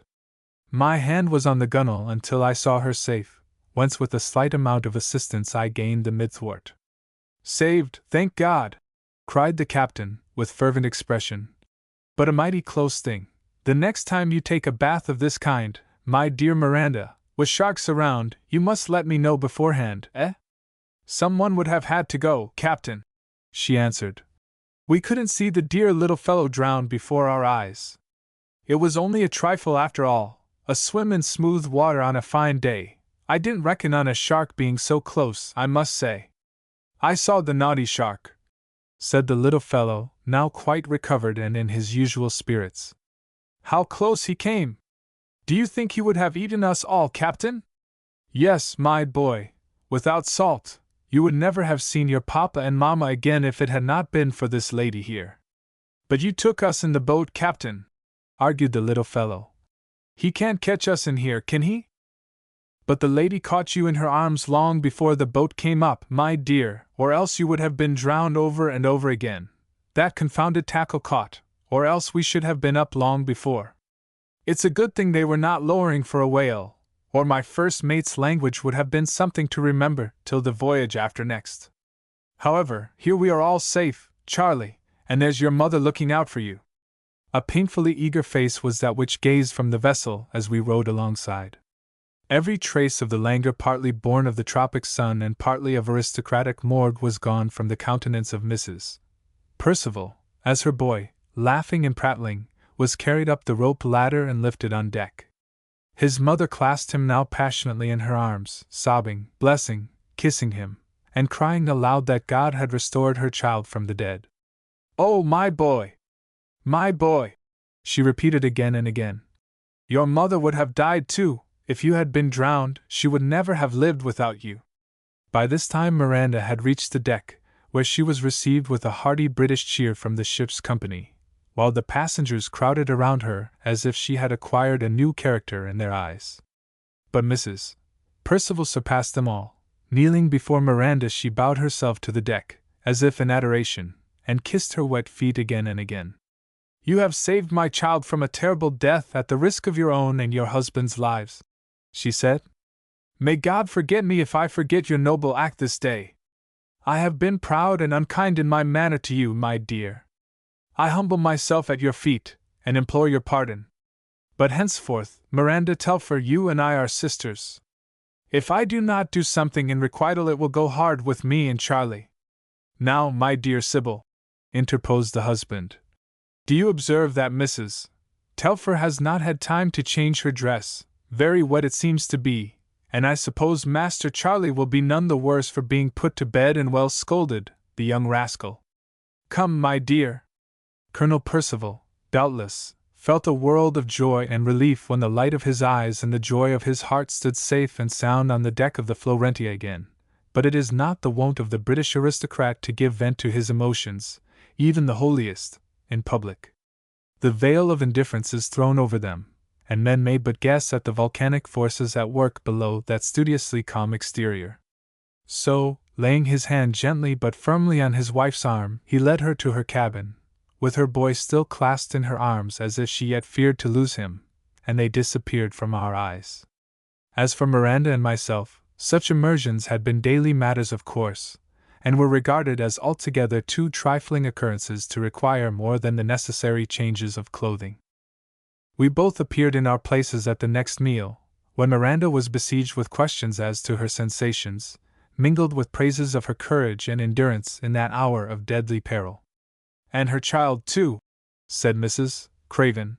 "What a lesson of humility it ought to teach her! Had you, my dear girl, been swayed by any of the meaner motives which actuate men and women, her foolish pride might have cost her child's life. Oh, surely no one could have had such thoughts when that dear little boy fell overboard. I couldn't help Mrs. Percival not liking me. I really did not think much about it, but when I saw the poor little face in the sea, more startled, indeed, than frightened, I felt as if I must go in after him. It was quite a matter of course." After this incident, it may be believed that we were indeed a happy family on board the Florentia. Every one vied with every one else in exhibiting respect and admiration towards Miranda. Mrs. Percival would not hear of a refusal that we should come and stay with her, when we had done all that was proper and dutiful in the family home. Miss Vavasour and Mrs. Craven depended on me to show them all the beauties of Sydney Harbor, while Captain Carryall pledged himself to place Mr. Frankston's yacht at the service of his passengers generally, and to render them competent to champion the much-vaunted glories of the unrivaled harbor to all friends, foes, and doubters on the other side of the world. Colonel Percival privately interrogated the captain as to the nature of the commercial undertaking in which he was about to arrange a partnership for me, and begged as a favor, being a man of ample means, that he might be permitted to advance the amount of my share. The captain solemnly promised him that if there was any difficulty in the proposed arrangement on account of my deficiency of cash, he should be requested to supply it. "He seemed to feel easy in his mind after I told him this, my boy," said the commander, with that mixture of simplicity and astuteness which distinguished him. "But fancy old Paul and your father admitting outside capital in one of their trade ventures. This time tomorrow we shall be going through Sydney Heads," said the first mate to me as we walked the deck about an hour after sunrise one morning. "That is, if the wind holds." "Pray heaven it may," said I. "Then we shall have a view of the harbor and city worth seeing. It makes all the difference. We might have a cloudy day, or be tacking about till nightfall, and the whole effect would be lost." I was most anxious not only that Miranda's first sight of my native land and her future home should impress her favorably, but I was naturally concerned that our friends should not suppose that the descriptions of the Queen's City of the South, with which the captain and I had regaled them, were overdrawn. We sat late at supper that night talking over the wonderful events and experiences that were to occur on the morrow. Plans were discussed, probable residence and inland travel calculated, the Fish River caves and the Blue Mountains were, of course, to be visited, all kinds of expeditions and slightly incongruous journeys to be carried out. Colonel and Mrs. Percival had been asked to stay at Government House during their visit, which was comparatively short, while Mr. and Mrs. Craven and Miss Vavasour were to go primarily to Petty's Hotel, which had been highly recommended, and the gentlemen had intimation that they would receive notices of their being admitted as honorary members of the Australian and Union Clubs. With such cheerful expectations and forecasts we parted for the night. The winds were kind. The breeze stuck to us, as the mate expressed it, and about an hour after the time he had mentioned we were within a mile of the towering sandstone portals of that erstwhile strange, silent harbor into which the gallant seaman Cook, old England's typical mariner, had sailed 100 years ago. I had been on deck since dawn. Now that we were so near the home of my childhood, the thoughts of old days, and the parents, brothers, sisters, from whom I had been so long separated, rushed into my mind, until I felt almost suffocated with contending emotions. How would they receive us? Would they be prepared to see me a married man? Would their welcome to Miranda be warm or formal? I began to foresee difficulties, even dangers of family disruption, consequences which before had never entered into the calculation. However, for the present these serious reflections were put to flight by expressions of delight from the whole body of passengers, headed by Miranda, who then came on deck. By this time the good ship Florentia had closely approached the comparatively narrow entrance, the frowning buttresses of sandstone, against which the waves, now dashed with hoarse and angry murmur, rose almost above us, while a long line of surges, lit up by the red dawn fires, menaced us on either hand. "Oh, what a lovely entrance!" said Miss Vavasour, after gazing long and earnestly at the scene. "It seems like the gate of an enchanted lake. What magnificent rock masses, and what light and color the sun brings out! It is something like a sun, warm, glowing, irradiating everything even at this early hour, and what a sky! The dream tone of a painter! I congratulate you, you dear darling Miranda, and you, Mr. Telfer, on having such a day for homecoming. It is a good omen, I am sure it must be. Nothing but good could happen on such a glorious day. The day is perfection, but more than one good ship coming through this entrance at night has mistaken the indentation on the other side of the south head for the true passage, and gone to pieces on the rocks below that promontory. But, at any rate, we are now safely inside, and where is there a harbor in the world to match it? As we passed Middle Harbor and drew slowly up the great waterway, which affords perhaps more deep anchorage than any other in the world, the ladies were loud in their expressions of admiration. "Look at those sweet white houses on the shores of the pretty little bays," said Mrs. Craven. "And what lovely gardens and terraces stretching down to the beaches! And there's a Norfolk Island pine, 1, 2, ever so many," cried Miranda. "I did not think they grew here. I am sure now that I shall be happy." "Yes, of course," said Miss Vavasour. "What is to hinder you? And you are to live in one of those pretty cream-colored cottages. What lovely stone it must be, with a garden just like that one on the point, and a boathouse and a jetty. One of those little steamers that I see fussing about will land Mr. Telfer when he returns from the city, or you can get into that little boat that lies moored below, and row across the bay for him." Miranda's eyes filled as she glanced at the pretty villas and more pretentious mansions, past which we glided, some half covered with climbers, or buried amid tropical shrubs of wild luxuriance. Her heart was too deeply stirred for jesting at that moment. She could only press her friend's hand and smile, as if pleading for a less humorous view of so important a subject. The harbor itself was full of interest to the strangers. Vessels of all sizes and shapes, coasters, colliers, passenger boats, yachts, and steam launches, passed and repassed in endless succession. 2 men of war lay peacefully at anchor in Farm Cove, a massagerie steamer in the stream, while a huge P&O mailboat outward bound moved majestically towards the heads through which we had so recently entered. We had just cleared Point Piper, where I remember spending the joyous holidays of long ago with my schoolmates, the sons of the fine old English gentleman who then dwelt there, when a sailing boat sped swiftly towards us, in which stood a stout, middle-aged man waving his hat frantically. "I believe that is Paul Frankston himself come to overhaul us," said the captain, raising his glass. "He's sailor enough to recognize the rig of the Florentia, and if we had been a little nearer his bay, he'd have wanted us to stop the ship and lunch with him in a body. As it is, I feel sure he'll capture some of the party." "What splendid hospitality!" said Mrs. Percival. "Is that sort of thing usual here? You must be something like us Indians in your ways." "There is a good deal of likeness, I think," said the captain. "I suppose the heat accounts for it. It's too hot to refuse most of the year. But here comes Paul!" The sailing boat by this time had run alongside and doused her sail, while one of the crew held on to a rope thrown to him, as the owner presented himself on deck with more agility than might have been expected from a man of his age. "Well, Charlie, my boy, so you're in at last. Thought you were lost, or had run away and sold the ship. Ha ha! What sort of a voyage have you had? Passengers, too, pray introduce me. Is there anything I can do for them in Sydney? Must be something. Perhaps I shall hear by and by. Who's this youngster? No. Surely not the son of my old friend, Captain Telfer? Now I remember the boy that ran away to the islands, or would have done so, if they hadn't let him go. Quite right, I ran away myself, and a fine time I had there. I must tell you what happened to me there once, Charlie?" Here the old gentleman began to laugh so heartily that he was forced to suspend his narration, while the captain regarded him with an expression which conveyed a slight look of warning. "But I am forgetting. By the way, Charlie, have you any curios in your cabin?" The captain nodded, and the two old friends disappeared down the companion.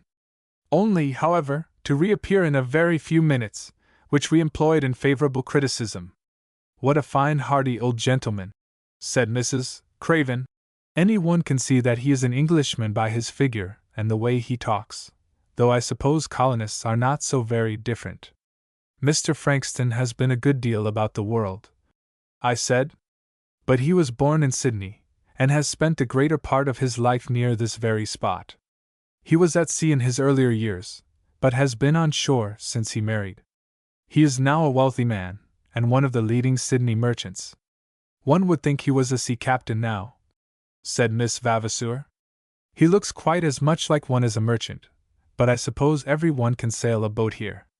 "You are quite right, Miss Vavasour. Every one who is born in Sydney learns to swim and sail a boat as soon as possible after he can walk. There is no place in the world where there are so many yachtsmen. On holidays you may see doctors, lawyers, clergymen, even judges, sailing their boats, doing a good deal of their own work in the able seaman line, and, to tell truth, looking occasionally much more like pirates than sober professional men." About this time Mr. Frankston reappeared, carrying in his hand a couple of grasser garments, which he appeared to look upon as very precious. "These are for my little girl," he said. "She has just come down from the bush with her husband to spend the hot months with her old father. It will give her the greatest pleasure to see these ladies and their husbands at Merrimee next Saturday, when we can have a little picnic in the harbor and a sail in my yacht, the Seagull. The captain will tell you that I am to be trusted with a lively boat still. I never wish to go to sea with a better sailor," said the captain, "and if our friends have no other engagements, I can promise them a delightful day and a view of some of the finest scenery south of the line." Barring unforeseen or indispensable engagements, every one promised to go. Mr. Frankston averred that they had done him a great and important service. He was getting quite hipped, he was indeed, when his daughter luckily recognized the Florentia coming up the harbor. She is a sailor's daughter, you know, has an eye for a ship, and started him off to meet his old friend Captain Carryall, and secure him for dinner. Now he felt quite another man, and would say good-bye. Before leaving he must have a word with his young friend. "My dear boy," said he, laying his hand on my shoulder, "I have known your father ever so many years. We were younger men then, and saw something of each other in more than one bit of fun, and at least one or two very queer bits of fighting in the Bay of Islands, so that we know each other pretty well. I've heard what Carryall has to say about you and your charming wife. I think we shall be able to fix up, as our American friends say, our little mercantile arrangement very neatly. But that's not what I wanted to talk to you about. You've been away a good while, so many years, we'll say. I have indeed, I replied. Well, you've grown from a boy into a man, and a devilish fine one too. Here the dear old chap patted me on the back and looked up at my face, a great deal higher up than his. Well, naturally you've changed. So have your people. Your young brothers and sisters have turned into men and women while you've been away. And then again, another change, a great one too, you're married. Yes. Thank God I am. I am sure you have good reason, my boy. But my idea is this: people, the best of people, don't like surprises, even one's own friends. Now, what I want you to do is to bring your wife and come and stay at Maramy for a week, while they're getting your rooms ready for you at North Shore. There's nobody there now but Antonia and her husband. It wants another pair of young people to enliven the place a bit. And Charlie Carryall will go over and tell them all about you and your pretty Miranda, while you and I settle our partnership affairs. I could see how it was. Our good old friend, with a kindness and delicacy of feeling which I have rarely seen equaled, had all along made up his mind that Miranda and I should begin our Sydney experiences with a visit to his hospitable mansion. After a talk with the captain, for which purpose he had feigned an interest in South Sea curios, they had come to the conclusion that it would be more prudent that the family should have a few days to accustom themselves to the idea of my marriage. In the meantime his daughter, Mrs. Nechamp, would be able to give Miranda the benefit of her experience as a Sydney matron of some years' standing, and to ensure that she made her introduction under favorable circumstances. Miranda, naturally nervous at the idea of then and there making her appearance among a group of relatives wholly unknown to her, was much relieved at the delay thus granted, and cheerfully acceded to the proposed arrangement. That being all settled, I'll get home and have everything ready for you when you arrive. The captain will take care of you. He knows the road out, Charlie? Night or day, so goodbye till dinner time. 7 o'clock sharp. Still talking, Mr. Frankston descended to his boat, and making a long board, proceeded to beat down the harbor on his homeward voyage, waving his handkerchief at intervals until he rounded a point and was lost to our gaze. It was not very long after this interview that we found ourselves in our berth at the Circular Quay, where, unlike Melbourne and some other ports, nothing more was needed for disembarkation but to step on shore into the city. Our good comrades of so many days were carried off in cabs to their destinations, with the exception of the Percivals, who, having been invited to Government House, found an aide-de-camp and the vice-regal carriage awaiting them on the wharf. At such a time there is always a certain amount of fuss and anxiety with reference to luggage, rendering farewells occasionally less sentimental than might have been expected from the character of marine friendships. But it was not so in our experience. Miss Vavasour and Mrs. Craven exchanged touching farewells with Miranda, mingled with solemn promises to meet at given dates, to write, to do all sorts of things necessary for their keeping up the flame of friendship. Then at the last moment Colonel and Mrs. Percival came up. "My dearest Miranda," said this lady, "don't forget that you are my sister, not in word only. Put me to the proof whenever you need a sister's aid, and it shall be always at your service. Kiss Auntie Miranda, Charlie darling, and tell her you will always love her. She picked me up out of the sea, when the naughty shark was going to eat us all. She's a good auntie, isn't she, mother?" said the little chap, responding readily. "Goodbye, Auntie Miranda." "I am not a man of many words, Mr. Telfer," said the colonel. "But if I can be of service to you, now or at any future time, I shall be offended if you do not let me know." And then the stern soldier shook my hand in a way which gave double meaning to the pledge. It was yet early in the day, and the captain had duties to attend to which would keep him employed until the evening. "I've ordered a carriage at 6, he said, "when we'll start for Maramy, which is about half an hour's drive. Until that time you can go ashore if you like. The botanical gardens are just round that point, or walk down George Street, or in any other way amuse yourselves. Meanwhile, consider yourselves at home also." "I think we'll stay at home then, Captain, for the present," said Miranda, and watch the people on shore. You have no idea how they interest me. Everything is so new. Remember that I have never seen a carriage in my life before, or a cab, or a soldier. There goes one now. Isn't he beautiful to behold? I shall sit here and make Hilary tell me the names of all the specimens as they come into view. That will do capitally, said the captain. I might have known that you could amuse yourself without help from anyone. The time passed quickly enough, with the aid of lunch. The decks were cleared by 6 o'clock, by which time we were ready for the hired barouche when it drove up. Miranda and I had employed our time so well that she had learnt the names of various types of character, and many products of civilization, of which she had been before necessarily ignorant, except from books. It is a perfect object lesson, she said. How delightful it is to be able to see the things and people that I have only read about. I feel like those people in the Arabian Nights who had been all their lives in a glass tower on a desert island. Not that our dear Norfolk Island was a desert, very far from it. And now I am going to the first grand house I ever saw, and to live in it, more wonderful still. I feel like a princess in a fairy tale, she went on, as she smilingly skipped into the carriage. Everything seems so unreal. Do you think this will turn into a pumpkin, drawn by mice, like poor Cinderella's? Hers was a chariot, though. What is a chariot? I remember riding in one when I was a small boy, I answered. And by the same token, I had caught a number of locusts, and put them into my hat. I was invited to uncover, as the day was warm. When I did so, the locusts flew all about the closed-up carriage and into everybody's face. But chariots are old-fashioned now. Onward we passed along the South Head Road, while below us lay the harbor with its multitudinous bays, inlets, promontories, and green knolls, in so many instances crowned with white-walled gardens, surrounding villas and mansions, all built of pale-hued, delicately toned sandstone. Oh, what a lovely, delicious bay! Cried Miranda. And these are the heads, where we came in.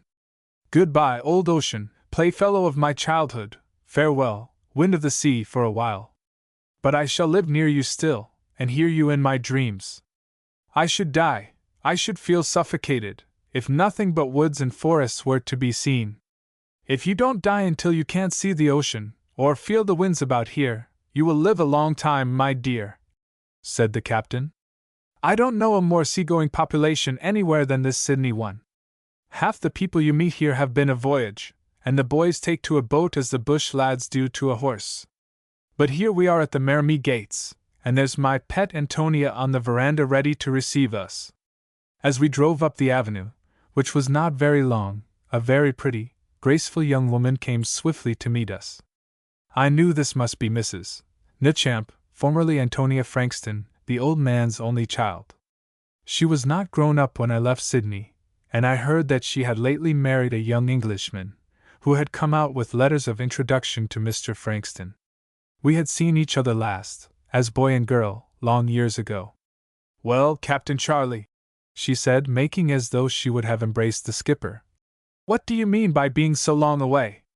We began to think that you were lost, that the Florentia had run on a reef, all sorts of things, been cut off by the islanders, perhaps. But now you are back with all sorts of island stories to tell Dad, and a few curios for me. And you are Mrs. Telfer. Papa has told me all about you, his latest admiration, evidently. But you mustn't get melancholy when he deserts you.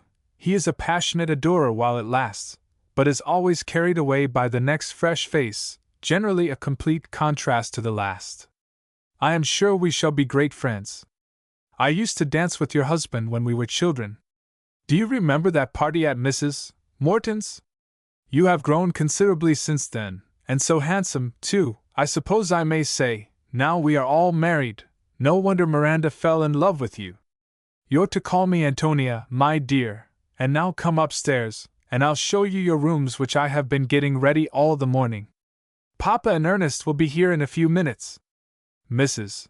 Nichamp evidently takes after her father, I said, who can say more kind things in fewer minutes than any one I ever knew, and do them, too, which is more to the purpose. I am so glad that Miranda has had the chance of making her acquaintance before she sees many other people. She is a dear, good, unselfish girl, said the captain, and was always the same from a child, when she used to sit on my knee in this very veranda, and get me to tell her the names of the ships. I never saw a child so thoughtful for other people, always wondering what she could do for them. She is just the same to this day. She will be an invaluable friend for our Miranda, I foresee. She can give her all sorts of hints about housekeeping, and I've no doubt one or two about dress and the minor society matters. Not that Miranda wants much teaching in that or any other way. Nature made her a lady, and gave her the look of a sea princess, and nothing could alter her. Did you ever hear of a handsome young woman being spoiled by flattery, Captain? I said. I don't want to anticipate such a disaster, but it strikes me that if you are all going to be so very complimentary, I shall have to go on the other tack to keep the compass level. There are dispositions that flattery falls harmless from, said the captain solemnly. There are women that cannot be spoiled, not so many perhaps, but you have got one of them, Antonia is another. They will make a good pair, and I'll back them to do their duty and keep a straight course, fair weather or foul, against any two, married or single, that I ever saw, and I've seen a good many women in my time. But now we had better be ready for dinner, for old Paul and Mr. Nichamp will be here directly. They were not long in making their appearance, and a very merry dinner it was. Mr. Frankston wanted to hear all about the islands, and Mrs. Nichamp was much interested in Captain Haston, and thought he resembled one of the buccaneers of the Spanish Main, for whom she had a sentimental admiration in her girlhood. What a pity that all the romantic and picturesque people should be so wicked, she asked. How is it, and what law of nature can it be that arranges that so many good and worthy people are so deadly uninteresting? Antonia is not quite in earnest, my dear Mrs. Telfer, said Mr. Nichamp, remarking Miranda's wondering look. She knows well that it is more difficult to live up to a high ideal than to fall below it. There is a false glamour about men like Haston, I admit, by which people who are swayed by feeling rather than reason are often attracted. I am afraid that Captain Haston was a wicked man, said Miranda, though I can't get Hilary to tell me much about him. However, there were very different accounts, some describing him as being generous and heroic, and others as cruel and unprincipled. Whatever he was, there was no doubt about his being a sailor every inch of him, said Captain Charlie. I saw him handle his ship in a gale of wind through a dangerous channel, and I never forgot it. I suppose he had his faults like the rest of us, said Mr. Frankston, who did not seem inclined to pursue the subject. Never mind, when Frankston, Telfer, and Company get the control of the South Sea Island trade, there won't be any room for dashing filibusters, will there, Charlie? I hope not. His day is over, said the captain. I am sorry for him, too, for he was one of the grandest men and finest seamen God Almighty ever permitted to sail upon his ocean. Under a different star he might have been an ornament to the service and an honor to his country. After dinner we all sat out on the broad veranda, where we lighted our cigars, and enjoyed the view over the sleeping waters of the bay. It was a glorious night, undimmed by mist or cloud. The harbor lights flamed brightly, anear and afar, while steamers passing to the different points of the endless harborage lighted up the glittering plain with their variegated lamps, as if an operatic effect were intended. What a wondrous sight, said Miranda. It certainly is a scene of enchantment, though it loses some of its beauty in my eyes from being so restless and exciting. There is no solitude, all is motion and effort, as is the city by day. Our sea view is as still and silent as if our island had just been discovered. It lends an air of solemnity to the night which this brilliant, many-colored vision seems to want. Antonia and I enjoyed this sort of thing thoroughly, said Mr. Nichamp. Our country is hot and dry as the summer comes on, and the glare is something to remember. But I must say I prefer the winter of the interior. The nights are heavenly, the midday warm without being oppressive, and the mornings are delightfully cool and bracing. As weather it is as nearly perfect as it can be, assented Mrs. Nichamp, backing up her husband. Then the rides and drives on the firm sandy turf and the delightful natural roads. It's nice to think you can drive 30 or 40 miles in any direction without going off your own run. Miranda must come and stay with me for a month or two when you get settled, Mr. Telfer. We must see if she can't be persuaded to leave the seaside for a while. We'll make up a party, said Mr. Frankston. It's a long time since I have seen any station life. I had half a mind to try squatting once myself. But I'm like Miranda, I don't sleep well unless I can hear the surge in the night, but for a month or two, in May or June, it would be great fun, and do us all good, I expect. Yes, my dear Dad, said his daughter, patting his shoulder. Think of the riding and driving. You're not too old to ride, you know. I'll lend you Osmond, he's my horse now, and he's a pearl of hackneys. I'll ride out with you, and Ernest can take Miranda and Courtney in the four-in-hand drag. Well, that's a bargain, my dear, said her father. When the summer is over and the autumn has nearly come to an end, and the nights and mornings are growing fresh and crisp, that's the time to see the interior at its best. I haven't forgotten the feel of a bush morning at sunrise. There's something very exhilarating about it. Is there not? Replied Mrs. Nechamp. As you see the vision splendid, of the sunlit plains extended, an ocean of verdure. You trace the river by the heavy timber on its banks, and the slowly rising mists along its course. Then the sun, a crimson and gold shield against the cloudless azure, the cattle low in the great river meadows, you hear the crack of a stockwhip as the horses come galloping in like a regiment of cavalry, and the day has begun.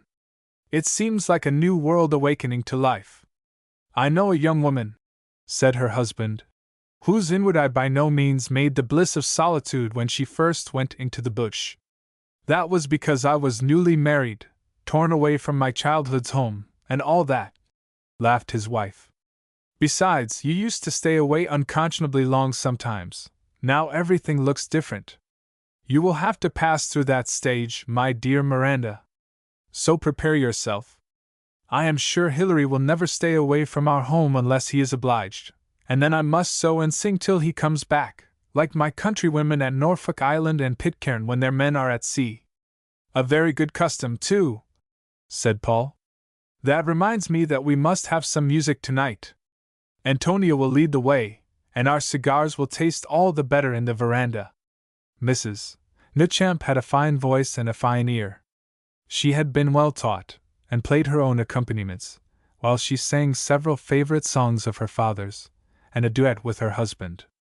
Now it's your turn, Miranda, said Mr. Frankston. I've heard all about you from the captain. I shall be very glad to sing, she answered, seating herself at the piano, if you care for my simple songs. I have always been fond of music, but our poor little harmonium was, for a long time, my only instrument. What shall I sing? Sing the lament of Susanna M'Coy for her drowned lover, said the captain. That was a song brought from Pitcairn, wasn't it? I always liked it the best of all the island sing songs. It is simple, replied Miranda, but it is true. I believe the poor girl used to sit by the seashore singing it at night, and died of grief a year afterwards. She struck a few chords on the grand arid piano, and commenced a wailing, dirge-like melody. A long, low island song, inexpressibly mournful. The movement was chiefly low-toned, and in the minor key, but at times it rose to a higher pitch, into which was thrown the agonized sorrow of irrevocable love, the endless regret, the void immeasurable and eternal, the hopeless despair of a desolated existence. The words were simple, and more in recitative than rhythm. There was a certain monotony and repetition, but as an expression of passionate and hopeless sorrow it was strangely complete. The tale was old as life and death, as love and joy, hope and despair. The maiden watching and waiting, during the voyage of the whaleship, the year long through. The sudden delight of the vessel being sighted, the boats going off, the intensity of the anxiety, the returning crew, the eager scanning of the passengers, the refusal to believe in mischance, the guarded half-told tale, then the unmistakable word of doom. He had been drowned at sea, the fearless, fortunate harpooner had, in the sudden flurry of the death-stricken whale, been thrown overboard and stunned. When the half-capsized boat was righted, Johnny Mills was missing. They rowed round and round, all vainly, then sadly returned to the vessel. This was the tale they had to tell, the tale Susanna M'Coy had to hear. Her overwrought feelings found relief in the Maiden's Lament, and after her death her girl companions in singing it preserved the memory of the maiden and her lover, of his doom and her unhappy fate. There was nothing unusually melodious in the song itself, but as the low, rich notes of Miranda's voice struck on the ear of the listeners, those who had not heard before seemed spellbound. Not a motion was made, not a sound escaped them, as they listened with an intentness which said far more than the ready and general praise at its close. Knowing, as I did, the extraordinary quality of her voice, I had expected that some such effect would be produced, but I hardly reckoned on such complete and universal admiration. When the cry of the heartbroken girl rose and echoed through the large room, the effect was electrical.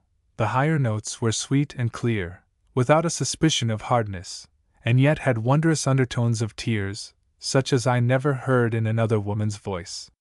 Long before the wailing notes had faded into nothingness, Mrs. Newchamp's eyes were wet, while old Paul, Mr. Newchamp, and the captain seemed in no great hurry to express their approval. "That's the most wonderful song I ever heard," said the old man. "I've heard the girls in Nukuhiva sing one something like it, and there are notes in Miranda's voice that take me back to my youth, the island days, and the good old times when Paul Frankston was young and foolish.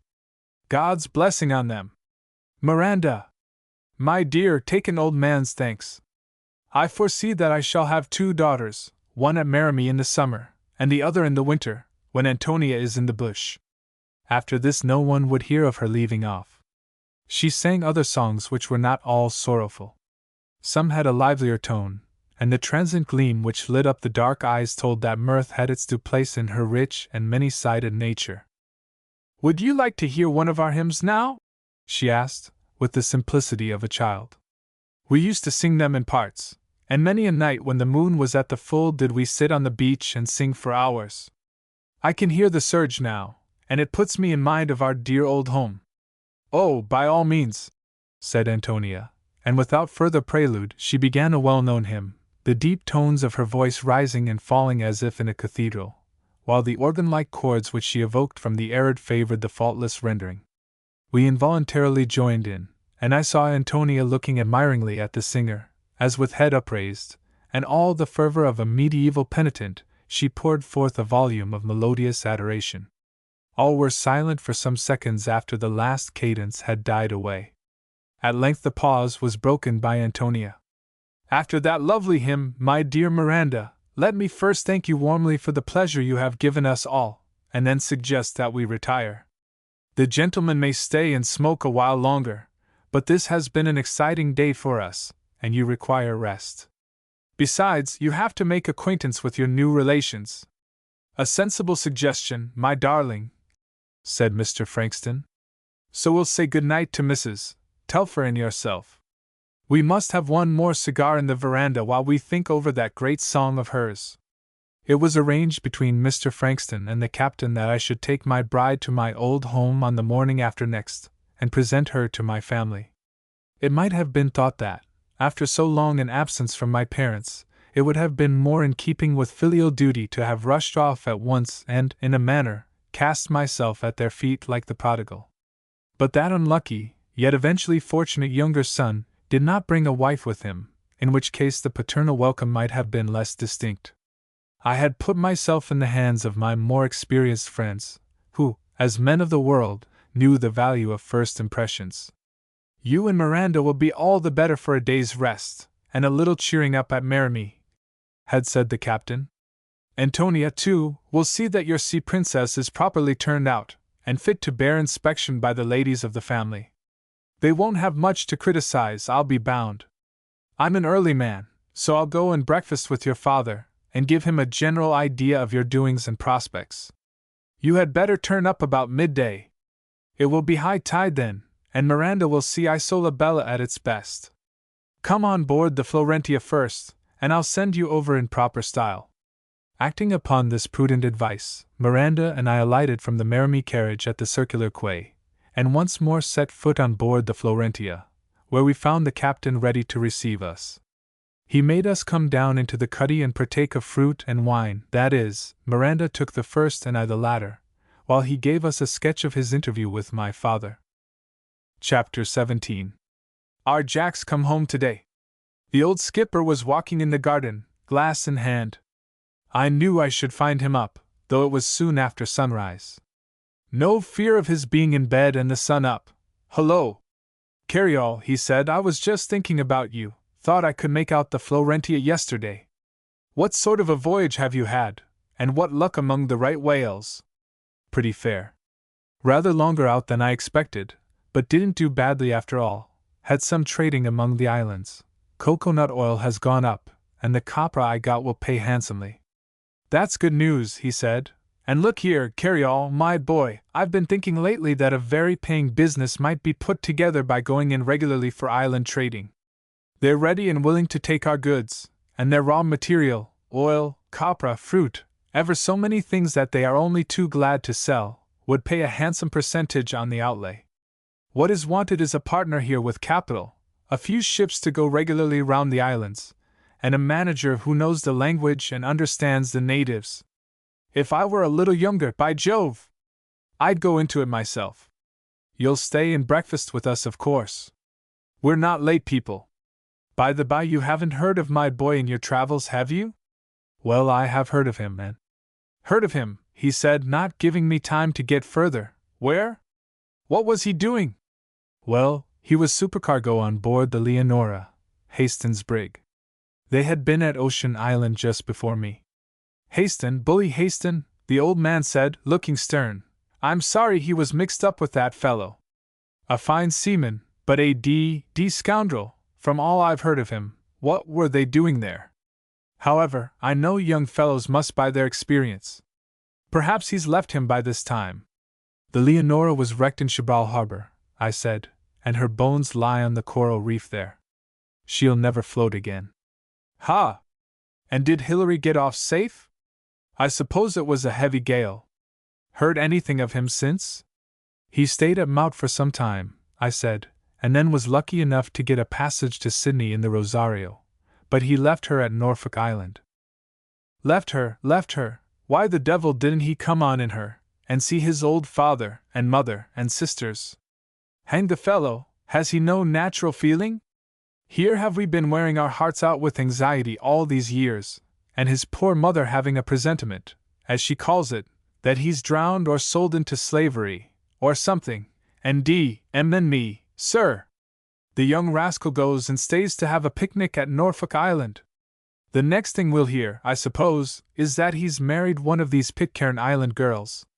Not but what he might do worse, for I never saw such a lot of fine-looking lasses in my life, as I did the last time I was there, and as good as they are handsome, by George!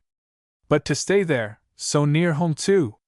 If I didn't know that he was a good boy, and as honest as the day, from his cradle upwards, I'd say he was an unnatural young, but I won't miscall the lad. To stay there. But he didn't stay there, Captain." "What?" he roared, "didn't stay there? Went back to the islands, I suppose, to have a little more beachcombing and loafing? Why couldn't he have come home when he was so near? He might have thought of his poor mother, if he didn't give me credit for caring to see his face again." And here the old skipper frowned, and put on a terribly stern expression. "Why, he might have come home and married a wife, and settled down and been the comfort of our old age." "So he has," I said, "that is, he is married, and he has come to Sydney." "Married? Come to Sydney? How can that be?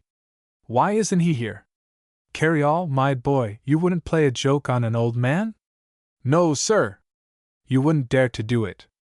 How could he come to Sydney and be married?"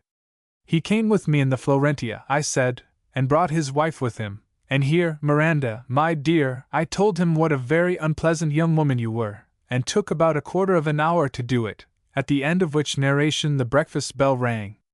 'Come into the house, Carryall,' he said, 'and tell it all to his mother. I'll break it to her by saying that you bring news of Hilary, and that he's quite well, and so on, and likely to come home soon.' So we went in. I shall never forget the look that came into your mother's eyes when the skipper said, 'Here's Captain Carryall straight from the islands, He's brought you girls some shells and curios as usual, and better than that, news of Hilary. News of my boy, my darling Hilary. Good news, I hope. Oh, Captain Carryall. Say it's good. Oh. Where is he, and what was he doing? It is good news, my dear lady, said I, or I should not have come over to tell you. I saw him quite lately as near Sydney as Norfolk Island. Of course he was coming here. He would not have the heart to stay away from his poor father and mother any longer, when he was so near as that. And was he quite well? Oh, my boy, my precious Hilary! What would I not give if he were to come here and settle down for good? He is thinking of doing so, I said. His fixed intention was to marry and live in Sydney for the rest of his days. Thank God! Thank God in His mercy, she said, clasping her hands. And do you think he will be here soon? How many weeks? It will not be a matter of weeks, but days. I know that he took his passage in a certain ship, and that you may expect him every hour. Then she looked keenly at me. Your mother is a clever woman. She began to think I had been leading her on. You are not treating me as a child, Charles Carryall, are you? My son is here, and you have been afraid to tell me so. Is it not so? Only a harmless deception, my dear Mrs. Telfer. Your son and his wife came here in my vessel. They stayed at Paul Frankston's last night, and will be here at midday. The dear lady looked as if she could not realize it for a moment, then sat back in her chair, and raised her eyes as if in prayer. One of the girls moved as if to support her, but she waved her off. No, my dear, you need not be afraid. I shall not faint. I have borne many things, and can bear this. I am returning thanks to our Almighty Father, who has restored my son to me. My son, who was lost, and is found. My son, who was dead to me, and is now restored to life. O God! Most heartily and humbly do I thank Thee, most merciful, most loving. After this we were a very happy party. The girls, of course, wanted to know all about Miranda here. Here my darling smiled, and took his hand. I dashed off a sketch, and some day you can ask Mariana and Eleanor, both great friends of mine they are, if it is a good likeness. I am afraid it was too good, sighed Miranda, and they will be dreadfully disappointed. The end of it was that we left the Florentia at 8 bells, in great state and majesty, in a whaleboat, upon which Miranda insisted, despising the captain's gig as a trumpery skiff, and a picked crew, with the skipper himself as the steeroar. That's really something like, she said, as she stepped lightly onto the thwart. If there was a little swell on, I should feel quite myself again, and think of the dear days when I was a happy little island girl, barefooted and bareheaded, and thought going off to a strange vessel through the great, solemn, sweeping rollers the wildest enjoyment. But I am a happy girl now, she added, with a look in her deep eyes which expressed a world of love and rich content. Only the thought of learning to be a lady sometimes troubles me. You will never need to do that, I said. There is the house, I cried. There's Isola Bella. As we rounded a point, and a picturesque stone house came full into view. It had been built in the early days of the colony by an imperial officer, long resident in Italy, and showed the period in its massive stone walls, Florentine facade, and wide, paved veranda. The site was elevated above the lake-like waters of the bay, towards which a winding walk led, terminating in a massive stone pier, into which iron rings and stanchions had been let. The beach was white and smooth, though the tide ran high, and the wavelets rippled close to the pale sandstone rocks, which lent a tone of delicacy and purity to the foreshore. The weather-stained walls of the house were half covered with climbers, a wilderness of tropical shrubs, and richly blooming flower thickets. There were glades interspersed, carpeted with the thick sward couch or daub, grass, originally imported from India, and which, nourished by the coast showers, and delighting in a humid atmosphere, preserves its general freshness of color the long Australian summer through.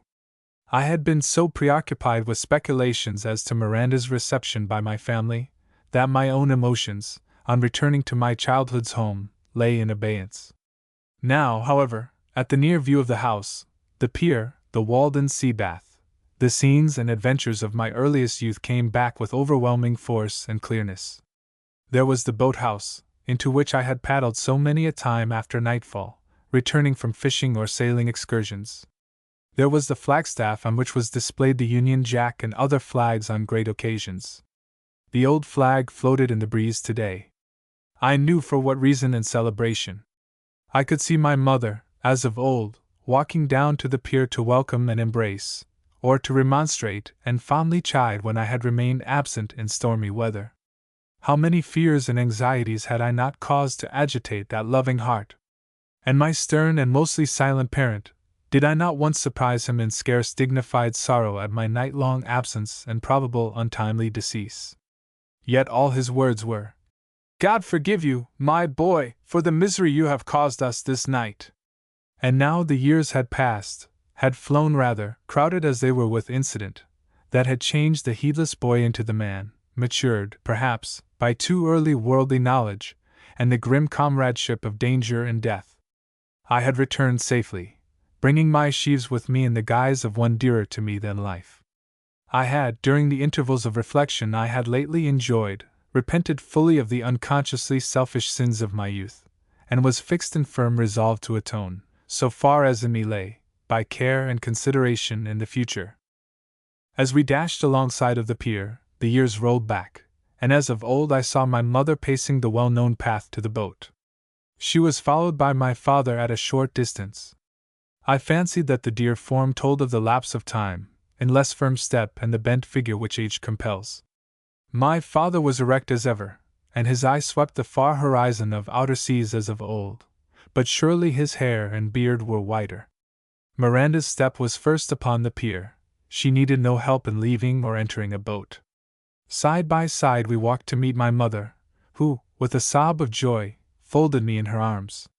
"My boy! My boy!" was all she could articulate for some moments. Then, gently disengaging herself, "And this is my new daughter," she said. "May God bless and keep you both, my children, and preserve for us the great happiness which His providence has ordained this day. Well, neighbor!" In the well-remembered greeting which he affected, rang out here my father's clear tones. "And so you have finished your cruise for a while. What a man you have grown!" he exclaimed, as he looked upwards half admiringly at my head and shoulders, markedly above his own. "Filled out, bronzed, you look a sailor, man, all over. And so you wouldn't give the Sydney girls a chance, and have brought a wife back with you for fear there mightn't be a currency lass to spare.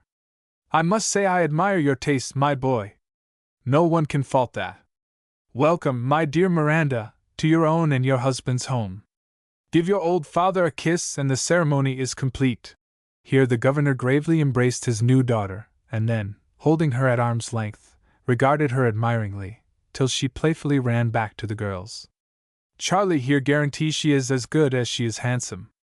He said better, indeed, but that's impossible. No woman with her looks could be better inside than out. So, Hilary, my boy, I congratulate you on your choice. You've fallen on your feet in love and friendship both, according to what Carryall tells me of Paul Frankston's partnership arrangement. And now we'll come up to the house and drink the bride's health. I feel as if I needed a refresher after all this excitement. I little thought when I saw Charlie come over so early what was in store for us, Mother?" Before we reached the house the two girls, Mariana and Eleanor, had taken possession of Miranda and carried her upstairs to the rooms which were to be allotted to us while we dwelt at Isola Bella. "Now that the other boys are up the country," said Mariana, who was the elder, "we have more house room than we need. So, directly we heard that you were in Sydney, Eleanor and I set to work and arranged these two rooms, so that you and Miranda should be quite independent. There's such a pretty view of the harbor. You can use this one as a sitting room, and there's a smaller dressing room which he can make a den of. Men always like a place to be untidy in." "Oh, how nice it will be," said Eleanor, the younger one, whom I remember a curly-headed romp of 10 when I left home, "to have a mate for rowing and boat sailing. Mariana here doesn't care for boats, and dislikes rough weather. I suppose no weather would frighten you. Oh, what lovely trips we shall have, and Mother can't be nervous when you are with me. I suppose you think Miranda is a sort of mermaid." said I, now arrived and joining in the conversation. "And impossible to be drowned. But what would become of me if anything happened to her? Do you think I can trust her with you? What a grand room! I remember it well in old days when it used to be the guest chamber. I was only allowed into it now and then, and always under inspection. I feel the promotion. Now we'll run away and leave you," said Mariana. "Lunch is nearly ready, you will hear the bell." We sat down on a couch and gazed into each other's eyes with clasped hands. The harbor, with its variously composed fleet, lay wide and diversified before us. Every conceivable vessel, barge, steamer, collier, skiff, yacht, and rowboat, made progress adown and across its waters. How fair a scene it was on this, one of the loveliest days which sun and sky and wavelets deep ever combined to fashion.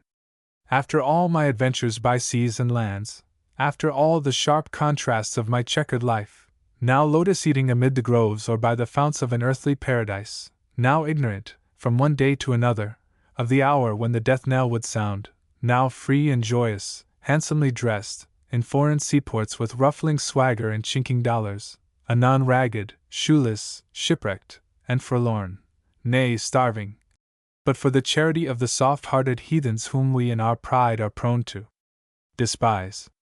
And now I was at home again. Home! Sweet home! In fullest sense of the word, welcomed, beloved, fate! What had I done to deserve this love and trust now so profusely showered upon me? My better angel, too, my darling Miranda, by my side, sharing in all this wealth of affection. How could I have foretold that such good fortune would be mine, all unworthy that I felt myself, when, bruised and bleeding, I was hurled ashore in the midnight storm from the wrecked Leonora? When I felt and thought the deadly shudder which ever follows the scratch of the poisoned arrow, when I sank to eternal rest, as I then supposed, beneath the surf-tormented shore of the island? How had I jostled death, disease, danger in every form and shape, and now, almost without thought or volition of my own, I was placed in possession of all those things for which through a long life so many men toil and struggle vainly and unsuccessfully. "Thank God! Thank God!" I exclaimed aloud involuntarily, for truly our hearts were filled in that hour of realized peace and happiness with grateful wonder. "Let us give him thanks," whispered Miranda, "who only has done this wondrous thing for us." Captain Carryall, my father, and Mr. Frankston were men of action. All through their lives the deed had followed quick on the resolve. Thus, within a week after our arrival, premises were purchased on the shore of the bay, stores and warehouses were planned, while upon an office in the chief business centre of Sydney, at no great distance from Macquarie Square, a legend of the period presented the firm of Carryall, Telfer and Company, South Sea merchants and purchasers of island produce. This was the commencement, as it turned out, of a prosperous mercantile enterprise, ramifying in diverse directions. It was arranged not only to purchase or to ship on commission the raw materials so easily procurable, but to advance on whaling and trading ventures, the projectors, better equipped with experience than capital, being always willing to pay high interest, for which indeed the margin of profit amply provided. Here I was in my element, whether directing laborers, interviewing seamen, shouting in the vernacular to the native crews, or calculating the value of cargoes. My father came over every other day to watch me at my work, and of my style of management he was pleased to express approval. "You have not altogether wasted your time, my boy," he said one day. "The great thing in all these matters is energy. With that and reasonable experience a man is sure to be successful in a new country, indeed in any country. Pluck and perseverance mean everything in life. Never despair. You know our family motto, Fortuna favit fortibus. And you would smile if I told you how often in the history of my life a bold bid for fame or fortune has been my only resource. Whether I had exhibited the proverbial fortitude, or whether, indeed, the capricious goddess was mollified in my case, cannot with certainty be decided. The fact, however, was there that our luck, from whatever cause, was in the ascendant, inasmuch as business of a profitable nature began to pour in upon us. The average gains beyond expenses were so apparent that it was evident that before long we should be in a position to set up housekeeping on our own account. In the meantime, nothing could be more harmonious and satisfactory than our composite home life at Isola Bella, difficult as it is sometimes to arrange the housing of two families, however closely related, under one roof. The natural amiability of Miranda's nature fortunately prevented the slightest friction. Constitutionally anxious to please, it was the chief article of her simple faith to seek the happiness of others rather than her own. Prompt in compliance, eager to learn all minor matters with which she had been necessarily unacquainted, ready to join in the harmless mirth of the hour, or to tell of the wonders of her island home, she was, as all agreed, a constant source of interest and entertainment. More than all, her pervading, fervent, religious faith endeared her to the pious heart of my dearest mother, in whose visits to the poor and in charitable ministration she was by choice her constant companion, while her unfeigned pity for the half-fed, half-clothed children of the neglected classes with which every city abounds excited my mother's wonder and admiration. "Your wife is a pearl of womanhood, my dear Hilary," she would say to me. "You are a good boy, I hope you are worthy of her. I can hardly think that any man could be. When you see the women so many men are fated to pass their lives with, you have indeed reason to be thankful." "So I am, my dear old mother," I would say. "Every day I feel minded to sing a song of joy and gratitude. I feel as life was a new discovery and creation. I am in a paradise where no serpent that ever crawled has power to harm my Eve. I feel sometimes as if there was an unreal perfection about it all, too bright to last."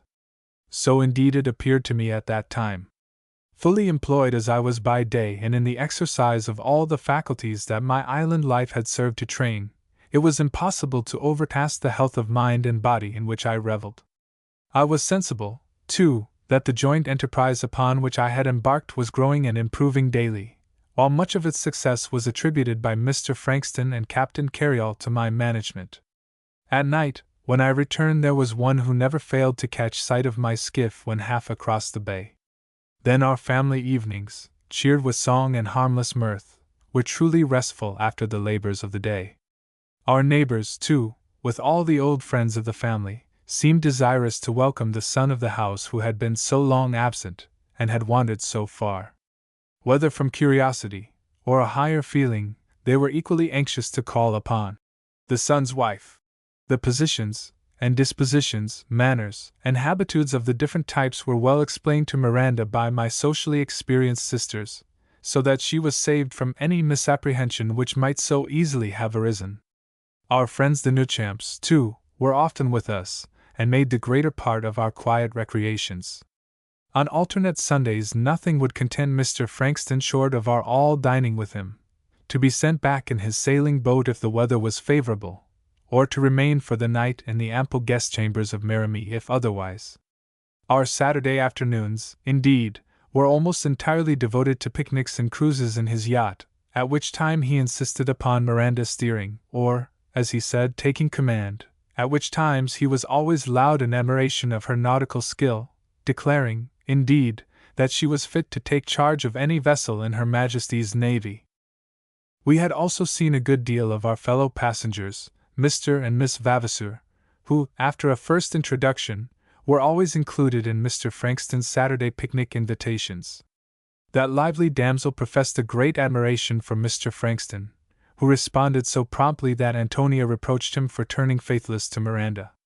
"It's his nature, he can't help it," she said. "But Miss Vavasour will have some day to suffer whatever pangs are supposed to fall to the lot of the deserted fair, then she will repent of her fascinations. Not at all sufficient for the day, you know. I begin to think that one's admirers ought to be past their first youth. They're more thoroughly appreciative. On his frank features middle age had scarcely set its signet sage, and so on. I'm sure that quite describes Mr. Frankston. How should you like me for a mamma-in-law, Mrs. Newchamp?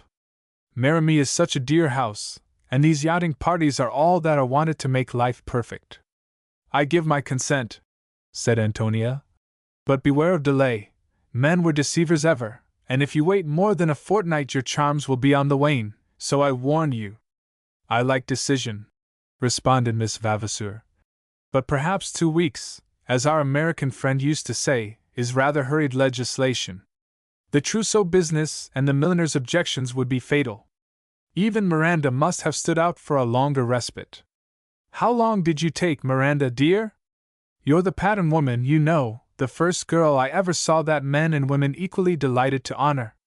Miranda blushed charmingly, then looking up with her clear, frank eyes, that always appeared to me to be fountains of truth, as she replied, Hilary and I were married just a month after he asked me to be his wife, you know very well. So, jesting lightly, and with a breeze that sufficed just to fill the great sails of the yacht, we glided along until we had explored the recesses of Middle Harbor, a spacious inlet winding amid the thick-growing semi-tropical forest which clothed the slopes of the bays and promontories to the water's edge. Here and there were small clearings in which might be discovered a tent or cabin, just sufficient for the needs of a couple of bachelors or a hermit, who here desired to live during his holiday amid this boundless contiguity of shade, the world forgetting, and the world forgot. Oh, how lovely! Said Mrs. Percival, as we swept round a point and came suddenly upon a fairy-like nook, a tiny bay with milk-white strand and fantastic sandstone rocks. There was a fenced enclosure around a cabin. There was a boat, with rude stone pier and boathouse. The owner, in cool garb and broadleaf sombrero, was seated on a rock reading, and occasionally dabbling his bare feet in the rippling tide. As the yacht glided past in the deep water which came so close to his possessions, he raised his hat to the ladies, and resumed his studies. What a picture of peace and restful enjoyment, said Mrs. Craven. How I envy men who can seclude themselves like this within an hour's sail from a city. Now, people are so fond of generalizing about colonists, and how wrong they are. They always describe them as wildly energetic and restless people, perpetually rushing about in search of gain or gold. That's Thorndale, said one of the younger guests. He works hard enough at his business when he is about it, but his notion of enjoyment is to come here on a Saturday with only a boat-keeper, to fish, and read, and smoke till Monday morning, when he goes back to his law and his office. Sensible fellow, said the colonel.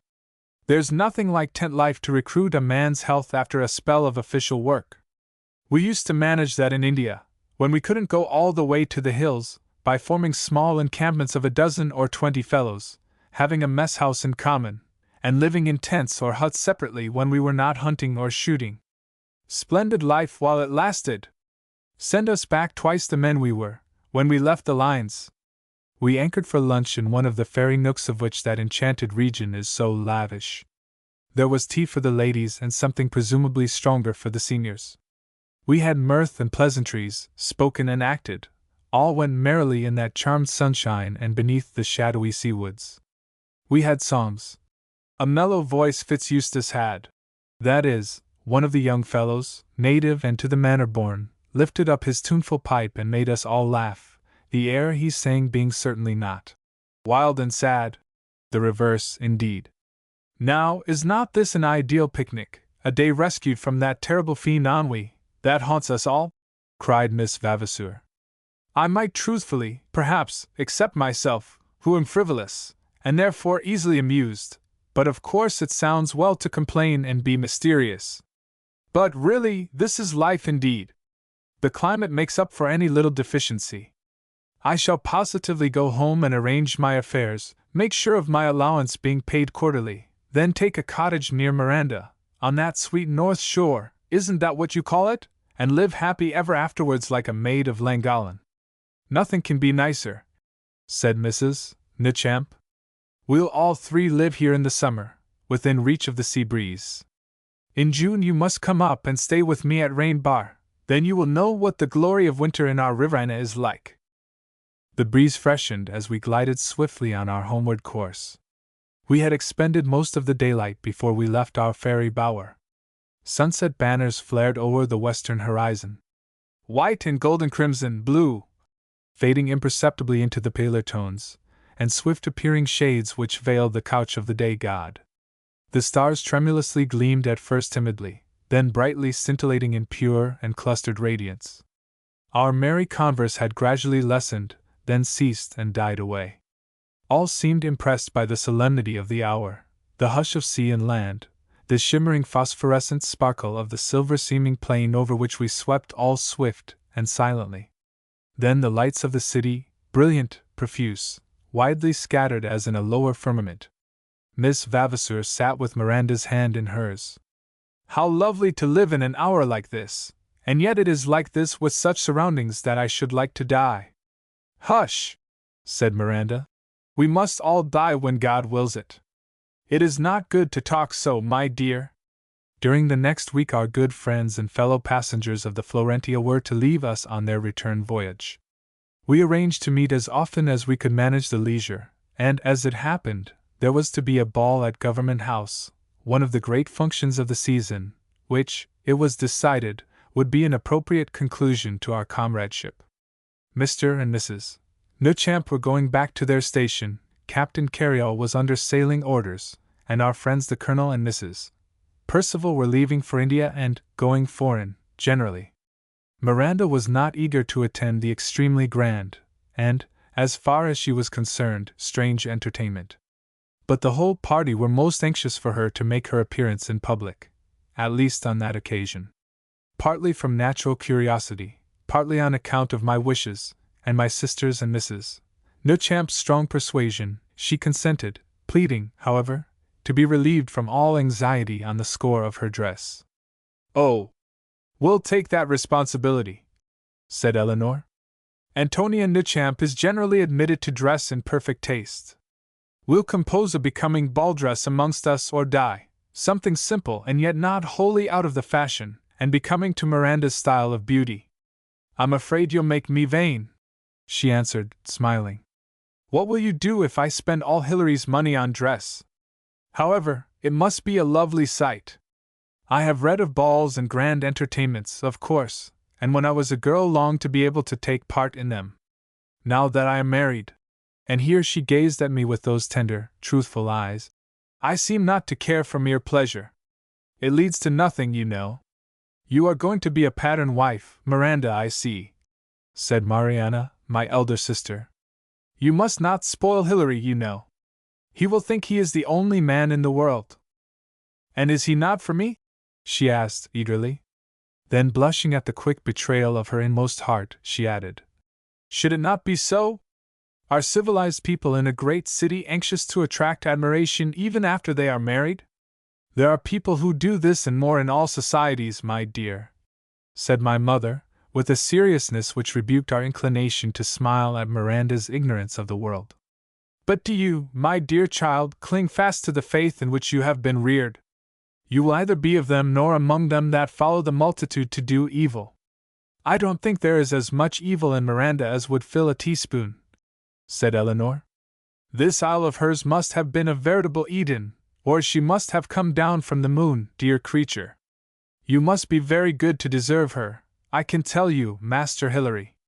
The day arrived, the night of which was to realize all manner of rose-colored visions, in which the youth and maidens of Sydney had for weeks indulged. It was to be the ball of the season. The grand entertainment at which a royal personage, who had arrived in the man-of-war but recently, had consented to be present. The officers of the squadron were, of course, invited. They were gratified that the ball was fixed for a week previous to their sailing on an extended cruise among the islands.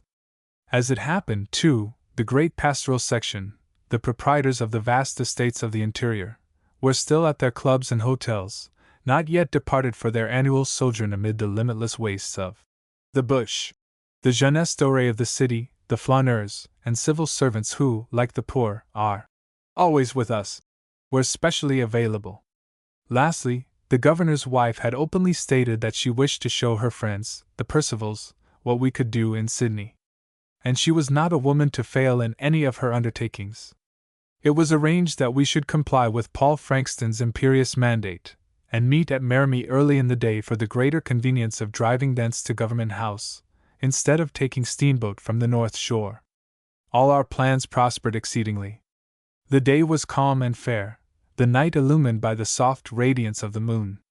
We dined in great peace and contentment, the ladies having devoted, as it appeared to me, the greater portion of the afternoon to the befitting adornments of their persons. We were all in good spirits.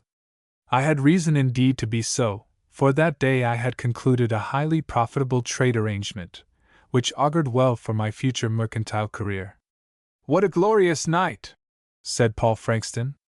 "Don't be afraid of that, Moselle, Ernest. It's some of my own importing, a rare wine, as most judges think. Do you remember the ball we went to, Antonia, given by that fellow Schaefer? Such a swell he looked, and how well he did the thing! He has different quarters now, if all's true that we hear."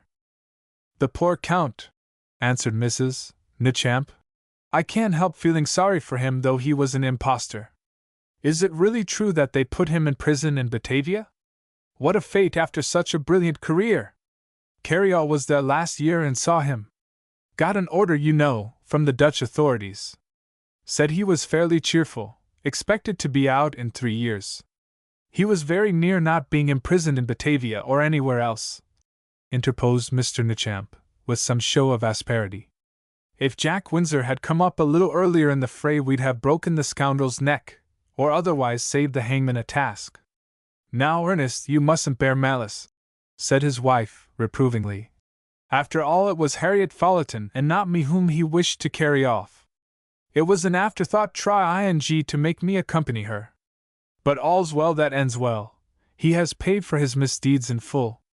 "Not half as much as he deserves," growled Nichamp, who evidently declined to perceive the humorous side of the affair, the attempted abduction of an imprudent beauty and heiress, besides the ultra-felonious taking away of Miss Frankston, as she was then, as a pendant to a career of general swindling and imposture practiced upon the good people of Sydney.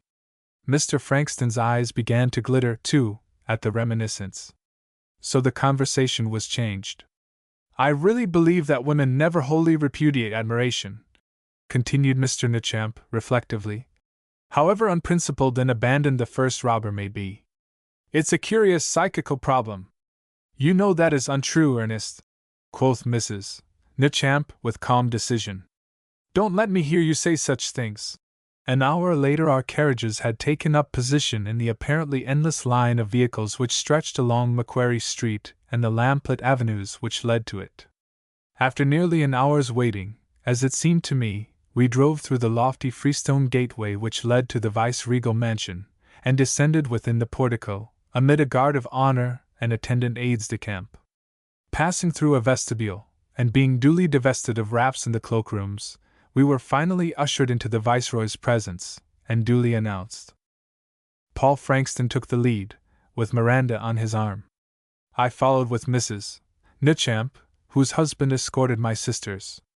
As we were announced by name, I noticed that Colonel and Mrs. Percival, with a few other people of distinction, were standing on the dais, close to the Governor and Lady Rochester, the latter talking to a young man in naval uniform, whom I conjectured to be the Prince. As we approached, I saw Mrs. Percival speak to Lady Rochester, who at once came forward and greeted us warmly.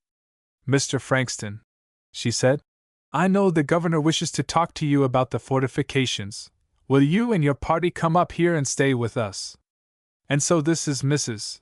Telfer, the heroine of my friend Mrs. Percival's romance. I am delighted to see her and congratulate you, Mr. Telfer, on bringing us such a sea princess for your bride. She has all the air of it, I declare." Miranda secured a seat near Mrs. Percival, who watched with pleasure her evident admiration, mingled with a certain awe, of the brilliant, unaccustomed scene before her. Much to her relief, Miss Vavasour came up with the Cravens, and commenced a critical review of Miranda's and other dresses, which soon obliterated all trace of timidity and strangeness. "Well, my princess," began Miss Vavasour, "and how does this gay and festive scene strike you? Isn't it a fairy tale, a dream of the Arabian Nights? Don't you expect to see the fairy godmother come when the clock strikes 12, and your carriage turn into a pumpkin and white mice? It is a scene of enchantment," said Miranda. "I hardly expected anything so dazzlingly beautiful. How the naval uniforms seem to light up the throng, and the soldiers too. I don't wonder at all the pretty things we read about them in books." "Yes, they do strike the unaccustomed eye," said Miss Vavasour. "I wish I saw them for the first time. I'm afraid I'm growing old. Oh! My coming out ball! I didn't sleep for a week before in anticipation of delicious joy, or a week after in retrospection. Ah! Me, my youth is slipping away unsatisfied, I much fear. And now, unless my eyes deceive me, we are going to have the first quadrille. Miranda, we must show these good people that we dance in our island. How about partners and a vis-a-vis? We were not left long in doubt. One of the aides-de-camp, a gorgeous apparition in gold and scarlet, came up bowing, and intimated His Royal Highness wished to dance with Mrs. Telfer. This, of course, was equivalent to a command. I looked for some indecision or hesitation on the part of Miranda. But it appeared to her evidently just as much a part of the proceedings as if, as had happened before, she had been asked to dance with the captain of a man-of-war at one of their island fêtes, where waltz, quadrille, and polka had long been familiar. I had provided myself with an enviable partner in the shape of Mrs. Nuchamp, and her husband having promptly arranged matters with Miss Vavasour, we betook ourselves to the next set, where we had a full view of the vice-regal party. My sisters had apparently no difficulty in deciding between several aspirants for their respective hands, as they and their partners helped to make up the set. When the melodious crash broke forth, in commencement from her Königsmarck's musicians, recruited from an Austrian military band which had visited Australia, a murmur of admiration made itself audible, as the prince and his partner stepped forth in the opening measure of the dance. I turned my head and was lost in astonishment as I noticed the unconscious grace with which Miranda moved, calm as when rivaling the fairies in rhythmic measure on a milk-white beach beside the moonlit wave. How many a time had I watched her! "Who in the world is that lovely creature dancing with the prince?" I heard a middle-aged dame behind me ask. "She has a foreign appearance, and I think she is the most exquisitely beautiful woman I ever saw in my life. What a figure, too! How she smiles, what teeth, what eyes! Is there any news of a migration of angels? Such strange things happen nowadays on account of electricity and all that. Who and what is she, Mary Kingston, again I ask you?" "My dear Arabella," answered the other dame, evidently one of the aristocracy of the land. "You are so enthusiastic. She came with the Frankston party. That's her husband quite close to us, dancing with Mrs. Nuchamp. He's the son of Captain Telfer of North Shore, and has been away among the islands and nobody knows where for ever so long. He married her at Norfolk Island. I believe she is one of those wonderful Pitcairn people that we hear such good accounts of. He's a young man of distinctly good taste, I must say. I wish my Cavendish had gone to the islands too, if that is the sort of girl they grow there. Mrs. Percival seems to be a great chum of hers. How did that come about?" "I believe they came back in the Florentia together. Captain Carryall touched at Norfolk Island on the way from Honolulu, and it seems that Mrs. Percival's little boy fell overboard on the voyage, and the girl was into the sea after him like a shot, and swam with him in her arms till the boats came. There was something about a shark too. Mrs. Percival tells everybody she saved his life. No wonder she raves about her. What a pearl of a girl! No wonder, indeed! And to think of her having a world of courage and fire in her with all that delicacy and beauty. I can't take my eyes off her. The prince admires her, apparently, too, and she smiles like a pleased child, with as little thought of vanity or harm, I dare swear, as a baby. She ought to be a princess, no doubt of it. So I see it's the last figure. I must go and look up my old friend, Paul Frankston, and make him tell me all about her." After the dance and the usual promenade, Mrs. Nuchamp and I recovered our respective spouses, and took the opportunity to make a detour of the ballroom, and even to go through the next apartment, where refreshments were procurable, into the ample gardens. The night was superbly beautiful. The full moon lit up the grove of tropical foliage and richly flowering plants, the glades carpeted with velvet lawn, the wide seaplain traversed by shimmering pathways of silver. Below, in the sleeping bay, lay several men of war, half in shadow, half illuminated with colored lamps hanging from their rigging. Gay and mirthful, grave or earnest, the frequent partners passed to and fro like shadows of revelers beneath the moon, or turned to the lower paths to gaze at the motionless vessels, the silver sea, the whispering wave. It was an ecstatic experience, a fairy pageant, a supernal revelation of an enchanted landscape. Miranda pressed my arm. "Oh, Hilary! How lovely all this is! But you must not laugh at me. Now that I have seen it, I do not think I shall be anxious to follow it up. There is something almost intoxicating about it all. I can imagine it unfitting people for their everyday life." We had hardly returned to the ballroom when the glorious strains of the Tausend und einen Nacht waltz pealed forth from the band, and hurrying and anxious swains in search of their partners, not always easy to discover in such a crush, were seen in every direction.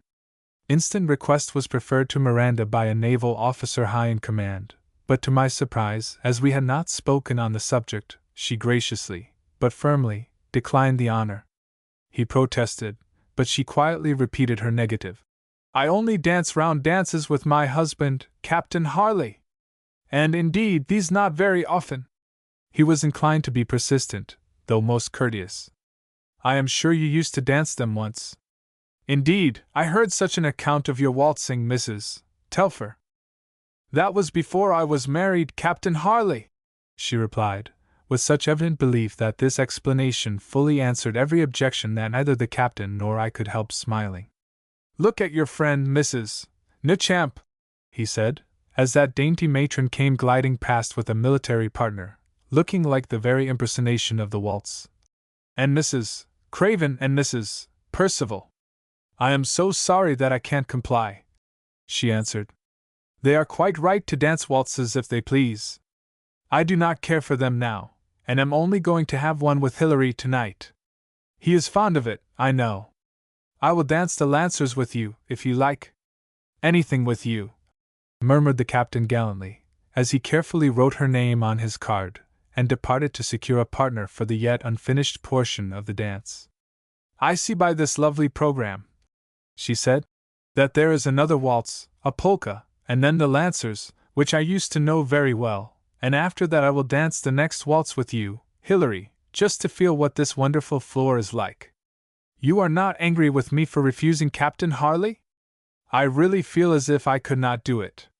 "You can follow your own way, my dear," I said, "in this and all minor matters. It concerns you chiefly, and considering how many husbands think their wives are rather too fond of dancing, I shall certainly not quarrel with mine for not caring for it enough."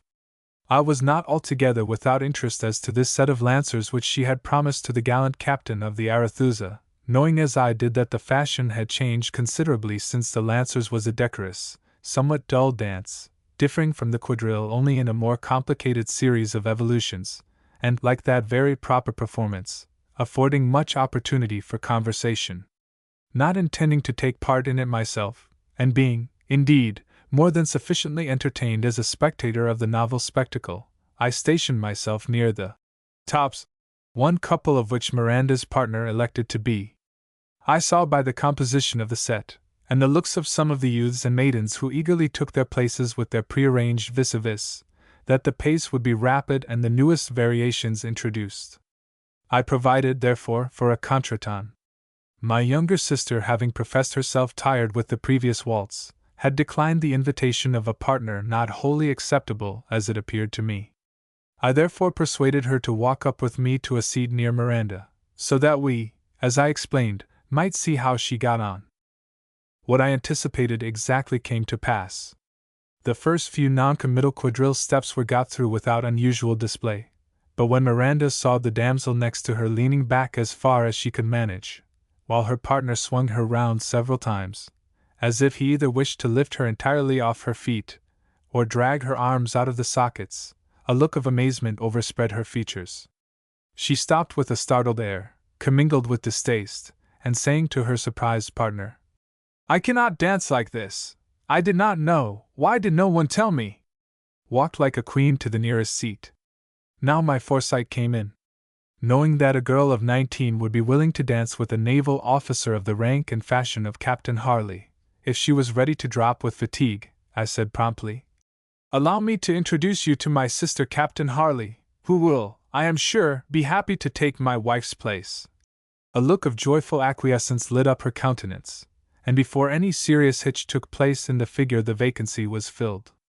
I fancied that my sister Eleanor, who was at the age when girls are not disinclined for a little daring frolic out of pure gladsomeness, performed her part in the figures with somewhat less unreserve after noticing the look of quiet surprise with which Miranda observed some of the more vivacious couples. We contented ourselves, when the next series of waltzes commenced, with a single dance, which we enjoyed as thoroughly as the perfection of floor, music, and surroundings warranted. "Oh, what a floor!" said Miranda. "If I were as fond of dancing as I used to be, I could dance all night, and such music! Quite heavenly, if it is not wicked to say so. And there is the sea, too, with the moonlight on it as in old days. We have been taken to an enchanted castle. But there is something different. I can hardly describe my feelings. Why, I cannot explain, but going back to dancing now for the mere pleasure of it, when I have entered upon the serious duties of life, appears like returning to one's childish passion for dolls and playthings. And yet, how many married people of both sexes are dancing now, not with each other either? I see them, and I wonder. I am not surprised at married men dancing, if they like it. If they come at all, they may as well do so as sit down and get weary. But I think the married women should leave the round dances to the girls. Would not balls be rather slow if the married women only danced squares? I don't see why. Yet many of the girls have no partners, wallflowers I think you call them. And that is hardly fair, surely. As this dance only came before supper, which was now near at hand, we danced it out. I hardly noticed until the music closed how many of the other couples had stopped, or that quite a crowd had collected around us. This was a tribute, I found, to Miranda's performance, which had an ease and grace of movement such as I never saw any living woman possess. She hardly seemed to use the ordinary means of progression. Hers was a half-aerial motion, in time to every note and movement of the music, while the rhythmic sway and yielding grace of her figure presented the idea of a mermaiden floating through the translucent waves rather than that of a mortal woman. As she swayed dreamily to the wondrous music of Tausend und die eine Nacht, her head thrown slightly back, her parted lips, her wondrous eyes, her faultless form so impressed the bystanders with the ideal of supreme beauty, that they scarce repressed an audible murmur as the music ceased and the dance came to an end. When supper was announced there was the usual crush, but before the doors were opened a few of the more favored guests, including the Frankstons and ourselves, were conducted by one of the aides-de-camp to a place near the vice-regal party. Miranda was taken possession of by another of our naval friends, who seemed to think that they had special claims upon her, as having knowledge of her island home. I was requested to take in our good friend and fellow voyager Mrs. Percival, who was more warm and effusive in praise of Miranda than I ever thought possible before her child's danger broke through the crust of her ordinary manner. Now nothing could have been more sisterly and unreserved than her tone and expression. "It has been quite a luxury to all of us to look on at that wonderful darling of a wife of yours dancing. The whole room, including Lady Rochester, was in ecstasies, I assure you. You came in for your share of compliments also, which I mustn't make you vain by repeating. How exquisitely, how charmingly she does dance! I have seen some of the best danseaux in Europe and India, on and off the stage, and not one worthy to be named with her. She is a dream of grace, the very poetry of motion. I said so before tonight, and now everyone agrees with me. It is rather a disappointment in some quarters that she declines to dance except with you. It would seem odd for some people, but being the woman she is, I understand it. She is free to follow her own course socially," I said. "She will soon decide upon her line of action, and will not be turned from it by outside influence. Fortunately, she and my mother are much in harmony as to leading principles, which relieves my mind considerably. You are fortunate in that, then, as in several other respects. May I add that I think you worthy of your good fortune? I trust that my boy's simple prayers for your welfare, and he prays for you both every night, may be answered." Just before the conclusion of the supper I saw that Miranda had been presented to His Excellency the Governor, who was standing near the Prince. Both of these personages were most complimentary and flattering in their attention to her, and when we left, as we had arranged, immediately after that most important function supper, leaving the girls to go home with Mr. and Mrs. Newchamp, We were gratified to think that we could not have been more graciously received, treated even with distinction, and that nothing had occurred to detract in the slightest degree from the unwonted pleasure and modest triumph of the night. After this, our first experience of society, in the higher sense of the word, unexpectedly agreeable, as it had been, Miranda's fixed resolve, in which I fully concurred, was to detach ourselves from it, and its code of obligations, except at rare intervals, to live our own lives, and to trouble ourselves as little as might be with the tastes and fancies of others. I was likely to have my time fully occupied in the development of my business. Miranda had, partly from observation, partly from information supplied by my mother and sisters, discovered that there was even in prosperous, easy-going, naturally favored Sydney a section of ill-fed, ill-clothed, ill-taught poor. While I meet them daily, such as I never saw on our island, I cannot occupy myself with the vanities of life. My mother was delighted to find a daughter willing to cooperate with her in the benevolent plans of relief which she was always organizing for the poor and the afflicted. Between them a notable increase of efficiency took place in the management of children's hospitals, soup kitchens, and other institutions, commonly regarded with indifference, if not dislike, by the well-to-do members of society. Outside of these duties, our chief pleasure at the end of the week, when only we could afford the time, was a cruise in our sailing boat the Harpooner, which soon came to be known as one of the fastest in the harbor, as well as one that was rarely absent from the Saturday's regatta, when a stiff breeze was sending the spray aloft. Our life henceforth was that of the happy nations that have no history. My business prospered, and as it largely increased and developed from its original proportions, Captain Carryall began to tire of his voyages and settled down on shore. Within a year of the founding of our commercial enterprise, one of the ideal houses we had so often pictured came into our possession. In an afternoon stroll, Miranda and I had ventured into a deserted garden, lured by the masses of crimson blooms on a great double hibiscus. The heavy entrance gate was awry, the stone pillars decaying, the avenue weed-grown and neglected, the shrubberies trodden down and disfigured by browsing cattle. Exploring further behind a screen of thick-growing pines, we found the house, a noble, wide-balconied freestone building, which I well remembered in my boyhood. Then it was inhabited, carefully tended, and ringing with the voices of happy boys and girls in holiday time. What blight had fallen on the place, or on the pleasant family that once dwelt there?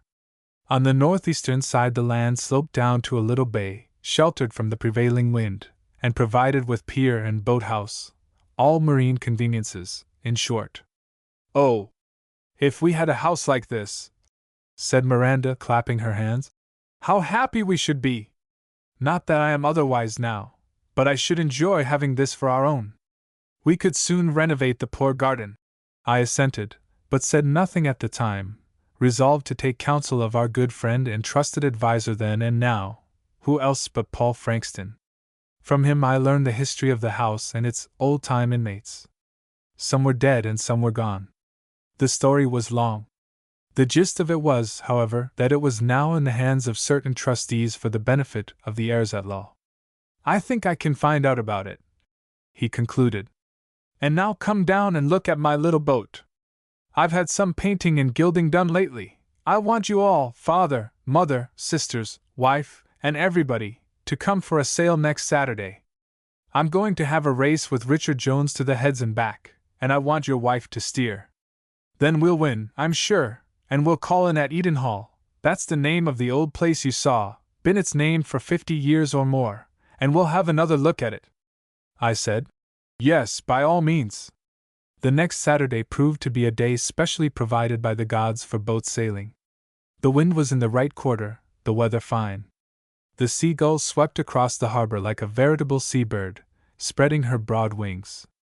The whole party had punctually assembled at our jetty after an early lunch. The breeze freshened as the day wore on. We had our friendly race against an old comrade of Mr. Frankston's, like him, not all ignorant of the ways of those who go down to the deep in ships, which we won handsomely, thanks to Miranda's steering, as Paul loudly averred. And that young woman herself, as the Seagull went flying past her sister yacht in the concluding tack, lying down, gunwale under, with every inch of canvas on that she dared carry, was as eager and excited as if she had been paddling for her life in one of the canoe races of her childhood. We got back to Neutral Bay in time for afternoon tea, a little later than the established hour. But instead of having it on board, Paul proposed to have it at Edenhall, where he said he had permission to go whenever he pleased. He had arranged with the caretaker too. We landed at the long and used pier. "How many times have I been here before, in poor old Dartmoor's time?" said Mr. Frankston. "And how many a jolly night have I spent within those old walls? Well, well! Time goes on, and our friends, where are they? Life's a sad business at best. However, we can't make it better by crying over our losses. Ladies and gentlemen, follow me!" With a sudden change of tone and manner, Paul stepped briskly along the upward winding path, long unused, which led to the house. The hall door stood open, and passing along a noble hall and turning to the right, we entered a dining room of fine proportions. In this was an improvised table on trestles whereon was spread a tempting collation. 2 men servants, whom I recognized as the Merrimede butler and footman, stood ready to serve the company. A needful amount of sweeping and repair had been effected. The windows had been cleaned, and a fine view of the bay thereby afforded. Altogether the effect was as striking as it was unexpected. A general exclamation broke from the company. "Ladies and gentlemen," said Paul, "I have prepared a surprise for you, I know, but oblige me by making yourselves at home for the present, and dining with me in this informal fashion. I will explain by and by." The day was nearly spent. It would probably be near the time of twilight, which in summer in Australia is nearer 9 o'clock than 8, before we reached our homes. So the majority of the guests hailed the idea as one of Paul's eccentric notions with which he was wont to amuse his intimates. The Merrimede champagne was proverbial, and after a reasonable number of corks had been drawn a progressive degree of cheerfulness was reached. Paul rose to his feet, and requested the usual solemnities to be observed, as he was about to propose a toast. "Those of my friends who have been here before, in its happier times, will remember the former owner of this once pleasant home. Little is left now save the evidences of decay and desertion, the memories of a long past happy day. But there is no reason why it should not be again inhabited, again be filled with pleasant and pleasure-giving inhabitants. It is solid and substantial, if somewhat old-fashioned, all the better I say. There was no jerry building in the old days. The garden is here, to be easily renewed in beauty, the jetty, and the boat-house. The sea is here, much as I remember when as a boy I used to get conjure for bait off those very rocks. Hear, hear!" from the guests and Mr. Richard Jones. "And now I come to a piece of news which I am sure you will hear with pleasure. The house and grounds have been purchased by a young friend of mine, whose health, with that of his charming wife, I now ask you to drink with all the honors. The health of Mr. and Mrs. Telford, their long life and prosperity. And may we all have many as pleasant a sail round the harbor as we have had today, and come here to enjoy ourselves at the end of it." The applause which followed was tumultuous. Paul has sprung a surprise upon his guests with a vengeance. I was as much astonished as anybody, for though I knew that he had promised to make inquiries about the price put upon the property, I had no idea that he would go further in the matter, still less that he would purchase it on my account, as it was evident that he had done.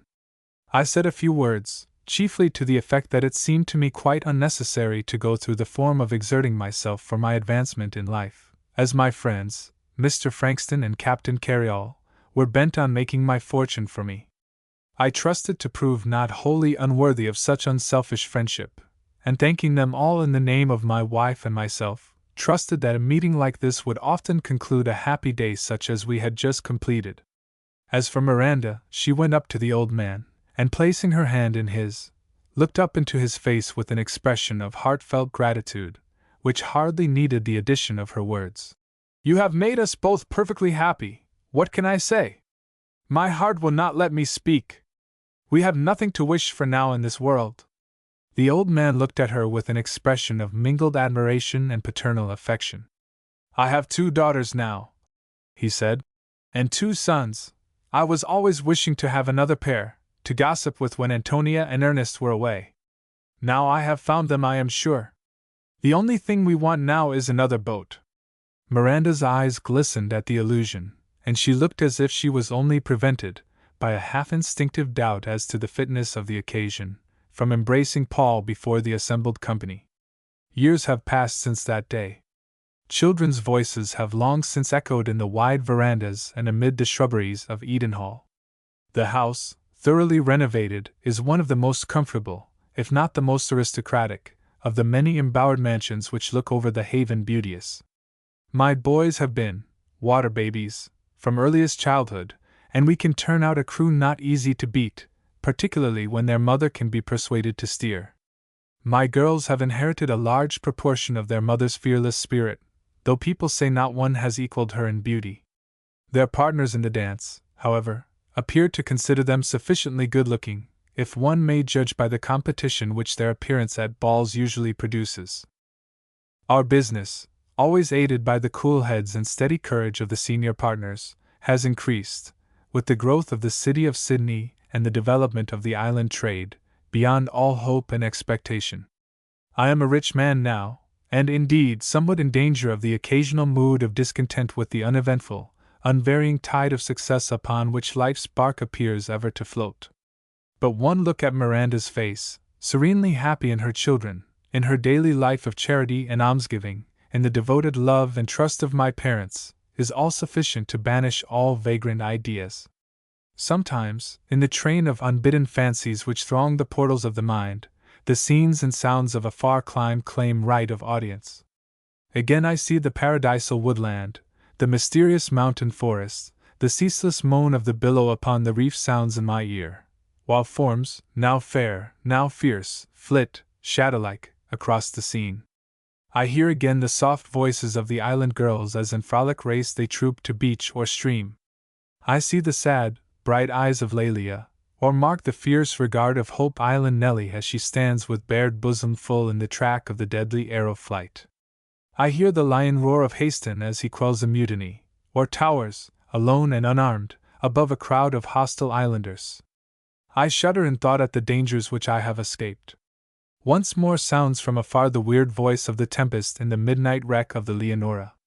Lastly, the harbor lights disappear as I sit in my cane lounge in the veranda of Edenhall, and in place of the wooded heights and distant city I see the breakers upon the reef of Ocean Island, and discern a solitary figure in the stern of a small boat sailing out into the illimitable gloom. I fall a musing upon the mysterious problems of fate, of man's life and the strange procession of circumstance, until the hour strikes and I retire. Yet my thoughts are still dominated by the majestic figure of the captain, grand in his natural good qualities, grand in his fearless courage, his generosity, his friendship, grand even in his vices. He was not without resemblance to a yet more famous corsair, immortalized by the poet, who died and left a name to other times, linked with one virtue and 1,000 crimes. The end.